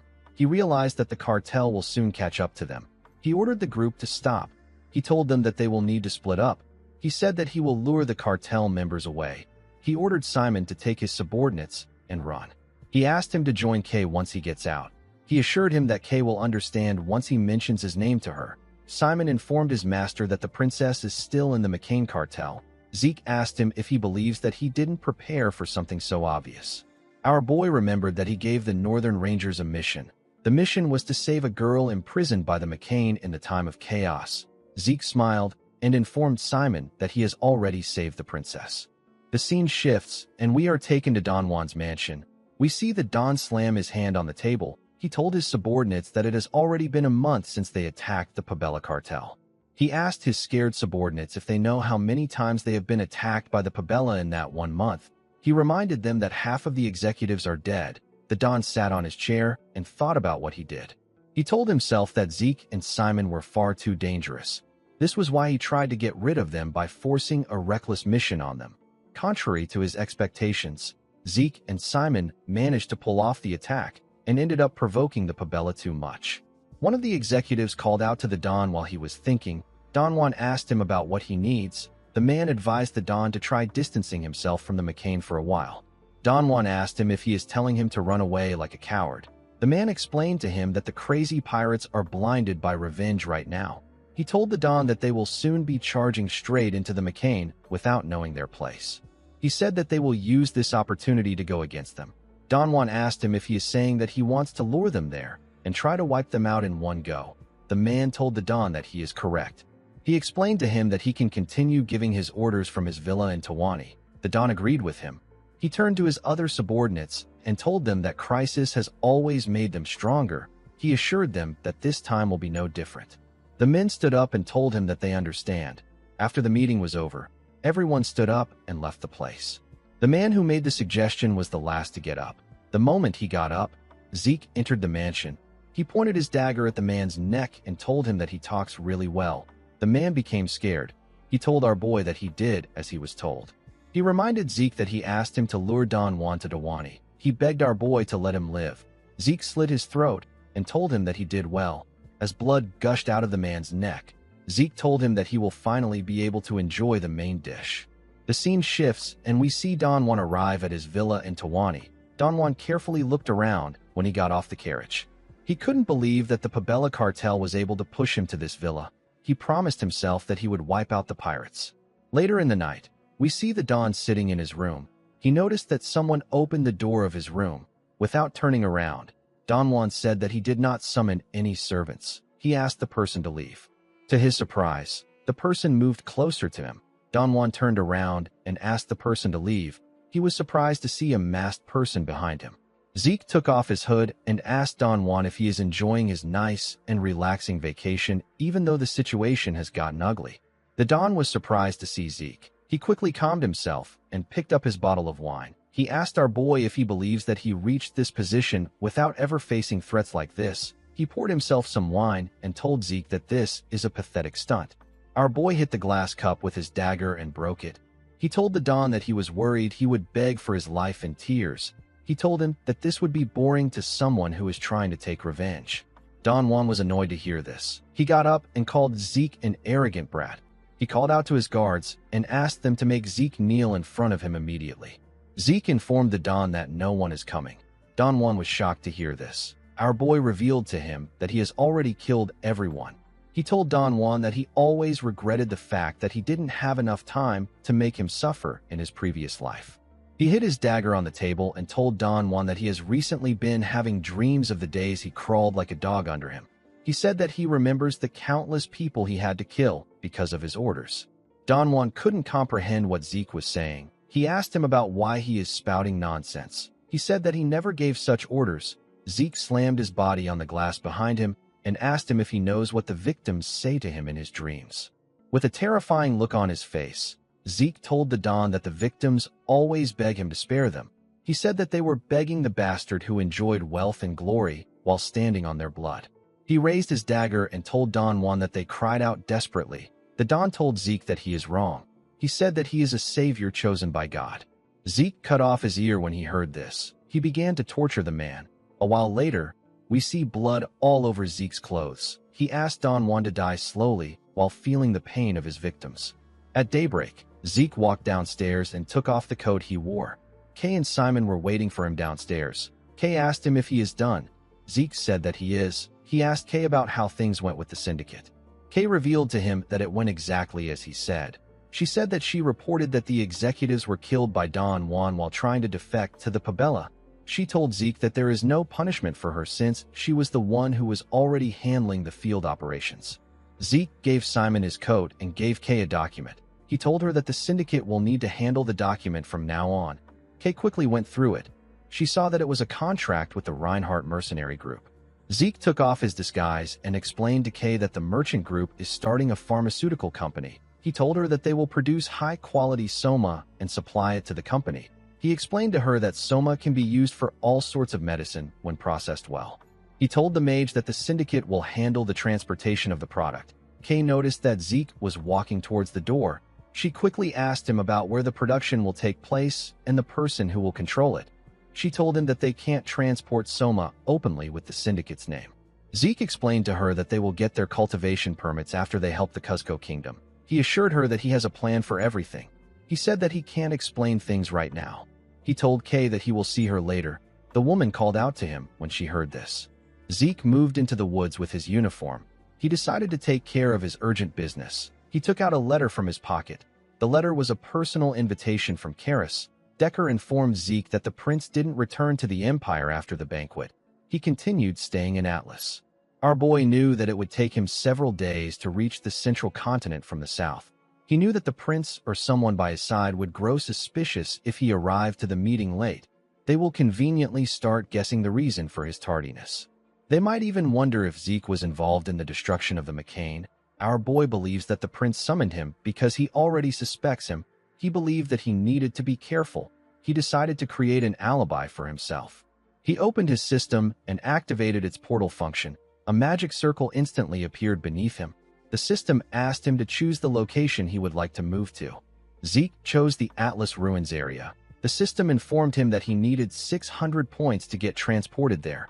Our boy gladly paid for the portal. Immediately he did this. He disappeared into thin air. The scene shifts, and we are taken to the Sky Lounge of the Atlas Hotel. When Zeke entered the lounge, he heard someone call out to him. The person turned out to be Prince Karis. The prince waved at him. Zeke noticed that there was another person next to the prince. He already knew who it was. The person turned out to be Abel Draker. Zeke bowed his head to the prince and paid his respect to him. He asked the prince about why he summoned him. Karis smiled and told Zeke that he called him there for a serious matter. He picked up a bottle of wine and placed his hand around Zeke's neck. He told him that he called him for the wine. He explained to our boy that William and Abel are quite good at their jobs, but they can't hold their liquor. He told Zeke that he called for him because he seems like the wild type. Our boy did not think that the prince would see him as someone who drinks. Since Abel, William Zimmons and Prince Karis were in the same room together, Zeke could guess what they were talking about. He noticed that his brothers seemed to have something to say to him separately. Karis poured Zeke a drink and asked him not to just stand around. Our boy nervously accepted the drink. He clinked glasses with the prince. A while later, we see William escorting the drunk prince out. Zeke watched the man take him out. He wasn't drunk because the system detected alcohol and classified it as a poison. Thanks to Zeke's poison resistance, the effects of the alcohol were neutralized. Our boy felt bad for being the only one that was okay. After the prince left, Abel stood up and apologized to Zeke for interrupting him. He told him that he heard he was in a closed-door training. Zeke told him that it is fine. He said that he was frustrated because he wasn't making any progress. Abel smiled and said that this is a relief. He picked up a bottle of wine and asked his brother to have a drink with him too. Zeke watched Abel fill his cup. He didn't think that Abel would make this suggestion. He realized that Abel plans to tell him something quite important today. The moment he thought of this, Abel asked him about what he thinks of the Draker house. Zeke didn't understand what he meant. With a terrifying look in his eyes, Abel told Zeke that he plans to bring the Drakers to ruin one day. Zeke stood up and acted surprised. His brother told him that he carries the same scent as him. He told him that he carries the scent of blood, battles, deaths, and victories. He said that this is exactly how a pure-blood dragon slayer is supposed to be. He told our boy that he is a perfect role model and he smells like a predator.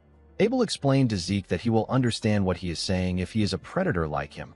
Our boy didn't like what he was hearing.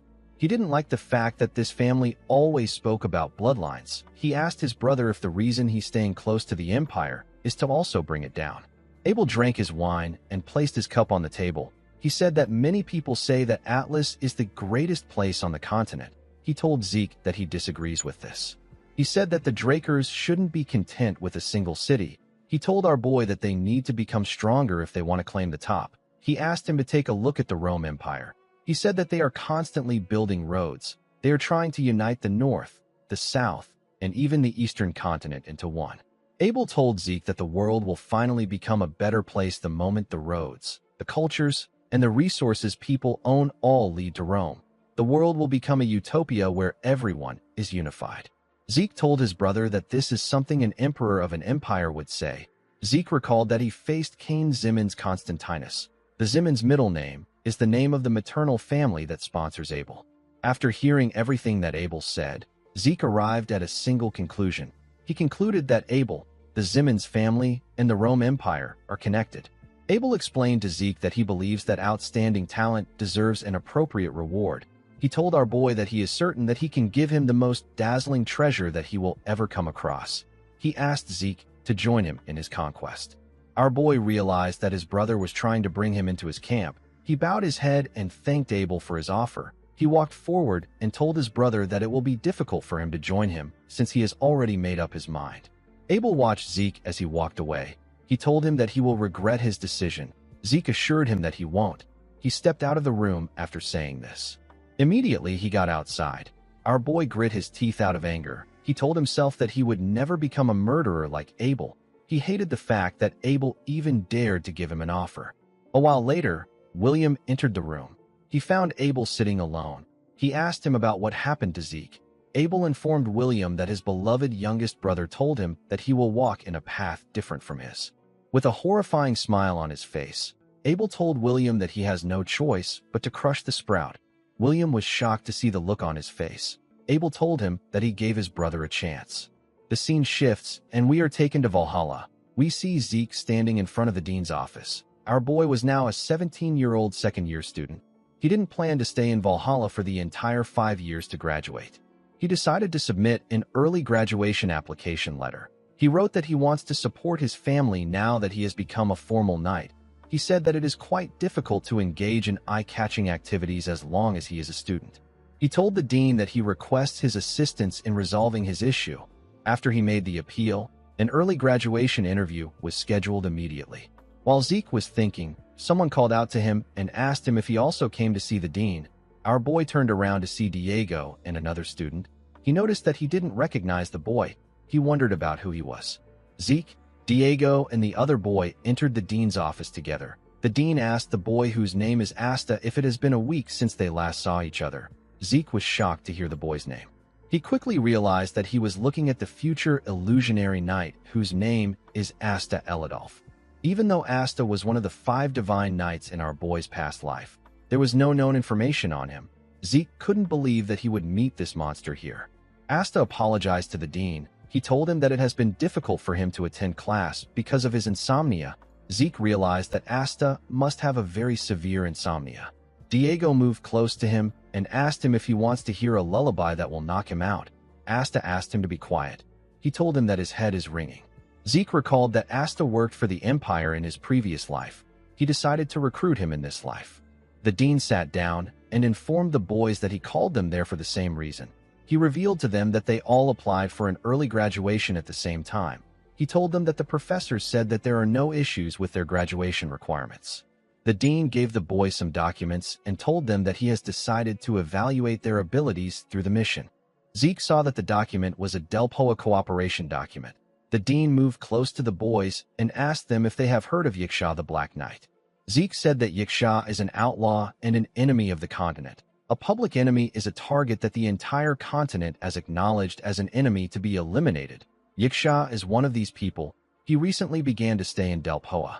The dean explained to the boys that their mission is to cooperate with the Delpoa Knight Order and subjugate Yiksha.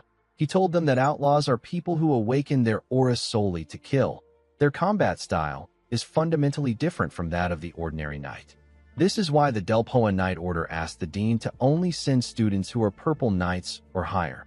Flaubert told the boys that they must now understand how grueling the mission is. He asked anyone who wants to back out to speak up.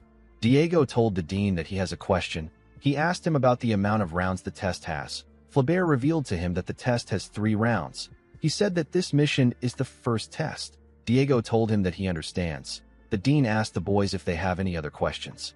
Since no one raised their hands, the dean assumed that they were all participating. He asked them to go back and prepare thoroughly. While leaving the building, Asta complained about his head. Before he could get far, someone called out to him. When Asta turned around, he saw Zeke. Our boy asked him if he needs medicine for his insomnia. Asta was surprised to hear Zeke's question. Zeke put his hand into his clothes and told the boy that he has the perfect medicine for him. Asta nervously told Zeke that he is okay. He revealed to him that he has tried several popular medicines, but they didn't really work. Zeke brought out a bag from his clothes and asked Asta to just try the medicine. He told him that he will make a contract for him if he likes it and continue providing more supplies for him in the future. Asta declined Zeke's offer. He was certain that our boy's medicine wouldn't work. Before he could do anything else, Zeke moved the bag close to his head and made him sniff the medicine. Asta instantly lost consciousness and fell to the ground. In the next scene, we see Asta eagerly sign a contract with Zeke. He referred to our boy as Master. Zeke told the boy that the contract is pretty one-sided. He asked him if he properly read through it. Asta said that nothing matters as long as he gets to sleep properly. Zeke decided to not question the boy. He was happy that he had access to the system's store. As long as he has points, our boy can easily obtain rare relics. The medicine he gave to Asta was a strong sleeping pill known as the Sandman's Sleep Sand. Now Asta will be on Zeke's side after graduating. Zeke noticed that Asta was laughing. He felt a bit anxious that none of the 5 divine knights were sane. He wasn't completely satisfied with the situation. He wondered if he should test Asta's ability. He called out to the boy. He grabbed his huge sword and told Asta that he wants to see his ability before they go on the mission. Some minutes later, we see Asta spinning his spear with one hand. He took a stance and pointed his spear at Zeke. Zeke noticed that Asta's entire demeanor changed immediately. He wielded the spear. He asked Asta to come at him with his full force. He told him that he can even use aura. Asta decided to comply with Zeke's demand. He covered his spear with his aura and charged at Zeke. Our boy blocked his attack, but he got pushed back. He realized that Asta's threat range is quite wide because he is using a spear. He noticed that the boy was good at blocking his sword. He wondered if Asta uses his spear mostly for defense. Zeke decided to switch things up. He activated the phantom steps and disappeared in front of Asta. He reappeared behind him and got ready to swing his sword. Asta was surprised to feel Zeke's presence behind him. Zeke quickly swung his sword at the boy before he could turn around. Asta instantly split his spear apart. He used the tip of his spear to block Zeke's sword before it could reach him. Our boy got pushed back when Asta's spear hit his sword. Asta quickly swung the top at Zeke again. Our boy pushed his sword into the ground and used it to push himself up. He was able to dodge Asta's attack. Zeke never expected Asta's spear to split into 2. This type of thing is usually done by outlaws. He found the fight to be interesting. While he was in the air, he took out his dagger and threw it at Asta. The boy quickly put his spear back together and used it to block the attack. Immediately, Zeke landed on the ground. He charged at Asta. The moment Asta saw our boy coming at him, he turned his spear and got ready to split it. Zeke stopped moving when he saw that the boy was about to split his spear again. He pushed his sword into the ground. He was certain that Asta won't be able to block this attack by splitting his spear. Before reaching Asta, Zeke used the first verse of Chapter 2 of the True Dragon's swordplay. The technique is known as the Earth Slice. Asta became nervous when he saw this. He knew that he couldn't split his spear in this situation. He changed his stance and used the Eladolf counterstrike. The technique is known as the crosscurrent spear. Zeke swung a large amount of dirt at the boy. The attack was mixed with his aura. Asta used his technique to attack him. A bright light shined when their weapons clashed. In the next scene, we see Asta looking at his shaky hands. He asked Zeke if he is a monster. He couldn't believe that he lost to Zeke, even though he is a well-known genius. Our boy told him that his spear's blade is dull, because he has always heard that he is a genius. With a sinister smile on his face, he told Asta that he is quite lacking. He said that he will need to train him thoroughly before the mission. Asta became scared when he heard this. He could tell that he was screwed. In the next scene, we are taken to Zeke's mansion. Decker greeted him and welcomed him back. He informed Zeke that he has a guest. The guest turned out to be Galleon. The blacksmith was surprised to see how beautiful Zeke's mansion was. While he was looking around, Zeke came to greet him in his unknown armor. He told Galleon that he called him there because he has something he wants him to look at. Galleon became worried when he heard this. He asked Zeke if there is an issue with the Stygian blade. He said that it should be difficult to leave a scratch on the sword because it was made with magic braziers. Zeke recalled that the blacksmith is more famous now, since he was able to make the magic braziers earlier than he did in his past life. He has been able to make good weapons. Our boy believed that he needed to secure Galleon now before more people discover him.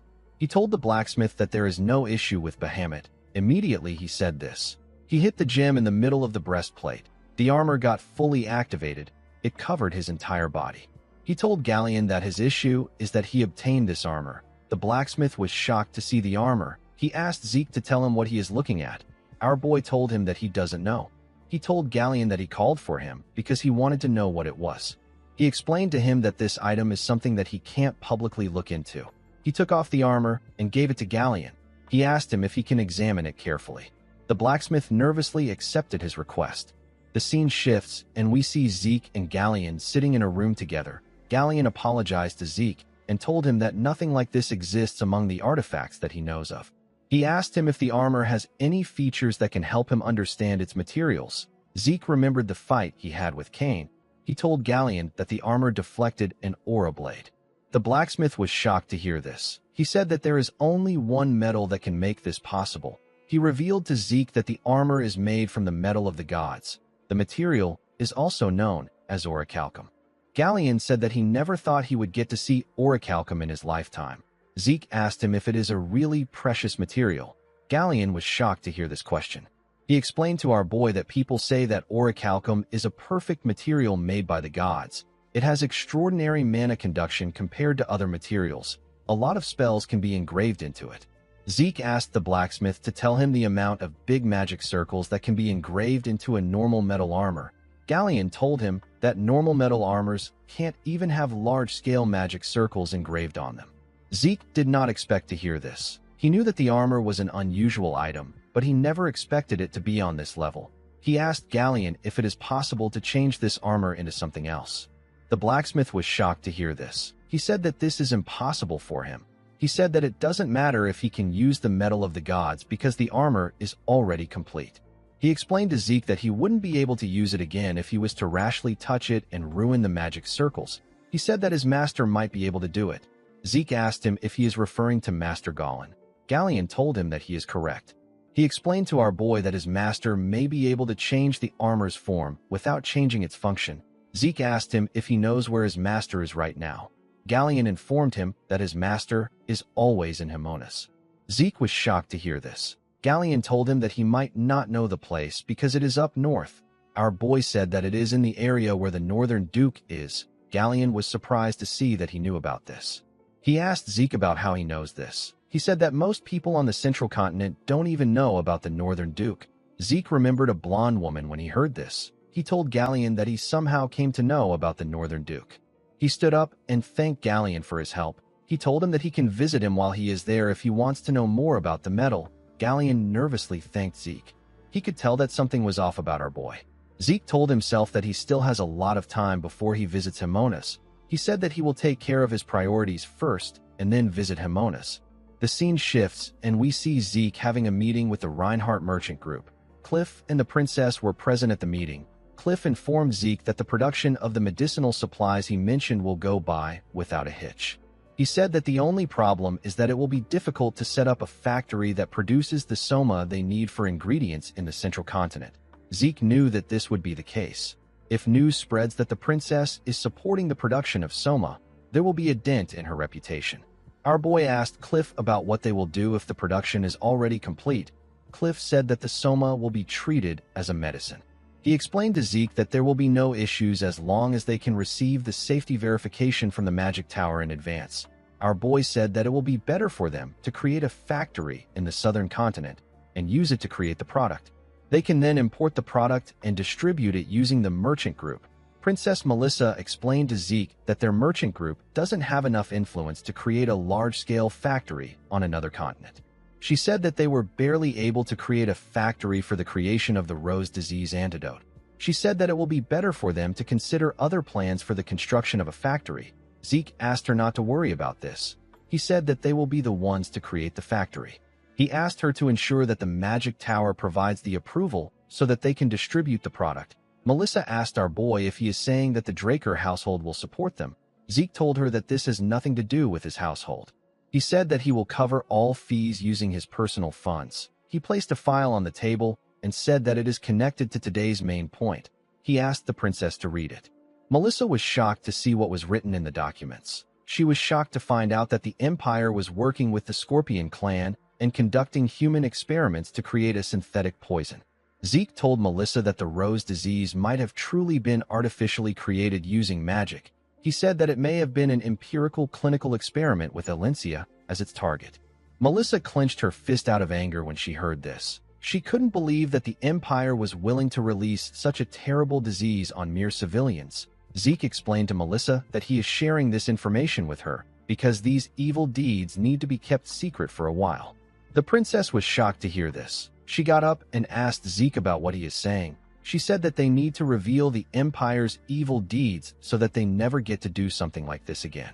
Our boy told the princess that he understands what she means. He explained to her that this evidence is way too poor to be used as a means of diplomacy.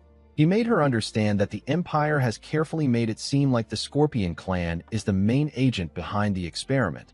The Scorpion clan is a famous black magic organization, so human experiments aren't a crazy concept for them. The Empire will deny having a relationship with them and simply express their regrets. Everything will be over once they have done this. Zeke explained to Melissa that it will be more advantageous for them to hold on to this information. Melissa asked him about what he means. With a serious look on his face, our boy told her that the Empire doesn't know that they have this information. As long as they continue carrying these experiments out extensively, there will be existing evidence that they are more involved than it seems. Melissa was surprised to hear this. She asked Zeke if he wants to obtain this evidence with this opportunity in order to properly pressure the Empire. Zeke told her that she is correct. He explained to her that the reason he showed her this information is to prepare for the future. Melissa asked him about what he means. Our boy reminded her that the rose disease was a temporary experiment in the Alencia conflict areas. He said that there is a possibility that the Empire will test other synthetic poisons. He told Melissa that they need to create antidotes to these poisons before this happens. The princess was shocked to hear this. She realized that her soldiers would have to fight while being poisoned if these poisons are used in conflict areas. However, if they are able to prepare the antidotes in advance, they will be able to prevent losses and gain the upper hand on the Empire. Melissa realized that she made the right call by bringing Zeke into her merchant group.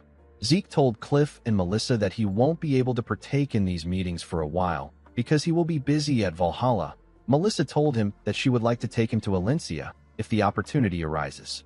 Our boy said that Alencia is a kingdom filled with beautiful mountains and lakes. Melissa was surprised to hear this. She asked him if he has been there before. Zeke turned around and smiled. He said that he has heard many stories about how good the kingdom is. He asked the princess to show him around the day he visits her kingdom. Melissa said that she will. She bowed her head and asked Zeke to have a relaxing trip. Our boy walked out of the room after hearing this. The scene shifts and we see Diego and Asta breathing heavily on the ground. They were on a stage with Zeke. Diego told our boy that they will die before they begin the mission. Zeke asked him not to say this. He asked Diego to pick up his sword again instead of wasting time. Diego raised his head and told Zeke that he is the devil. He told him that he truly has the Draker bloodline in him. He grabbed his swords and charged at Zeke. Our boy quickly blocked his attacks. He smiled and said that a person needs to bother these guys in order to create a desire in them. Under his command, Asta and Diego trained together for a week and began to influence each other. Instead of joking around like before, Diego began to take his fights seriously and listen obediently to Zeke.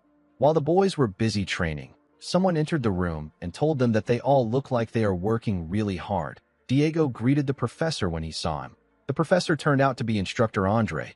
He was now a professor at Valhalla. Zeke asked Andre about why he came there. The professor said that he has something to tell them. Zeke asked him about what is wrong. Andre reminded the three boys that they are being sent out for the Continental Public Conquest mission. He said that students can't be sent out by themselves, so he will be going with them. In the next scene, we see the group in a train. Zeke told Andre that he never thought that he would go to the Black Knight Yiksha mission with them. Andre said that students can't be sent out alone, and there are additional details that he needs to explain. He asked the boys if they know the kind of place Del Poa is. Zeke recalled that they got a basic summary about the city during one of their classes. According to him, mages are well favored in Del Poa. Andre told our boy that he is correct. He said that the place has a unique system. Unlike other places, the Knights of Del Poa focus on using shields. While the Knights drive into their enemies with their shields, the mages will attack from behind. Asta raised his hand and asked the professor if the allies of the mages won't also take damage while fighting up close. Andre told him that this is a good question. He explained to him that this is the reason Del Poa Knights train more often with their shields. It is also the reason why Valhalla graduates don't like joining the Knights of Del Poa. Diego didn't like what he was hearing. He asked Andre if the Knight Order was made only for mages. He said that the mages don't even consider them. Andre told him that he is correct. He asked the boys not to be too surprised once they arrive in Del Poa. He said that the mages there are incredibly arrogant. The scene shifts and we see Andre shake a knight's hand and introduce himself as an assistant professor from Valhalla. The knight was amazed to see that Valhalla dispatched someone from the Draker family. He told Andre that it is an honor to meet him. He introduced himself as Del Poa's 8th Knight Captain. His name is Jorge Outer. Andre told Jorge that the cadets who came with him are among the top students of Valhalla. He assured him that there will be no issues in the mission. Jorge laughed and said that he trusts the students since he went as far as to call them top students. He pointed at the carriage behind him and told Andre that the captain is waiting for him inside. Diego found this odd. He said that Jorge just said that he is the captain. Zeke asked him to keep quiet. He reminded him that they are in Del Poa. Immediately our boy said this. The knight opened the door of the carriage and showed the captain's face. The captain glared at Andre with a condescending look in his eyes. Diego said that the man really looks like a douchebag. Zeke reminded him that he asked him to keep quiet. He carefully looked at the mage captain of Del Poa. He noticed how the knight captain was sucking up to him. He didn't think that things would be this bad. After talking to the mage captain, Jorge nervously turned to the group and told them that his captain said that he will be going alone. He told them that they will need to find their own carriage. Diego was shocked to hear this. He watched the captain move forward in the carriage. He said that the man is ignoring them like dogs. He told his comrades that this isn't right. He reminded them that they came for a joint mission. Zeke kicked him in the leg when he heard this. The boy fell to the ground and called Zeke a demon. He asked his professor about why he didn't say anything. Andre explained to him that he will face this sort of situations often after he graduates. He asked him to remember what he experienced well. The scene shifts and we are taken to the boys' room. Asta and Diego were already sleeping. Zeke was thinking about the city. He didn't think that things would be so different there. He noticed that the place they were staying was so tattered. It was as if the knights prepared it at the last minute. Our boy recalled that the mage facilities they saw on their way there were clearly well funded. He wasn't too disappointed because he wasn't expecting anything grand in the first place. He decided to go get some air. As he walked around the place, Zeke thought about how he wasn't really bothered about this treatment. He had experienced worse things in his past life. What truly worried our boy was the Black Knight Yiksha mission itself. During the strategy meeting, Captain Jorge and his knights simply listened to the mages' discussions. Zeke knew that the discrimination would be bad, but he didn't think that it would be this bad. The moment he thought of this, someone asked him about what he is doing there alone. Zeke was surprised to see the person. The person turned out to be the mage captain. The captain said that he actually has something to say. He told Zeke that there is nothing they need from Valhalla. He advised him not to get swept into their magic and make things annoying. He told Zeke that it is better for them to quietly leave. Zeke was annoyed to hear this. He wondered why the city would request for a collaboration if the man was just going to say this. He wondered if he should beat the bastard up. The mage noticed the logo on Zeke's gloves. He asked him if he is a pure-blood Draker Awakener. Zeke said that he is. He asked the mage if there is something wrong. The mage was annoyed to hear this. He grit his teeth out of anger and told our boy that he has a lot of guts for him to speak so arrogantly to him. He advised him not to take off his gloves if he wants to finish the mission and return safely. Immediately he said this, he turned around and walked away. Zeke was not too shocked that the man was quite sensitive. Pure-blooded awakeners like him have the power to disrupt mana. The moment he thought of this, someone called out to him. The person asked him if it is really him. Zeke turned around to see the person. He quickly recognized the man. The man happened to be Instructor Fanon. The mage laughed and told Zeke that he knew it was him. He moved closer to our boy and asked him about how he has been. Zeke told him that he has been good. He asked the mage about why he is there. The instructor smiled and said that there is no better place to gain experience as a mage than Delpoa. He told Zeke that he volunteered to enlist because he wasn't satisfied with just research. He asked Zeke about why he came there. Our boy revealed to him that he is there for the Black Knight Yiksha mission. Fanon was shocked to hear this. He asked Zeke if he can follow him for a moment. He took our boy to a different room. Our boy asked him about what he wants to say to him. Fanon clenched his fist and told Zeke that he cannot go on tomorrow's mission. Our boy asked him about what he is talking about. With a serious look on his face, Fanon told Zeke that he must not go on tomorrow's mission because it is expected to fail. Our boy was shocked to hear this. In the next scene, we are taken to Zeke's room. We see Diego raise his head up and say that he is still so tired. He felt like he didn't sleep at all. Zeke ignored him and thought about how his former instructor said that he couldn't share more information with him. He didn't understand what the instructor meant by saying that the mission was going to fail. Zeke could only come up with two reasons why Fanon would say this to him. It is either that the higher-ups of the subjugation squad are corrupt or they made some kind of deal with the people they are about to attack. Zeke knew that Delpoa was a place where mages abused their power, but he didn't think that the inner workings would be so bad to the point where there would be rampant military corruption. Zeke believed that it is more realistic that the mages had some kind of alliance with the people they are about to face. He decided to go with his second possibility. The scene shifts, and we see the mages and the knights gather at the top of a cliff. The captain of the mages ordered Group 1 to 3 to go up through the mountainsides. He said that Group 4 to 6 will fight head-on. He asked Jorge if he has any complaints. The man said that he doesn't, before the captain could give his final command. Zeke told him that he has a question. He asked him about what him and his group should do. The captain got angry and asked Zeke if he didn't tell him that he shouldn't do anything yesterday. Our boy reminded him that he is a blue knight. He told him that Diego and Asta are purple knights. With a cold gaze in his eyes, he told the man that he was simply asking if he was just going to leave dispatched cooperation forces on this level unused. The captain was shocked to hear that Zeke was a blue knight. The knights and the mages were also shocked to hear this. They couldn't believe that the other two boys were purple knights. The mage grit his teeth out of anger. He knew that he had to give the boys a mission. He ordered Jorge to give them a scouting job. The knight captain nervously accepted his order.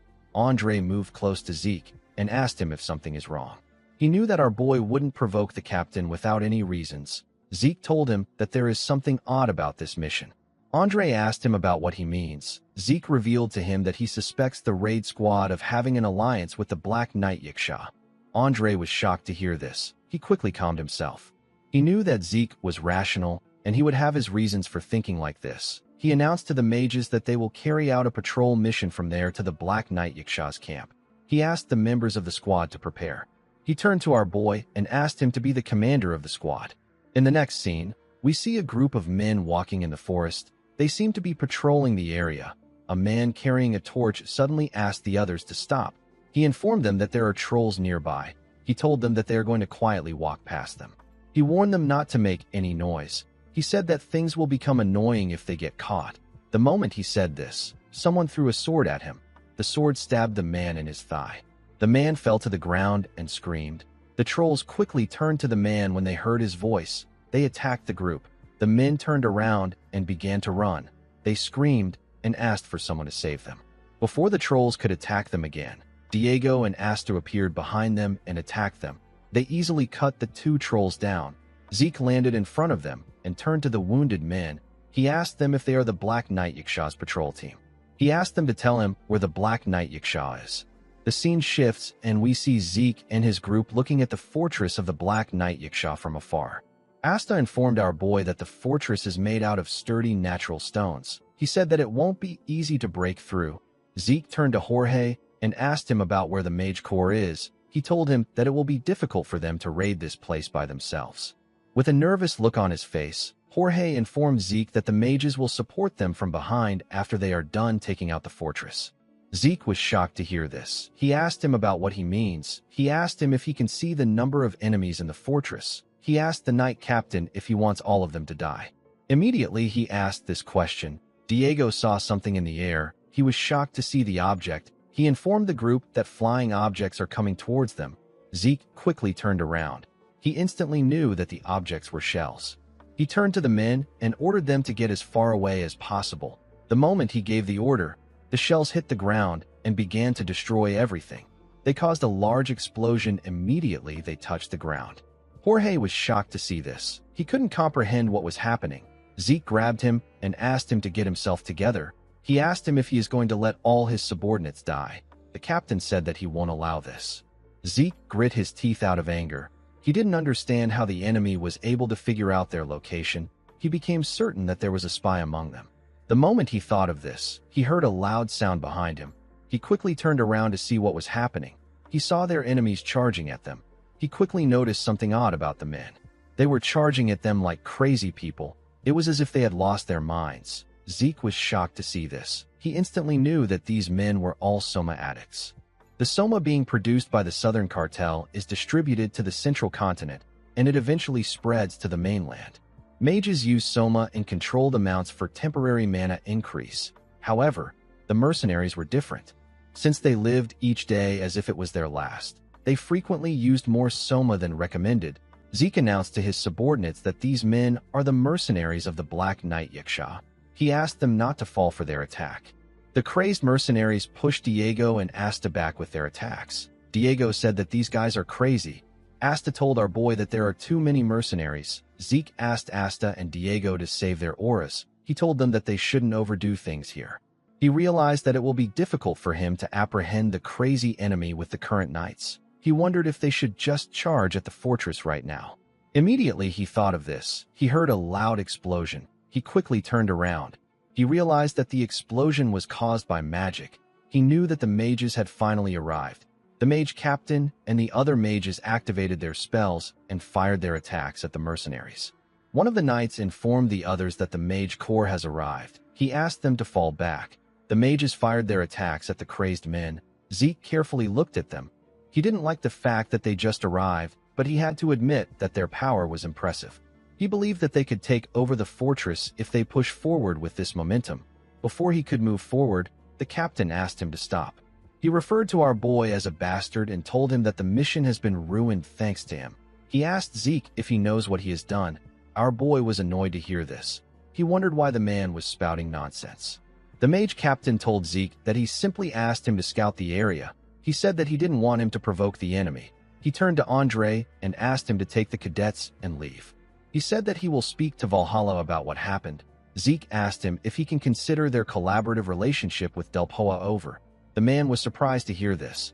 Zeke told him that they no longer need to follow his command now that their partnership is over. He said that they will now be independently carrying out this mission. The man was shocked to hear this. He reminded Zeke that this is Delphoa's territory. Andre reminded him that the Black Knight Yaksha is registered as a continental enemy. He said that he and Zeke, who are official knights of the Draker household, are permitted to act independently for the mission and report to their household. The captain was annoyed to hear this. He turned around and asked Andre to do whatever he wants. He told him that he will be the one to bear the responsibility for everything.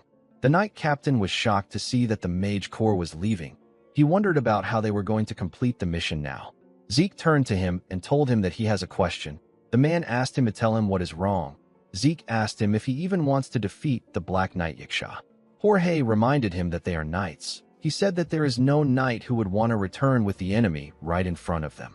Zeke told him that he understands. He told Jorge that he needs his help with one thing. In the next scene, we are taken to the fortress wall. We see two archers on the wall. The archers looked down when they heard a loud sound. They saw the knights standing outside the gate. Jorge and his subordinates banged their shields with their swords to create a loud sound. While screaming at the top of his voice, Jorge asked the enemy to stop hiding like cowards and come out. The archers thought that the men had lost their minds. They quickly pointed their arrows at them. They fired their arrows at the knights. The men quickly used their shields to block the attack. Jorge ordered them to maintain formation. He said that they will show their enemies that their attacks are useless. More warriors joined the archers and fired more arrows at the knights. Two mercenaries watched their comrades fire their arrows at the knights. One of them said that the knights were useless. Immediately he said this, he got stabbed from behind. He and his comrade fell to the ground. The man was taken out by Zeke. Our boy was with Andre and his teammates. He told the dead man that they will see if the knights were truly useless. The moment he said this, Zeke heard the sound of a horse. He quickly looked down. He saw a man riding his horse away from the fortress. Zeke found it odd that the man was heading out on a horse in this situation. He used his dragonic eyes to look at the man. He was able to see the face of the hooded man. He noticed that the man matched the description of the Black Knight Yiksha. Zeke told Andre that he will chase after the man. He asked him to take care of the fortress and to send a signal flare after opening the main gate. Andre told our boy that he understands. Immediately he gave out the order. Zeke jumped down from the fortress wall. Before his leg touched the ground, he asked Bucephalus to come out. Our boy landed on the back of his beloved horse. He asked Bucephalus to chase after the Black Knight Yiksha. Bucephalus dashed forward when it heard Zeke's order. It quickly caught up to the man. The Black Knight Yiksha was shocked to see Bucephalus behind him. He found the speed of the horse to be incredible. Zeke smiled when he saw how close he got to the Black Knight Yiksha. He jumped off Bucephalus and charged at the man. He swung his sword with a large amount of energy when he got close to the Black Knight Yiksha. His attack destroyed the ground. The Black Knight Yiksha was able to jump back and dodge the attack. With a smile on his face, Zeke asked the man to tell him where he was going in such a rush. The Black Knight Yiksha became nervous when he heard this. He charged at Zeke. He and our boy blocked each other's attacks. As his sword clashed with Zeke's sword, the Black Knight Yiksha realized something. He realized that Zeke wasn't from Delpoa. He asked our boy to tell him who he is. Zeke smiled and told him that nothing will change even if he knows his identity. The moment he said this, he and the Black Knight Yiksha pushed each other back with their attacks. The Black Knight Yiksha swung his sword and fired some substance at Zeke. The substance burned through Zeke's clothes and touched his skin. The system instantly informed our boy that it detects the desert scorpion's poison. Thanks to his poison resistance constitution, the poison did not affect him. Zeke didn't expect the man to use poison. He realized that the Black Knight Yiksha uses a lot of petty tricks like other outlaws. Due to the fact that his poison didn't work, the Black Knight Yiksha asked Zeke if he was from the desert or the southern borderline. Our boy told him that he has quite the curious mind. The Black Knight Yiksha took out some daggers and said that it doesn't matter. He threw the daggers at Zeke and told him that he is still going to die. The daggers moved close to Zeke from all directions. Our boy used his sword to block some of them. He activated his dragon scale armor and used it to block the rest of the daggers. He found the man's attack to be impressive. The moment he thought of this, he saw something shocking. He saw that the Black Knight Yiksha was using an aura blade. Zeke realized that the man was hiding his skills. The Black Knight Yiksha told him that this is the end. He charged at Zeke at a crazy speed and tore him apart with his blade. He asked our boy to die. The moment he said this, Zeke told him that he can tell from his swordsmanship that he is from the Empire's Intelligence Bureau. The Black Knight Yiksha was shocked to hear his voice. Before he could do anything, he felt a large amount of pain in his body. He fell to the ground and dropped his sword. Zeke moved close to him with his aura blade and told him that it is now his turn to ask questions. He asked the man to tell him why a bastard from the Intelligence Bureau is making a fuss at Delpoa. The man quickly bit his tongue when he heard this. He decided to take his life in order to not answer Zeke's question. Our boy poured a potion in his mouth and told the man that it is pointless. He told the Black Knight Yiksha that he is well aware of how determined agents of the Imperial Intelligence Bureau are. With a smile on his face, He told the man that he might let him kill himself if he says something that satisfies him. The Black Knight Yiksha was shocked to hear this. He realized that the person standing above him is insane. In the next scene, we see the Black Knight Yiksha struggling to catch his breath. Zeke was holding his dagger. He asked the man if he is ready to talk. The heavily injured man asked our boy to tell him what he is curious about. Zeke asked him to share his identity and what he has done. The Black Knight Yiksha revealed to him that he is an agent of the 13th Unit of the Imperial Intelligence Bureau. Zeke was surprised to hear about a 13th unit. He always believed that there were only 12 units. The Black Knight Yiksha was shocked to hear this. He asked our boy about how he knows about their units. Zeke moved close to him with his dagger and reminded him that he is the one asking the questions. He asked the man to tell him what he was doing out here. The agent became scared when he saw the dagger. He revealed to Zeke that he was carrying out experiments on stimulants. Our boy was shocked to hear this. He realized that the mercenaries who attacked them were using the stimulants. He asked the Black Knight Yiksha if the mercenaries weren't just Soma addicts. The man said that the stimulants were actually made using Soma. Zeke asked him about why he created the stimulants. The man revealed to him that he was trying to create soldiers that felt no pain or fear. Zeke didn't expect this entire situation to be one of the Empire's human experimentations. He realized that the Empire used the war of attrition against Delpoa to observe how the experiments would fight. He now understood that the reason the Black Knight Yiksha was able to survive for 3 years at this fortress and absorb the bandits and mercenaries to increase his organization was because he had the Empire's support. Zeke wondered about what the Empire is doing throughout the continent. He turned to the agent and asked him if he knows that the Empire will kill him first. The man said that he does. He begged Zeke to kill him now that he has told him everything. Zeke asked him about what he will do if he told him that there is a way for him to live. The Black Knight Yiksha told our boy that it is impossible for him to escape the Imperial Intelligence Bureau. Our boy told him that it is possible with the power of the Drakers. The man was shocked to hear this. Zeke took off his glove and removed the mana in the area. The Black Knight Yiksha instantly realized that our boy is a pure-blooded awakener of the Draker family. The man also didn't want to die in a place like this. He had lost all his patriotism for the Empire after doing so many dirty jobs. He knew that the Empire would kill him for security even if he was to return alive. He realized that the best thing he can do is to become a witness under the Draker's protection. He asked Zeke if he can guarantee him a complete identity change. Our boy told him that he has an even better option for him. The man was surprised to hear this. Zeke told him that he can introduce him to a new workplace. With a smile on his face, he explained to the agent that there are many places that can use someone from the Imperial Intelligence Bureau. The scene shifts and we see Zeke running through the forest. He noticed that the fortress still hasn't been captured yet. He was certain that Andre's group was enough to capture the fortress alone.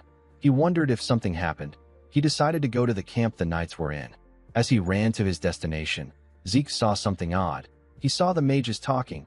He wondered about what the mages were doing alone. Before he could say anything, one of the mages saw him. He quickly raised his staff and pointed it at Zeke. Our boy was surprised to see this. He asked the man about what he is doing. Before he could say anything else, someone called out to him and told him that the Black Knight Yiksha escaped because of him. The person told our boy that he will move him to the barracks for this serious crime. The person speaking turned out to be the mage captain. Zeke became angry when he heard what the man said.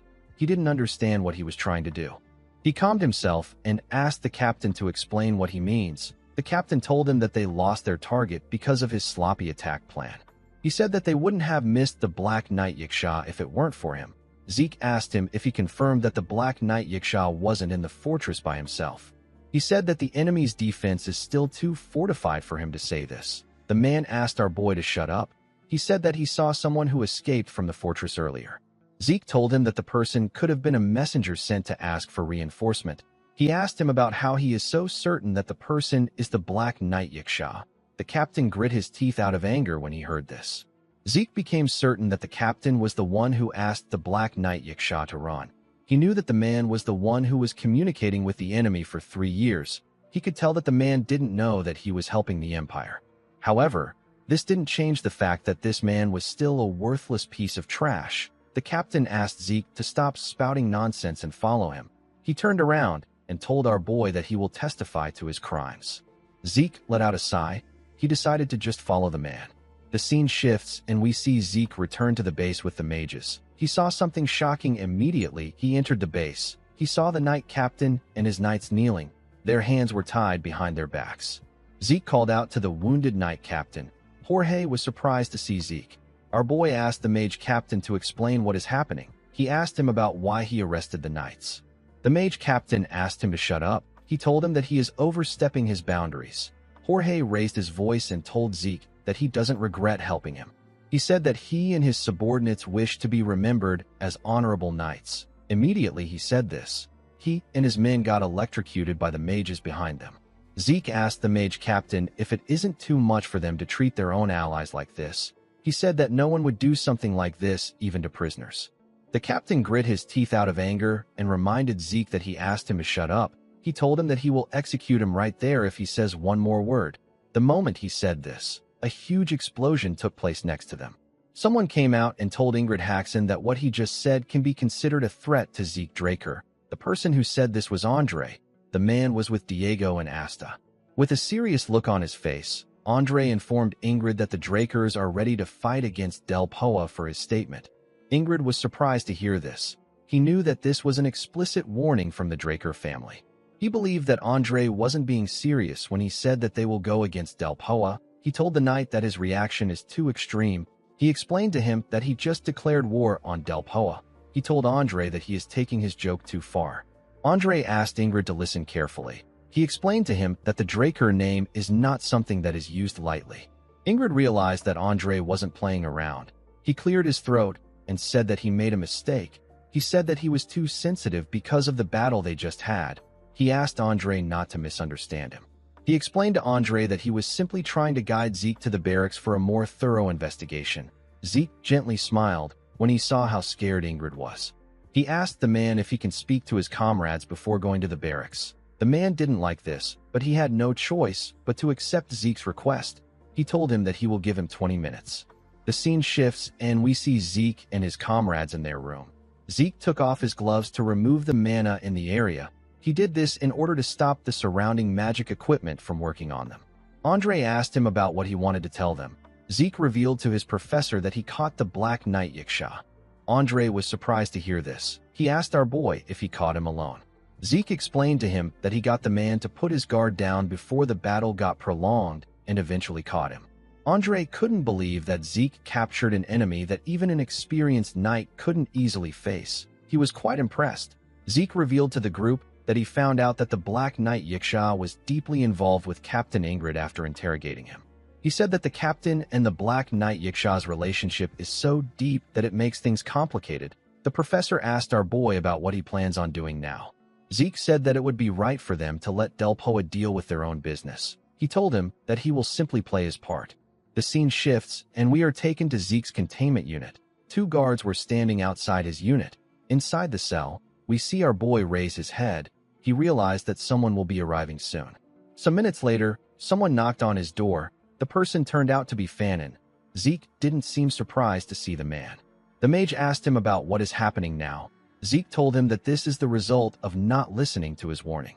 Fanon didn't expect our boy to ignore his advice. Zeke realized that Fanon already knew about Captain Ingrid's corruption.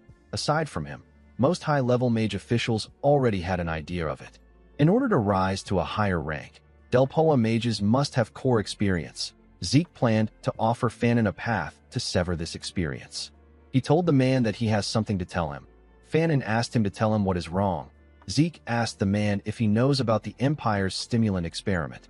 He shared everything he learned from the Black Knight Yiksha with the mage. Now, Fanon had 2 things to think about.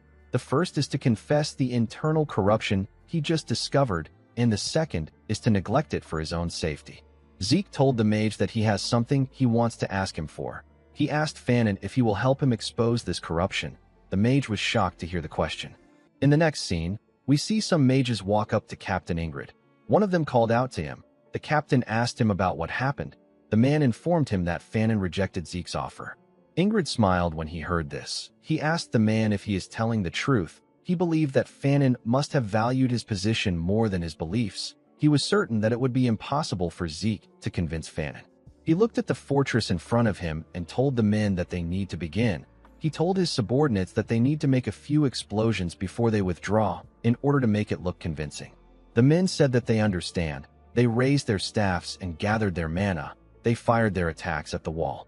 As he watched his subordinates cause some explosions, Ingrid thought about how he was going to make Jorge take the blame for the failure of the subjugation. He quickly realized that something was strange. He wondered why the bandits weren't firing back at them. They usually pretend to fight back. Ingrid didn't understand why they weren't doing anything. While he was thinking, he saw the gate of the fortress open. Ingrid was surprised to see this. He never planned to open the gate. Someone stepped out of the fortress. Ingrid was shocked to see who it was. He asked the person about why he is there. The person turned out to be Zeke. Our boy asked the captain if something is wrong. He asked him if he saw something that he shouldn't have. The scene shifts, and we are taken back to the past. We see Zeke holding a magic scroll. He explained to Fanon that he has set up a scroll that blocks others from listening. He assured him that no one can hear them. He asked Fanon if he was being serious when he said that he will work with him. Fanon told him that he can't just stand by and watch when he knows what is really happening. Zeke explained to him that he won't be able to gather the experience he wants in Delpoa if he does this. The man assured him that it is fine. He said that it is better for him to do the right thing than to build a shameful experience. Zeke smiled and thanked Fanon. He told him that they need to leave now. He said that they still need to screw over the captain. The scene shifts, and we are taken to the present. We see Captain Ingrid looking shocked after seeing Zeke with Fanon and his comrades. He called Fanon a useless bastard. He couldn't believe that the man betrayed him. He asked him if he believes that he will be safe after doing something like this.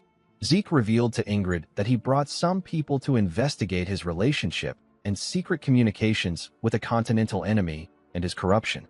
Our boy asked Ingrid to cooperate with the arrest. 3 gentlemen stepped forward immediately. Zeke said this.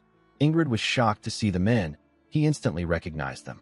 He knew that they belonged to Delphoa's inspection squad. He quickly told the men that it is a misunderstanding. He said that he never communicated with a continental enemy. He said that Zeke is simply trying to frame him. The leader of the men informed Ingrid that they already procured the evidence. He asked him not to try to act innocent. The captain was annoyed to hear this. He asked the men if they believe that he will die alone. He said that he will take care of everyone there with his connections. He told them that Delpoa will shake if he decides to use his power. Zeke wasn't ready to listen to his nonsense. He charged at the man and gave him a punch in his face. Ingrid fell to the ground. He couldn't believe that Zeke did something like this after he warned him. Zeke asked him to try to use his connections. Ingrid was surprised to hear this. He didn't expect our boy to be so confident. Zeke said that he is a direct blood Draker and a pure-blooded awakened. He also said that he is the sole successor of Duke Draker, who was a former Black Knight. With a scary look in his eyes, he asked Ingrid if he would like to bet to see which one of them have more connections. The captain quickly went on his knees and apologized to our boy. He said that he was wrong. He begged Zeke to forgive him. Zeke told him that he shouldn't be begging him for forgiveness. He called him a piece of trash and told him that he should be begging the knights that died because of him for forgiveness. The moment he said this, someone called out to him. The person turned out to be Jorge. The knight captain and his subordinates bowed their heads to Zeke. Jorge thanked Zeke for what he did. He said that their injustice has been resolved. The knights were excluded from the investigation due to Zeke's testimony that they were unrelated to the incident. However, once the 8th Mage Corps disappears, the Knight Corps will also cease to exist. This means that if no other unit claims them, the 8th Knight Corps will be dissolved. Zeke asked Jorge if he doesn't regret things. The captain said that he doesn't. He said that he simply feels sorry for the men who died in vain because of how poor he is. Zeke told Jorge that he would like to offer them a job if it is all right with him. The captain was surprised to hear this. He asked Zeke about which job he wants to give them. Our boy took out a document and gave it to the man. He asked him to check the details in the document. Jorge and his subordinates were shocked to see what was written in the document. Jorge told our boy that the conditions in the document are too good. He asked him if he is certain that the numbers are correct. Zeke told him that he needs to expect this much if he is going to work for him. He revealed to the captain and his subordinates that he recently created a merchant group. He told them that he wants them to guard the group. Jorge and his subordinates were surprised to hear this. Zeke asked them if they don't want the job. With a bright smile on his face, the captain told him that they will take the job. He said that they will pledge their allegiance to him. He ordered his subordinates to greet their new master. Zeke turned to Fanon and called out to him. He asked him to come to Atlas as soon as his work there is done. He told him that they have a lot of work to do. Fanon placed his hand on his chest and referred to Zeke as master. He told him that he understands. Our boy smiled when he heard this. He never thought that an instructor and a student would come to have a master-servant relationship. As our boy watched the sun slowly rise, he thought about the mission. Due to the fact that the mission had some unexpected results, Zeke didn't know how he would be evaluated. He didn't really care, since everything ended up getting resolved. He was certain that things will work out for him somehow. The scene shifts, and we are taken to the Middle End. We see three men having a meeting in an office. A bald man thanked the other two men for coming there despite their busy schedules. He said that he believes that this incident has to be discussed urgently by the main members of the Order of Black Knights.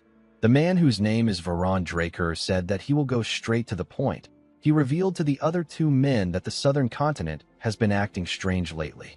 The men did not expect to hear this. A man with beards reminded Varon that the South is a criminal playground. He told him that it is just filled with drug dealers. The other man said that Don Juan has taken hold of the South through his Soma business and has accumulated immense wealth from it. He said that if someone like the Don causes trouble, it won't be a small matter. Varon referred to the man as Squad Commander Wick and asked him if he is still unaware despite being in charge of intelligence. He revealed to him that Don Juan is dead. The man was shocked to hear this. He said that this is impossible. He asked Varon if the Don isn't just hiding himself because of the Pobelo attacks. Varon revealed to him that the McCain cartel has split into many factions after the Don went in hiding. He told him that most of the major figures in the Pobelo were killed, so they are in the same state as the McCain. He asked the squad commander if it isn't strange that Don Juan hasn't revealed himself in a situation like this. A transparent screen appeared in the air. Varon told the men that a video was recorded by the two cartels a month ago. The video was of Zeke, Simon, and the other assassins. Varon said that this masked people appeared in both recordings. He told them that they believe that Zeke moved between the two organizations to defeat them. He said that neither side has been able to identify him. He told the men that they are going to find Zeke's identity and the reason why he went for the cartels in the South. Varon told them that they need to uncover everything.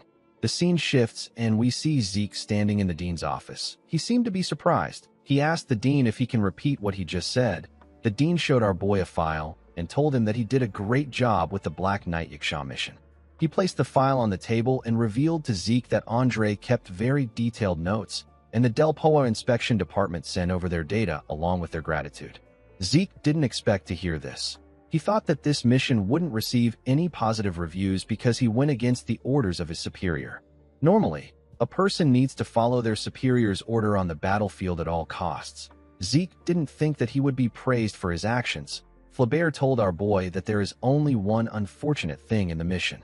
He said that it was a shame that the Black Knight Yiksha died in the process of moving. Zeke nervously laughed. He recalled that he let the man live. After making it seem like the Black Knight Yiksha died, our boy planned to change his identity and bring him to the Central Continent. Zeke knew that the human experiment data he found in the South and the Black Knight Yiksha, who was a witness to the stimulant experiments, are cards that can definitely pressure the Empire. The dean revealed to Zeke that the professors decided to give him a different type of exam during their meeting. He told him that it is because of the talent he showed in the mission. Zeke asked Flaubert about what the mission is. The dean revealed to him that it is a demon hunt. Zeke was surprised to hear this. He believed that this was too easy for a special graduation exam. Flaubert told him that it won't be a simple hunt. He said that it is an unsolved case. He revealed to him that he will be taking care of the mission on his own. Unlike monsters, demons have no specific species. Due to this, it is difficult to grasp what the demon's customs or traits may be. There are many strong and highly intelligent demons. Due to this, it is quite hard for humans to read and defeat them. Zeke believed that this case must involve a highly intelligent demon. He asked the dean to tell him the area where the incident occurred. Flaubert revealed to him that it took place in the Duchy of Troy. He reminded Zeke that the Duchy of Troy is where the Draker family is based. He said that the demon is no ordinary demon if it still hasn't been found in a place like that. He told Zeke that he will be exempted from taking the other exams if he passes this one. He explained to him that this exam is enough for him to graduate. Zeke placed his hand on his chest and told Flaubert that he will solve this case as quickly as possible on his honor as a knight. He assured him that he will not disappoint him. Immediately, he stepped out of the dean's office. A man greeted him and told him that it is an honor to meet him. He introduced himself as Felix Valencia. He told Zeke that he will be his guide for this mission. Zeke greeted Felix. He realized that he never heard of a name like Felix Valencia in his past life. However, there was something odd about the man. Zeke could feel a strange energy coming from him. He was certain that something was off for him to be sensing an energy like this from a normal young knight, who isn't even a Draker. He asked the man if he is from Troy. Felix said that he is a native of Troy. He revealed to Zeke that he trained in a swordsmanship guild when he was younger, and now he works at Atlas. Although Felix seemed normal, Zeke believed that he still needs to have his guard up. He thanked Felix for sharing his information with him. He turned around and walked forward. He told Felix that they need to go to Troy now. The scene shifts, and we are taken to the Duchy of Troy. We see some people come outside to welcome Zeke. Their leader told our boy that they have been expecting him. He shook Zeke's hand and said that he never thought that a pure-blooded awakened would visit a place like this. He told our boy that it is an honor to meet him. Zeke said that he is pleased to be of assistance to them. He asked the man if he can explain the incident with more details. The man said that it has been going on for several weeks now. Initially, only the livestock went missing, but as time passed, even those who went up the mountain never returned. The children were the ones who were first taken, then the women followed. The demon eventually began to hunt the men. It seemed to be targeting larger prey. Zeke asked the man if there are any scenes where traces can still be found. The man guided Zeke to a fence. He showed him the farm where the livestock disappeared. The traces began from the farm and extended to the path towards the mountain. Zeke noticed that the fence was still intact, even though there was some blood splattered on it. He decided to examine the area. He activated his dragonic eyes and used it to look around. He quickly found some big footsteps. He realized that this demon was heavy enough to leave deep footprints, and it could easily jump over a fence like this. He knew that this wasn't the pattern of a normal demon. With a serious look on his face, he said that this mission won't be easy. Later in the night, we see Zeke and Felix in a forest. Felix was sleeping. Our boy watched him as he slept. He realized that the man must be really tired. He recalled that they worked hard on the investigation until it was very late. They climbed the mountain to follow the demon's traces and eventually reached a deep forest far from civilization. When they arrived there, they found a clue. They found a corpse that was shriveled up like a mummy. However, there were no wounds on it. While looking at the fire, Zeke thought about how this demon could absorb bodily fluids without leaving a trace. He had an idea on the kind of demon he was facing. He believed that the footprints he found in the village didn't belong to the demon he was thinking about. The moment he thought of this, he heard a loud sound. Felix quickly got up. He asked Zeke if he heard the sound. Our boy said that the sound came from 2 kilometers to the west. He asked Felix to wait there. He told him that he will return before sunrise. He quickly ran towards the sound. As he ran towards his destination, Zeke thought about how only a demon could cause an explosion in a place like this. When he arrived at his destination, Zeke saw a huge, shirtless man with big arms and tattoos. The man screamed and pulled a tree out of the ground. He swung the tree at something. Zeke was surprised to see that the man was wielding the tree like a sword. He found his strength to be crazy. He wondered if the man was a barbarian. He noticed that the man's opponent was a demon. Zeke was surprised to see the demon's body. He realized that his suspicion was correct. The huge monkey demon with a long tail turned out to be an ancient species known as Juan. In Zeke's past life, he once found a mummified corpse. His master told him that it was done by an ancient species demon and advised him to be careful. Just like a monkey, the Juan moves quickly and it is very cautious. However, the most important thing one needs to take note of is how it uses its tail like a tentacle. It uses its tail to attack by sucking in a person's vitality as quickly as possible. The demon charged at the huge man. Zeke realized that the barbarian was the one who took the livestock and the demon was the one who took the people. While he was thinking, he heard the barbarian scream. When he turned to him, he saw that the demon had pierced through his stomach with its tentacle-like tongue. The barbarian grit his teeth to endure the pain. He turned to the Juan and looked at its mouth. He saw that the demon attacked him with its tongue. While he was looking at him, Zeke appeared behind the Juan with his sword. The demon quickly sensed our boy's presence. It went down and bowed its head to dodge Zeke's attack. It quickly ran away from Zeke. Our boy was annoyed to see how fast it was. He noticed that the barbarian was on the ground. He wondered if he was poisoned by the Jin. Although he didn't want to help a livestock thief, Zeke decided to do something kind for once. In the next scene, we see Zeke and the barbarian in a cave. The barbarian was on the ground. Our boy noticed that his healing potion was not working. He wondered if this was because the barbarian was not human.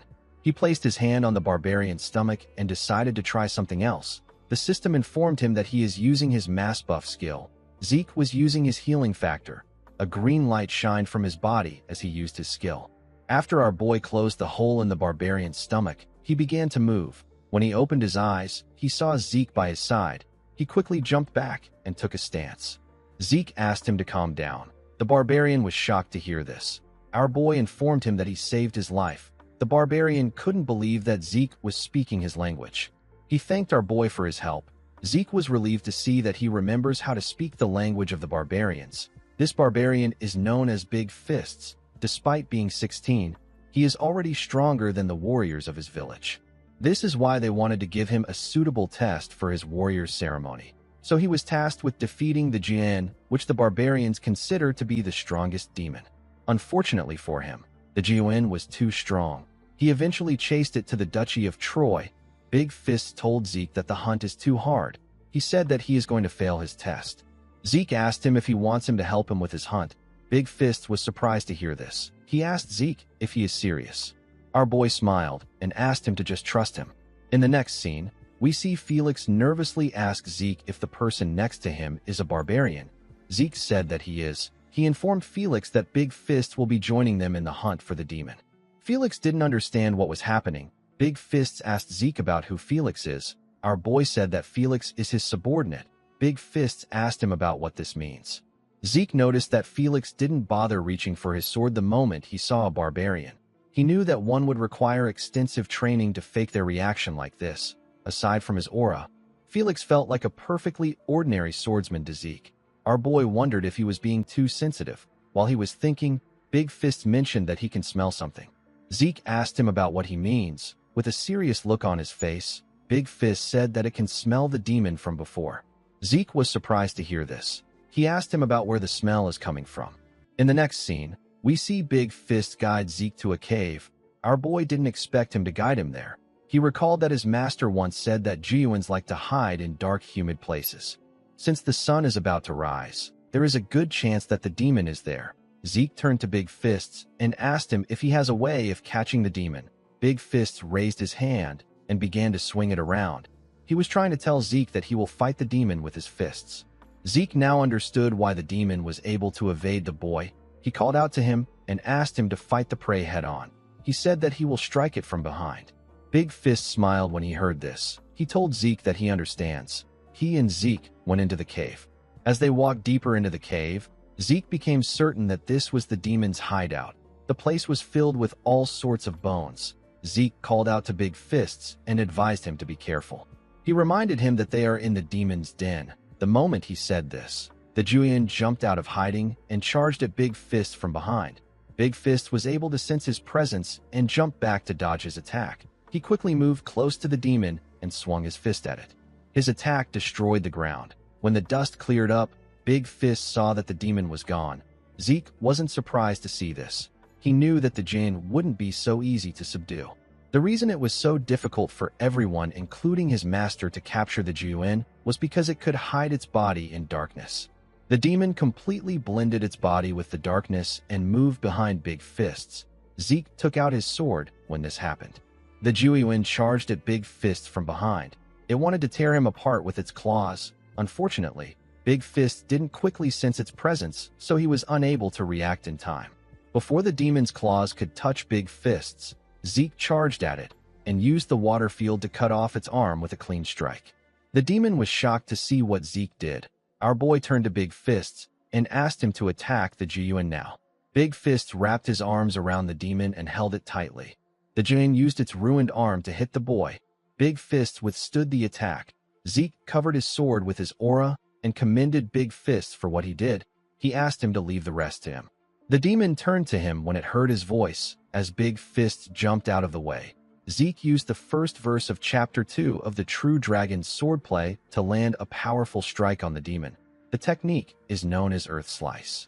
The demon quickly began to regenerate its lost limbs. Zeke activated something and asked the Jinn if it believes that he will allow it to regenerate. He activated his gluttony skill and released a horrifying golden energy. The energy consumed the monster. The system informed Zeke that he has consumed an ancient species that has completely been corrupted by polluted energy. It told him that his stamina, mental power, and mana are filling up. The system revealed to Zeke that he has absorbed the corrupt ancient species' bloodline ability. It told him that he has obtained the A-rank skill known as Stealth. Zeke liked the skill. He turned to the arm that he cut off. He called out to Big Fists and threw the arm to him. He asked him to use the arm as proof of hunt. He showed him a finger and said that he will use it for the same thing. With tears in his eyes, Big Fists gave Zeke a hug and thanked him.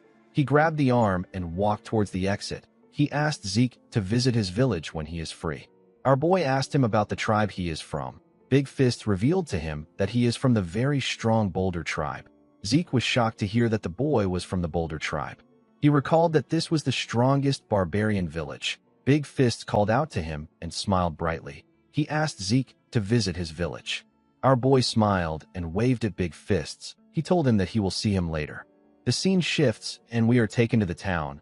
We see the people of the town raise their cups to give a toast to Zeke. Their leader thanked Zeke and told him that they will finally be able to rest thanks to him. Zeke said that he is glad that he could be of help. As he drank his liquor, he carefully looked at Felix. He could tell that something was wrong. When he took care of the Jinn and returned to the camp, Felix was gone. He returned shortly, but he seemed dirty. He gave Zeke the excuse that he had fallen over. Our boy wondered if the man watched him and Big Fist's fight. He knew that he couldn't sense people from afar while fighting, so there is a possibility that Felix was hiding nearby. Zeke decided to keep an eye on the man for a bit longer. After celebrating with the people of the town, Zeke decided to go to the place they prepared for him. He wanted to get some rest. He recalled that the leader said that he prepared a good place for him. Immediately, he thought of this. Someone appeared in front of him. The person turned out to be Felix. Zeke asked him about why he is there.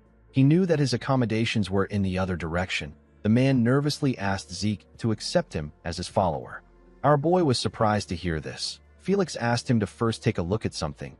He drew his sword and began to swing it. Zeke was shocked to see his movements. He recognized this swordsmanship. He was certain that this is the swordsmanship that is passed down among the paladins of the Holy Kingdom. After a while, Felix stopped moving and told Zeke that he is done. Zeke recalled that Felix said that he trained in the swordsmanship guild. He asked him about why he knows the swordsmanship that is passed down among paladins. Felix was surprised to hear this.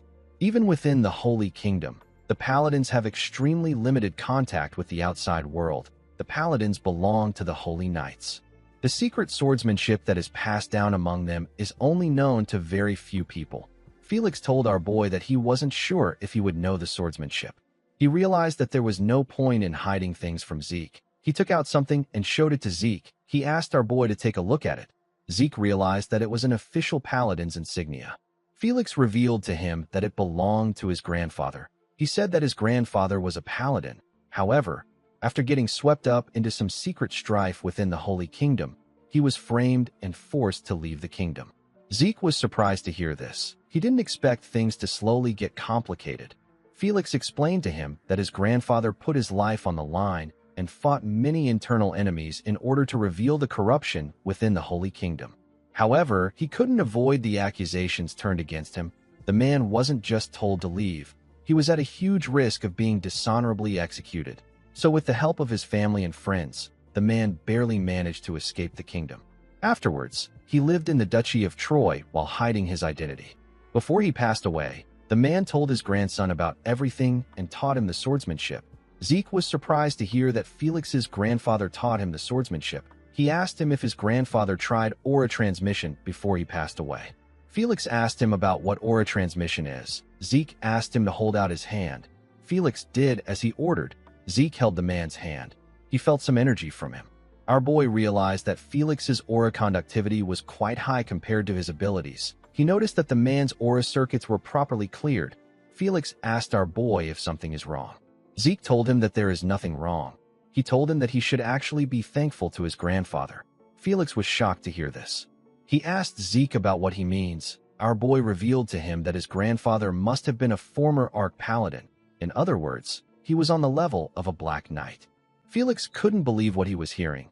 Zeke explained to him that there is a unique skill taught to the paladins of the Holy Knights since the Imperial Age. The skill is known as aura transmission.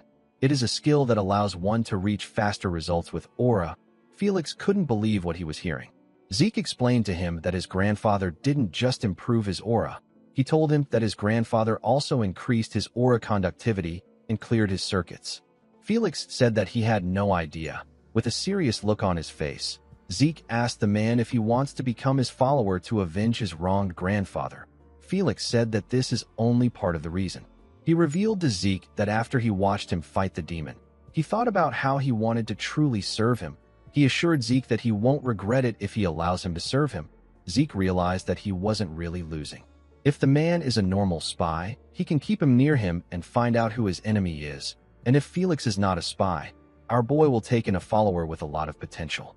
He turned around and told Felix that it won't be easy for him to follow him. He said that they will return to Atlas tomorrow. He asked him to get ready.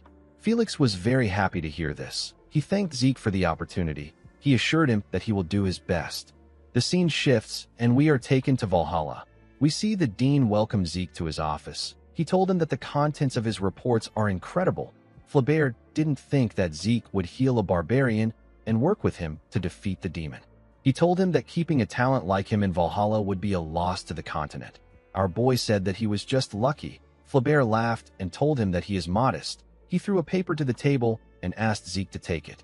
He said that it is a temporary graduation certificate. He explained to our boy that the semester isn't over, so it will be difficult to graduate right now. However, with the temporary certificate, Zeke will have no trouble doing what he wants to do. Our boy smiled and thanked the dean for his help. The dean asked him if he has decided on the path he wants to take after graduation. He asked him if he is going to his family. Zeke told him that he is correct. He said that he would like to accumulate experience as a knight of the family first. Flaubert smiled and told him that this is good.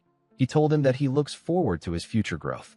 The moment he said this, someone knocked on his door. Flaubert asked the person to enter. The person turned out to be Andre. The professor apologized to the dean for disturbing him.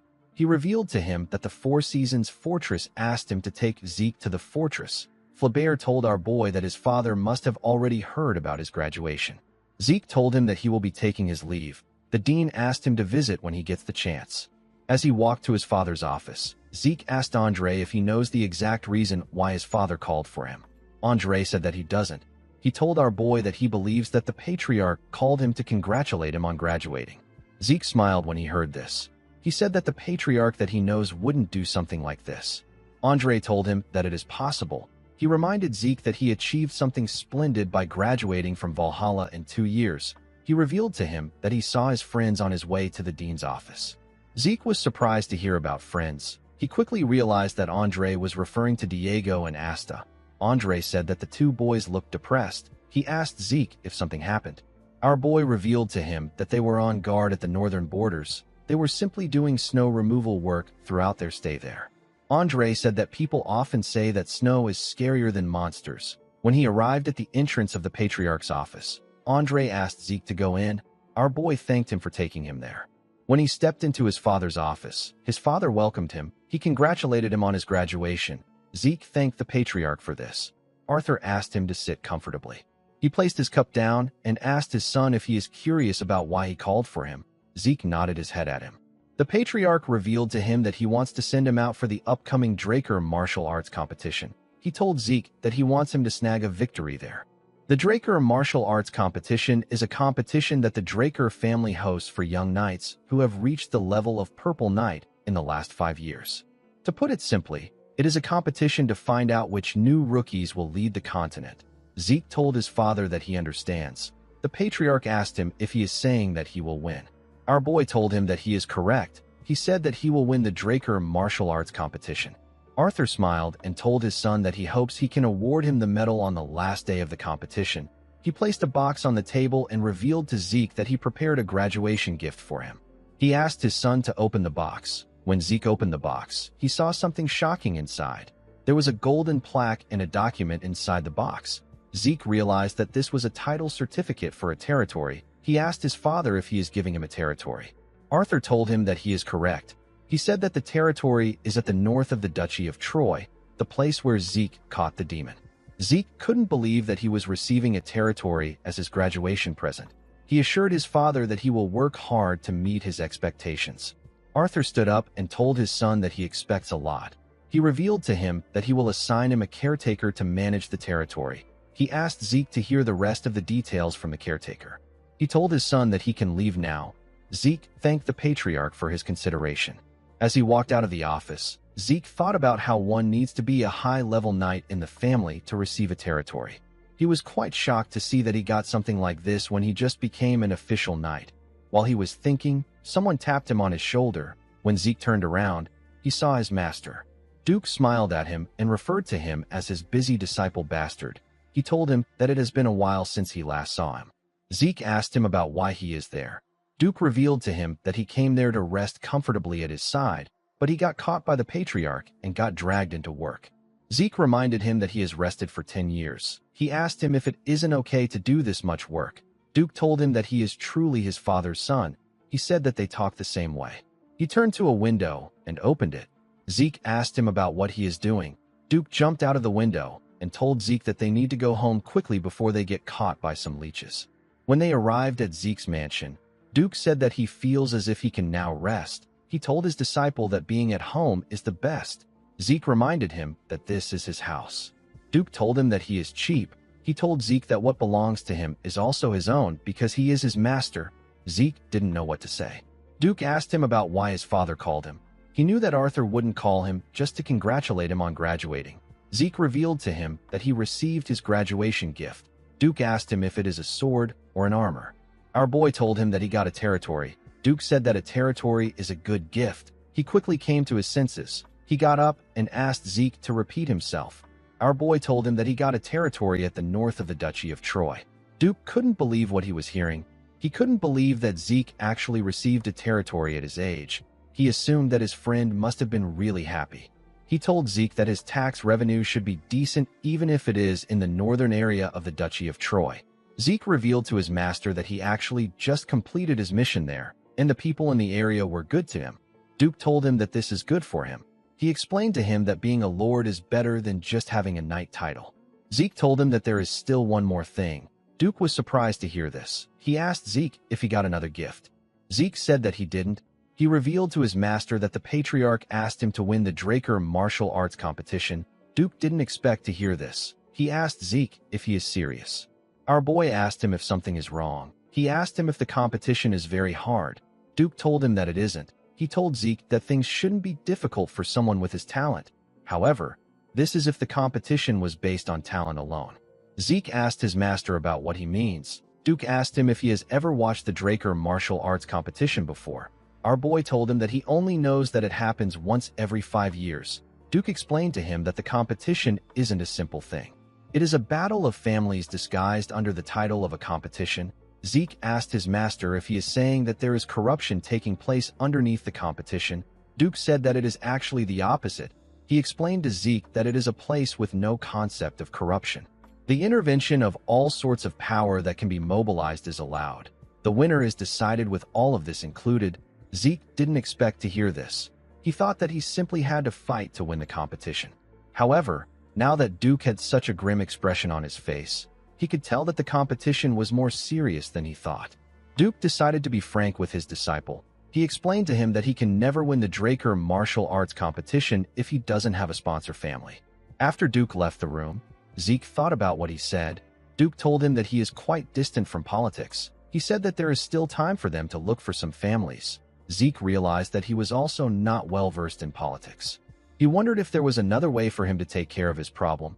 Immediately he thought of this. Someone entered the room and greeted him. Zeke turned to the side and asked Decker if he needs something. The butler told Zeke that he has something to say. He revealed to Zeke that he heard him discussing with Duke. He said that he heard that Zeke will be competing in the Draker martial arts competition.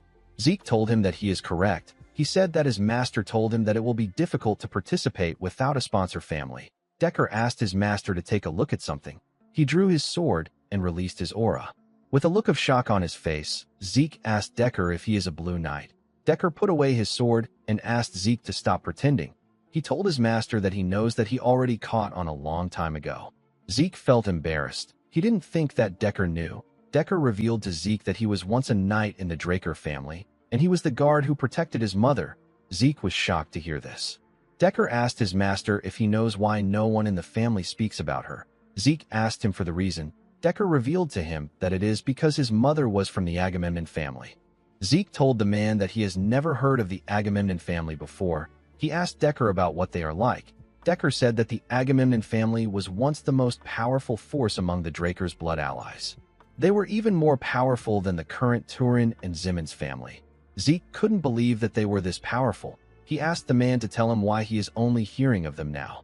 Decker told him that it is because everyone avoided them and called them a cursed family. Zeke asked him about the kind of curse they have. Decker revealed to him that pregnant women often give birth to stillborn children in the Agamemnon family, and even the few that were born would all die before reaching age 5. However, only Zeke's mother survived and grew to adulthood. Zeke asked Decker if he is saying that he should ask the cursed family for support. Decker told him that he is correct. He said that the family was once the greatest power in the central region. He told Zeke that he also has the qualifications to be the family's sole heir. Our boy told him that he will consider his suggestion. Decker thanked him for listening to him. Before leaving, he called out to his master and told him that he trusted him even when he knew that he was a blue knight. He thanked him for this. Zeke smiled and asked him not to mention it. The scene shifts, and we are taken to Mykeene. We see Zeke and Felix in the street. Felix looked around and told his master that it feels as if they are in the era of the Holy Kingdom. Zeke noticed that the city was much better than he thought. Mykeene is one of the cities of the Midland that the Draker family supports. According to Decker, the Agamemnon family were nobles who ruled Mykeene and its surrounding territories for a long time. But around 50 years ago, unfortunate incidents began happening to the family. Rumors spread about them being cursed, so they became ostracized. This is probably why their name became hard to find even within the Draker family. As they walked through the streets, Zeke suggested that they get something to eat. He and Felix entered a restaurant. The owner welcomed them. Zeke and Felix moved close to him. Our boy asked him to give them the best-selling dish. The man told him that he will serve him the restaurant's special soup. Zeke looked around to see the people in the restaurant. He noticed that the people were relaxed and the public safety was good. The city itself seemed fine to Zeke. A bald man next to Felix asked him if they are travelers. He told him that they can treat them to some grilled short ribs if they haven't eaten yet. A man next to Zeke told him that he needs to try the dish since he has come to Mykeene. Our boy smiled and thanked him. He said that the citizens of Mykeene are very kind. He asked the owner to serve everyone a beer. The man told him that he understands. The man next to Zeke told him that he didn't need to do this. Our boy said that he wanted to show his appreciation. He asked the man if he has lived in Mykeene for long. The man said that he is a native of Mykeene. He asked our boy to ask him anything. Zeke asked the man to tell him who the mayor is. He said that he didn't see a building for the city hall on his way to the restaurant. The man froze in shock when he heard Zeke's question. Everyone in the room became tense when they heard the question. Zeke didn't understand what caused the sudden change in the atmosphere. The man next to him stood up and said that he was being too nosy. He asked Zeke to forget the beer and enjoy his stay. Zeke didn't expect their reactions to turn cold as soon as he mentioned the Agamemnon family. He wondered if they hate mentioning the name of the cursed family. Zeke stood up and told Felix that he is going to look around the area. He told him that he can rest there. The man said that he understands. The scene shifts, and we are taken to a classy bar. We see the bartender cleaning a cup. While he was cleaning the cup, he noticed that Zeke entered the bar. He asked our boy for his identity. He told him that this isn't a place for a kid to be in. Zeke put his hand into his clothes and took out a VIP card. He asked the man if he can repeat what he said after seeing the card. The man was shocked to see the card. He quickly apologized to Zeke. He told him that he is sorry for not recognizing someone of his status. Zeke told him that he would like to meet the branch manager. The man told him that he understands. Zeke knew that the item would have some kind of importance within the syndicate, since Kay was the one who gave it to him. He was certain that he will be able to make good use of the card in the future too. In the next scene, we see our boy walking in a hallway. The branch manager quickly ran out and went on his knees to apologize to him.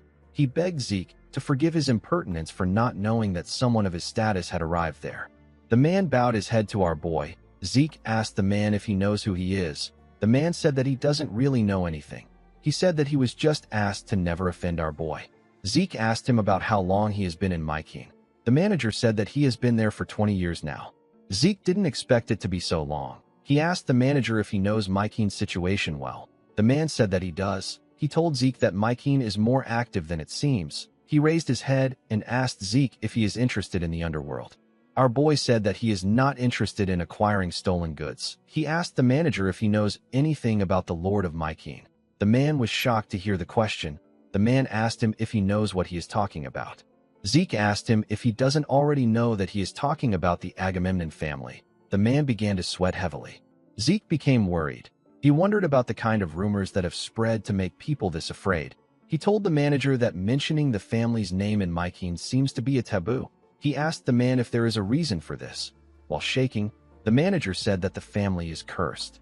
Zeke told him that he already knows this. He said that he knows about the curse where newborn babies die right after birth. The man said that this is not all. Zeke asked him about the other curses of the family. With a shaky tone in his voice, the manager said that anyone who goes to the family's castle will die. Zeke was shocked to hear this. Guys, we have come to the end of our video. If you guys want more of this recap, let me know in the comments section. Don't forget to like and smash that subscribe button for more recaps. See you guys later.